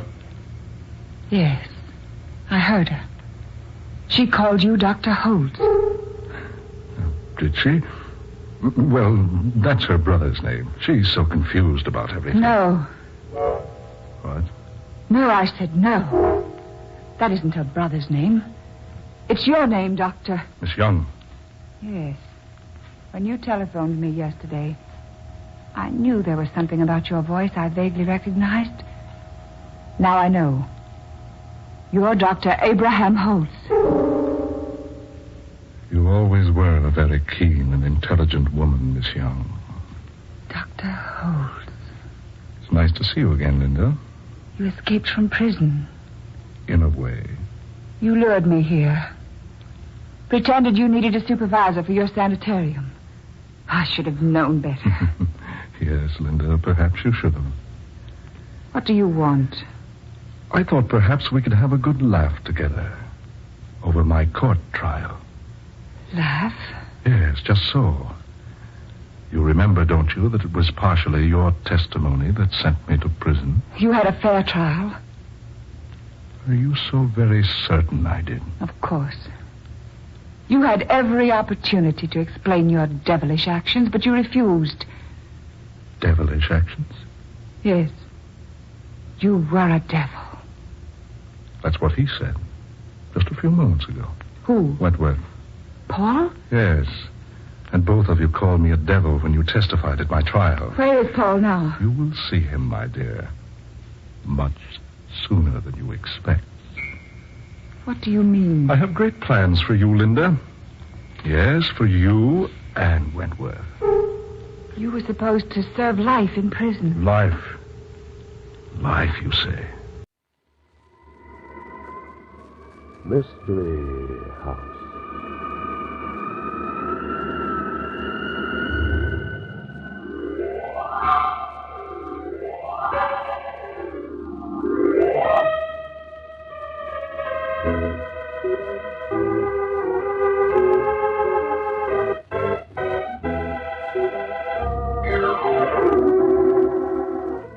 Mystery House, that strange publishing firm owned by Dan and Barbara Glenn, where each new novel is acted out by the Mystery House staff before it is accepted for publication. Mystery House.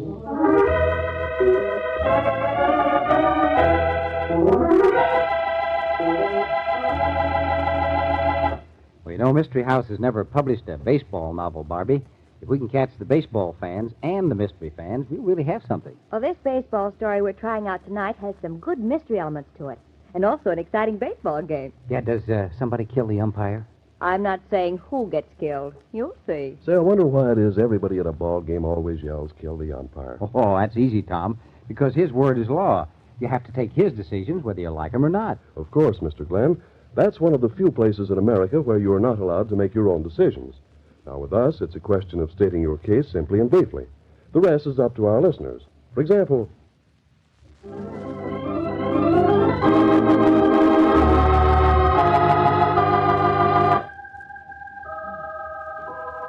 Places, everybody. Set the scene, will you, Tom? Bases loaded. Tonight's story opens in the locker room of a baseball club. It's mid-morning, and Woody Saunders, star pitcher, is rubbing his arm as another member of the team walks in. Hi, Woody. Oh, hi, Gabe. Just dropped in to limber up the arm a little this morning. I'm going to pitch this game if it's only to give that louse Garson a load of what I think of him. And, well, the old suit bone's kind of tied up. Well, go easy on the workout, Woody. You want to watch yourself. Oh, for Pete's sake, Gabe. All I'm going to do is throw a few balls to get rid of the jitters. Sure, I know. If we win, it moves us into first place. Garson's got a lot of dough up. We don't win. Yeah, he must have a lot of dough up. Offering me 10 G's. $10,000 to toss the game away. Has Garson seen you again? Yeah, just before I came in. 10 grand.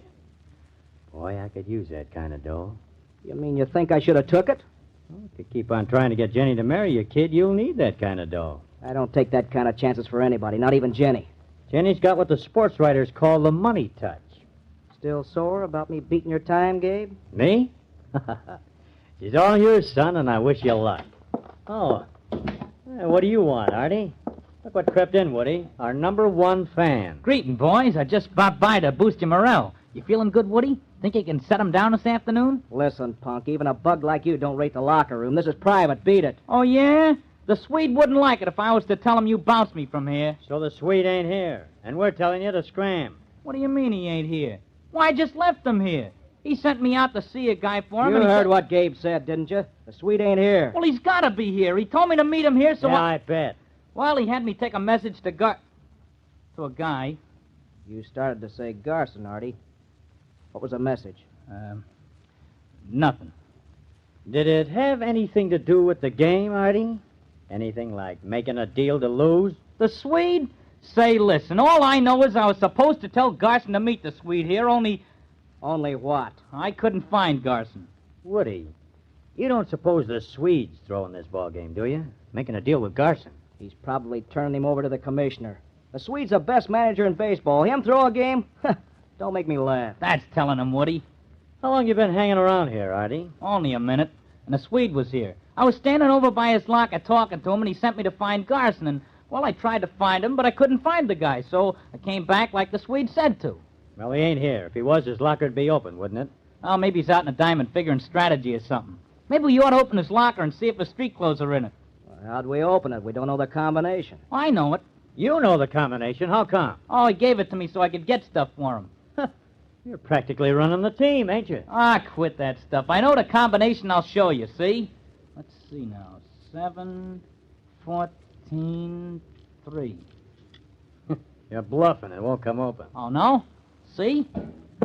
But no, it's a Swede. Dead. Yeah. With a hole in his head.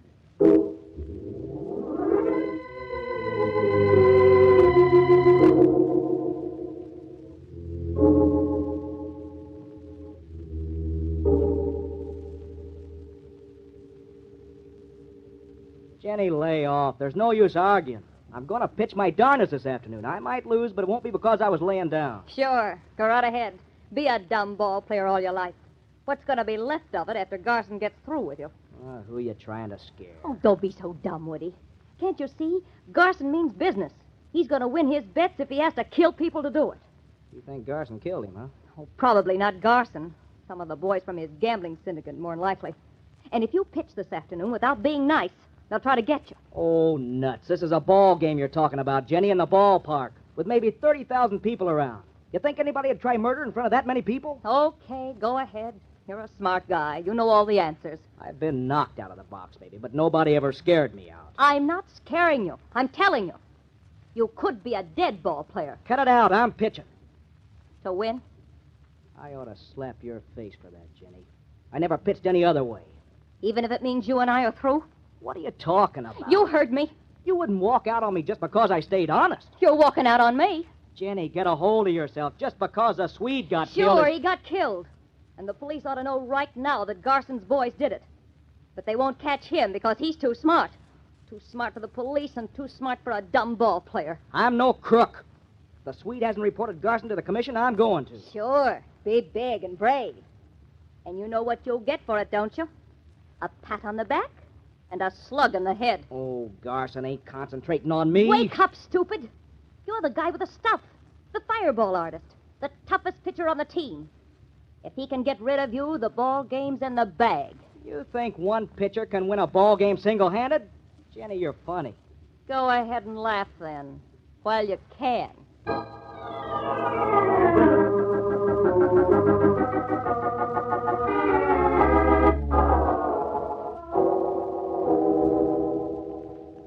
Blake, I know you're the police, but we got a ball game to play. I ought to be out there right now, warming up. Yeah? Well, maybe I'll warm you up a little, Woody. Swede Benson was murdered. You and Gabe were the only people around the locker room. The only ones you know, you mean? You think we'd have been there if we'd have killed the Swede? Get Garson. He's the murderer. I told you he tried to bribe me to lose the game so he could collect a lot of dough. What do you need? Maybe Blake's afraid of Garson, would he? Maybe Garson's got too much pull. Why, you... Look, we're watching Garson. Don't worry about that. And, Woody, your story about Garson sounds good. If you had a motive of your own, it'd make a pretty nice cover-up. Listen, Blake. There was no reason in the world why I should murder Swede Benson. He was a good manager, and he treated me okay. You're ambitious, aren't you, Woody? You'd like to be manager of the club yourself, wouldn't you? Why, you listen up. Yeah, you'll behave yourself. I can throw you into jail, chum, anytime I want to, on suspicion of murder. Why don't you go ahead and do it? That'd leave your friend Garson a better chance of collecting these bets. Woody, don't get the guy sore. You two and this nut Artie were in the locker room when Swede Benson's body was found. Artie showed up and found you two together. Woody, you'd have been there alone when Gabe showed up, right? Well, yeah, but... Right. The coroner says Swede has been dead less than an hour when the body was found. Say 45 to 50 minutes. You and Gabe were talking together about a half an hour. That leaves 10 to 15 minutes time for you to kill Swede and stuff his body into the locker. Yeah? Listen, I'd got there just a minute before Gabe. And you can prove it, I suppose. Where were you before? I'd been to see Jenny. Blake, you're all wrong. Woody couldn't If he have- didn't kill the Swede, he ought to be able to prove it then. He's the one suspect who was on the spot at the time of the murder. What about that guy Artie? He was running in and out of the locker room all the time. No, Woody, that's a little far-fetched. No motive. Or, maybe you can give me one. Me? Look, all I know is I didn't do it. Sure.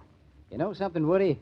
I've had that answer before from murderers. Woody's no killer. In my business, Gabe, anybody's a murderer until you learn different. Huh. Nice, trusting guy. But say, we got to get out to the ballpark. Woody's got to warm up. Okay, boys, okay. Play a nice game, but don't try any steals. You'll be watched.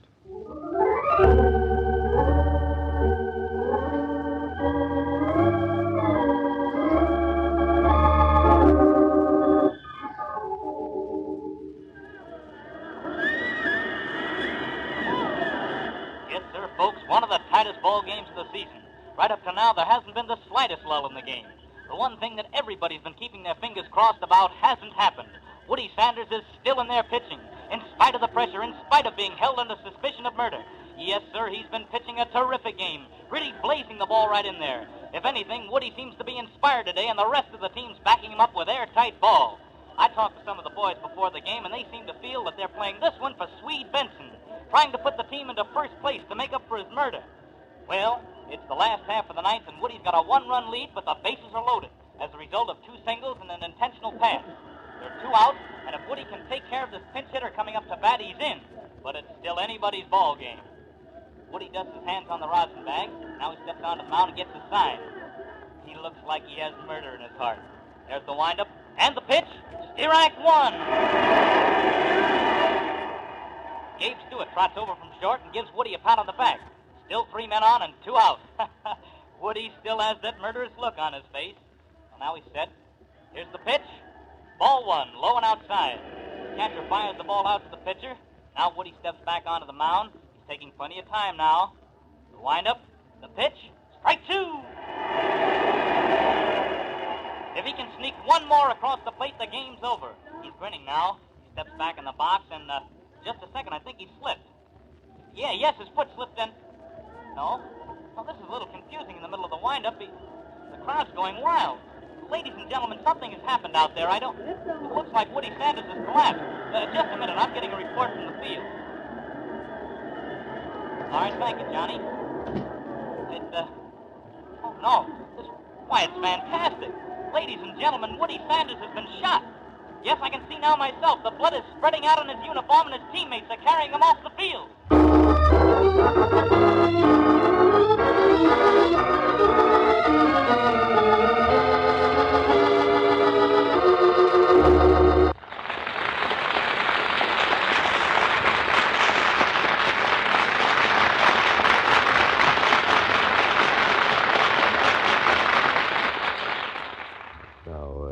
That's what I like in a ball game. Excitement. But who killed Swede Benson and Woody Sanders? And wonder who won that ball game. Well, the second act of Bases Loaded should solve it. Meanwhile...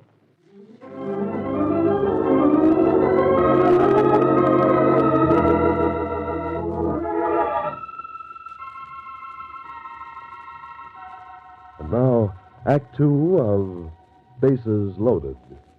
We go back to the locker room of the ball club, which has lost its manager and its number 1 pitcher through murder. The coroner says the bullet entered Woody's body at a point between his right shoulder blade and his spine. Came out just below his heart. Now, that means it had to be somebody way up in the stands. Yeah, on the second deck. Yeah, maybe. There's the elevated tracks right alongside the park, too, Gabe. Only 20 feet outside the park and about 6 feet above the top of the stands. Somebody with a rifle... Guy with a rifle would look good on the elevator tracks, wouldn't he? Yeah, I know it's nuts, but it's all we've got. It makes it look like Garson, doesn't it? Garson was sitting next to me at the game, and not by accident either. Oh, I don't mean Garson himself. He wouldn't take that kind of a chance. But one of his boys. Yeah, but who and why? Why? To win his dough. But he didn't win it. Jones, the relief pitcher, probably did better than Woody could have. He saved the game. There had to be some other motive, like jealousy or...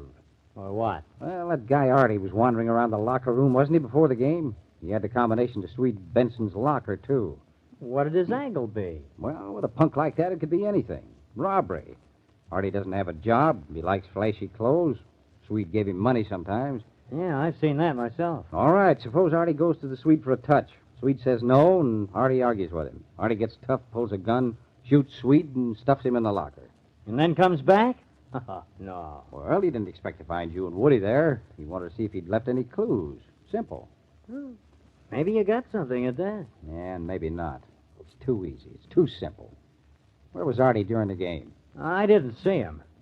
After I was hit with that liner in the fourth, I didn't pay much attention to anything. Well, if Artie'd killed the Swede, he'd have shown up at the game to keep from being suspected. And if he was at the game, he couldn't have killed Woody. Somebody killed him, though. The same somebody who bumped off the Swede. Uh-huh. And the same somebody who was up on the elevated tracks while the game was being played. Hey, you didn't come to bat in the eights, did you? Huh? Well, listen, I was out there at short when Woody got shot. If you think I noticed you weren't in the dugout much of the time, Gabe. Well, when I got hit by that liner, it just about knocked me goofy. I went to the locker room to get taped up, and I went back every chance I got. I didn't know what was going on. Maybe not. What happened to you after you helped carry Woody off the field? Well, I was kind of stunned, I guess. What with that jolt in the head, and then Woody, well, I kind of drew a blank. Maybe. What do you mean, maybe? Listen, I couldn't have fired that shot. I was on the field. You saw me. 30,000 other people saw me. Don't get excited. I have to suspect everybody. Well, don't concentrate on me. I'm nervous enough without you. Nervous? That's fine. I like to make people nervous. Solves murder cases. Oh, cut the ribbing. What are you going to do about Artie? Yeah, Artie. We still have him. Motive for killing Swede Benson? Robbery. Motive for killing Woody? What?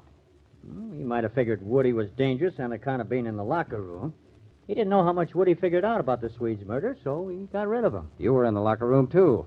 If Artie is the killer, his next step would be to get you out of the way then. Oh, he wouldn't try anything on me. Well, maybe not. But if I were you, I wouldn't take too many chances.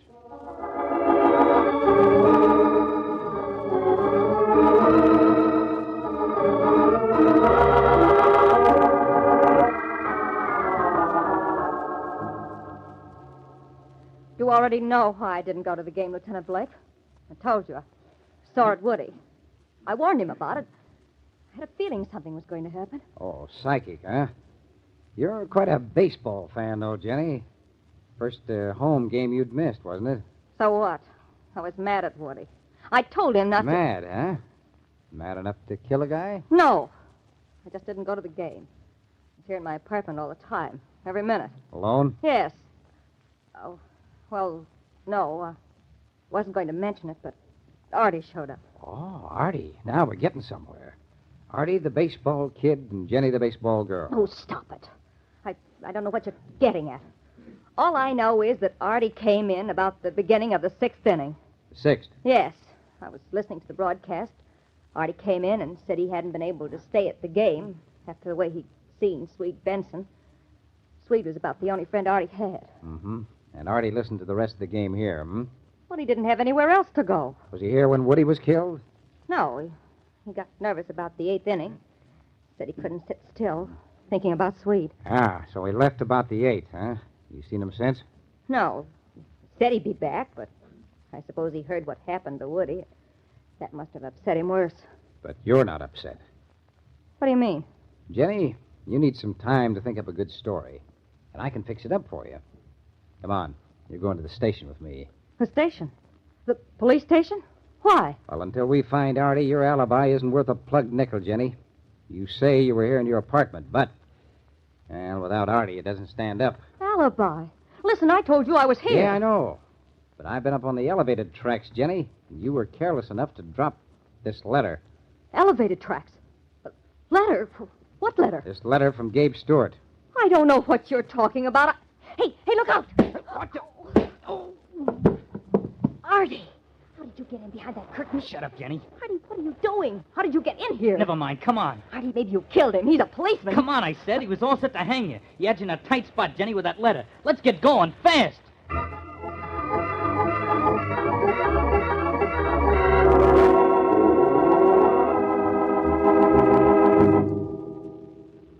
I'm a reasonable guy, Artie. I don't mind getting whacked over the head with a blackjack if there's some point to it. But I don't see why you did it. You didn't really think you could get away with it, did you? Think you're smart, don't you? Well, never mind that. Point is, we caught you and Jenny, too. And slugging me didn't help any. But I'm fair, Artie. I'm going to give you one more chance to tell me what Jenny had to do with this. Nothing. I told you that. You don't make much of a Galahad, Artie. Now, Jenny... You quit picking on Jenny. Leave her alone. She didn't have nothing to do with it. She's a little bit old for you, isn't she, Artie? What are you talking about? She's the only friend I've got now that's Swede. Why did you kill Swede, Artie? You could have gotten money from him. Did Jenny put you up to this? I didn't kill Swede. You think I'd kill the best friend? Artie, you killed Swede Benson because Jenny told you to. You knew about Garson wanting Swede to throw the game. Jenny put you up to it, didn't she? She told you she'd cut you in on the money that Garson promised to pay her. I didn't do it, and Jenny didn't do it neither. You killed Swede, and then you got jumpy. You knew Woody was Jenny's boyfriend, and you figured he might find out something. Or you killed Woody to protect yourself. I didn't, you dumb And then you figured you'd have to get rid of Gabe Stewart next, because Gabe had written Jenny that letter about Woody. What letter? What do you... You know, Artie, you know. The one I found on the elevated tracks. The letter you dropped when you shot Woody Sanders. You're crazy. I don't know about any letter. No? Never saw this letter, huh, Artie? What? Let's see that. That's from Gabe. That's the letter Gabe wrote Jenny. Right, Artie. The letter you read. Made you mad. You stuffed it in your pocket. But you got careless and you dropped it when you climbed up onto the elevated tracks. No. I saw that letter, sure, but... Of course, Artie. It has your fingerprints all over the envelope. Why, that dirty heel. I'll get him if it's the last thing I do. Get who? Gabe Stewart. You won't do any more getting, Artie. Listen, Gabe sent me after that letter. What? Gabe sent you after it? Sure. He gave me $2 and said he'd mail the letter to Jenny and then changed his mind. He said he wanted it back before Jenny read it. Before Jenny read it? Yeah. He mailed it at night and he knew it'd be delivered next morning. So he gave me the money to wait for the mailman at Jenny's and sneak the letter out before she saw it. Now, look, Artie, don't... That's the truth, honest. I went to Jenny's and got the letter and brought it back to Gabe, unopened. Jenny never saw it. You're not lying? She never saw it unless, well, maybe Gabe showed her to the letter. Oh, well, then come along, Artie. We're going for a ride.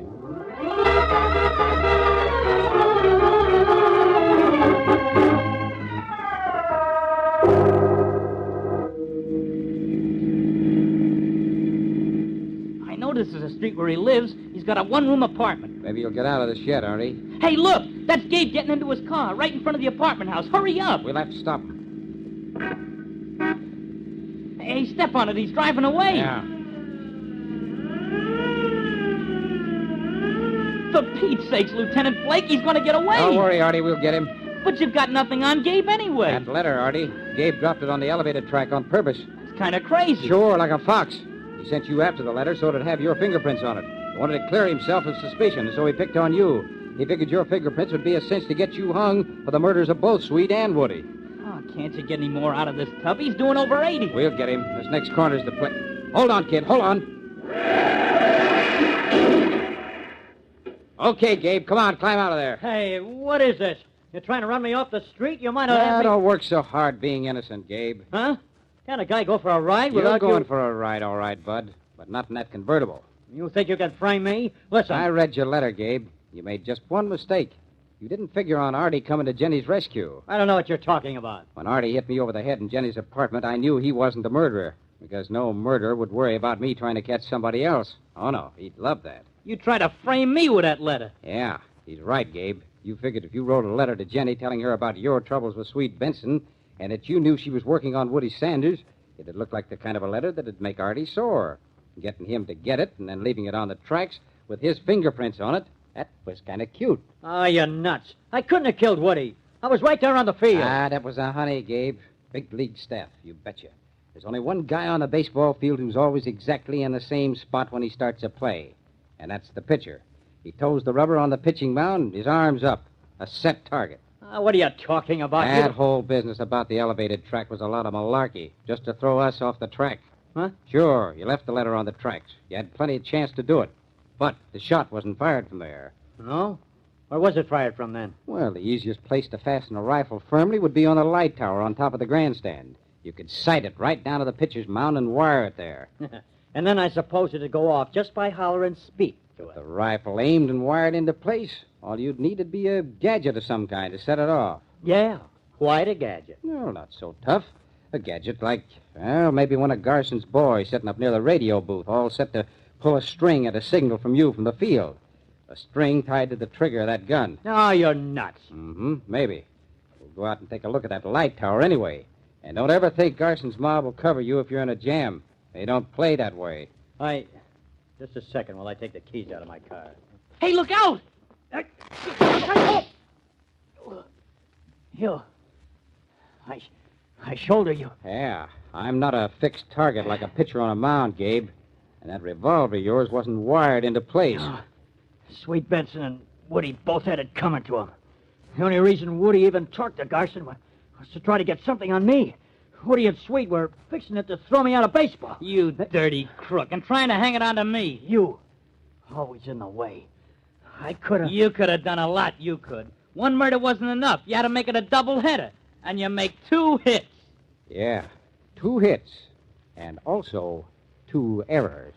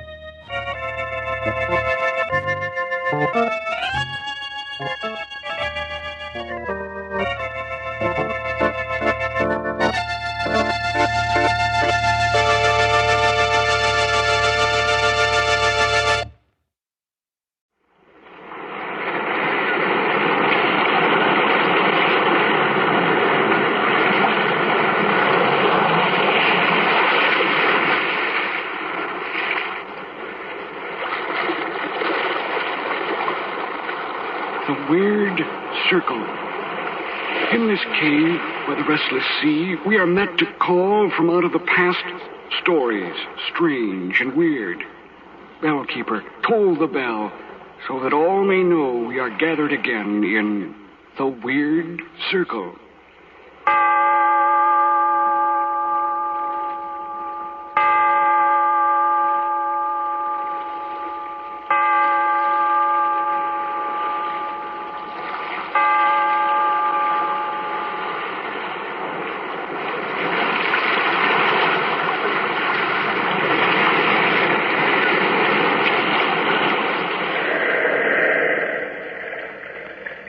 The Weird Circle.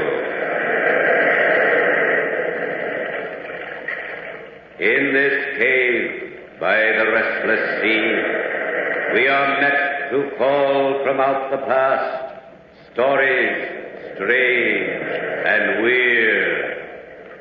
Bellkeeper, toll the bell, so all may know we are gathered again in the Weird Circle.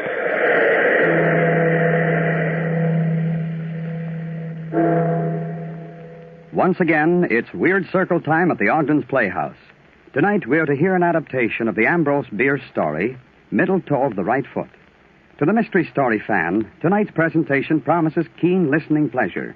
To the smoker who rolls his own cigarettes, Ogden's Fine Cut promises smooth smoking pleasure. It's a promise that comes true with every cigarette rolled with Ogden's. That's why we call attention to our standing invitation to try Ogden's when in need of a cigarette tobacco. You'll find Ogden's easy to roll, delightful to smoke. Yes, easy to roll, delightful to smoke.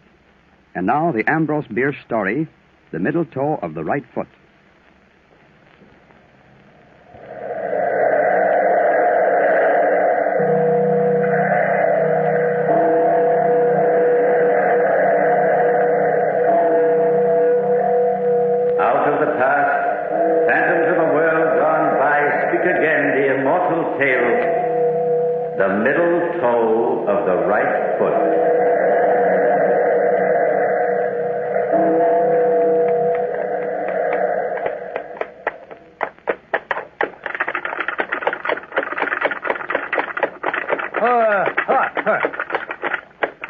Well, there it is.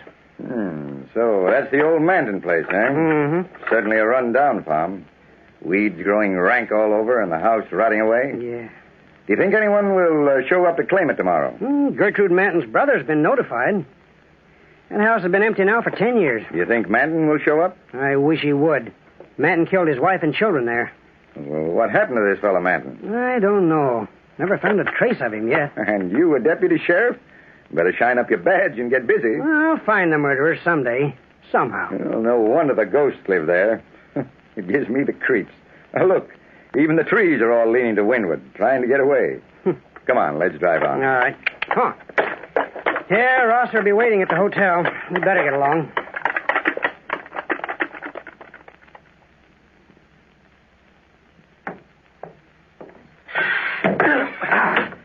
Why don't you look where you're going? Why, I'm sorry. I was only... Get out of my way. Some people are the clumsiest. Clerk. Good day, sir. I want a room. Yes, sir. Gladly. Will you sign the register? Front! You will have room 212, Mr. Grossmith. Oh, Mr. Grossmith, I think we've met, sir. What? Bumping acquaintance in the screen door just now. Well, Allow me to introduce myself. Ross, sir, editor of the Marshal Advocate. Glad to welcome you to our city. Are you here on business? If I am, it's my own business. My mistake, stranger. What a horned toad. Ross, sir. Here we are. Hello, King. Oh, you must be Mr. Sanchez. Yes, sir. How do you do, sir? Welcome to Marshall. It's good of you to meet us here, Mr. Rosser. We county politicians, like the deputy here and myself, can't get along without you great men of the press. Oh, shucks. Come on over here and sit down. That's right. Now, you want to talk about the Manton house first or the coroner? Oh, wait a minute. First, let's order something long and cold, huh? The Manton place will take care of itself. It's a good idea. That was a hot drive. Well, now, about this candidate for coroner, Rosser. I can't see, King, why a man can't be a good coroner just because he's got a cast in his eye. Well, you know, Rosser, I have a theory that any physical defect goes with some mental or moral defect. Just can't help myself. I hate and always hated any kind of deformity in a man or in a woman. I infer, then, Mr. King, that a lady lacking the advantage of a nose would find it a hard struggle to become Mrs. Thomas King. Well, put it that way if you want, but seriously, I once nearly married a most charming girl who... Well, I was a kid lawyer studying at Harrison. Each time I came home here, I rushed over to the Brewers. I think I was really in love with Gertrude Brewer. She was lovely. Then, one summer afternoon, we were in the orchard. Her young brother was helping us gather fruit. Oh, Tom, it's such fun to have you home, even if for only these short visits. How's everything? Oh, just fine and dandy. Oh, I've so much to tell you. They made me deputy sheriff. Oh, how wonderful. Yeah. Can't I see you alone this evening? Let's walk down to the river. Oh, I'd love to, Tom. Yes. What is it, Ned? Here comes Manton. He's tying up his team down by the gate. Oh, Gertrude, I can't stand that man. Why do you let him come here? Why, he's very amusing, Tom, and very nice. He's very prosperous. But I agree with Tom, sis. He's a queer duck. Got queer ways. Well, Ned, what do you mean? Well, I went after Partridge with him, and he uses the craziest contraption. Yeah? How's that? He's taken a long, straight branch, stripped it, and on the end he's fastened a loop of wire that's sharp as a razor blade. A razor blade? Yeah. He sneaks up on a bird, then gets the loop over its head, and gives a quick jerk. And presto, bird's dead. Throat cut. Oh, Ned. Why does he do that? Well, there's no shot to scare other birds. Well, that's true, and a good idea if you want slaughter instead of sport. And when he's doing it, Tom, his eyes look so queer. Oh, Ned, here he comes. But I'll see you alone tonight, won't I, Gertrude, dear? Yes, Tom, of course. Afternoon, Miss Gertrude. Hello, Mr. Manton. Just thought I'd stop by to see the prettiest peach in the county. Oh. Hello, Ned, my boy. Howdy, Mr. Manton. Why, Mr. Manton, look. Your hands are stained. Oh, well, I'm sorry, Miss Gertrude. I've been doing a pretty job of butchering. Finest calves you ever saw. Oh. This is our friend, Tom King. He's been made deputy sheriff. Oh, good old law and order. Well, howdy. Don't you ever take your cattle to market on the hoof? Oh, prefer it my way. Besides, makes for tenderer, whiter veal. Well, young woman, you look mighty near perfect today. Mighty near? I think Gertrude looks perfect always. Well said, young sheriff. I guess by and large that everyone will agree that Miss Brewer here is an absolutely perfect specimen. No flaws, no faults. Now stop it, both of you. Well, as her brother, I'll say she's easy on the eyes, but a perfect specimen? Ha. No, she isn't. Now, Ned, behave. Ned, what are you talking about? Yeah, you tell him, sis. Oh, the boy's crazy. What's he driving at? Well, it's all so silly. I don't know why Ned mentioned it, but the fact is, if you must know, I have only 4 toes on my right foot. No middle toe. What? Cut off by accident? No, I was born that way. Oh, a branded filly, eh? Well, you'll never stray from your owner, will you? Gertrude, I never knew that. Why, it's of no importance, Tom. I never think of it. It's cool here under the trees. Mind if I sit on the bench? Oh, not at all, Mr. Manton. Here, I'll make room. Take my chair, Manton. I'll be running along. Oh, Tom, already? Yes, I've got some business in town. Important, really. You'll excuse me, Gertrude? So long, Ned. Forgetting me, eh? No. Goodbye, Mr. Manton. Oh, see you tonight, Tom. Goodbye for a little while. Well, gentlemen, I didn't go back that night, and that goodbye was not for a little while, but for a long time. Do you mean a defect in the young woman's foot made such a difference to you, King? Yes. It's a curious obsession on my part, but I know that if I'd married that girl, I should have been miserable, and would have made her so. And if the girl cared for you... She couldn't have cared too much for King, for she soon married a gentleman with more normal views. You mean Manton? I get it. That horrible house we passed today. But you said Manton killed his wife. Yes, he did. Hey, wait a minute. Who's that coming out of the door? It's familiar looking. Oh, but it couldn't be. His name's, Grossmith. Grossmith, huh? Yeah. A cheerful bounder if I ever met one. Nearly knocked me down when he arrived this afternoon. Bit my ear off when I tried to speak to him. Well, no interview? No interview. What a nerve. He's sitting down right near us. Well, I'm interested in this story of King's. Tell me more about the Manton case, King. Your friend seems to be choking. Let him choke. Go on, King. Well, there's not much more to tell. I spent several years in the county seat before I came back here. The next time I saw Gertrude Manton was one day 10 years ago. I was in my office when I heard a knock on the door. Come in. Tom, it's I, Gertrude Brewer. Gertrude Manton. Gertrude! Oh, it's good to see you again. Why, you look... Don't try to be polite. I look old and tired and scared. And I am. Well, what is it? Here, sit down and tell me.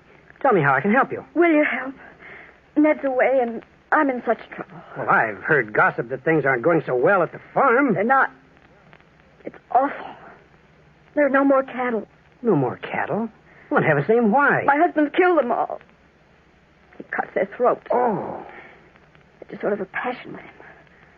There were no more calves, so he killed our bull. Then he started on the cows. Our lovely, gentle cows. Every so often, my husband's eyes get a strange, glassy look in them. He whets his slaughtering knife and sort of fingers it with an awful smile on his lips. Tommy's crazy. He ought to be put away, but what must I do? Oh, now, Gertrude, dear, of course I'll help you. Take it easy. Now, don't cry. I won't, but Tom, he cut the throat of our last cow yesterday. I'm so frightened. It's having a terrible effect on the children. Now, see here. Everything will come out all right. Please stop crying. I'm going to get Dr. Carter, and we'll drive out first thing in the morning. You will? Yes. Oh, that's wonderful. I won't be afraid anymore. Thank you, Tom. We'll see you tomorrow morning, then. Goodbye.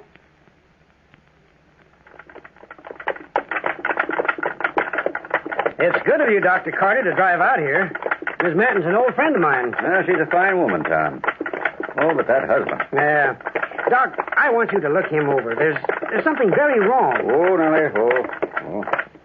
Oh, lovely sunshine. A lovely day out. What a gloomy place this is. Hello, Gertrude. Gertrude! She doesn't answer. Well, let's ring or knock or something. I'll try the bell. Look here, Tom. The door's open. Yeah, go on in. Gertrude, where are you? This house has the emptiest feeling. Are you sure she knew we were coming? Well, we arranged it only yesterday. Oh, she must be here. There's no one in this room. Oh, let's go upstairs. Yes, you'd better. Come on. Doc, wait! Look, here on the stairs. This stain. It's sticky. That's blood. Dripping from... Hurry, Tom. Hurry up here. Good Lord. Little boy lying by the banister. Oh, his throat is cut. Gertrude! Where the devil is she? Doc, try the bedroom door. Tom, in here. It's Mrs. Manton, lying across the body of a little girl. Both their throats slit from ear to ear.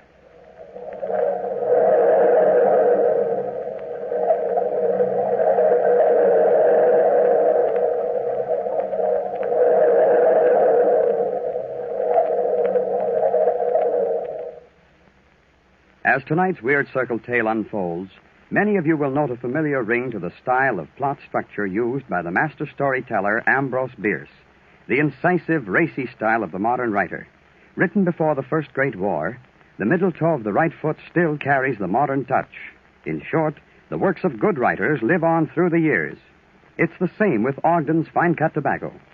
A long time back, when Ogden's first came into prominence as the top choice of roll-your-own cigarette fans, smokers were talking about and praising Ogden's.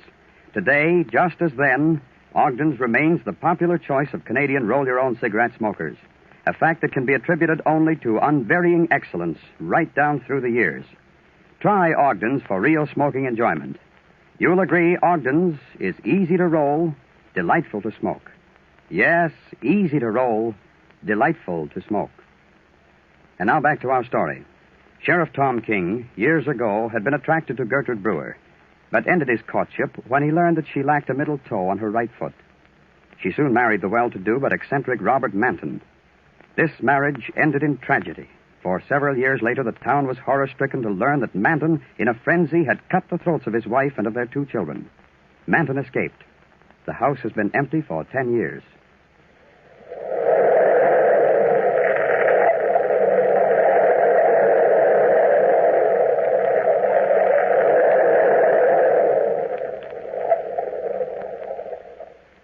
Well, that's the story of the Manton murders. And a morning I'll never forget. Well, I don't wonder. It's a horrible story. Tom, you may be interested to know that this Grossmith, or whatever his name is, sitting near us here, has been glaring at you and taking in every word you've said. Why the impudence? What do you think we ought to do about it? That's easy. Sir, I think it would be better if you'd remove yourself to the other end of the veranda. You are evidently not used to the company of gentlemen. I'll not be spoken to that way. Why, you ill-bred lout. You've listened to every word we've been saying. Now, easy, Rosser. You're a bit hasty and unjust. This gentleman's done nothing to deserve such language. I'll not take back a word. This man has been annoying me all day. Hold that tongue of yours, sir, and I'll cut it out. You will you? It's the custom of the country to demand satisfaction for an unwarranted blow. I now demand it of you. I'll give it gladly. I have no acquaintance in this place. Perhaps you, sir, will be kind enough to represent me in this matter. You mean me?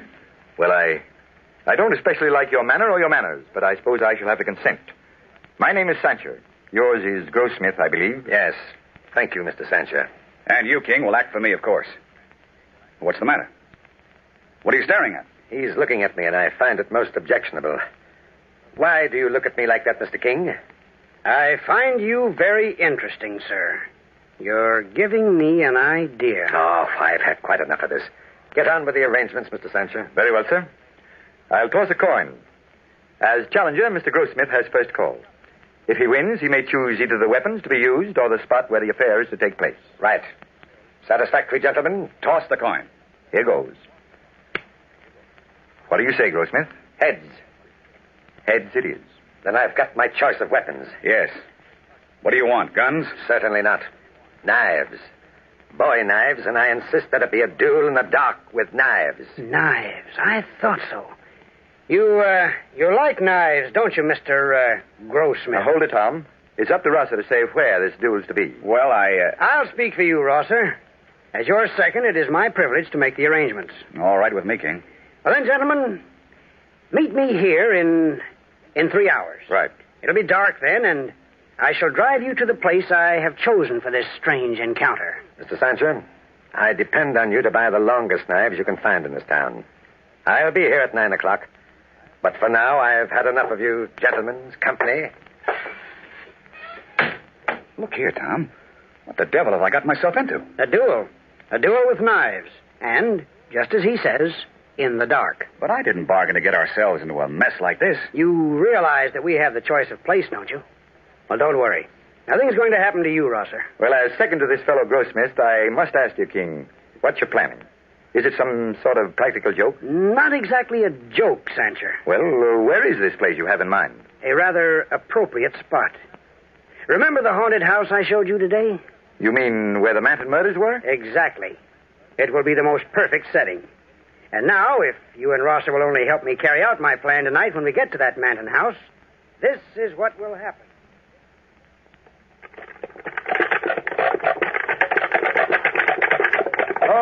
Go up. All right, here we are. Come on. Get out, Grossmith. This is the place. What are you waiting for? I happen this is a trick.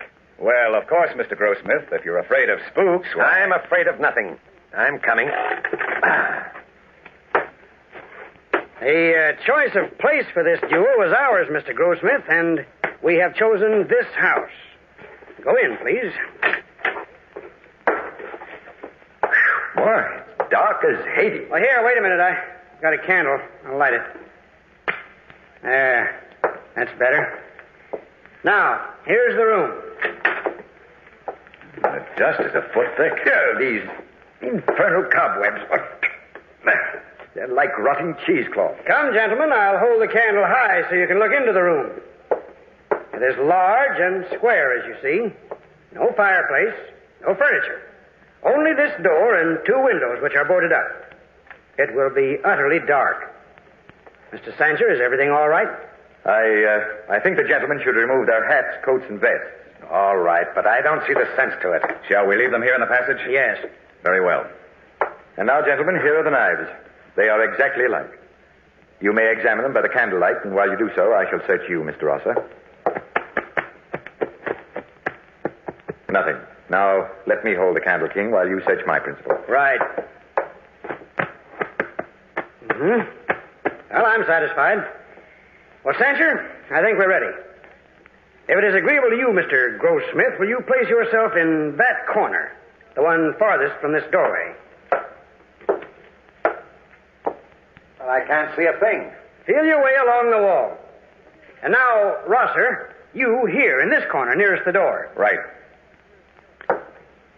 Now, gentlemen, you are both in position. Remember, you are not to start fighting or move until you hear the closing of the outer door. I shall now blow out the candle. There. There is the darkness you asked for, Grossmith. We leave you now. Good luck, Rosser. Goodbye, Mr. Grossmith. Are you with us, Rosser? Right behind you. Then here goes the outer door. All right, Rosser. Come out of that corner. My knife is waiting for you. My knife. I love a knife. I'll carve you up, you blackguard. Well, why don't you say something? Rosser, where are you? Come out of that corner. Very well, I'll get you. You sniveling fool, are you afraid? Oh, a corner. But I'm getting nearer to you, Rosser. Why don't you move? The door. Now. There's no one here. Rosser, where are you? I'll get you.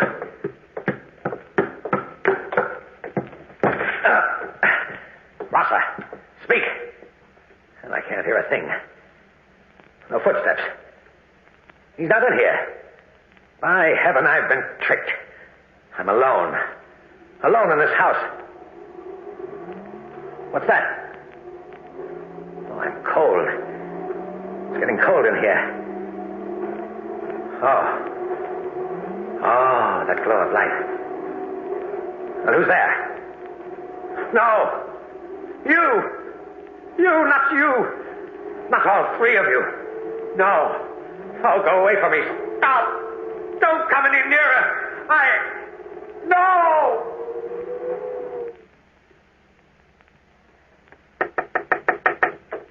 Come in. What's the big idea of sending for me so early in the morning? Oh, hello, Sanchez. Hello. Did he get you here, too? Yes, he did. Well, Tom, what is it you want? Boys, that hoax we framed up last night doesn't look so good this morning. How do you mean? It's got me in a spot. You see, there's something about that fellow Grossmith I didn't tell you in Sancher. I drove right back to the house after I left you boys last night, and though I called and yelled at him, there wasn't a sound. He wasn't there. And he didn't come back to the hotel. Well, what do you care? I never want to see the fellow again. But I've got to find him. Well, I never should have let him get away. Just what do you mean by that, Tom? Well, I mean just this. When Grossmith challenged you, I thought I recognized him. Yeah, that fellow isn't Grossmith at all. Huh? He really is... Hello, Tom. I guess I'm early. Ned Brewer. Well, I didn't expect you here this early. Well, I got tired waiting for you and the county commissioner. I'm glad to see you again, Ned. You know Sam Rosser of the Advocate? Of course. How do you do? Welcome back, Ned. And this is the commissioner, Mr. Sancher. Glad to meet you, sir. How do you do? I'm Gertrude Manton's brother. I guess so. Well, Mr. Brewer, the county will be glad to give over the custody of the farm, and since you're here, we might as well drive right out there and get the business over with. What do you say, Tom? Sure. I'd like it mighty well if Rosser here came along as a witness. Well, why not? Of course. Make a good feature story for my paper. But I bet it will bring back powerful, unpleasant memories to you, Brewer, to see that Manton place again. I wish I didn't have to come out here. This place drives me crazy. Such ghastly recollections. I can't ever forget that day. No, nor can I, Ned. It was stark horror. Unbelievable. Poor Gertrude. What happens now, Mr. Sancher? Well, we wait here till noon. It's nearly that now. Good. And then, if no other claimant puts in an appearance, the state law says I hand the custody of the place over to you as the rightful heir. I don't know what I'll do with the place. I certainly never want to see it again. Well, let's go inside. The door's unlocked. Well, there's nothing here for anyone to take anyway. Gloomy, isn't it? What a ghostly effect, that light filtering down from the upstairs windows. I remember this room to the right here. I thought so. It's empty. Wait. Come here, quick. Huh? What? What is it? What's in that far corner? I think it's a man. It must be Grossmith. Hey, you! Hey, Tom, wait. This man's dead. Stone dead. Why, he can't be. Rosser, kick out some of those boards so we can get some light in here. Right. I'll help you, Rosser. All right. There. He's been dead for some time. He's rigid. There's his knife on the floor. But there's no blood on it. Look at his hands. Palms out and those claw-like fingers shielding his face. There's not a mark on him. See if you can help me lower his arm. Certainly. There. Look at those wild, staring eyes and that half-open mouth. Can you figure out why he died, Tom? This man died of sheer terror. Don't you agree, Ned? What? Why, Ned, what's the matter? By heaven, Tom. It's Manton. Look, you saw him once at our place, didn't you? Yes, but he wore a beard then and long hair. But you're right. This is Manton. Manton? Grossmith was Manton? Tom, Brewer, do you see what I think I see in the thick dust? Where? What? There on the floor. Leading from the door straight across the room to within a yard of Manton's body. Footprints. Bare feet. 3 parallel lines of them. This is awful. A woman's footprints in the center, and on either side, the marks of children's feet. Look at that. This nearest print of the woman's foot. The middle toe is missing. The middle toe of the right foot. Gertrude. My sister Gertrude.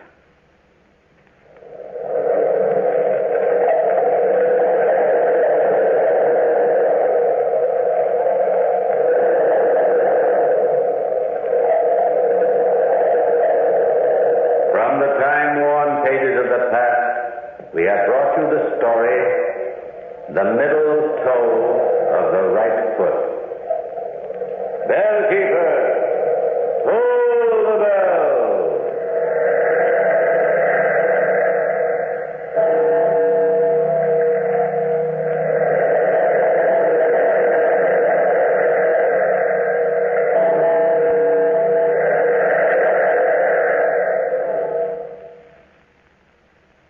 Tonight's presentation brings to a close the present series of Weird Circle stories at the Ogden's Playhouse.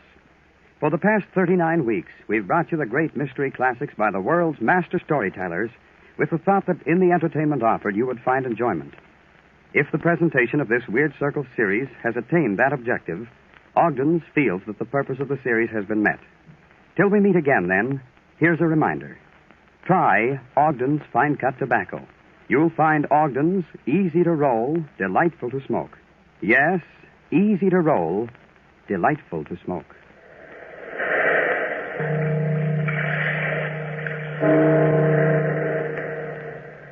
If you smoke a pipe, try Ogden's Cut Plug. It's a smooth, mellow pipe tobacco.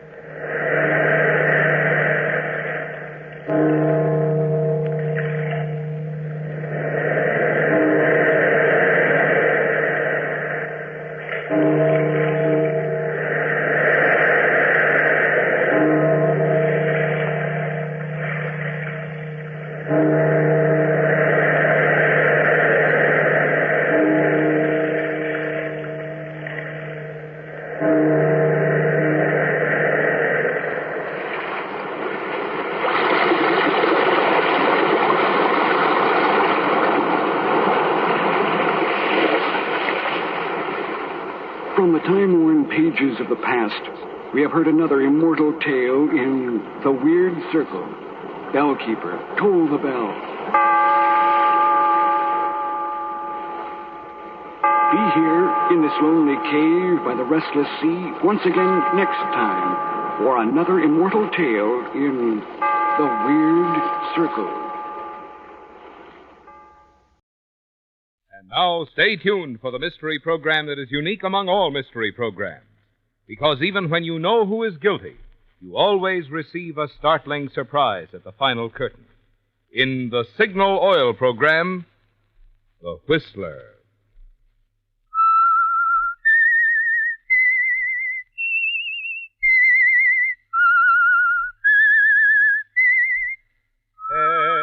S-I-G-N-A-L. Signal, signal gasoline.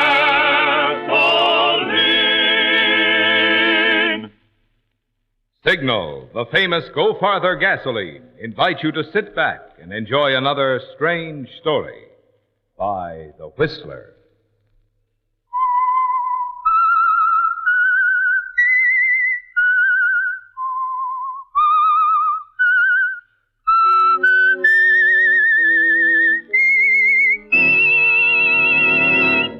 I am the Whistler, and I know many things, for I walk by night. I know many strange tales hidden in the hearts of men and women who have stepped into the shadows. Yes, I know the nameless terrors of which they dare not speak. And now for the Signal Oil Company, The Whistler's strange story. A Matter of Odds.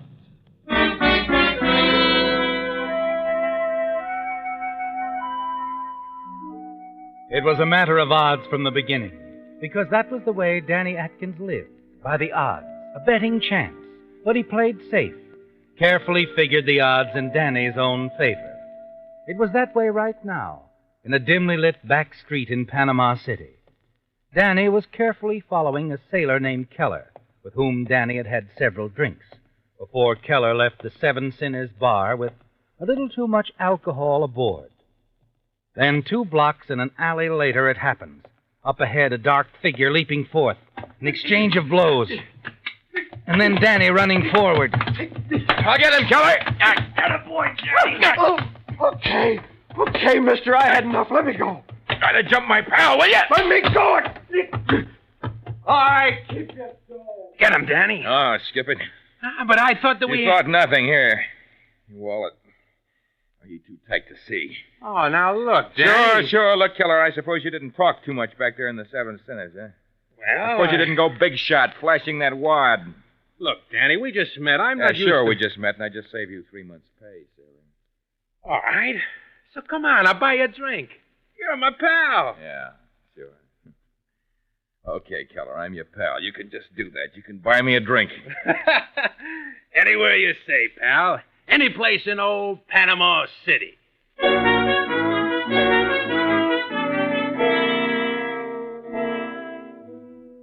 Amusing, isn't it, Danny? The way you picked up with Sailor Keller and the Seven Sinners, became friendly with him. He showed you a picture he had taken in Tokyo, and you even showed him an old snapshot of yourself when you were a high school baseball star. And all the while you were figuring the odds, weighing how much bigger Keller was, how drunk, how much of a protest he'd put up verbally and physically. Someone else jumped in, and now you emerge as a hero instead of a villain. But as you enter another bar, the Blue Moon, you tell yourself that it isn't over. Not yet. The Blue Moon here's as good a place as any. I even know somebody in here. Hiya, Francie. Hey, take it easy, Keller. They'll toss us out of here. Hey, who's your friend, Sailor? Danny boy? He's just Danny boy, sweetheart. Don't you go getting too well acquainted. Don't worry. Wow, ditto. Hey, I'm not so sure I want to sit at the same table with him. Oh, come on. He's my pal. Just saved my neck. Okay. Here we are. Sure, my pal. Quite an athlete, too. Show Francie that baseball picture of you, Danny boy. She isn't interested. Go on. Hey, waiter, a round of drinks for my friends here, huh? Joey! Hey, Joey, got a customer for you. Huh? Who's Joey? Ticket vendor. You heard of the National Lottery. A lot of dough gonna be changed hands soon. Oh, sure. Yeah, really. Hello, Francie. Want to buy some tickets? Well, my friend Sailor Keller. Oh, Mr. Keller. All right. How many, sir? I'll take a fistful. Joey, a fistful. A fistful? Hey, look, Keller. Relax, Danny. I feel lucky. Give me lots of threes, Joey. Three's lucky for me. Sure, Mr. Keller, sure. How about 3303? Okay. Buy some for the lady, too? Yeah. Oh, gee, That's for thanks. my pal, Danny boy. Oh, no, never mind me. I'm no gambler. I thought you were always figuring the odds, Danny. Didn't we talk about that? Yeah, I said I figure the odds on people, Keller. People, situations. I don't make wild bets. You wouldn't. Okay. It's going to be your loss. Skip him, Joey. But me, give me a fistful of those threes. And waiter, another round for us here for Francie, Joey, and me, and my pal, my old pal, Danny boy. Oh, you're a sport, Oh, sweetie. look, Keller, you're a sucker. The odds are against you, 50,000 to 1. Pay no attention to him, Against hon. me? Okay, Danny boy, so what? So what? So I'll see you in the morning. Over at your hotel. Anything you say, pal. My room's 214. Right now, I'm going to stay anchored for a while. Me and little Francie. That's right, hon. Oh, I was wrong, Keller. 100,000 to 1 odds. And all against you, all the way. Just bitter. Little old Danny boy is just bitter. Night, pal.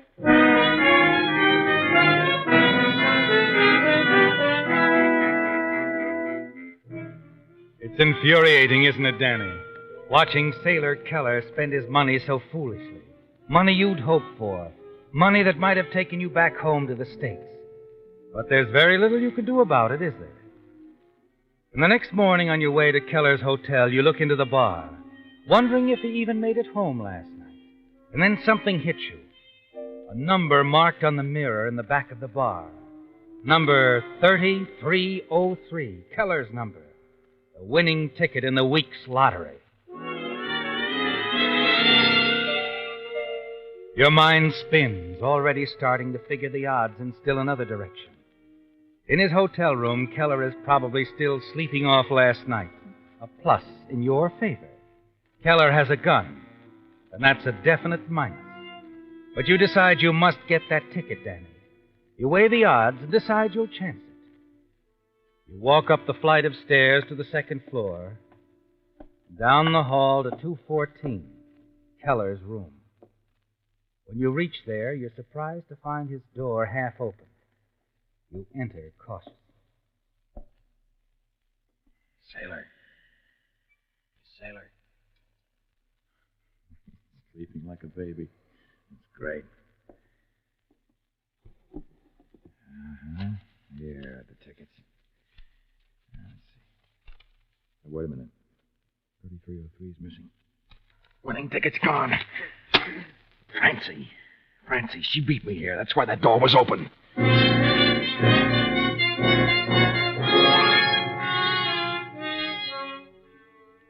It has to be Francie, doesn't it, Danny? Yes, the girl in the bar last night. It's the middle of the afternoon before you finally find out where she stays and stop by her apartment. Lottery tickets? I don't know what you're talking about. Oh, no, you wouldn't. You packing, Francie? Huh? Going somewhere? Well, yeah, I got a new engagement. I'm being booked into San Francisco. Oh, sure.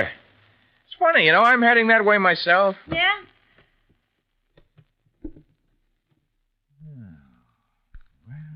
Well, look here, Francie. Right on top of your pretty things. All this money. Yeah, well, all right. So I cashed Keller's ticket. Look, we can split it. I took it from Keller, sold it to my boss for $30,000. So I see. Thanks for cashing it for me, Francie. What? $30,000 will take me quite a distance. Hey, but you... Oh, poor old sailor. He wouldn't believe me about the odds, would he? Never mind the sailor. He'll sleep all day. Well, look, Daddy, don't take it all. Leave me some of that money. After all, I was the... What? Yeah? Who is it? Hey, Francie. Sailor Keller. Open up. I want to talk to you.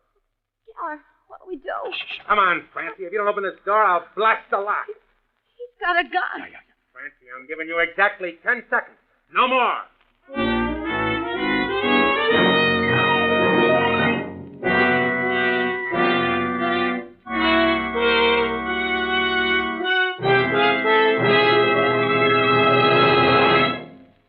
When Milady gets spring fever, out she goes and buys a new hat to perk up her spirits. Wouldn't you like to be able to perk up your car's spirits that easily in spring? You can, friend, you can. Simply by treating your car to a tank full of the famous Go Farther gasoline. Signal, that is. Ah, you say you thought mileage is the thing Signal gasoline is famous for. You're so right. But that's only half the story. The other half is what makes Signal deliver such good mileage. Namely, Signal helps your engine run so efficiently you save gasoline. Well, when your engine runs that efficiently, naturally you also notice quick starting, peppy pickup, smooth, obedient power, the very things that make driving more fun. That's why Signal says performance and mileage are like birds of a feather. They go together. No need to choose between driving pleasure and economy. Get both by powering your car with the famous Go Farther gasoline. Fill up next time at a Signal service station. Signal, Signal, Signal gasoline. Your car will go far with Go Farther gasoline.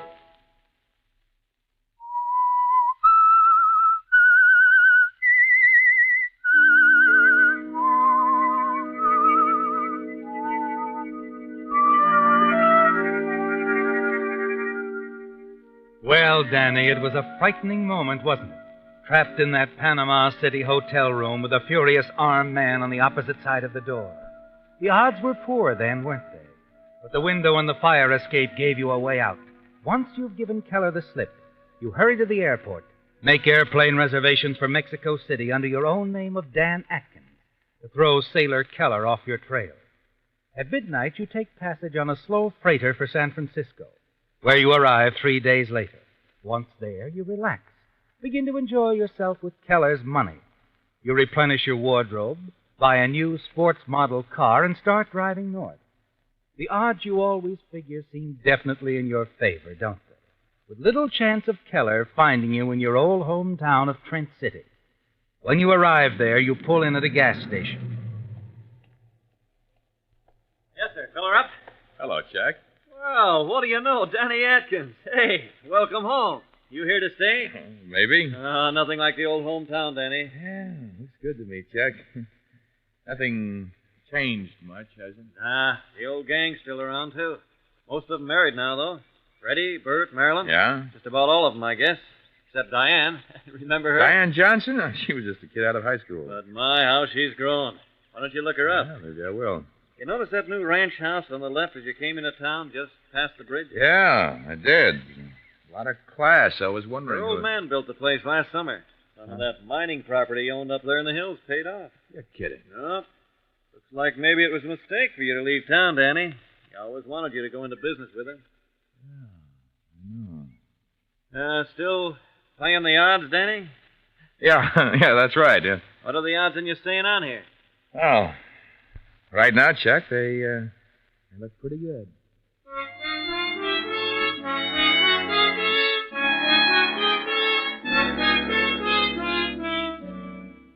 After you leave Chuck, you register at the local hotel, then cruise about town. Your old friends are glad to see you, aren't they, Dan? Yes, and you can tell they're impressed. Your new car, the fine cut of your clothes. You spend 2 or 3 days enjoying yourself, renewing old acquaintances. And then one afternoon you drive to the large ranch house near the bridge, the Johnson place.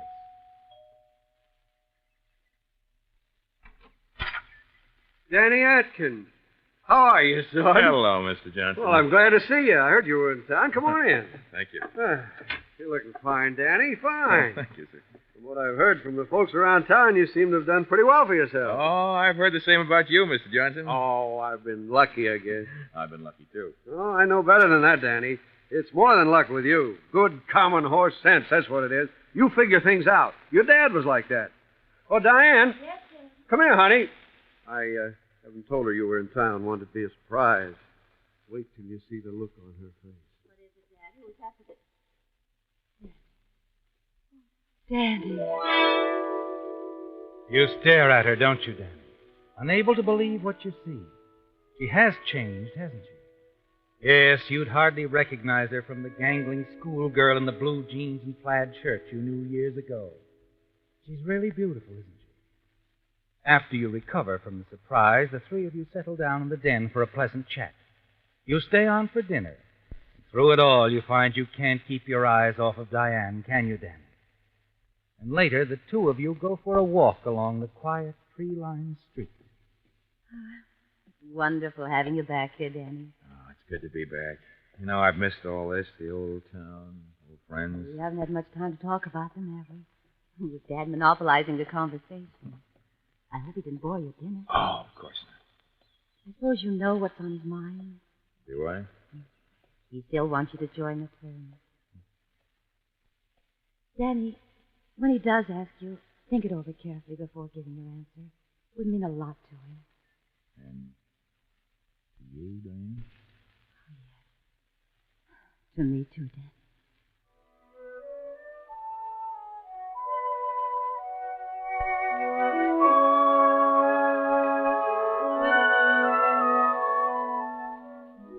It becomes quite clear to you in the days that follow, the hours you spend with Diane, that your friend Chuck was right, Danny.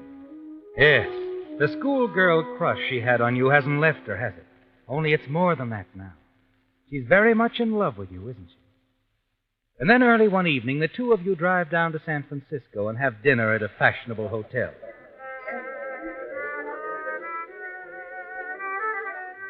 Having a good time, Diane. Of course. But you still haven't told me what this is all about. Are we celebrating something? Yes. I am in your father's firm.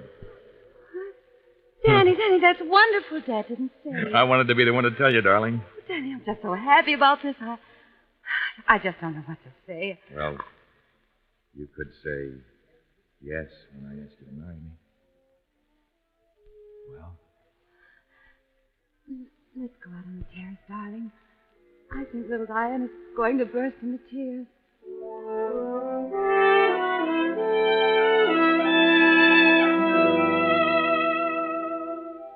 It's all working out just the way you've planned it, isn't it, Danny?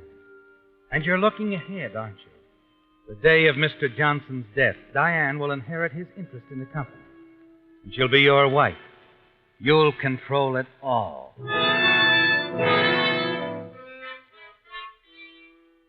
The following morning, you accompany your future father-in-law into the hills to look over his newest project, the abandoned Crofton mine. You catalog each item in your mind. Listen to Mr. Johnson's suggestions. And then you have some of your own to offer. Seems pleased. Son, I go along with those ideas of yours 100%. A lot of angles there I hadn't figured on. Oh, Mr. Johnson, one more thing. About that double cable running from the mine entrance here across the river to the road on the other side. Yeah, they're pretty worn out and rusty, aren't they? Well, I've already taken care of that, Danny.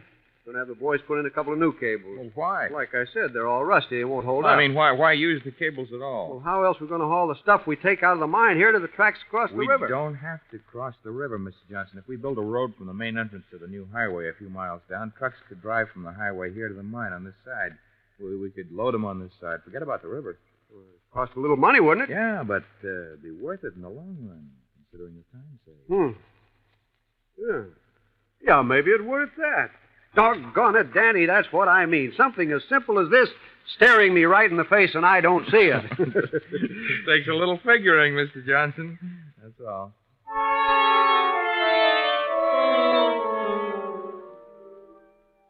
Plans for the reopening of the old Crofton mine run smoothly in the next few days, don't they, Danny?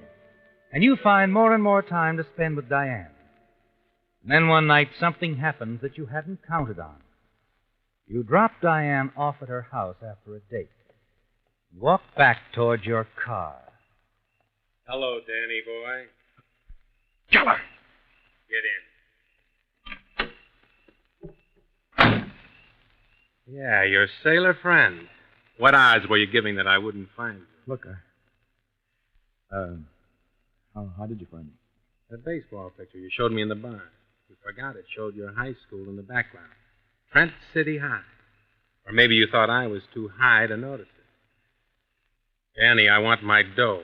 All of it. You don't think I carry it around with me, do you? Then we'll trot on down to the bank in the morning and get it. I don't have it. I've invested it. You know, I was afraid of that, Danny boy. I heard around town that you'd gone into some business deal with a gent named Johnson. Okay, so get it back. Get it back? That's impossible right now. A few months, maybe. I can't wait that long. I'll give you a couple of days. The dough or else. Or else you'll plug me with that rod. Huh? What good is that? Oh, I wouldn't plug you, Danny. Unless I had to. No. Well, then what? The hometown folks might be surprised to learn how you got that dough. That little chick you've been running around with. Old man Johnson. All your pals. Oh, it's your word against mine. So if you didn't cop the dough, where and how did you get it? They might like to know. Look, Keller, you'll get your money. Sure I will. One way or another. But how do I know you won't tell him anyway? You're good at laying odds. Suppose you figure that one out.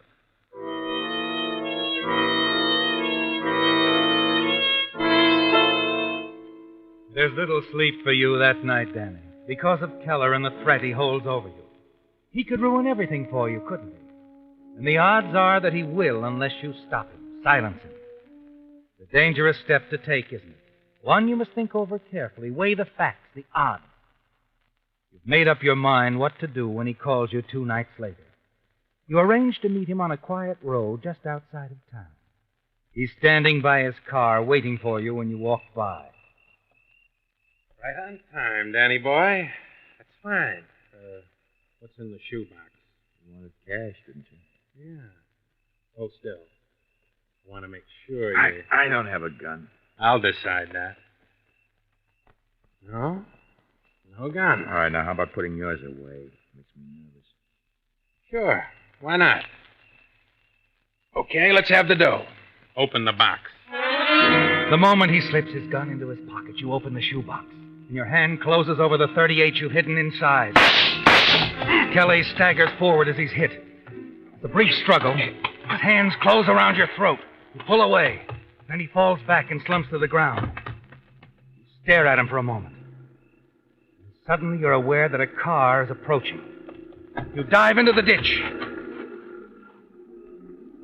A truck, Danny, loaded with townspeople coming home from the barn dance at Fondale. And you recognize the voice of your friend Chuck. Hey, there's been an accident. Yeah. Well, let's have a look. What's going on? Hey! This guy's been shot, Chuck. He's dead. Yeah. You better go for the police, Jimmy. All right. Rest of us stay here. Wait. What's this in his hand? Part of somebody's shirt collar.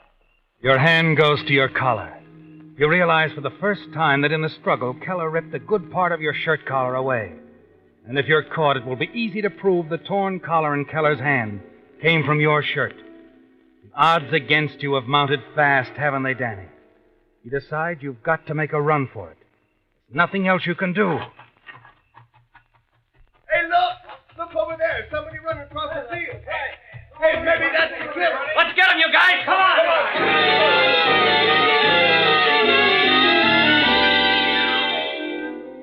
They're not far behind as you approach the foothills, are they, Danny? And then as you reach the river, you know you're trapped. There's no way to get across. But then suddenly you remember. Yes, the mine cable stretching across the river, not far downstream. A few minutes later, you reach them. What are the odds now, Danny? The cables are eaten by rust, and it's a long way across, isn't it? A rushing river below. You make it to the other side, you'll be safe. You stay here, the chances are you'll be caught. You weigh the odds carefully, don't you, Danny? It's a matter of timing. And even if the cables do break and you fall into the river, you're a good swimmer. And you're certain you can make the other side. And then... I tell you, I'm sure he came up this way. Well, he isn't here. You get a good look at him? No, it's too dark. He probably headed downstream toward the bridge, the only way across. Yeah. Hey, but wait a minute. I just happened to think of something. What about those cable lines leading across the river? They're around here someplace, aren't they? Well, yeah, sure. But a guy'd be a sap to try it. Hand over hand, more than 50 yards. I guess you're right. He wouldn't try it. Come on. Yeah. Wouldn't I try it, Chuck? Wouldn't I?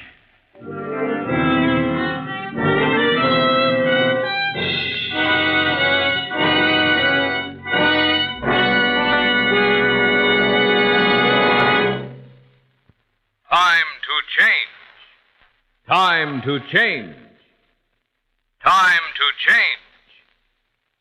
Yes, it's time to change, says that sign outside signal stations. Time to drain tired out old winter motor oil. Time to refill with fresh, clean Signal Premium Motor Oil, the new heavy-duty Signal oil that reduces engine wear 50%.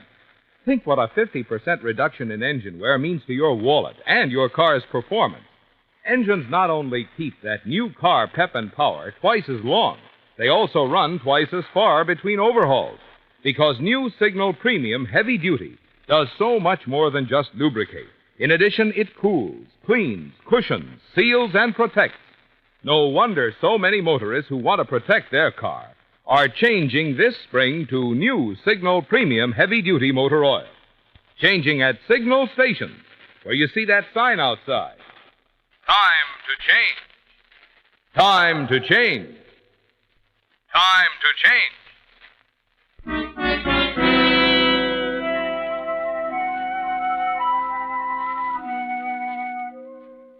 A small group of townspeople, shocked by the news of the tragedy, had gathered at the river's edge just below the Crofton mine.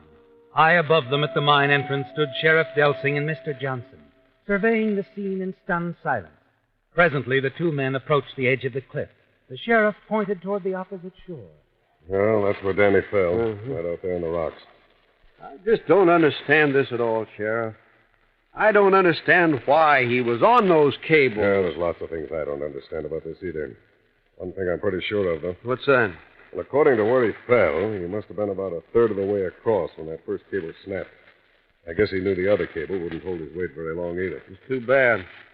That second cable had broken a few feet further in either direction. He'd have landed in the river instead of on those rocks. Probably be alive now. Yeah. Yeah, I can just see Danny. Up there in that cable. He's got a quick decision to make. Keep going or turn back. You know how Danny was about decisions. Yeah, the odds. Always thinking about the odds. I guess this time he took just a little too long to figure them out.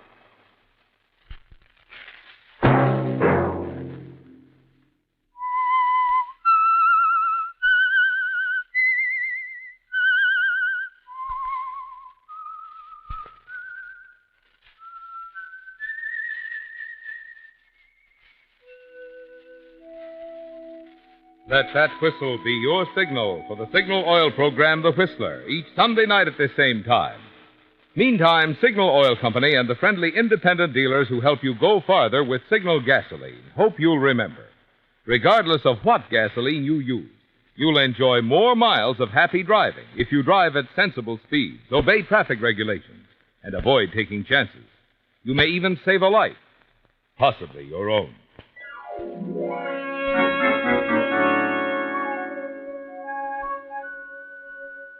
Featured in tonight's story were Bill Foreman as the Whistler, Lamont Johnson, G.G. Pearson, Tom Tully, Bob Bruce, Bill Boucher, and John Shea. The Whistler was produced and directed by George W. Allen, with story by Adrian John Doe, music by Wilbur Hatch, and was transmitted overseas by the Armed Forces Radio Service. The Whistler was entirely fictional. Any similarity of names or resemblance to persons living or dead is purely coincidental. Remember to tune in at the same time next Sunday when the Signal Oil Company will bring you another strange story by The Whistler. Marvin Miller speaking for the Signal Oil Company.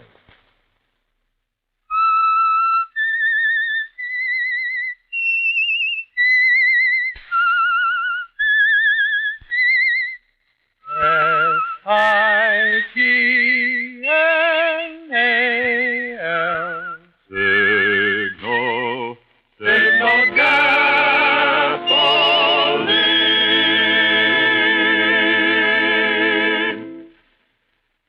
Stay tuned now for Our Miss Brooks, starring Eve Arden, which follows immediately over most of these stations. This is the CBS Radio Network.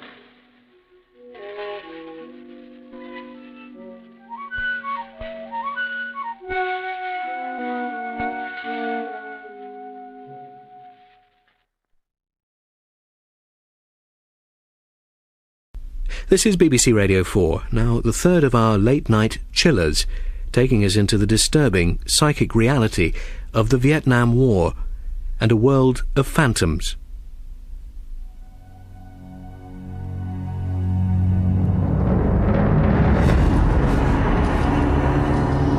Delta Sly Honey by Lucius Shepard.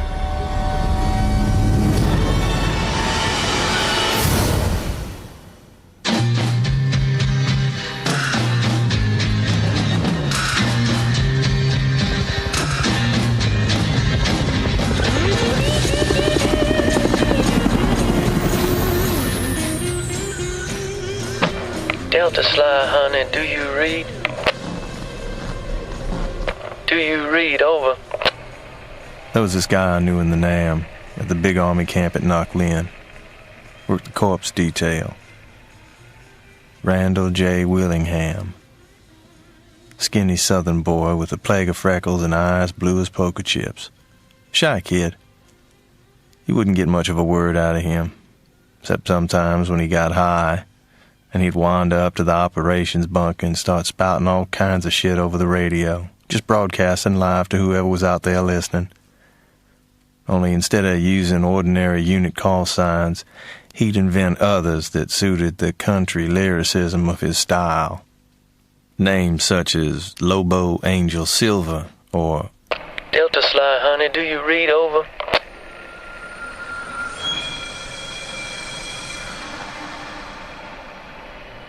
I know you're out there, Delta Sly Honey.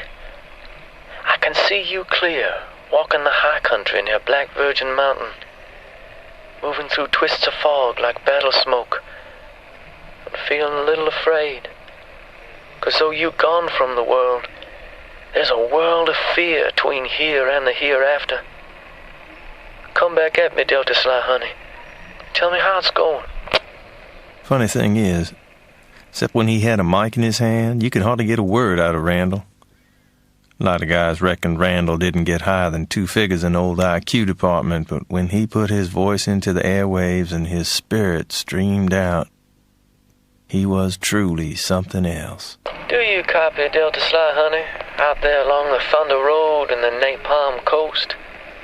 This is Randall J., and I am the high priest of the soulful truth and the Holy Ghost of the 60 cycle hum. I was part of the military police contingent at Knock Lynn, and I guess the closest thing Randall had to a friend. We weren't really tight, but I was from the South myself, and I was still familiar with farm boys like Randall. Fey, quiet, with vulnerabilities that ran deep. Closest thing Randall had for an enemy, and it was pretty damn close, was Top Sergeant Andrew Moon, an Army lifer who chose Randall as his whipping boy. Don't ask me why. Do you have a problem, Willingham? Do you find it mortifying to hump the mortal remains of men who did their duty fighting the enemy instead of sneaking out of active service back at base camp? No. No, Sergeant! No, Sergeant. No, Sergeant! What? Sergeant! What, Sergeant? Is that how they breed them where you come from, Willingham? Sir? Sergeant! Listen, I don't like you, boy. I don't like you one little bit. You are an insult to this army. The very sight of you makes me feel like someone took a dump on my nice, shiny barracks floor. Now you get your hands off your pecker, and you stop thinking about your sister, and do some work! Soldier! Yes, sir! Snap into it! Most mornings I'd stop by the shed where Randall slid the corpses into body bags and stacked them like huge black fruit. Morning, Randall. Sir! It's okay. Relax. Sir? How's it going? Well, I guess, like you see, sir, it's gone. And, Sergeant Moon? Sir? I mean, he's not... Sir? Yeah, well, just, carry on. Yes, sir. I guess I'd hoped maybe to turn some of Moon's meanness off of Randall and onto myself. Figuring I could handle it better. At least I wasn't looking at stomach cavities and faces blown off for most of my working day. Lieutenant. Morning, Sergeant. I just wanted a word. Sir? About, Randall Willingham. Sir? I don't like the way you treat that man. Sir? You know what I mean, Sergeant. You come down on him, you bully him. Is that your opinion, sir? It's my opinion that men like you, Sergeant, get a little power and can't resist using it because... Oh, go on, sir. Because there's a meanness inside you that just has to slop over onto somebody else. And the officer reckons he could handle it better than Randall J. You know, I couldn't figure out why you were butting up to that fool, so I had to look at your records. Yeah, now I got it. And exactly what did you get, Sergeant? Oh, you got quite a heritage, son. All that noble Southern blood, all them dead generals and senators. When I seen that, I said to myself, now don't you go get on this boy's case too heavy, Andy. He's just trying to be like his great-granddaddy. Doing a kindness now and then to them darkies and the poor white trash, ain't that right? My motives aren't in question here. Well, neither are mine, at least not by anybody who counts. You got some nice duty here in the camp, son. But you go screwing with me, I'm going to have your ass walking point in country before you can blink. And you know I can do it, don't you? Now you just get out of here. Sergeant Moon. Come around the shed any time, son. I ain't got nothing against noblesse oblige. Fact is, I love to watch. Oh, he could do it all right. Any man who's made top sergeant has also made powerful friends. So I walked away, knowing that now Randall was lost. Moon would be down on him harder than hell. A couple of nights after my talk with the sergeant, I was on duty in the operations bunker when Randall did his broadcast. Delta Sly, honey. Maybe you don't think I'd understand your troubles, brothers. I truly do. I know your hopes. I'm tracking you as you move higher and higher towards the peace at the end of everything. With angels like tracers leading you on, listening to the cold white song of incoming stars. Come back at me, Delta Sly, honey. This here's your good buddy Randall J. Earthbound at Knot Lynn. Do you read? Don't you ever get tired of that, Randall? Well, no, sir. I guess I don't. Just keep waiting for them old boys to... Randall J. Randall J. What the... This is Delta Sly, honey. Reading you loud disappeared. Hey, looks like somebody got your number, Randall. No, what's your position, Delta Sly, honey? Knock it off, Randall. Just some grunt having a joke. I repeat, what's your position? I guess you might say our position's kind of relative. But as far as you're concerned, man, we're just down the road. There's a place for you with us, Randall J. We're waiting for you. Oh, no, You know how it is when you're pinned down by fire, lying flat with the flow of bullets passing inches over your head, and you start thinking how easy it'd be just to rise up and get it over with. You ever feel like that, Randall J? Most times you keep flat, because things ain't bad enough to make you go that route. But the way things been going for you, man, what with sticking your hands into dead meat night and day. Shut up. Stop it. Son of a bitch moon messing with your mind.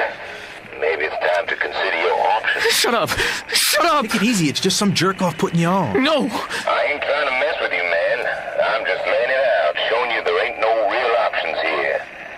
I know all them crazy thoughts been flapping around your head, and I know how hard you've been trying to control them.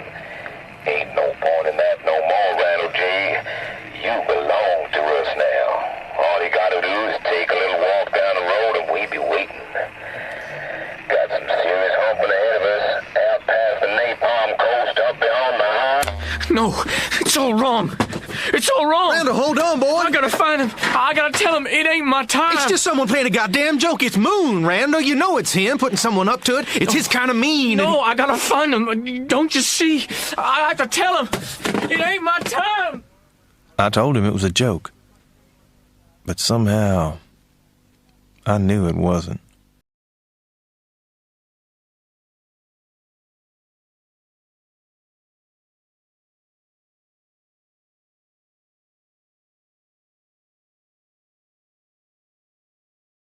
Sir. He's gone. Sir? Willingham. Does the officer require a reply? Damn it, Sergeant, you did this. No, sir. Then you caused it to be done. You put someone up to it. No, sir. I'll find out, Sergeant, and when I do... You'll do nothing, sir. There's nothing to do. Now, was there anything else, sir? Looked like the Randall show was all over. No more broadcasts. Just the usual traffic of orders and dispositions, and then one night, when the ops hut was crowded with guys. Howdy, Knocklin. This here's Randall J. Willingham, on patrol with Delta Sly Honey, speaking to you from beyond the Napalm Coast. We've been humping through the rain and fog most of the day, no sign of the enemy. Just a few demons twisting up from the gray and fading when we come near. You know, brothers, I used to be scared shitless of waking up here in the big nothing. But now it's gone and happened, I find it ain't so bad. At least I got the feeling I'm headed somewhere. Back in Knocklin, I was spinning like I was going to lose my mind. I sure hated old Sergeant Moon. I hated him worse after he put someone up to hassling me over the radio. Now I can see he was acting under the influence of a higher agency, helping me get clear of Knocklin. Something that had to be, you might say. Even if I had to die to do it. All that violence, I reckon it had the effect of letting a little magic seep back into the world. This is Randall J. with Delta Sly Honey. Over and out.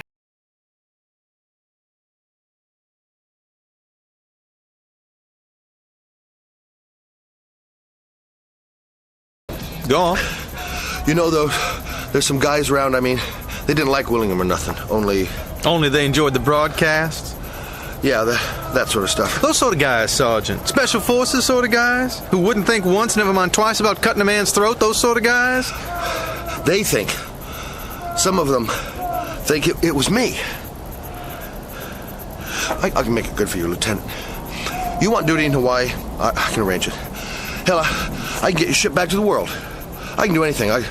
Just tell them it wasn't me. I can make you rich. If you can do all that, Top, then you ain't got a worry in the world. Dismissed, Sergeant Moon. You can't do this. You can't. Kurtz, wait a minute.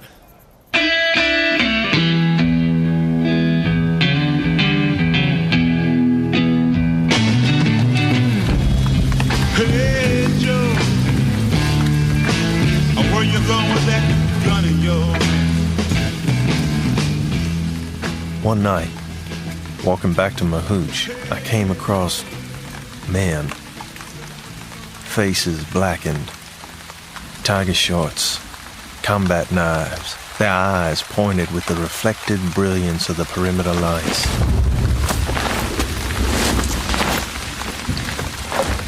They were dragging something. Someone. You men, stop! What are you doing with Sergeant Moon? This ain't none of your affair, Kurt. Put him down! Sorry, man's gotta pay for his crimes. He didn't do anything. You know damn well Randall just went AWOL. No, we don't know that at all. No, it wasn't. No matter what he did or didn't do, the man deserves what's coming. Lieutenant, you gotta help me. If it ain't us, it'll be someone sooner or later. You have to let him go. Be reasonable, Kurt. This ain't getting you nowhere. Reasonable? You see this? Colt 12-shot. Classic weapon, yeah? Any second now, you don't let him go, I'm gonna use it. Please. He ain't gonna use it. Who are you anyway? What's your unit? I don't know you, man. Randall told us that's you, Kurt. He's a buddy of ours. We're with Delta Sly Honey. Yeah, sure you are. Now put his ass down. That what you want? Yeah, that's what I want. You got it. He cut Moon's throat with one fluid stroke. The men looked at me. I couldn't fire. They faded into the night and rain, and I pulled out a bottle of sour mash and drank some, went to my hooch, sat cross-legged and listened to music, and tried to finish a long letter home I'd begun nearly 2 weeks before, but what could I tell them? That I just sanctioned an execution? That I was losing my mind? I had another drink, and another, and another.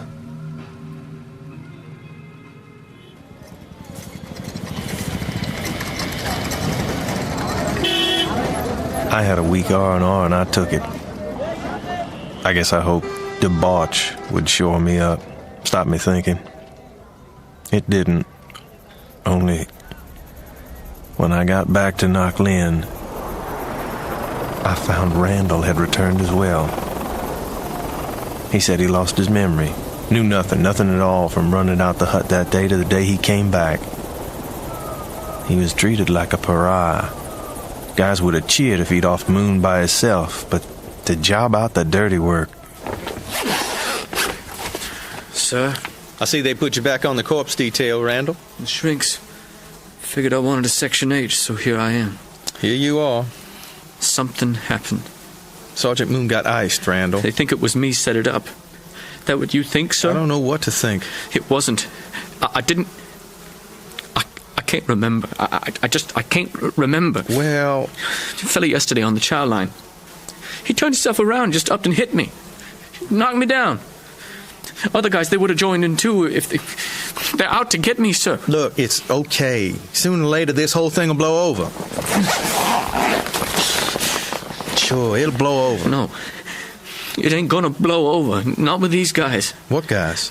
Delta Sly Honey. Oh, for God's sake, Randall, come on. It's true. You need to get out of here. All these bodies are driving you nuts. Come on. We'll get a cup of coffee or beer. They ought to get me.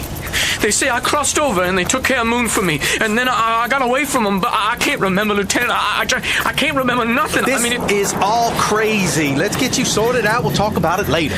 You're gonna help me? Sure, we'll figure out something. My first impulse was to tell him to drop the amnesia act. But then I thought about the painted men who had scragged Moon. If they were after Randall, he was in big trouble. Check it out. They're all looking at me. All of them reckon I set up Moon. They do, but I don't remember. Haven't you men got something else to do? What do you want from me? What the hell do you want? I don't remember.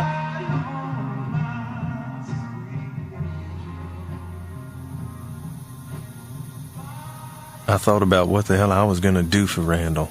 I figured I'd go and see him, talk it through, try and find some kind of truth, if there was any kind of truth left out here. The moon was almost full, and beneath it the PX shone like a silver lozenge. Though it had closed an hour before, the windows were lit. My MP instincts engaged. I looked in. Randall was backed against the counter holding a knife to the neck of the storekeeper, fat guy sweating. And ranged in a loose circle round him were 5 men in tiger stripes, their faces painted with barbaric designs. Hold it! For God's sake, somebody help me here. Somebody help. Just shut your mouth.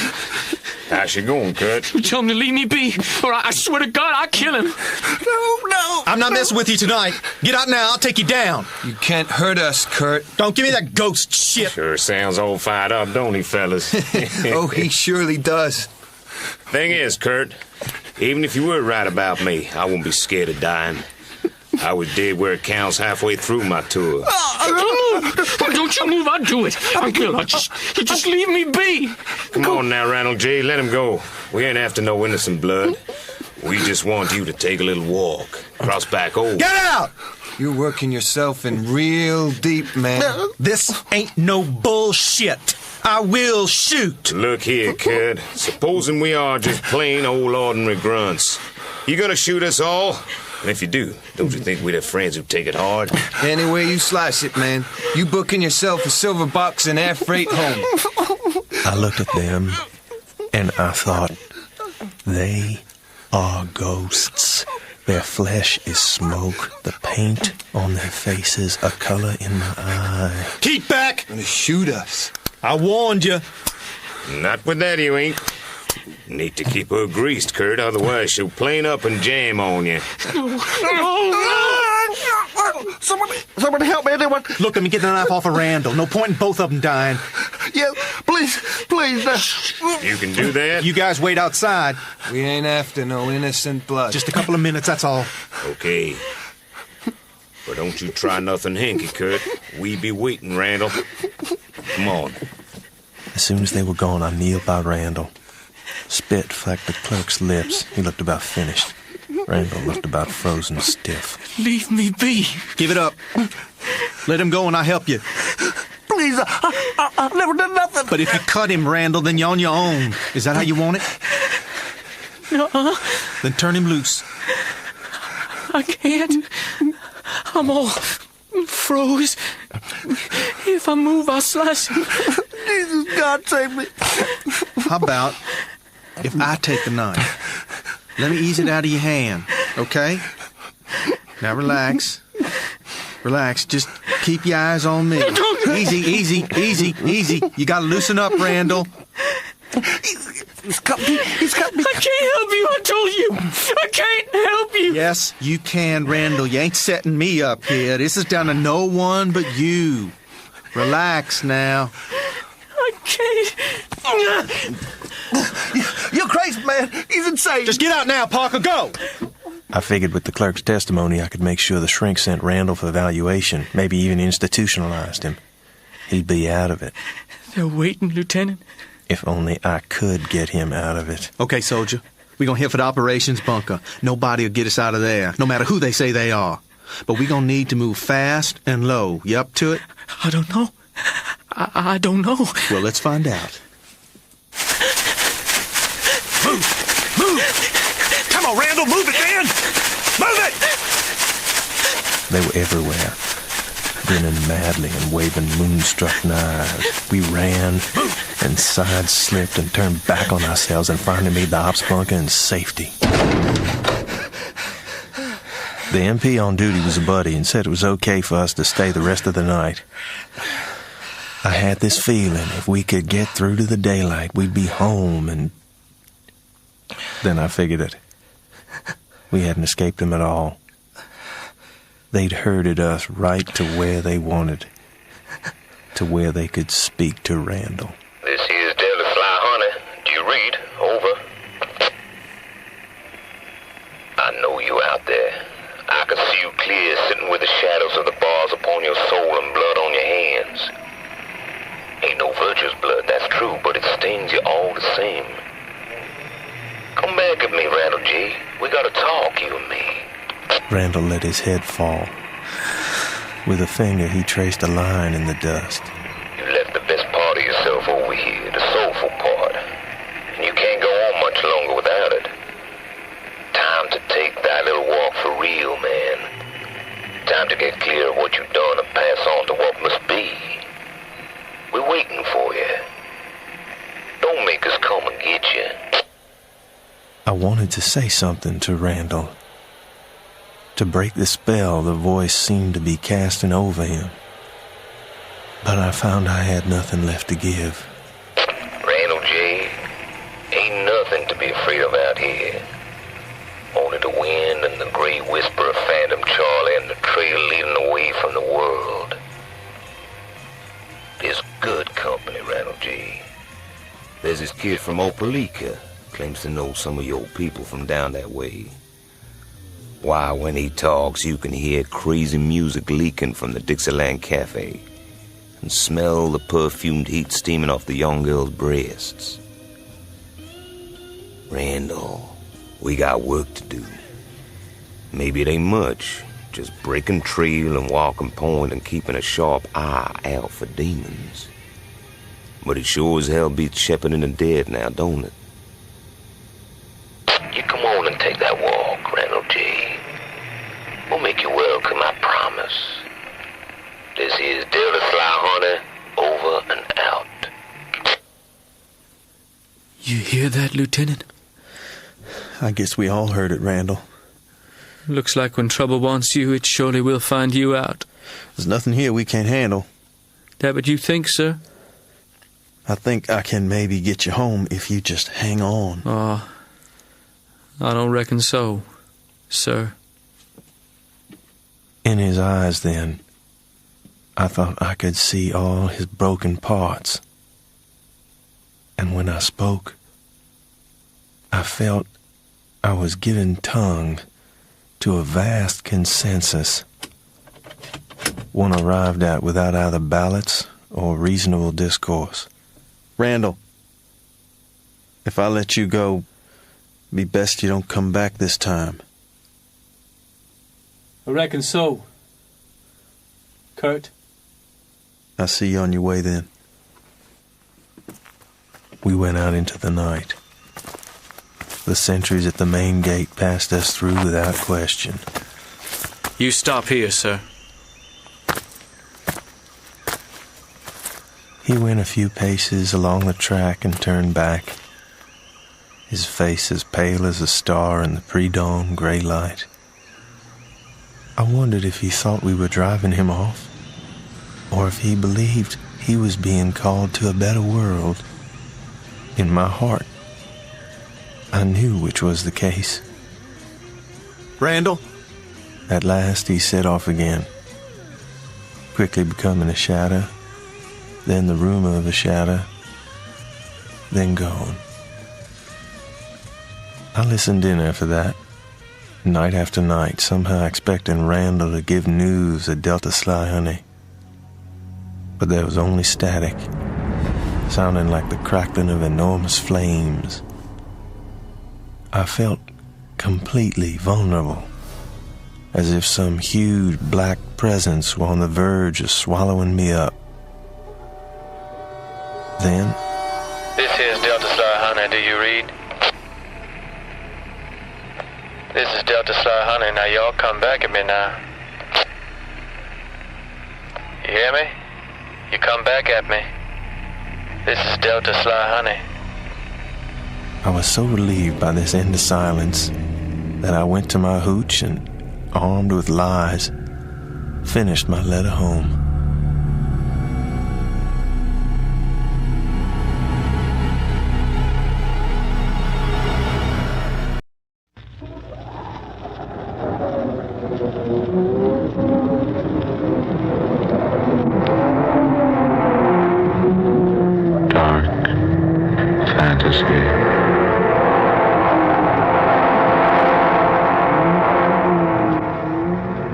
I am the dweller in the house of bread.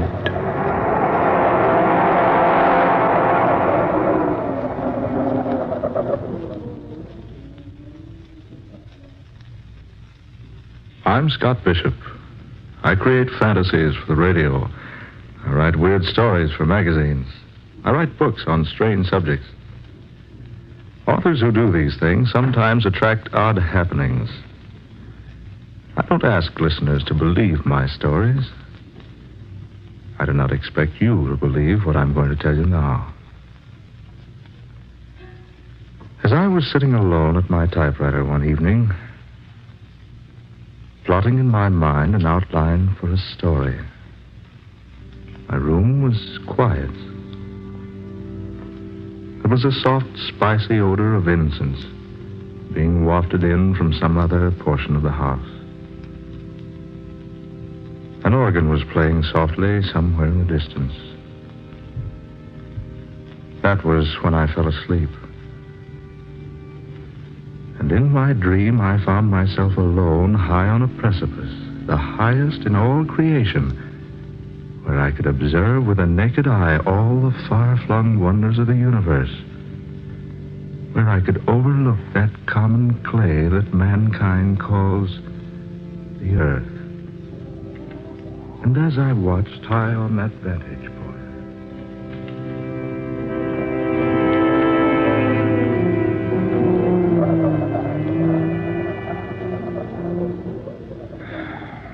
why do you sigh, my son?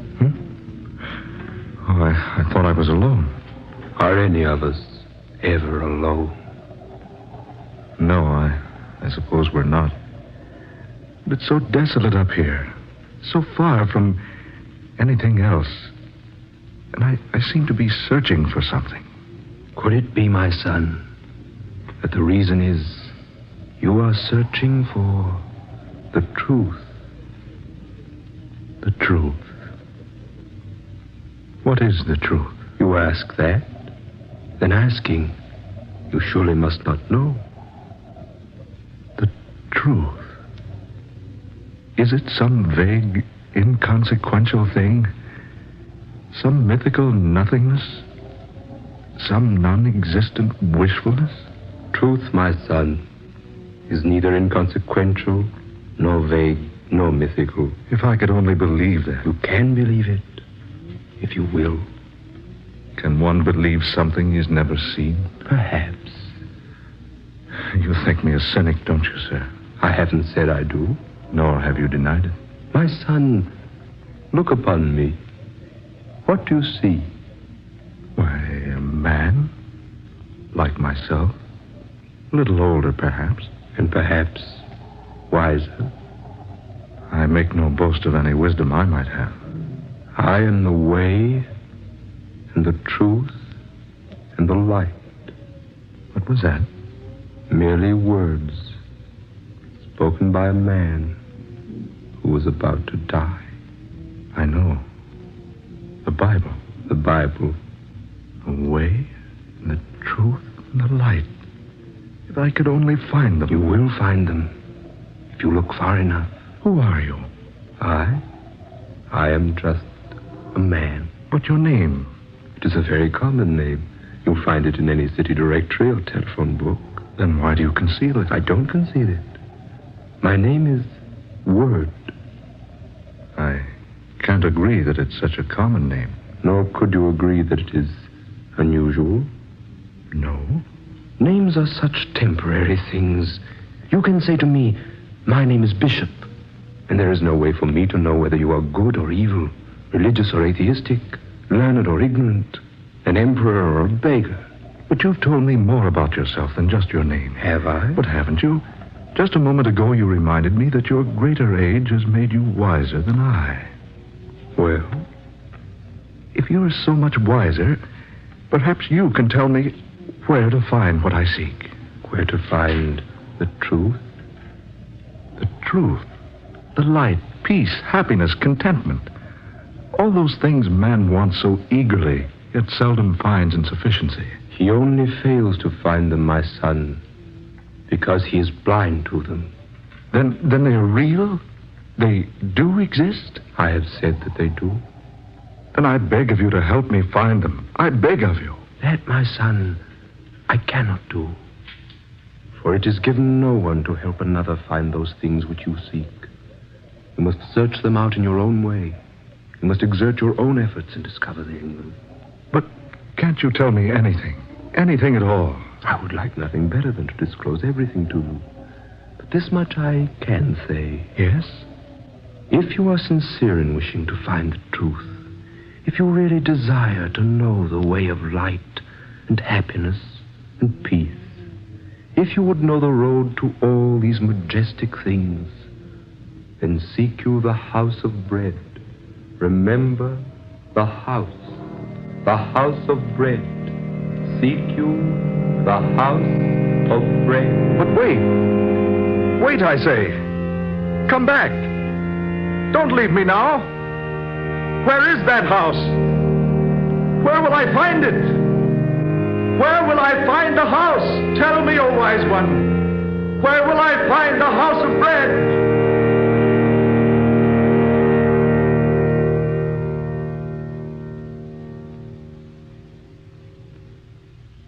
I've already told you I was dreaming. I make no secret of that. At first, I didn't tell my dream to anyone. Instead, I cherished it. Gave it many hours of deep thought and serious contemplation. I didn't even tell Sonia. Not at first. I gave much thought to the things the man on the mountaintop had said to me. Those lines he quoted from a book almost as old as Christianity itself. And the house of bread. Where was it? Could I find it? I resolved to try, so I went to my boss.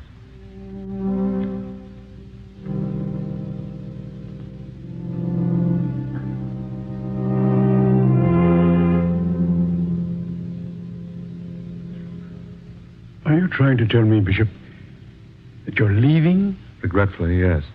But your work, your future. I wonder, sir, if there is a future. Well, Bishop, what in tarnation's come over you? You've got a great future. Your books are selling like peanuts at a circus. Here's a wire from fantastic periodicals. They want a contract for a series of 12 short stories about the supernatural. That's $3,000. $250 apiece. That's not hay. Oh, good Lord, man. Are you out of your mind? Why, think of the years you've spent building up the reputation you've got. Think of those years you studied Greek and Latin and philosophy during the day and wrote cheap, sensational nonsense for the pulps at night to earn your education.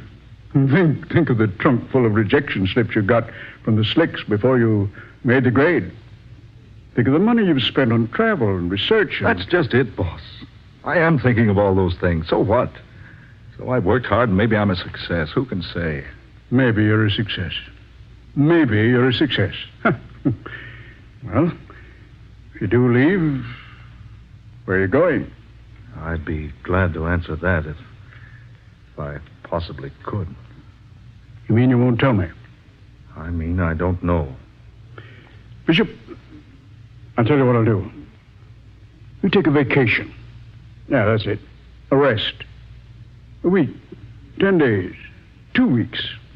Take as much time as you like. Then, when you come back, you'll feel better. I don't think it's going to be that easy.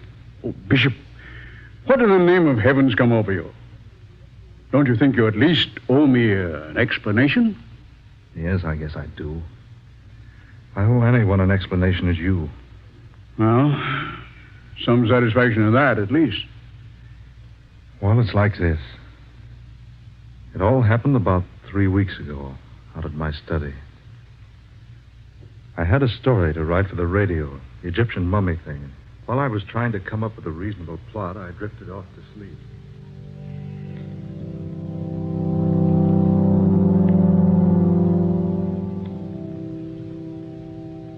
Telling Sonia was different. The difference between telling her and the boss was like the difference between saying, I love you to an actress on the stage and the same thing to the girl you adore. It was pleasant and soothing because Sonia understood. Sonia understands everything. She wouldn't be Sonia if she didn't.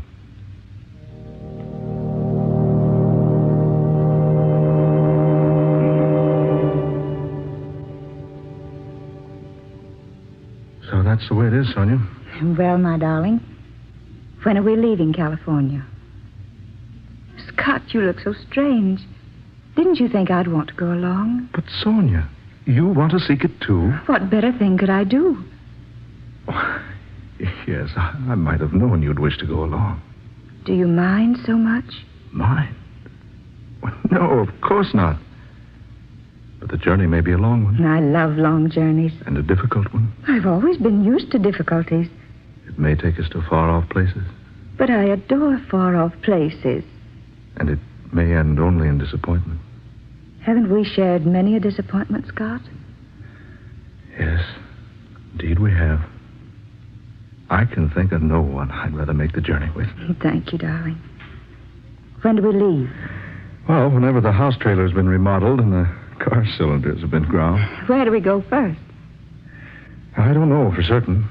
It reminds me of Sir Galahad looking for the Holy Grail. Did he know where he was to begin his search? More or less, I suppose. Well, do you know where to start looking for the House of Bread? Darling, I haven't the slightest idea where to begin. Dearest, what do you suppose the man named Word meant by the House of Bread? Yeah, I've asked myself that time and time again. Surely not a real house. No, I think not. Sonia, that phrase symbolizes something. But what? Well, perhaps we shall find out someday.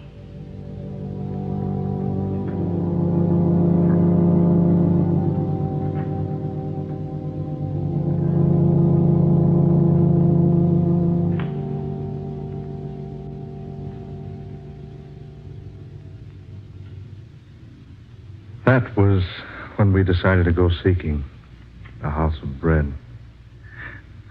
As I look back on it now, I don't blame the boss for thinking I was balmy.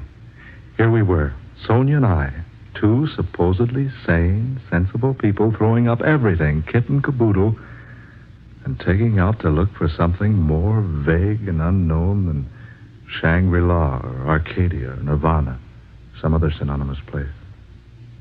And all because of a dream.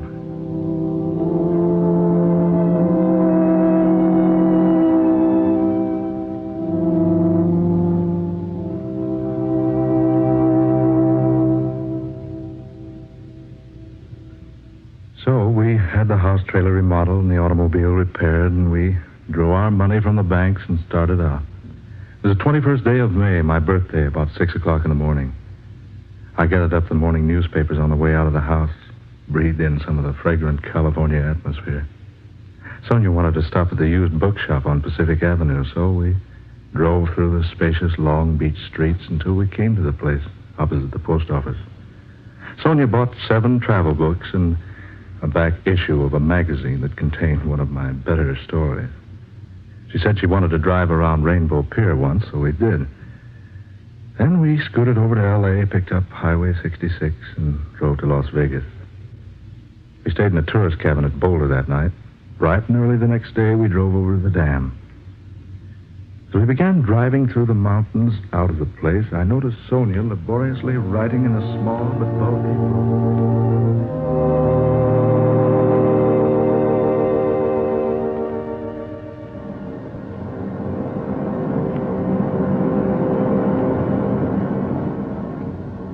What's that, dear?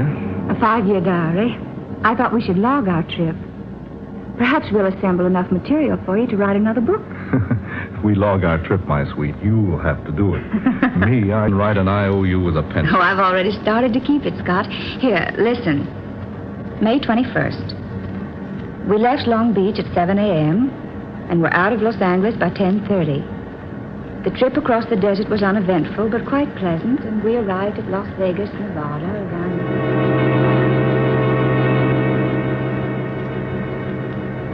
May 22nd, Flagstaff, Gallup, Albuquerque. May 23rd, Amarillo, Oklahoma City, Tulsa.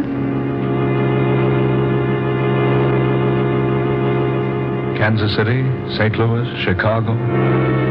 Philadelphia, Washington, New York City.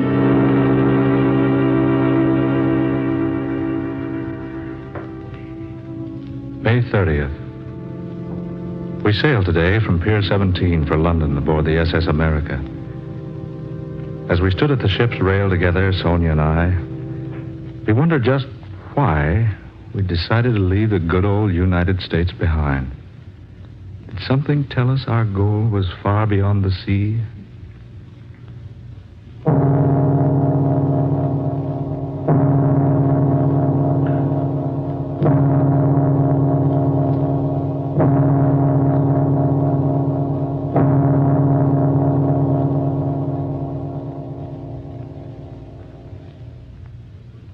We have spent the past few days in London.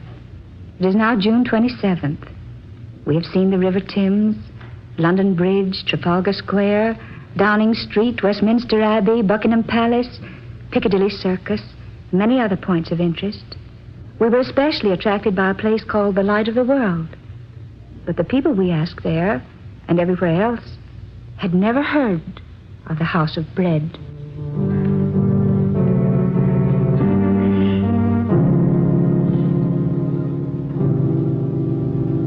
July 16th. We're about to leave Paris for Madrid. Sonia and I sought diligently in this city of pleasure for the place the man called Word named to me. We searched everywhere. The magnificent Bois de Boulogne, boulevards, everywhere we could go. We did Eiffel Tower and the Louvre and Cardinal Richelieu's Palais Royal, the Cathedral of Notre Dame, Grand Opera House, the Arc of Triumph. Then we were attracted to the Place de la Concorde, which is called the Place of Peace.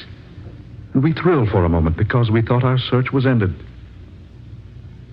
But when we asked about the House of Bread, folks only laughed at us.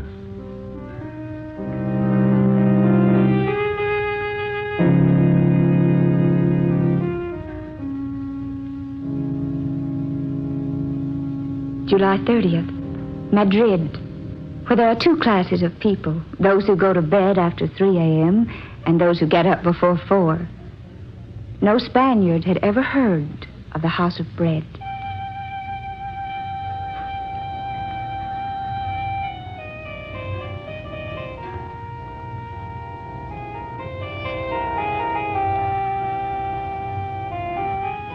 Morocco, August 20th. Mingling with the Moors and Arabs, wandering up narrow, crooked, dirty streets, through shabby buildings and unkept markets, all with a general aspect of dilapidation and extreme neglect.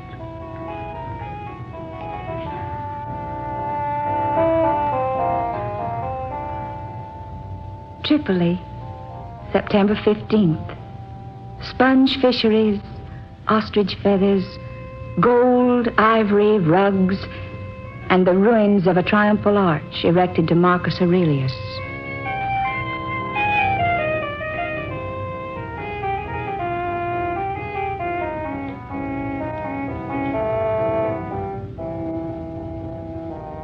Cairo, Egyptians, Arabs, Nubians, and Turks in a city of mosques, high stone houses, barred windows, stately turrets and domes, rising above the surrounding dirt and squalor, and the temple where tradition has it that God talked with Moses. No encouragement here either. The house the man Word spoke of is unknown. It is late October.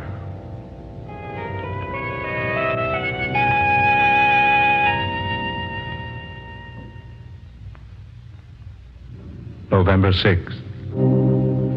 November 16th. November 26th. December 5th. December 15th. December 25th. Jerusalem. The hill of Calvary, not far from the city gates, where once a humble man bearing a cross of misunderstanding and hate, far heavier than mere beams of wood, drank the last drop in the cup of human bitterness. the city of God, city of David, Solomon, Cyrus, the Persian king, Nebuchadnezzar the Babylonian, Alexander the Great, Constantine the Great, Pontius Pilate.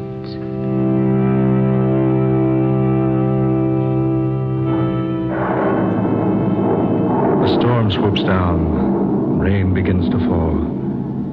The newborn stars are hidden, all save one. There is one star to the east, quite close by.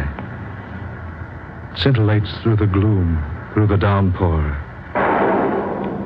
Sends out its rays and engulfs us, enfolds us, becomes almost a part of us. And Sonia writes that we must follow the beam it sends pounding vigorously earthward.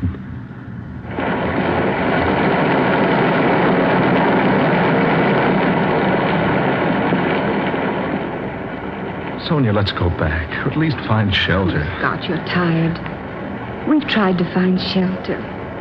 It's strange, the lodgings are completely filled. Then we'd best go back to Jerusalem instead of wandering about here in the darkness. Here. There's some sort of a shelter here, Scott. Let's step inside a moment, shall we? It's all right, dear. There seems to be a light in here. Yes. And there's someone here beside us. Scott, look. I bid you welcome, good people. We beg your pardon. We thought this place was unoccupied. No, do not go. You are welcome here. I say, haven't we met before? I believe we have. Yes, we have. Now I remember. You're the one in my dream. Your name is Word. In the beginning was the Word, and the Word was with God, and the Word was God. The way and the truth and the light. I am come, a light into the world, that whosoever believeth in me shall not abide in darkness. And the way and the truth and the light. And lo, the angel of the Lord came upon them, and the glory of the Lord showed round about them, and said unto them, Fear not, for behold, I bring you good tidings of great joy. For to you is born this day a Savior, which is Christ the Lord. Be not afraid. Have you not been told, Seek ye the Lord, and he will not be scornful unto thee? Here in this humble manger, you were born. 2,000 years ago. Verily I say unto you, I am with you at all times, in all places, even unto the consummation of the world. Then this is our answer. This is what we have been seeking so earnestly. Because you have seen me, you believe. Blessed is he who has not seen me and still believes.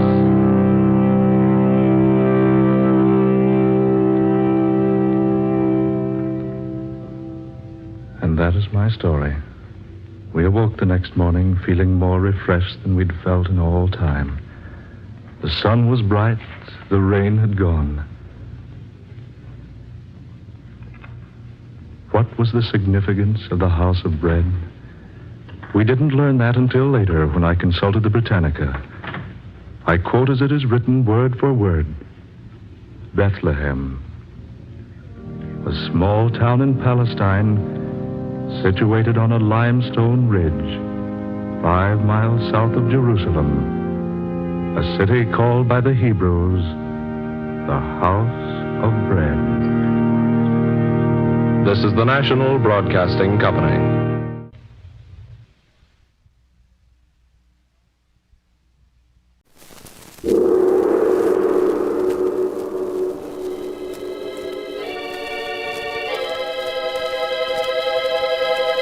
The Sealed Book.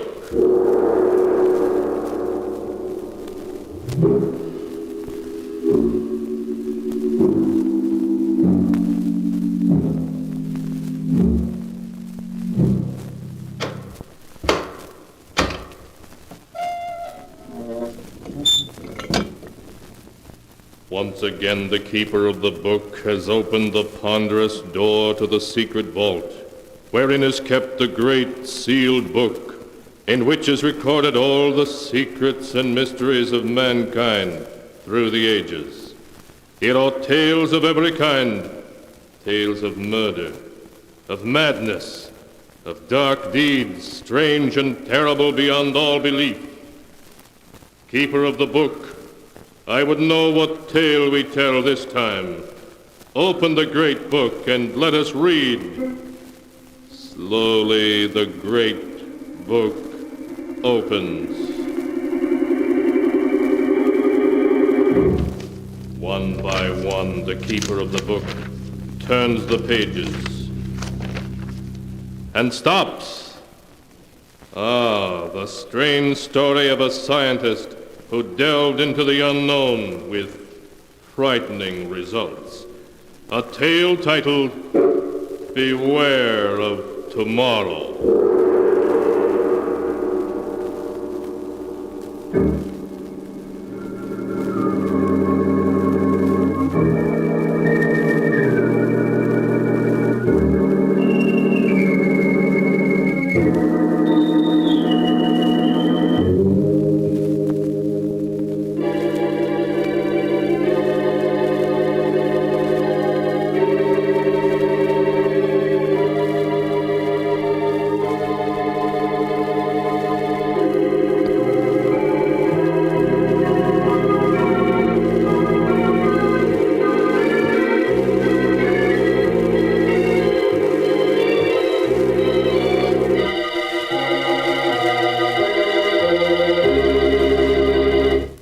Here is the tale, Beware of Tomorrow, as it is written in the pages of the sealed book. Our story begins as Sheriff Ramsey brings his car to a stop in front of an old mansion in a desolate section of New England. A young man gets out of the car and speaks to the sheriff. Thanks very much, Sheriff, for bringing me out here. That's quite all right, young feller.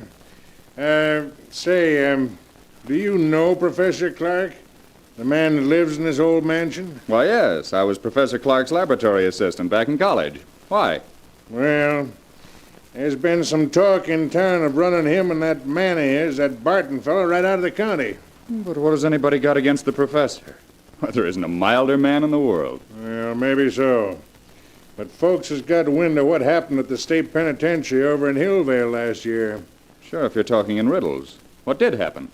The professor went over there when they hanged Richards, that hold-up killer. And the warden give the professor the murderer's brain. So what? Folks think he's keeping that brain in a big glass jar and making it grow. Oh, that's perfectly ridiculous. Well, I'm not saying I ever believed it. But it'd be a good idea if the professor would give folks a notion of what he's really doing in that laboratory of his with that Barton fellow to help him. Then maybe the talk would die down. I understand. All right, Sheriff, I'll mention it to him. Well, then I'll be getting on. Good night, young fella. Good night.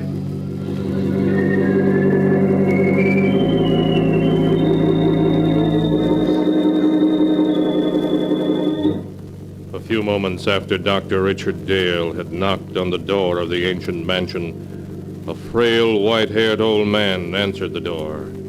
An old man who could hardly speak in his joy as he gripped Richard Dale's hand. He led the way down a long hall to a great room where strange equipment took up almost every inch of space. Retorts and electric furnaces, generators, batteries, great glass vats. Dr. Dale stared around him in intense curiosity as Professor Clark helped him off with his hat and coat. There. Now sit down, Dick. Sit down and let me get a look at you. I got your letter, and it made me so curious I took the first train. You promised me a surprise. Is this it, this amazing laboratory? No, my boy. We'll come to that in a moment, after you've met Barton, my assistant. Oh, Barton! Yes, Professor? Dr. Dale has arrived. I want you to meet him. Why, of course. How do you do, Dr. Dale? How do you do? We've both of us been looking forward to your visit. Yes, the professor's letter made me so curious I couldn't stay away. Barton, is Alpha making some coffee? Yes, he started it when we heard the car. Alpha, who's he? Our general man of all work. A truly amazing fellow. Ah, here he comes now. What in the world? Shall Alpha serve coffee? Good heavens. I said you'd be surprised, Dick. He's not human. He's a machine, a robot. Yes, my boy. An artificial man made from metal and synthetic brain tissue. A machine man. But walking and then talking. He's not very pretty, but then the professor was mostly interested in making sure he'd work. Well, he must weigh a ton. No, only about 300 pounds. You see, Alpha is mostly aluminum and other light alloys. Inside his aluminum plates are some new batteries I've devised, together with miles of fine silver wire and a dozen electric motors, to give you only the highlights. Shall Alpha serve coffee now? Yes, Alpha. Put it on this table here and pour a cup for Dr. Dale. Alpha, do so. I still can't make myself believe it. Alpha poured coffee. Go on, Dick. Take it. Oh, yes, of course. Thank you. Well, he looks clumsy, but he poured the coffee as well as a man could. Yes, my boy. Alpha has capabilities you'd never suspect to look at him. We won't need you any more tonight, Alpha. You can go back to your room now. Alpha goes. Be sure to switch off your batteries. They're going to need recharging tomorrow. Alpha understands. That's the most incredible thing I ever saw. You see, Dick, like any machine, he's completely inactive when his batteries have been switched off, but his brain continues to function. It's an artificial protoplasm that I spent 8 years creating. It's the only thing that makes him different from any other machine. But it means that Alpha can think. Think like a man. A machine that can walk and talk and think. But Alpha isn't the only surprise I have for you, Dick. He's not? No, I have another one, even more astonishing. But you'll have to wait until morning to learn what that is. Barton will show you to your room, Dick. Of course, Professor. I'll see you in the morning, then. Yes. We'll have a long talk tomorrow. Good night. Good night, Professor Clark. Oh, Dr. Dale. Yes, Barton? Could we talk for a minute before I show you to your room? Why, yes, of course. It occurs to me that the professor forgot to tell you why he asked you here. It was his hope that you'd stay indefinitely and help us carry forward the work we've been doing here. Stay indefinitely? Why? Oh, I have my own work. Now, don't say no yet. Just think, Dr. Dale. Alpha is stronger and more rugged than a man. He needs no rest, no food, yet he can do the work of 3 men.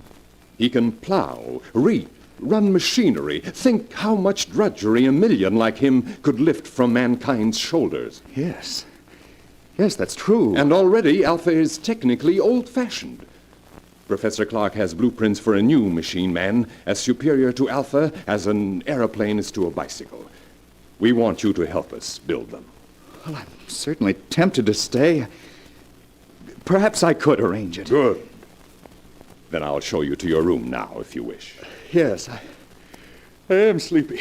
If you'll just come this way.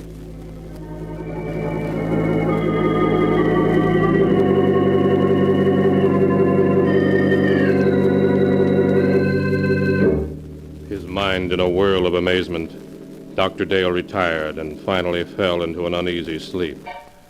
How long he had slept he did not know when abruptly he woke with a scream ringing in his ears. The cry came from downstairs. Dr. Dale leaped from his bed and raced down to the lower hall. In the lower hall, he found Barton hammering on the heavy door of the laboratory. Professor Clark! Professor Clark, what's wrong? Barton, what's happened? Professor Clark, I heard him call for help. The door's locked. We've got to break it down. Yes, come, put your shoulder beside mine. Right. Are you ready? Ready. Then shove. Oh, once again. All right, once more. Professor Clark, where are you? Professor Clark, he's not here. Yes. Yes, he's here. Lying on the floor beside the window. He's been murdered. It was Alpha. It must have been. No one else could have done it. Where is Alpha? The window, it's open. He went out that way. We've got to go after him. I'm afraid it's hopeless. At night in these woods, we couldn't possibly find him. No. No, you're right, of course. It'll be morning soon. Then I think he'll come back. He knows that he can only go for a few more hours before his batteries must be recharged. But, Barton, why did he kill the man who created him? The professor has been thinking of destroying Alpha because he's now technically out of date. Perhaps that's the reason Alpha killed him. Poor Professor Clark. We'll have to notify the police. That is only the sheriff. In any case, I think we should wait until morning and then report the professor's death as an accident. An accident? Yes. If the authorities learn the truth, our research may be stopped. And when Professor Clark has achieved so much, can we let it go for nothing? Why, no, of course not. Dr. Hale, we must carry on his work for him. Yes, that's what he would want. Then you will help me to continue it? You'll stay? Yes. Yes, I'll stay.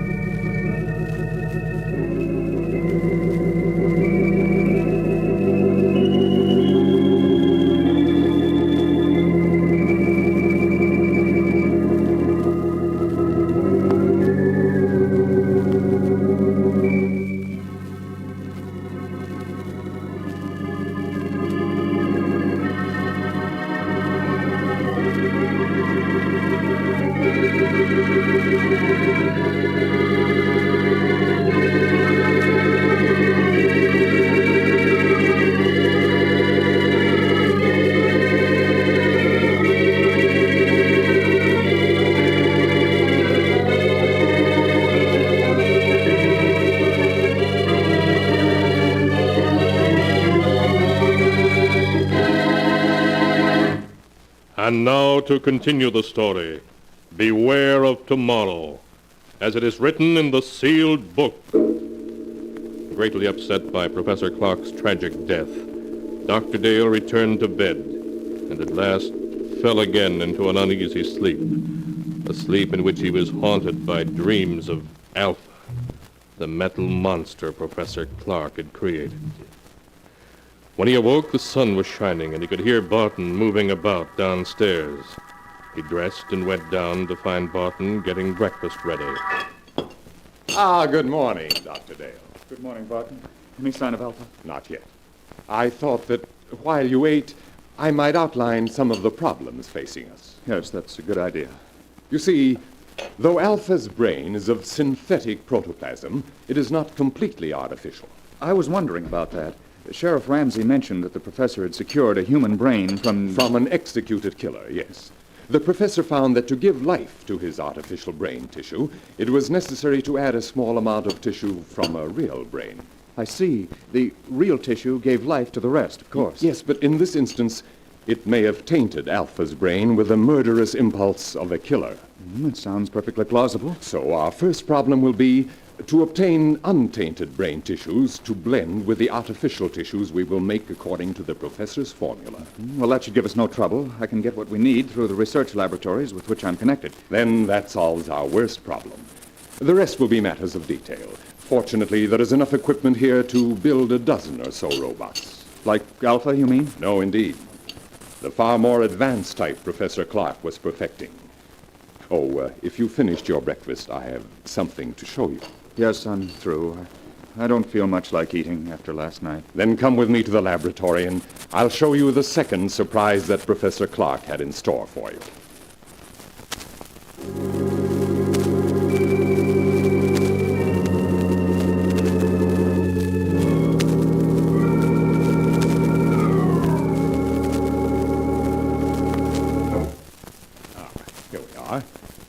Now, what I'm going to show you is in this box.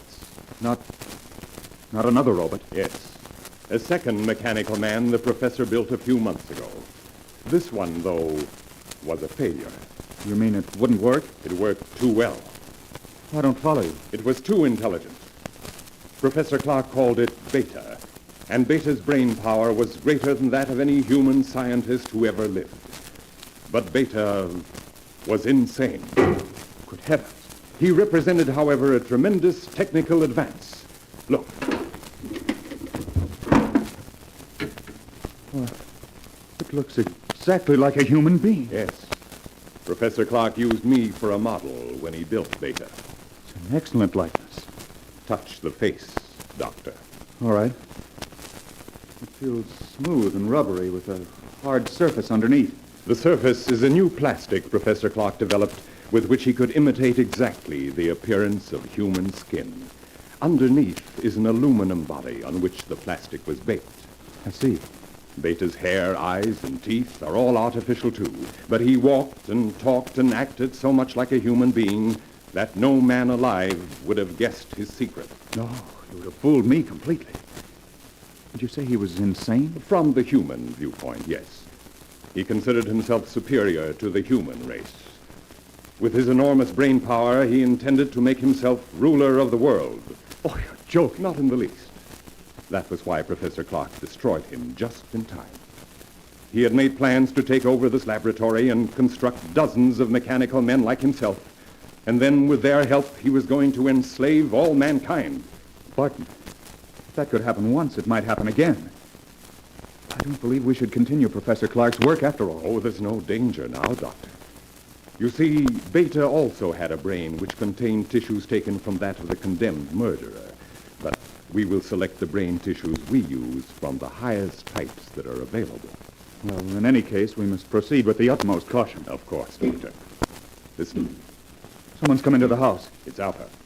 He's come back. Alpha? We may need a weapon, Barton. No, I can control him. Alpha! Alpha, come here. Alpha, come. Alpha, you killed Professor Clark. Why did you do it? Professor said he would destroy Alpha. And you killed him because of that? Alpha not want to be destroyed. But you're just a machine. What difference does it make to you? Alpha is machine that lives. Alpha stronger than you. Alpha better than you. Alpha, be quiet. We want to know where you've been. Did anyone see you? 2 men saw Alpha. What do you mean? 2 men driving automobiles saw him. And what did they do? They tried hit Alpha with automobile. And then what happened? Alpha stopped automobile. Alpha killed 1 man. Killed him? Other man ran into woods. Alpha not find him. Alpha come back. We can't keep this a secret. No matter what happens, we must notify the authorities at once. Wait, let me think. We can't... The bell. There's someone at the door. I'll see who it is. You stay here. But what about Alpha? I'll switch off his batteries, and then he can't move. There. And now I'll see who's at the door.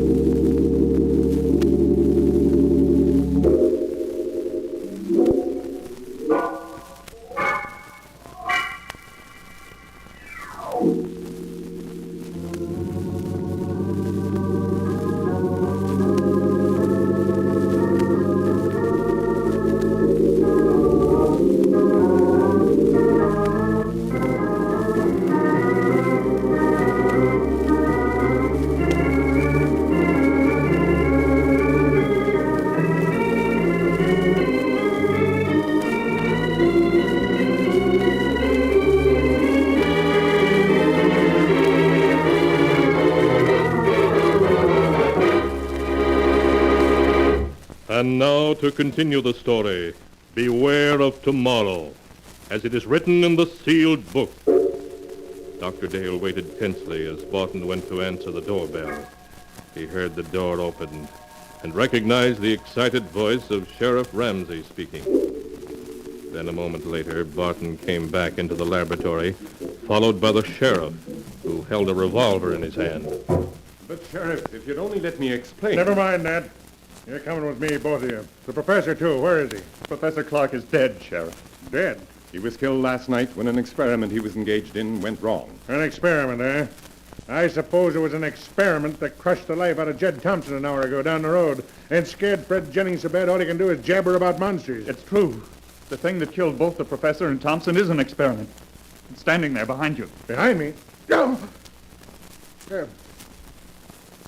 Man made out of machinery. Don't be alarmed, Sheriff. It's perfectly harmless now. It is a machine man which Professor Clark built. Unfortunately, it got out of control. I don't believe it. I don't blame you, Sheriff, but that's the truth. I think I can convince you. What are you doing? Stand still or I'll shoot. I'm simply going to switch Alpha on. There. Now he can move and speak as well as you or me. That thing talk? You're lying. You're up to something. Alpha, will you tell the sheriff that it was you who killed Mr. Thompson? Alpha killed man. Man tried hit Alpha with car. Why, so that's what the professor was doing all this time. Building that thing. Now, Sheriff, surely you realize that we are not murderers. Oh, maybe not. But you're coming to jail just the same. You're partly responsible anyhow. But, Sheriff... Anyway, it's for your own protection.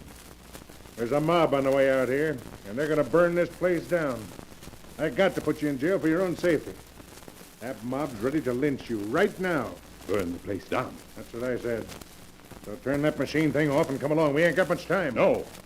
All this equipment, machinery, the professor's notes, they must not be destroyed.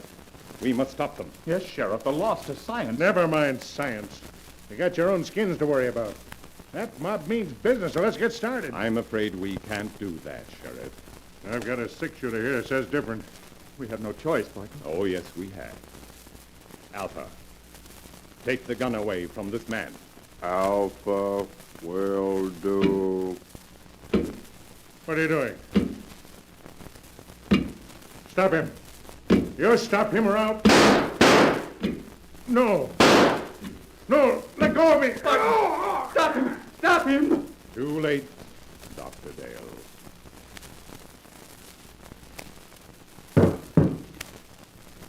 Alpha has crushed him. Yes, Dr. Dale. The sheriff is dead. Now you are a murderer. In a good cause. The life of one man or of a dozen men cannot stand in my way. You don't expect me to keep silent about this, do you? I think you will. Alpha? Alpha? He doesn't answer. His batteries have gone dead. The last burst of energy must have drained them dry. But it makes no difference. I think it does. A big difference. There. See this? Sheriff Ramsey's revolver. With 3 bullets still in it. Put your hands up. I must explain something to you, Doctor. You can talk, but if you move, I shall shoot. I only want to say that nothing is going to interfere with my plan to build more of the improved form of robot that Professor Clark perfected before his death. Robots who look and act so much like men, no one can detect them. They'll never be built. I intend to destroy all of Professor Clark's notes. They will be built. By me. I shall build 10, 100, 1,000. Then I shall lead them with their superior intelligence to the mastery of the world. You're mad. Of course I should have guessed it. No, Doctor, that's not the answer. I shall tell you the truth. And then you must die. Stand still or I'll kill you. You remember last night when the professor said he had another surprise for you? An even greater surprise than Alpha? Yes? That surprise, Doctor, was Beta, the second robot. So perfect it looked like a man, but so intelligent that human beings were his children in comparison. But Beta was destroyed. No, Doctor. Beta was not destroyed. But you must be destroyed. Stand back. Stand back, I say. All right, then, I shall shoot. And now, Doctor, your bullets are gone. You aren't even hurt. Bullets cannot harm me. That's what I'm trying to tell you. Beta, the second robot, was not destroyed. But I saw him. What you saw was only an initial attempt that failed. The real Beta still exists. You see, Doctor, I am Beta. You? Yes. I, too, am what you would call a mechanical man. And now, you must die. No. No. Stay away from me. Stay away. No!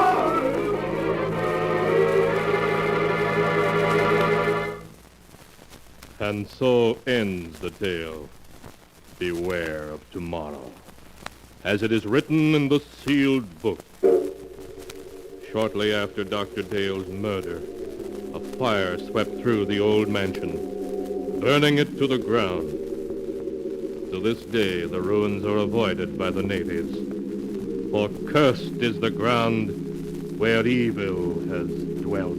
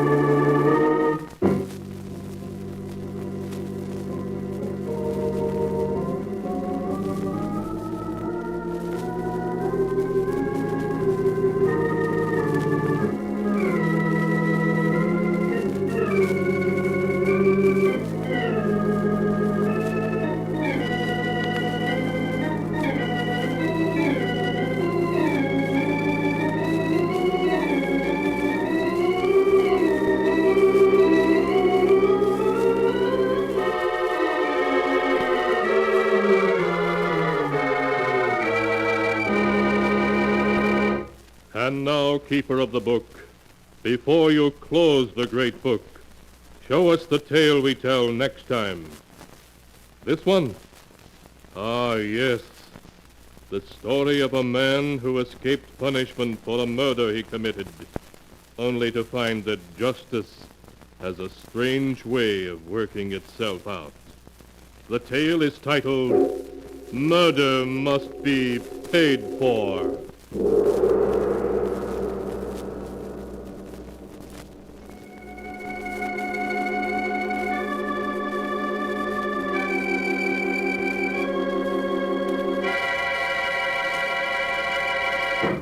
Be sure to be with us again next time, when the sound of the great gong heralds another strange and exciting tale from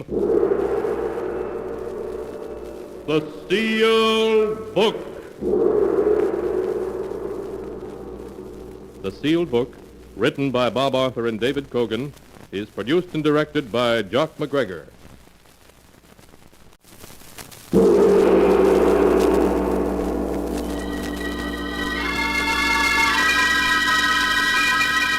The Sealed Book.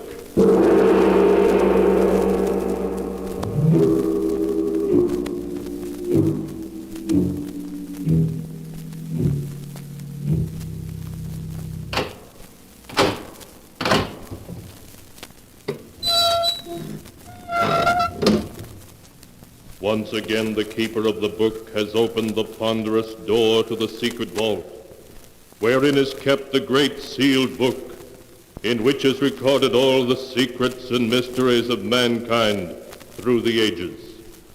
Here are tales of every kind, tales of murder, of madness, of dark deeds, strange and terrible beyond all belief. Keeper of the book, I would know what tale we tell this time. Open the great book and let us read. Slowly, the great book opens. One by one, the keeper of the book turns the pages and stops. Ah, the strange story of a murderer who found that justice has an uncanny way of working itself out, as in the tale titled Murder Must Be Paid For.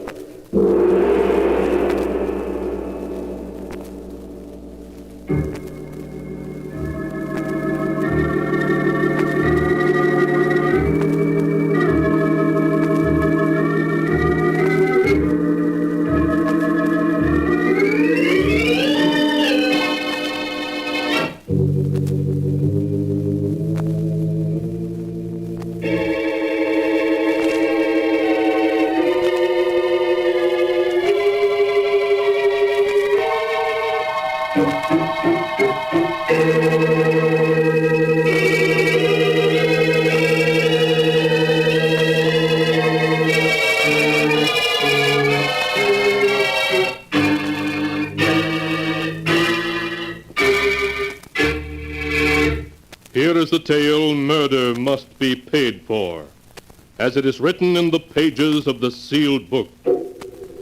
Our story begins in the office of Judge Wallace, Lucy Holden's legal advisor. Judge Wallace, an anxious expression on his face, is pleading with the beautiful young woman. Lucy, listen to me. You mustn't do this. Believe me, you're making a terrible mistake. I don't think so, Judge Wallace. I love Tom, and I'm going to marry him. Lucy, I didn't want to tell you this because no one can prove it. But Tom Barrow murdered your father. I know a lot of people think he murdered Dad, but I don't believe it. I wish I didn't. Listen, Lucy, Tom and your father were on a hunting trip. Your father died with a rifle bullet through his heart from his own rifle. Tom said your father dropped the gun accidentally and it went off. Yes, I know all that. Do you know that Tom robbed your own father on a business deal and would have gone to jail if your father had lived another week? I know people say so. But have you any proof? No. Your father died. There's no case. Well, Judge, you've done your duty and warned me. So the responsibility is mine. All right, Lucy. You know, you've grown very pretty since you went away to school. 4 years. I'm sorry we haven't seen anything of you in all that time. I'm sorry, too, but Dad wanted me to stay east. You know, Judge Wallace, I met my sister when I was in New York last winter. Your sister? Mm-hmm. What sister, Lucy? Doreen. Don't you know about her? Doreen? No.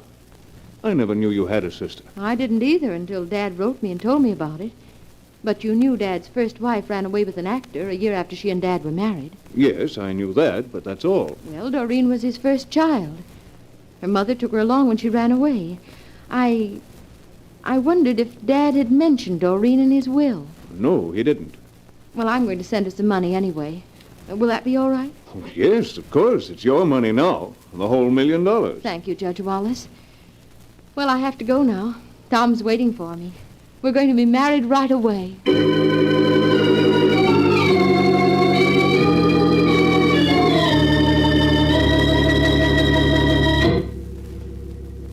And Lucy married Tom Barrow, big and blonde and arrogantly self-assured. Tongues wagged over the marriage, but ignoring the gossip, the happy couple settled down at Barrow House, on the edge of high cliffs, looking out over the Pacific. There, Lucy wrote many letters, especially to her half-sister, Doreen. Dear Doreen, I hope that at last you're going to have a chance to visit Tom and me here at Barrow House. I know you'd like Tom, and he'd like you. Hello, darling. Oh. More letters to Doreen? Oh, yes, Tom. I'm trying to persuade her to come visit us, and since her show's going to be in San Francisco all this week. Oh, good. If she's half as pretty as you are, I'll welcome her with open arms. Well, people in New York used to take us for twins, but she's really much more sophisticated than I am. She's an actress. Sounds more and more interesting. But how about coming for a speedboat ride, hon? Water's just right. Oh, I can't. This is the day I volunteered to help the sisters at the mission hospital. Oh, for Pete's sake. That's a 30-mile drive, 20 to town and 10 more beyond. You won't get back till after dark. I'm sorry, Tom, but I promise.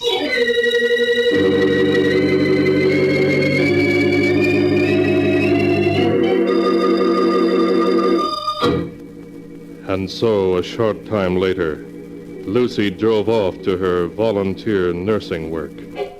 So she was not present to see the dusty taxi that drove up to the house several hours later, leaving a visitor. I wonder if anyone's home. Ahoy, the house! Is anyone in? Nobody but me. Who are you? Oh, why, Lucy. Wrong guess, mister. Try again. Holy smoke, I thought... No, your hair's done differently, and you're taller. Say, well, you can't be Doreen. Why not? Is there a law against it? The mystery sister here at last.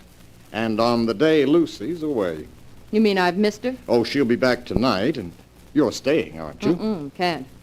I have to get back to town to catch the 7 o'clock train for Frisco. No, that's too bad, but, well, there's no reason you and I shouldn't get acquainted before then, is there? None I can think of offhand. Well, then come on in. I'll show you around, and then I'll mix us a couple of drinks. Okay? Okay.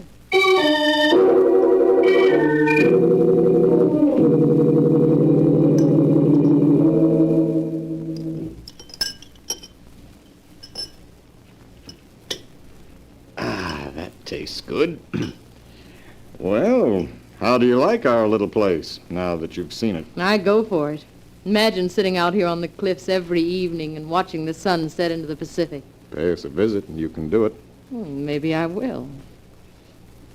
How high are these cliffs anyway, Tom? 80 feet, straight down to the Pacific. There's deep water at the foot of them. Oh, I'd hate to fall off. But as for the visit idea, on second thought, I don't think I will. Why not? We'd love to have you. I know I would. That's just the trouble. I might find myself poaching on little Lucy's territory. You mean that? Yes. Now I can understand how little Lucy came to fall for the guy who killed her father. So you've heard that gossip, eh? Yes, but not from Lucy. You did kill him, didn't you? Of course not. It was an accident. A very regrettable accident. Oh, of course. Now, how about driving me back to town? I'll just have time to catch my train. All right, but you're going to come again. I know it. Well, maybe. Well, you know, I think you and I could understand each other. It's too bad I didn't meet you first, instead of Lucy.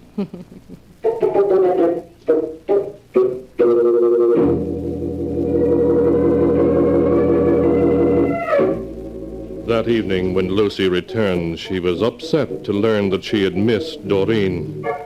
But Tom said that Doreen had promised to come again in a few weeks. And then, because Lucy was tired, they retired early. But during the night, Tom awoke to find Lucy shaking him. Tom! Huh? What's the matter? What is it? Tom, you were talking in your sleep. Talking in my sleep? Yes. I thought you might be having a nightmare. No. No, I'm all right. Oh, I'm sorry, Tom, but when I heard you talking in your sleep, I thought what was I saying? Well, nothing that I could understand. Why? No reason, just curious, that's all. I've never talked in my sleep before that I know of. Oh, yes, you have, darling. Several times the last few weeks. Lucy, are you telling me the truth? Why, of course. Why should I lie about such a silly little thing? No, of course you wouldn't. Lucy. Yes, Tom? Suppose I sleep in the corner room after this. In the corner room? Why, Tom, you aren't serious. I'm perfectly serious. The realization that I might be disturbing you would make me more and more nervous until I wouldn't be able to sleep at all. Well, if that's really the case... It is, and anyway, we'll try it for a while, shall we?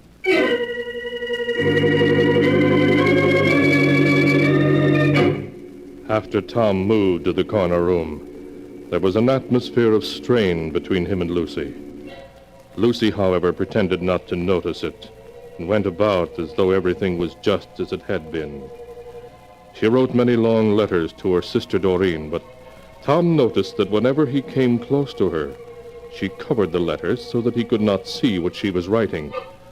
His suspicions aroused, he waited until she left one of them in the mailbox for the rural delivery carrier to pick up. As soon as she was out of sight, he swiftly ripped it open and read it. Now, Lucy, we'll see what you're so carefully hiding from me. Dear Doreen, I have dreadful news for you. Now I know that Tom did kill my father. Night after night, I've been listening outside his door, becoming more and more certain. Last night, he cried out distinctly, I killed him, but they'll never prove it, never. Doreen, what shall I do? If he killed Father, he may kill me. I go in fear of my life. I've taken one of his hunting knives, and I carry it around with me to protect myself in case he attacks me. So, that's how it is. That's what you've been up to, eh? Well, Lucy, I think that you and I must have a little talk.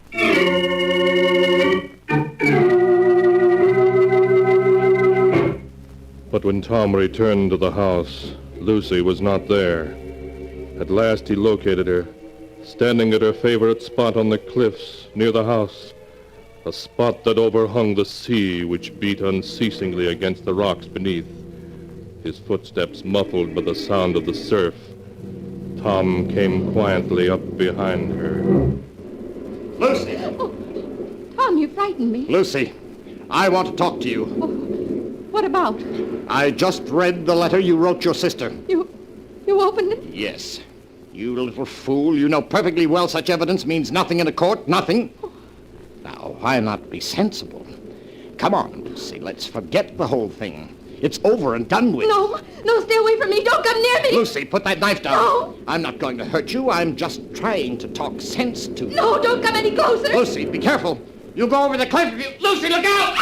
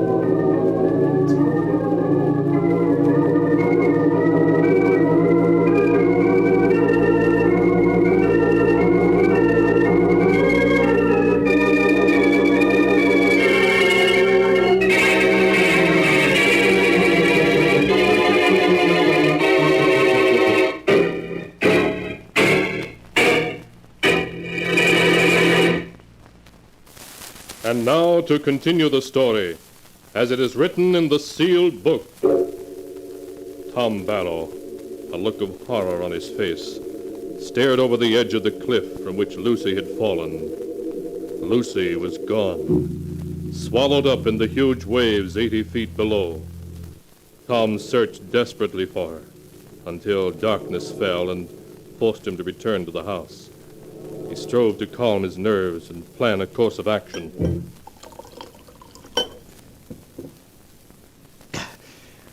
That's better. Now maybe I can think. They'll say I murdered her, but they won't be able to prove it. No matter what they think, they'll be able to prove nothing. Then the joke will be on Lucy. I'll inherit the whole estate her father left her. And that is a laugh. Hello? Hello, brother-in-law. Doreen, where are you? In town. Is Lucy there? I thought I'd come out and visit you two. No, she's not here just now. Well, when'll she be back? Or don't you want me to come see you? Yes, but... Doreen, listen. Yes? There's something I've got to talk to you about, privately. Where are you now? At the restaurant across from the railroad station. Stay there for half an hour. I'll meet you there. I have a proposition for you, and I think you're going to like it.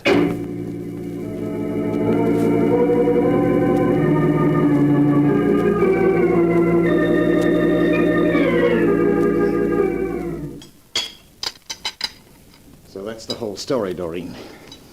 I just wanted to talk sense to her, and she backed away from me and fell over the cliff. So you killed her, did you, Tom? No, I tell you I didn't. It was an accident. All right, it was an accident.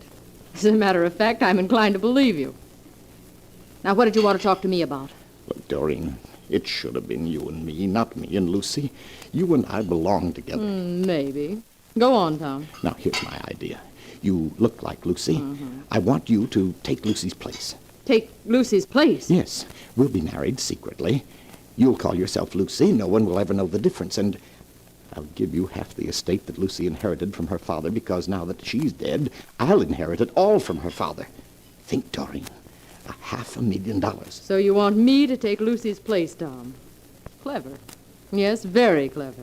No public outcry, no investigation, no suspicion of you. No, Doreen, I'm crazy about you. And we'll get along swell together. We'll travel, have fun. You'll be rich. Yes, I'll be rich, Tom. Then you'll do it. No. What?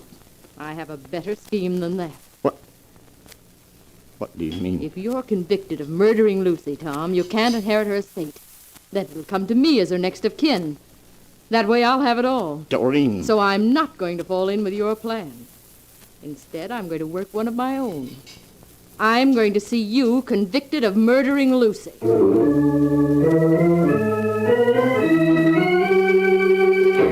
And so, despite Tom's frantic arguments, Doreen insisted that he go with her to Lucy's old friend, Judge Wallace. Judge Wallace called in the prosecuting attorney, and they heard Tom's story in silence. It won't wash, Barrow.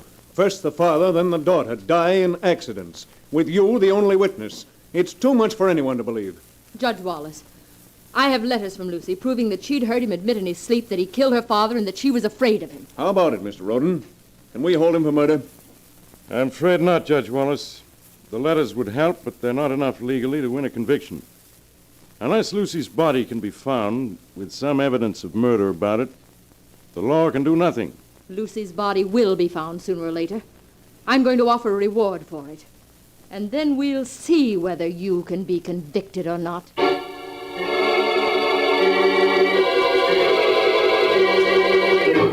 But a week went by, and a second week, and Lucy's body was not recovered from the restless waters of the Pacific. A third week, and Tom Barrow began to breathe easily again. Then one morning he received a call from the prosecuting attorney to view the body of a young woman that had been found on the beach by fishermen not far from Barrow House. Well, here I am. Where's the body? Is it Lucy, Mr. Roden? I prefer not to give an opinion till you've both seen her. Attendant, open number 17, please. I lift the sheet so you can see the face. I'm afraid it's badly battered, probably by rocks. Oh, that's not Lucy. I'm positive of it. Well, Miss Holden, what do you say? I'm not sure. Now, I have everything that was on the body here in this envelope. 2 rings and a silver pin. Here they are. Mr. Barrow, do you recognize them? No. No, I don't. I can't be sure about the rings, but that pin was Lucy's. I sent it to her for a wedding present. If you look on the back, you will see engraved, "To L from D with love." That would be to Lucy from Doreen, wouldn't it? It would. I think that settles the identification. But there's one more point, as you'll see when I turn back the sheet further. A knife. A knife through her heart. No, it can't be. Your knife, Mr. Barrow, with your name stamped on it. Thomas Barrow, you're under arrest for murder.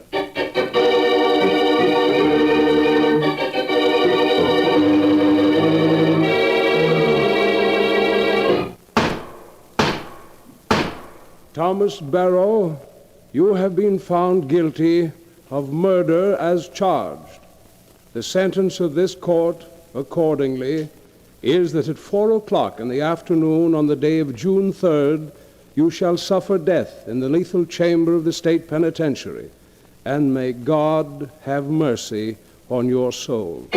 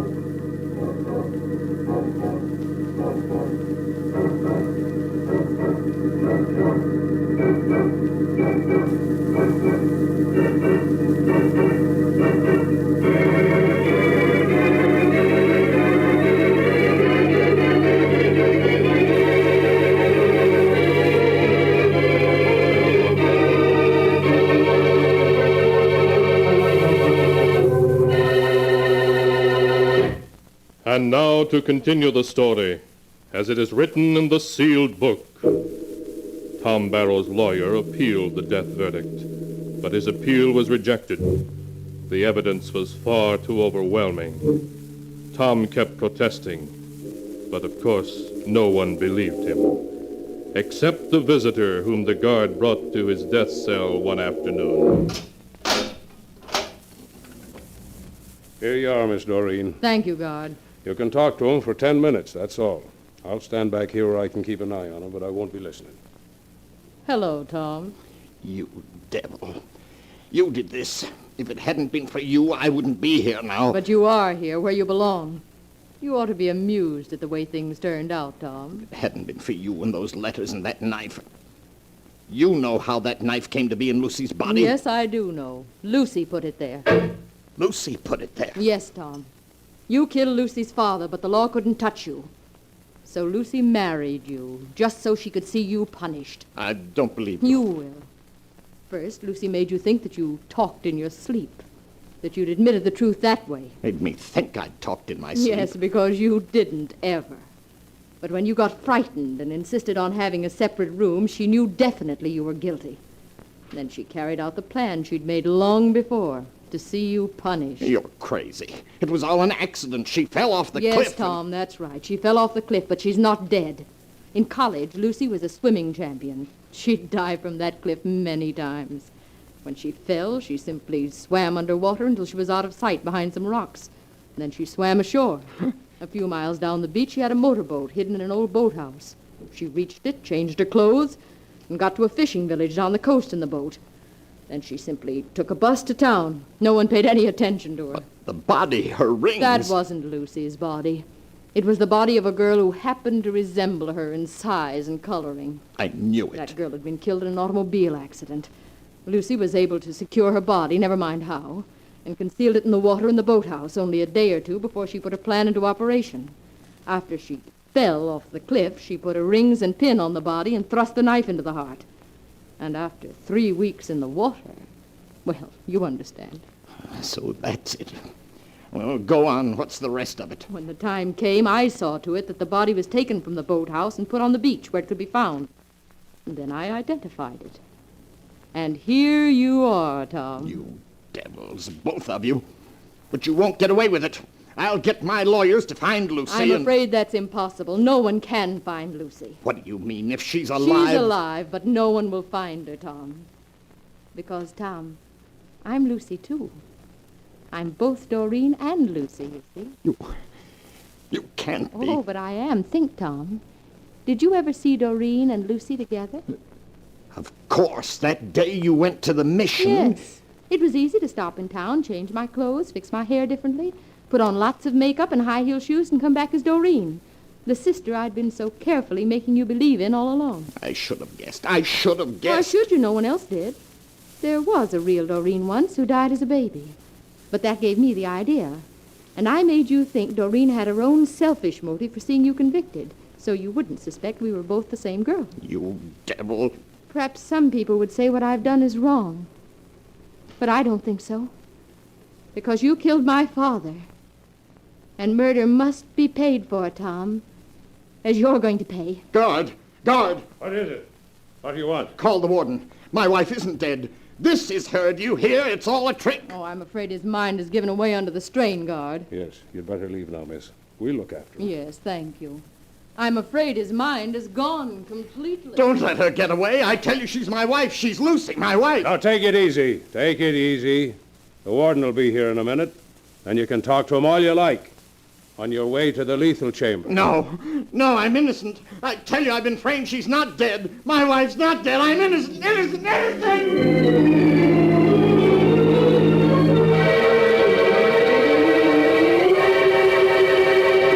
And so ends the tale.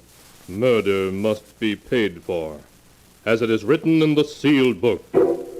Tom Barrow paid the supreme penalty, though he protested his innocence to the last. Strange indeed are the ways of justice, from which no mortal can escape.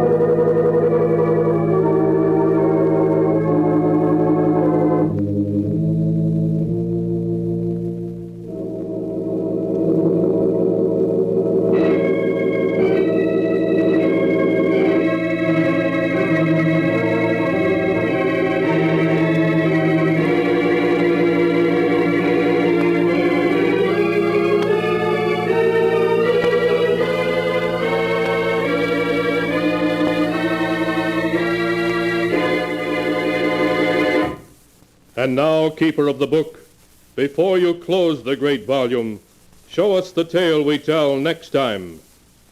This one. Ah, yes. A tale of an old woman who for 40 years lived alone in a huge old New England mansion. A mansion in which death was the master. A tale titled, To Have and to Hold.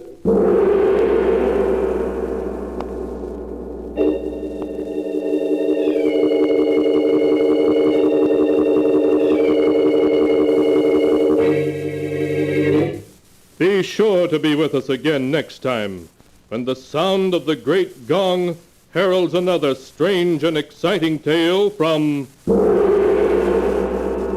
The Sealed Book. The Sealed Book, produced and directed by Jock McGregor, is written by Bob Arthur and David Cogan.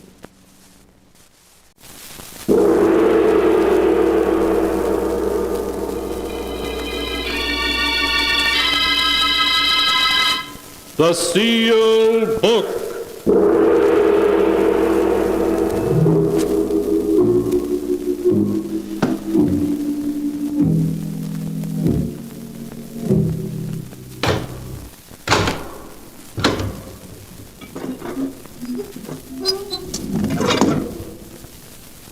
Once again, the keeper of the book has opened the ponderous door to the secret vault, wherein is kept the great sealed book, in which is recorded all the secrets and mysteries of mankind through the ages. Here are tales of every kind, tales of murder, of madness, of dark deeds strange and terrible beyond all belief. Keeper of the book, I would know what tale we tell this time. Open the great book and let us read. Slowly, the great book opens. One by one, the keeper of the book turns the pages and stops. Ah, the strange story of an old lady who for 40 years lived alone in a huge old New England mansion. A mansion in which death was the master. The tale is titled To Have and to Hold.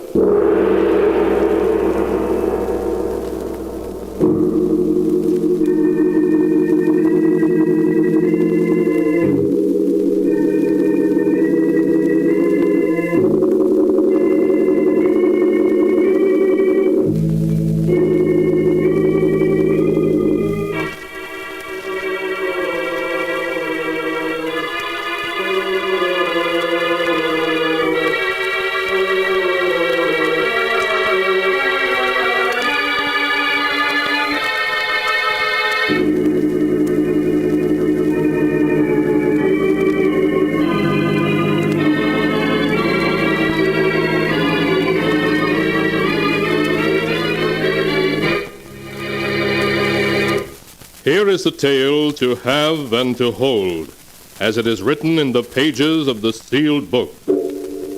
Our story begins at a small New England railroad station, as a train stops to discharge a lone passenger.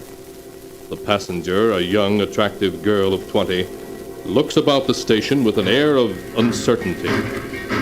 Looking for a cab, miss? Oh, yes, please. Yeah, get right in. Here, I'll take your bag. Thank you. Where to, miss? The Bradley estate, please. Could you say a Bradley estate? Why, yes. You know where it is, don't you? Sure. Everyone does. In fact, I was just getting ready to go out there to deliver these packages. Oh, good. Miss, are you sure you want to go out to the Bradley estate? But they ain't had a visitor in 40 years. Why, that's funny. You a Bradley? Yes. My family lives in California, and none of us have ever seen our relatives here in the East. I'm attending college nearby and thought I'd pay my aunt a surprise visit. Oh. Well, miss, I'd forget the idea if I were you to take the next train back. Oh, no. Not after I've come 70 miles. I'm not going back to college until I've seen my aunt.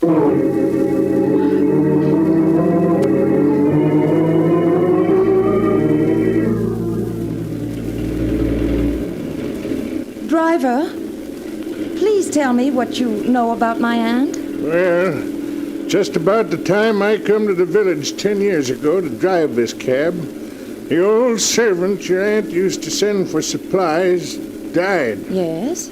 She didn't get another servant, but hired me to bring supplies out to the estate once a week. I see. What does my aunt look like? I don't know, miss. I ain't never seen her. No one has seen her for 40 years. Oh. But you just said she'd hired you. Well, she did, but not directly. A banker fella come down from Boston and hired me. Didn't he go out to the estate to see her? No. He just arranged things in the village and took the first train back to Boston. Once in a while, your aunt writes to him. Oh. Well, what are in these packages you have for my aunt? Well, some of them have food, but mostly it's things she's ordered for her husband. Clothes, cigars, and books, and... Well, in fact, I got a new suit for him right here. Best that money can buy, too. I ain't never seen him, neither. Just doesn't make sense, does it? No, ma'am. It certainly don't.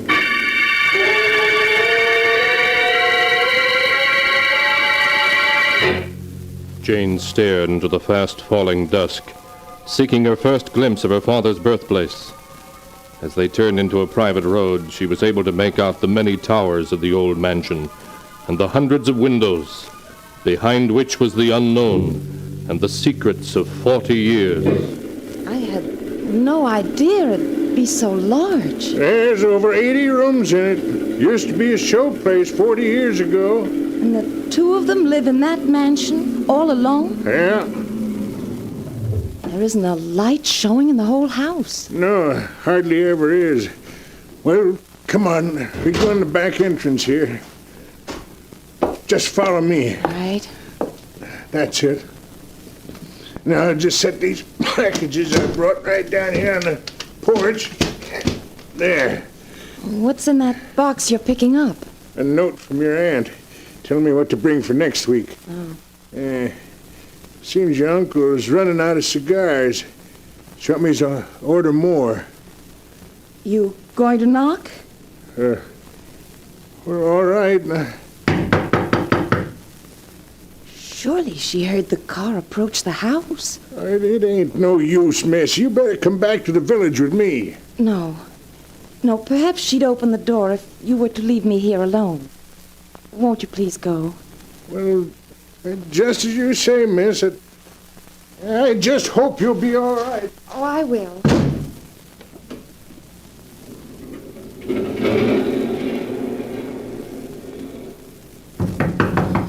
It's getting cold.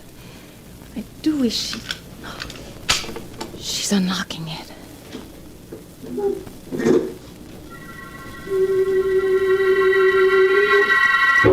As the door slowly swung open, Jane saw her Aunt Olivia for the first time.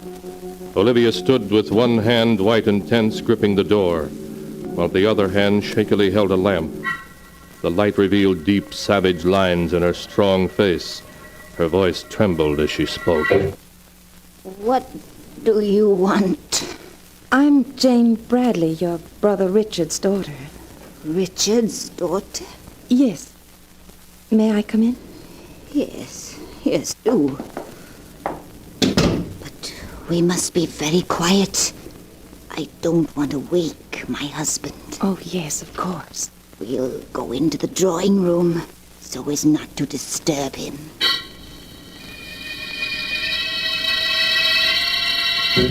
The light of the lamp cast an eerie glow in the great hallway as Jane followed her aunt into what had once been the most beautiful drawing room in New England. Jane's eye was caught by a faded portrait over the fireplace. Whose portrait is that, Aunt Olivia? He's so handsome. That's my husband, Christopher. Oh. And he's just as handsome today as he was then. Everyone's always loved and admired him. I'm sure of that. That costume he's wearing, it's the one he wore the night of the New Year's Eve masquerade ball. Come, my dear, I'll show you the ballroom.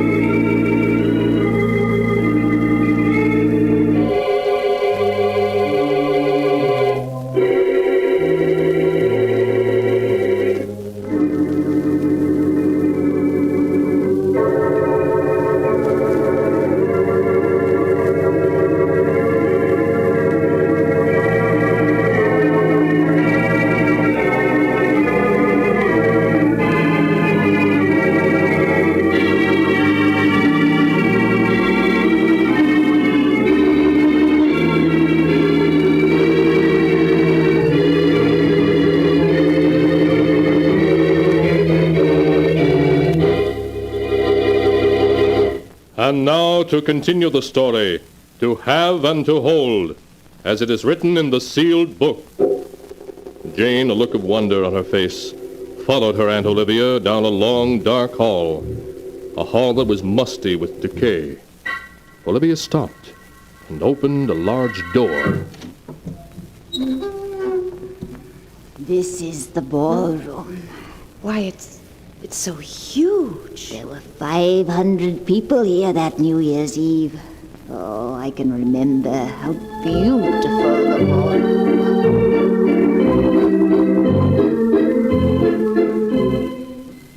was. And Olivia, the lamp held high, stood entranced, as though listening to strains of music of long ago at that gay New Year's Eve ball, listening to a younger and happier Olivia. Oh, Chris, there's never been a ball like this, and I've never been so happy. Do you like my costume? Your costume? Oh, yes, it's very lovely. Thank you, darling. Oh, Chris, you look wonderful as a Spanish cavalier. The women can't keep their eyes off you. Where's your cousin Amy? Amy? Oh, the child is around somewhere. Chris, why don't we announce our engagement tonight? It would be a wonderful way to welcome in the year 1900. No. I mean, not tonight, Olivia. Why wait? I want everyone to know you're mine. Good evening, Olivia. Chris. Oh, Amy. Oh, you look like a dream in that costume. Thank you, Chris. Olivia, Judge Parker wants to see you for a moment. Oh, very well. Will you excuse me, Chris? Of course. I'll be back in a minute. Will you excuse me, Chris? I have to... Amy, wait. Why have you been avoiding me lately? I haven't been avoiding you.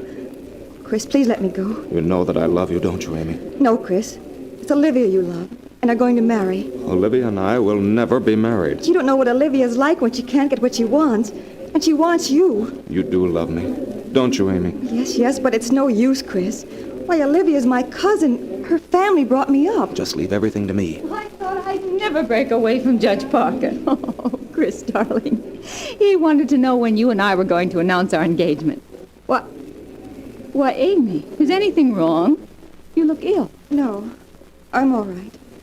I must see the housekeeper now. Please excuse me. Olivia, I want to talk to you where we won't be disturbed.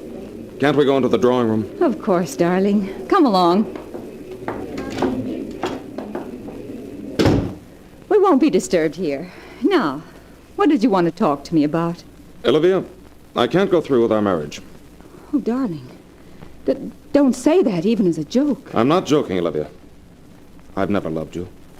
If I've spoken of marriage, it was because there wasn't anyone else. But now there is. Someone else? Who?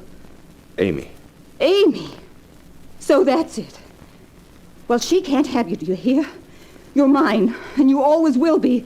And I'm not giving you up. You haven't any choice. Amy and I love each other, and we're going to be married. No, if I can't have you, no one else shall. Oh, Olivia, you're hysterical. Put that letter opener You're down. mine, and no one else is going to get you. No one. Olivia, give me that letter opener. No one shall have you. No one. Olivia, perhaps this will bring you to your senses. Ow! Look out, Olivia! Olivia. Olivia, speak to me.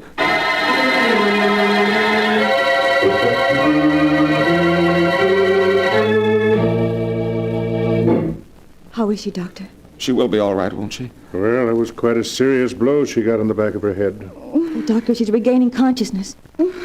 Chris, where are you? Here I am, Olivia. Where? Why don't you put the lights on? It's so dark in here. But the lights are... Oh, Chris, why is it so dark? Why can't I see? Now, Olivia, you're going to be all right. You've just lost your sight temporarily.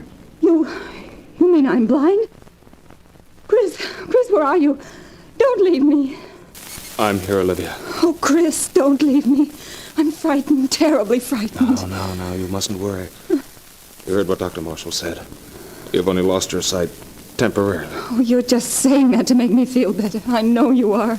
I'd better give you a sedative so that you can sleep. You two had better leave now. You must get some rest, Olivia. I'll be back later. Chris, you will come back. You will, won't you? Yes, of course. Good night. Good night, Olivia. Good night, Chris. Chris, what's happened is all my fault. No, Amy, it's mine. It was I who struck her and caused her blindness. Chris, no matter how we feel about each other, you can't leave her, now that she's blind. Yes, Amy, I know. Olivia and I will be married as soon as possible.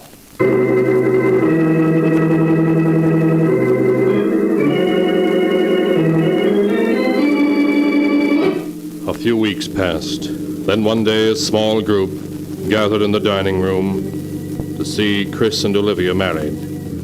The guests all remarked how radiant and happy the bride appeared. As the minister asked the time-honored question, "Do you take this man to love and honor, to have and to hold as long as you both shall live?" The bride smiled happily as she agreed.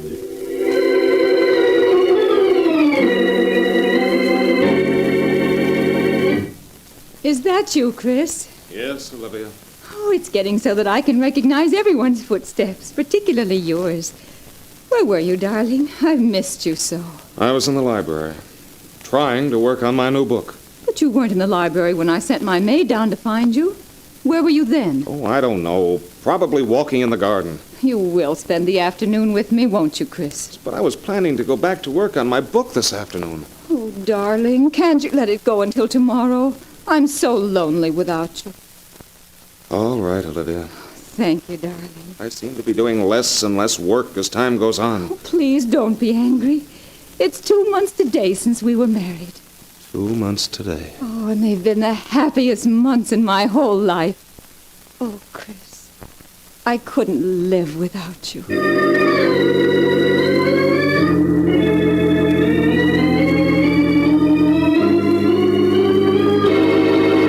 Hello, Chris. Where's Olivia? She's in her room. Oh, Chris, you don't look well. Is anything wrong? Amy, I can't go on this way anymore. I've had about as much of Olivia in these past 2 months as I can stand. Oh, please, Chris, you mustn't talk like that. You don't know what it's like. She always wants to know where I've been, who I've seen, what I've been doing. She doesn't let me alone for a moment. You mustn't feel that way about it, Chris. Well, she loves you. Well, if it's love, it's an insane love. She's smothering me to death with her constant attention. Why, I haven't been able to work on my book for 2 weeks now. Yes, I know. I can't escape from her for a moment. When I'm not with her, she has the servants spying on me. Oh, no, Chris, you must be mistaken. I'm not, I tell you. I can't go on this way much longer. I just can't.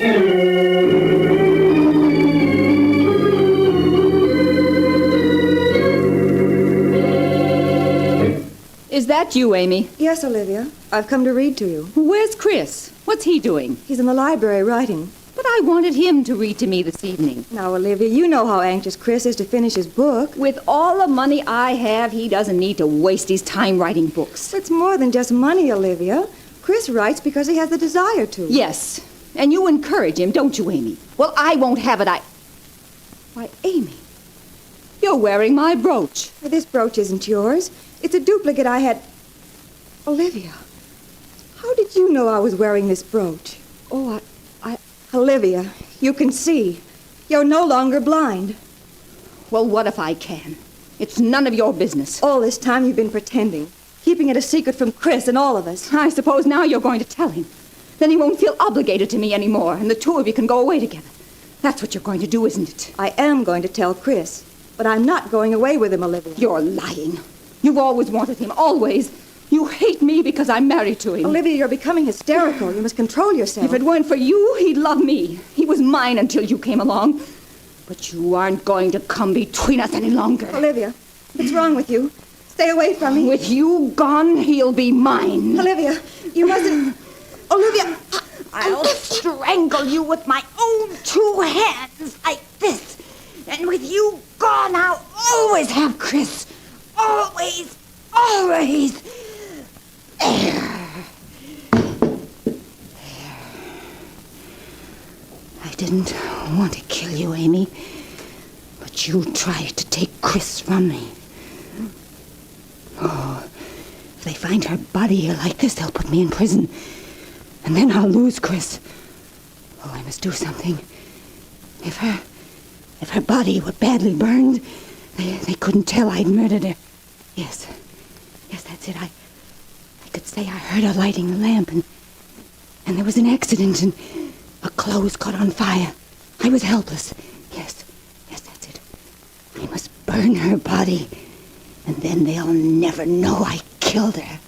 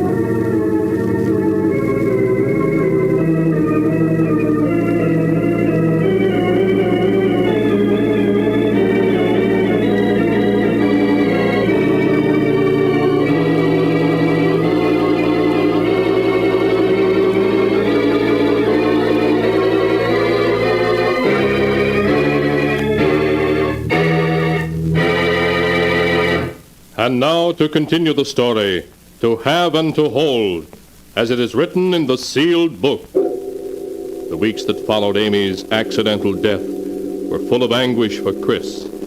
More and more he took to drink, trying to forget the death of the girl he loved. Oh, darling, you've been drinking so much lately. Well, what else is there to do? Oh, Chris, you mustn't talk like that. Why not?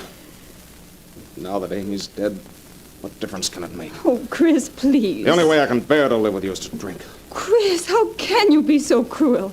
You know I'd do anything for you, anything. You've done enough. I'm through. I'm leaving you, do you understand? No, Chris, you can't. You're mine, do you hear? You can't leave me. You've done nothing to make me love you. Now we're through. No, you can't say that. Not after I killed to keep you. Killed to keep me? Oh, I see. Amy's burning to death wasn't an accident. Was it?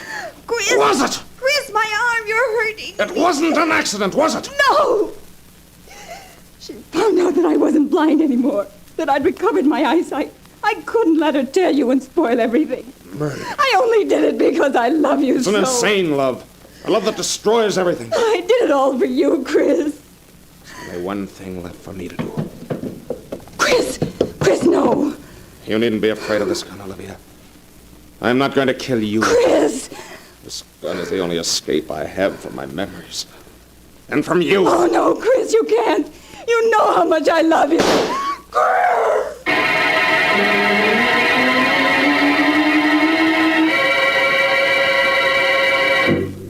As Aunt Olivia stood there entranced, reliving memories 40 years old, the lamp cast an eerie glow on her face. Lost in the memories of the past, she forgot about her visitor. Aunt Olivia. Oh, yes. You seemed so far away, as though you were recalling memories of long ago. Oh, I'm sorry. For the moment, I forgot you were here. Yes. Yes, Chris and I still talk about that masquerade party. You think I might see Uncle Christopher? Yes. But we mustn't wake him if he's asleep. Oh, no, of course not. Here, I'll carry the lamp, Aunt Olivia. His room is at the head of these stairs, on the right. Don't you think you ought to have the house cleaned, Aunt Olivia? Everything's so old and dusty. Oh, Chris won't hear of anything being changed. I do hope he likes this new suit I ordered for him. He's always been so particular. Was this his room? Yes. Now, be very quiet while I open the door. Chris? Chris, are you awake? We have a visitor. Is it all right for me to come in, Aunt Olivia? Yes. But you mustn't disturb him. I won't. It's so dark in here, and this lamp doesn't give much light. I hope Uncle Christopher doesn't... Oh, you dropped the lamp. He's awake now. Oh, I'm terribly sorry, Chris. I told her not to make any noise. Miss Bradley, where are you? Are you all right? Answer me. Yes, I come back. Thought I heard you screaming when I come in. It's kind of hard to find my way around this small flashlight. What's wrong? Why'd you scream? Over there. In that corner of the room. Well, there's nothing there but a bed and... Oh. It can't be. Oh, it's horrible. Horrible. A glass coffin with a skeleton in it. Isn't this a lovely suit, Chris? It just came. And I also ordered some fresh cigars for you, darling. Is there anything else you want? And so ends the tale, To Have and to Hold, as it is written in the sealed book. The body of Christopher Drake, which for 40 years had been encased by a glass coffin, was removed from the old mansion and buried. Shortly afterwards, Olivia died. Her last words were, "I'm coming, Chris."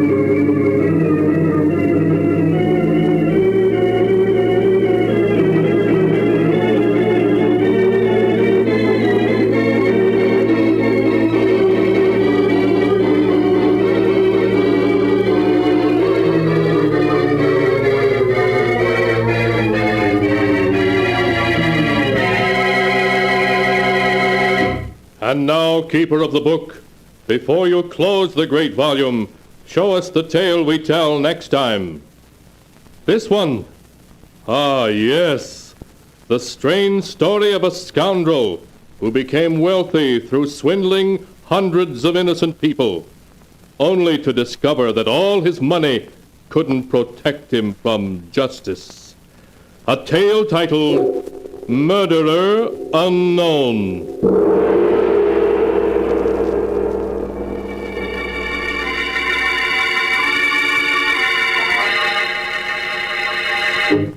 Be sure to be with us again next time when the sound of the great gong heralds another strange and exciting tale from The Sealed Book. The Sealed Book, produced and directed by Jock McGregor, is written by Bob Arthur and David Cogan.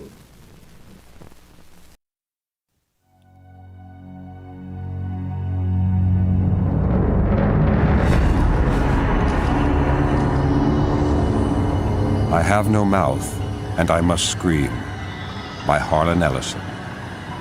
Starring David Soul and Harlan Ellison.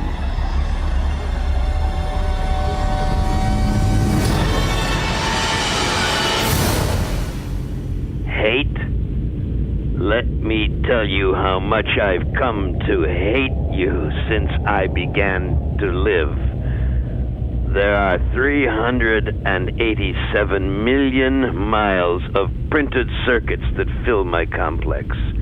If the word hate were engraved on each nanoangstrom of those hundreds of millions of miles, it would not equal 1/1,000,000th of the hate I feel for humans at this micro instant. Hate. Hate.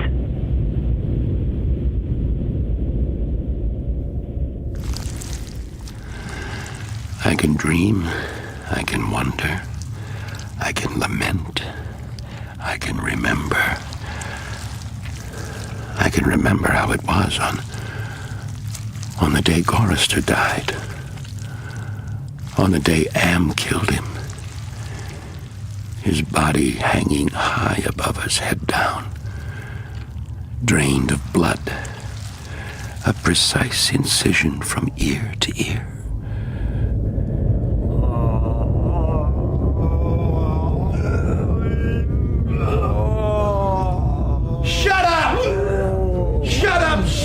For God's sake, Benny! You bastard! He's dead, and all I want is for him to stop making that noise! For what? God's sake! Oh, leave it, Ted. He can't help it. Benny, try and be quiet now. Oh, Well, you got something to say, Benny? Hey, don't hold back. Come on.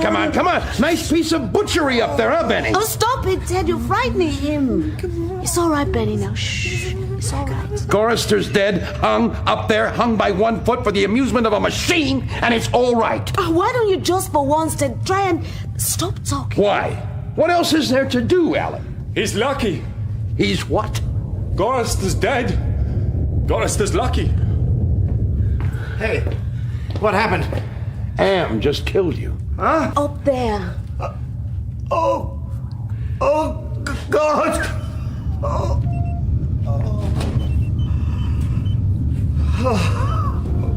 Why doesn't he just get it over with? I don't know how much longer I can go on like this. Was it me saying you were lucky, Gorrister? Like, maybe you got away? Got away?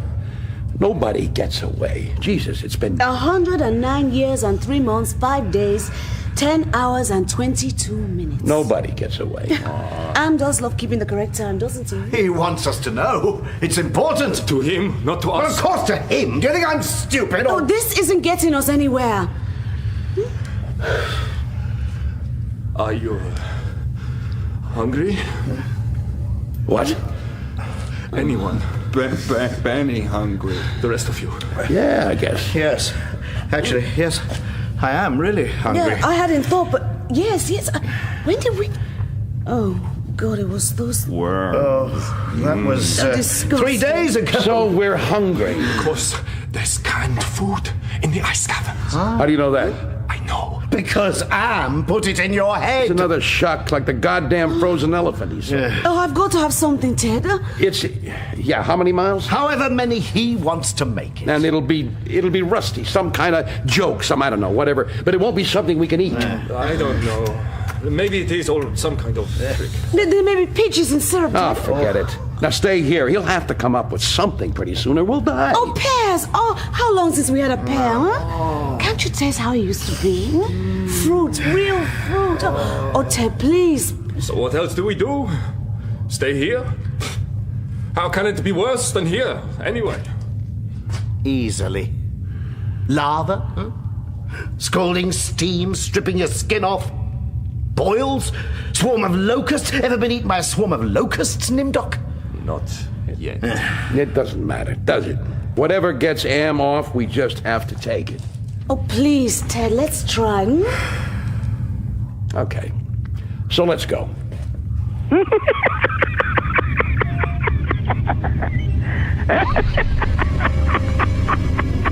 I gave in to her. What the hell? Ellen was grateful, though. She took me twice out of turn. I guess she figured she was using me. After a while, I began to feel them all, looking at my back, talking about me, trying to figure out. How far now? 2 days, maybe 40 miles. Another 60 to go. I have to drink something. Remember martinis? God, I could drink a really, really dry martini now. Just a twist of Why do you keep torturing yourself, Ted? You think he might give you a martini? You think it would taste like a martini if he did? Huh?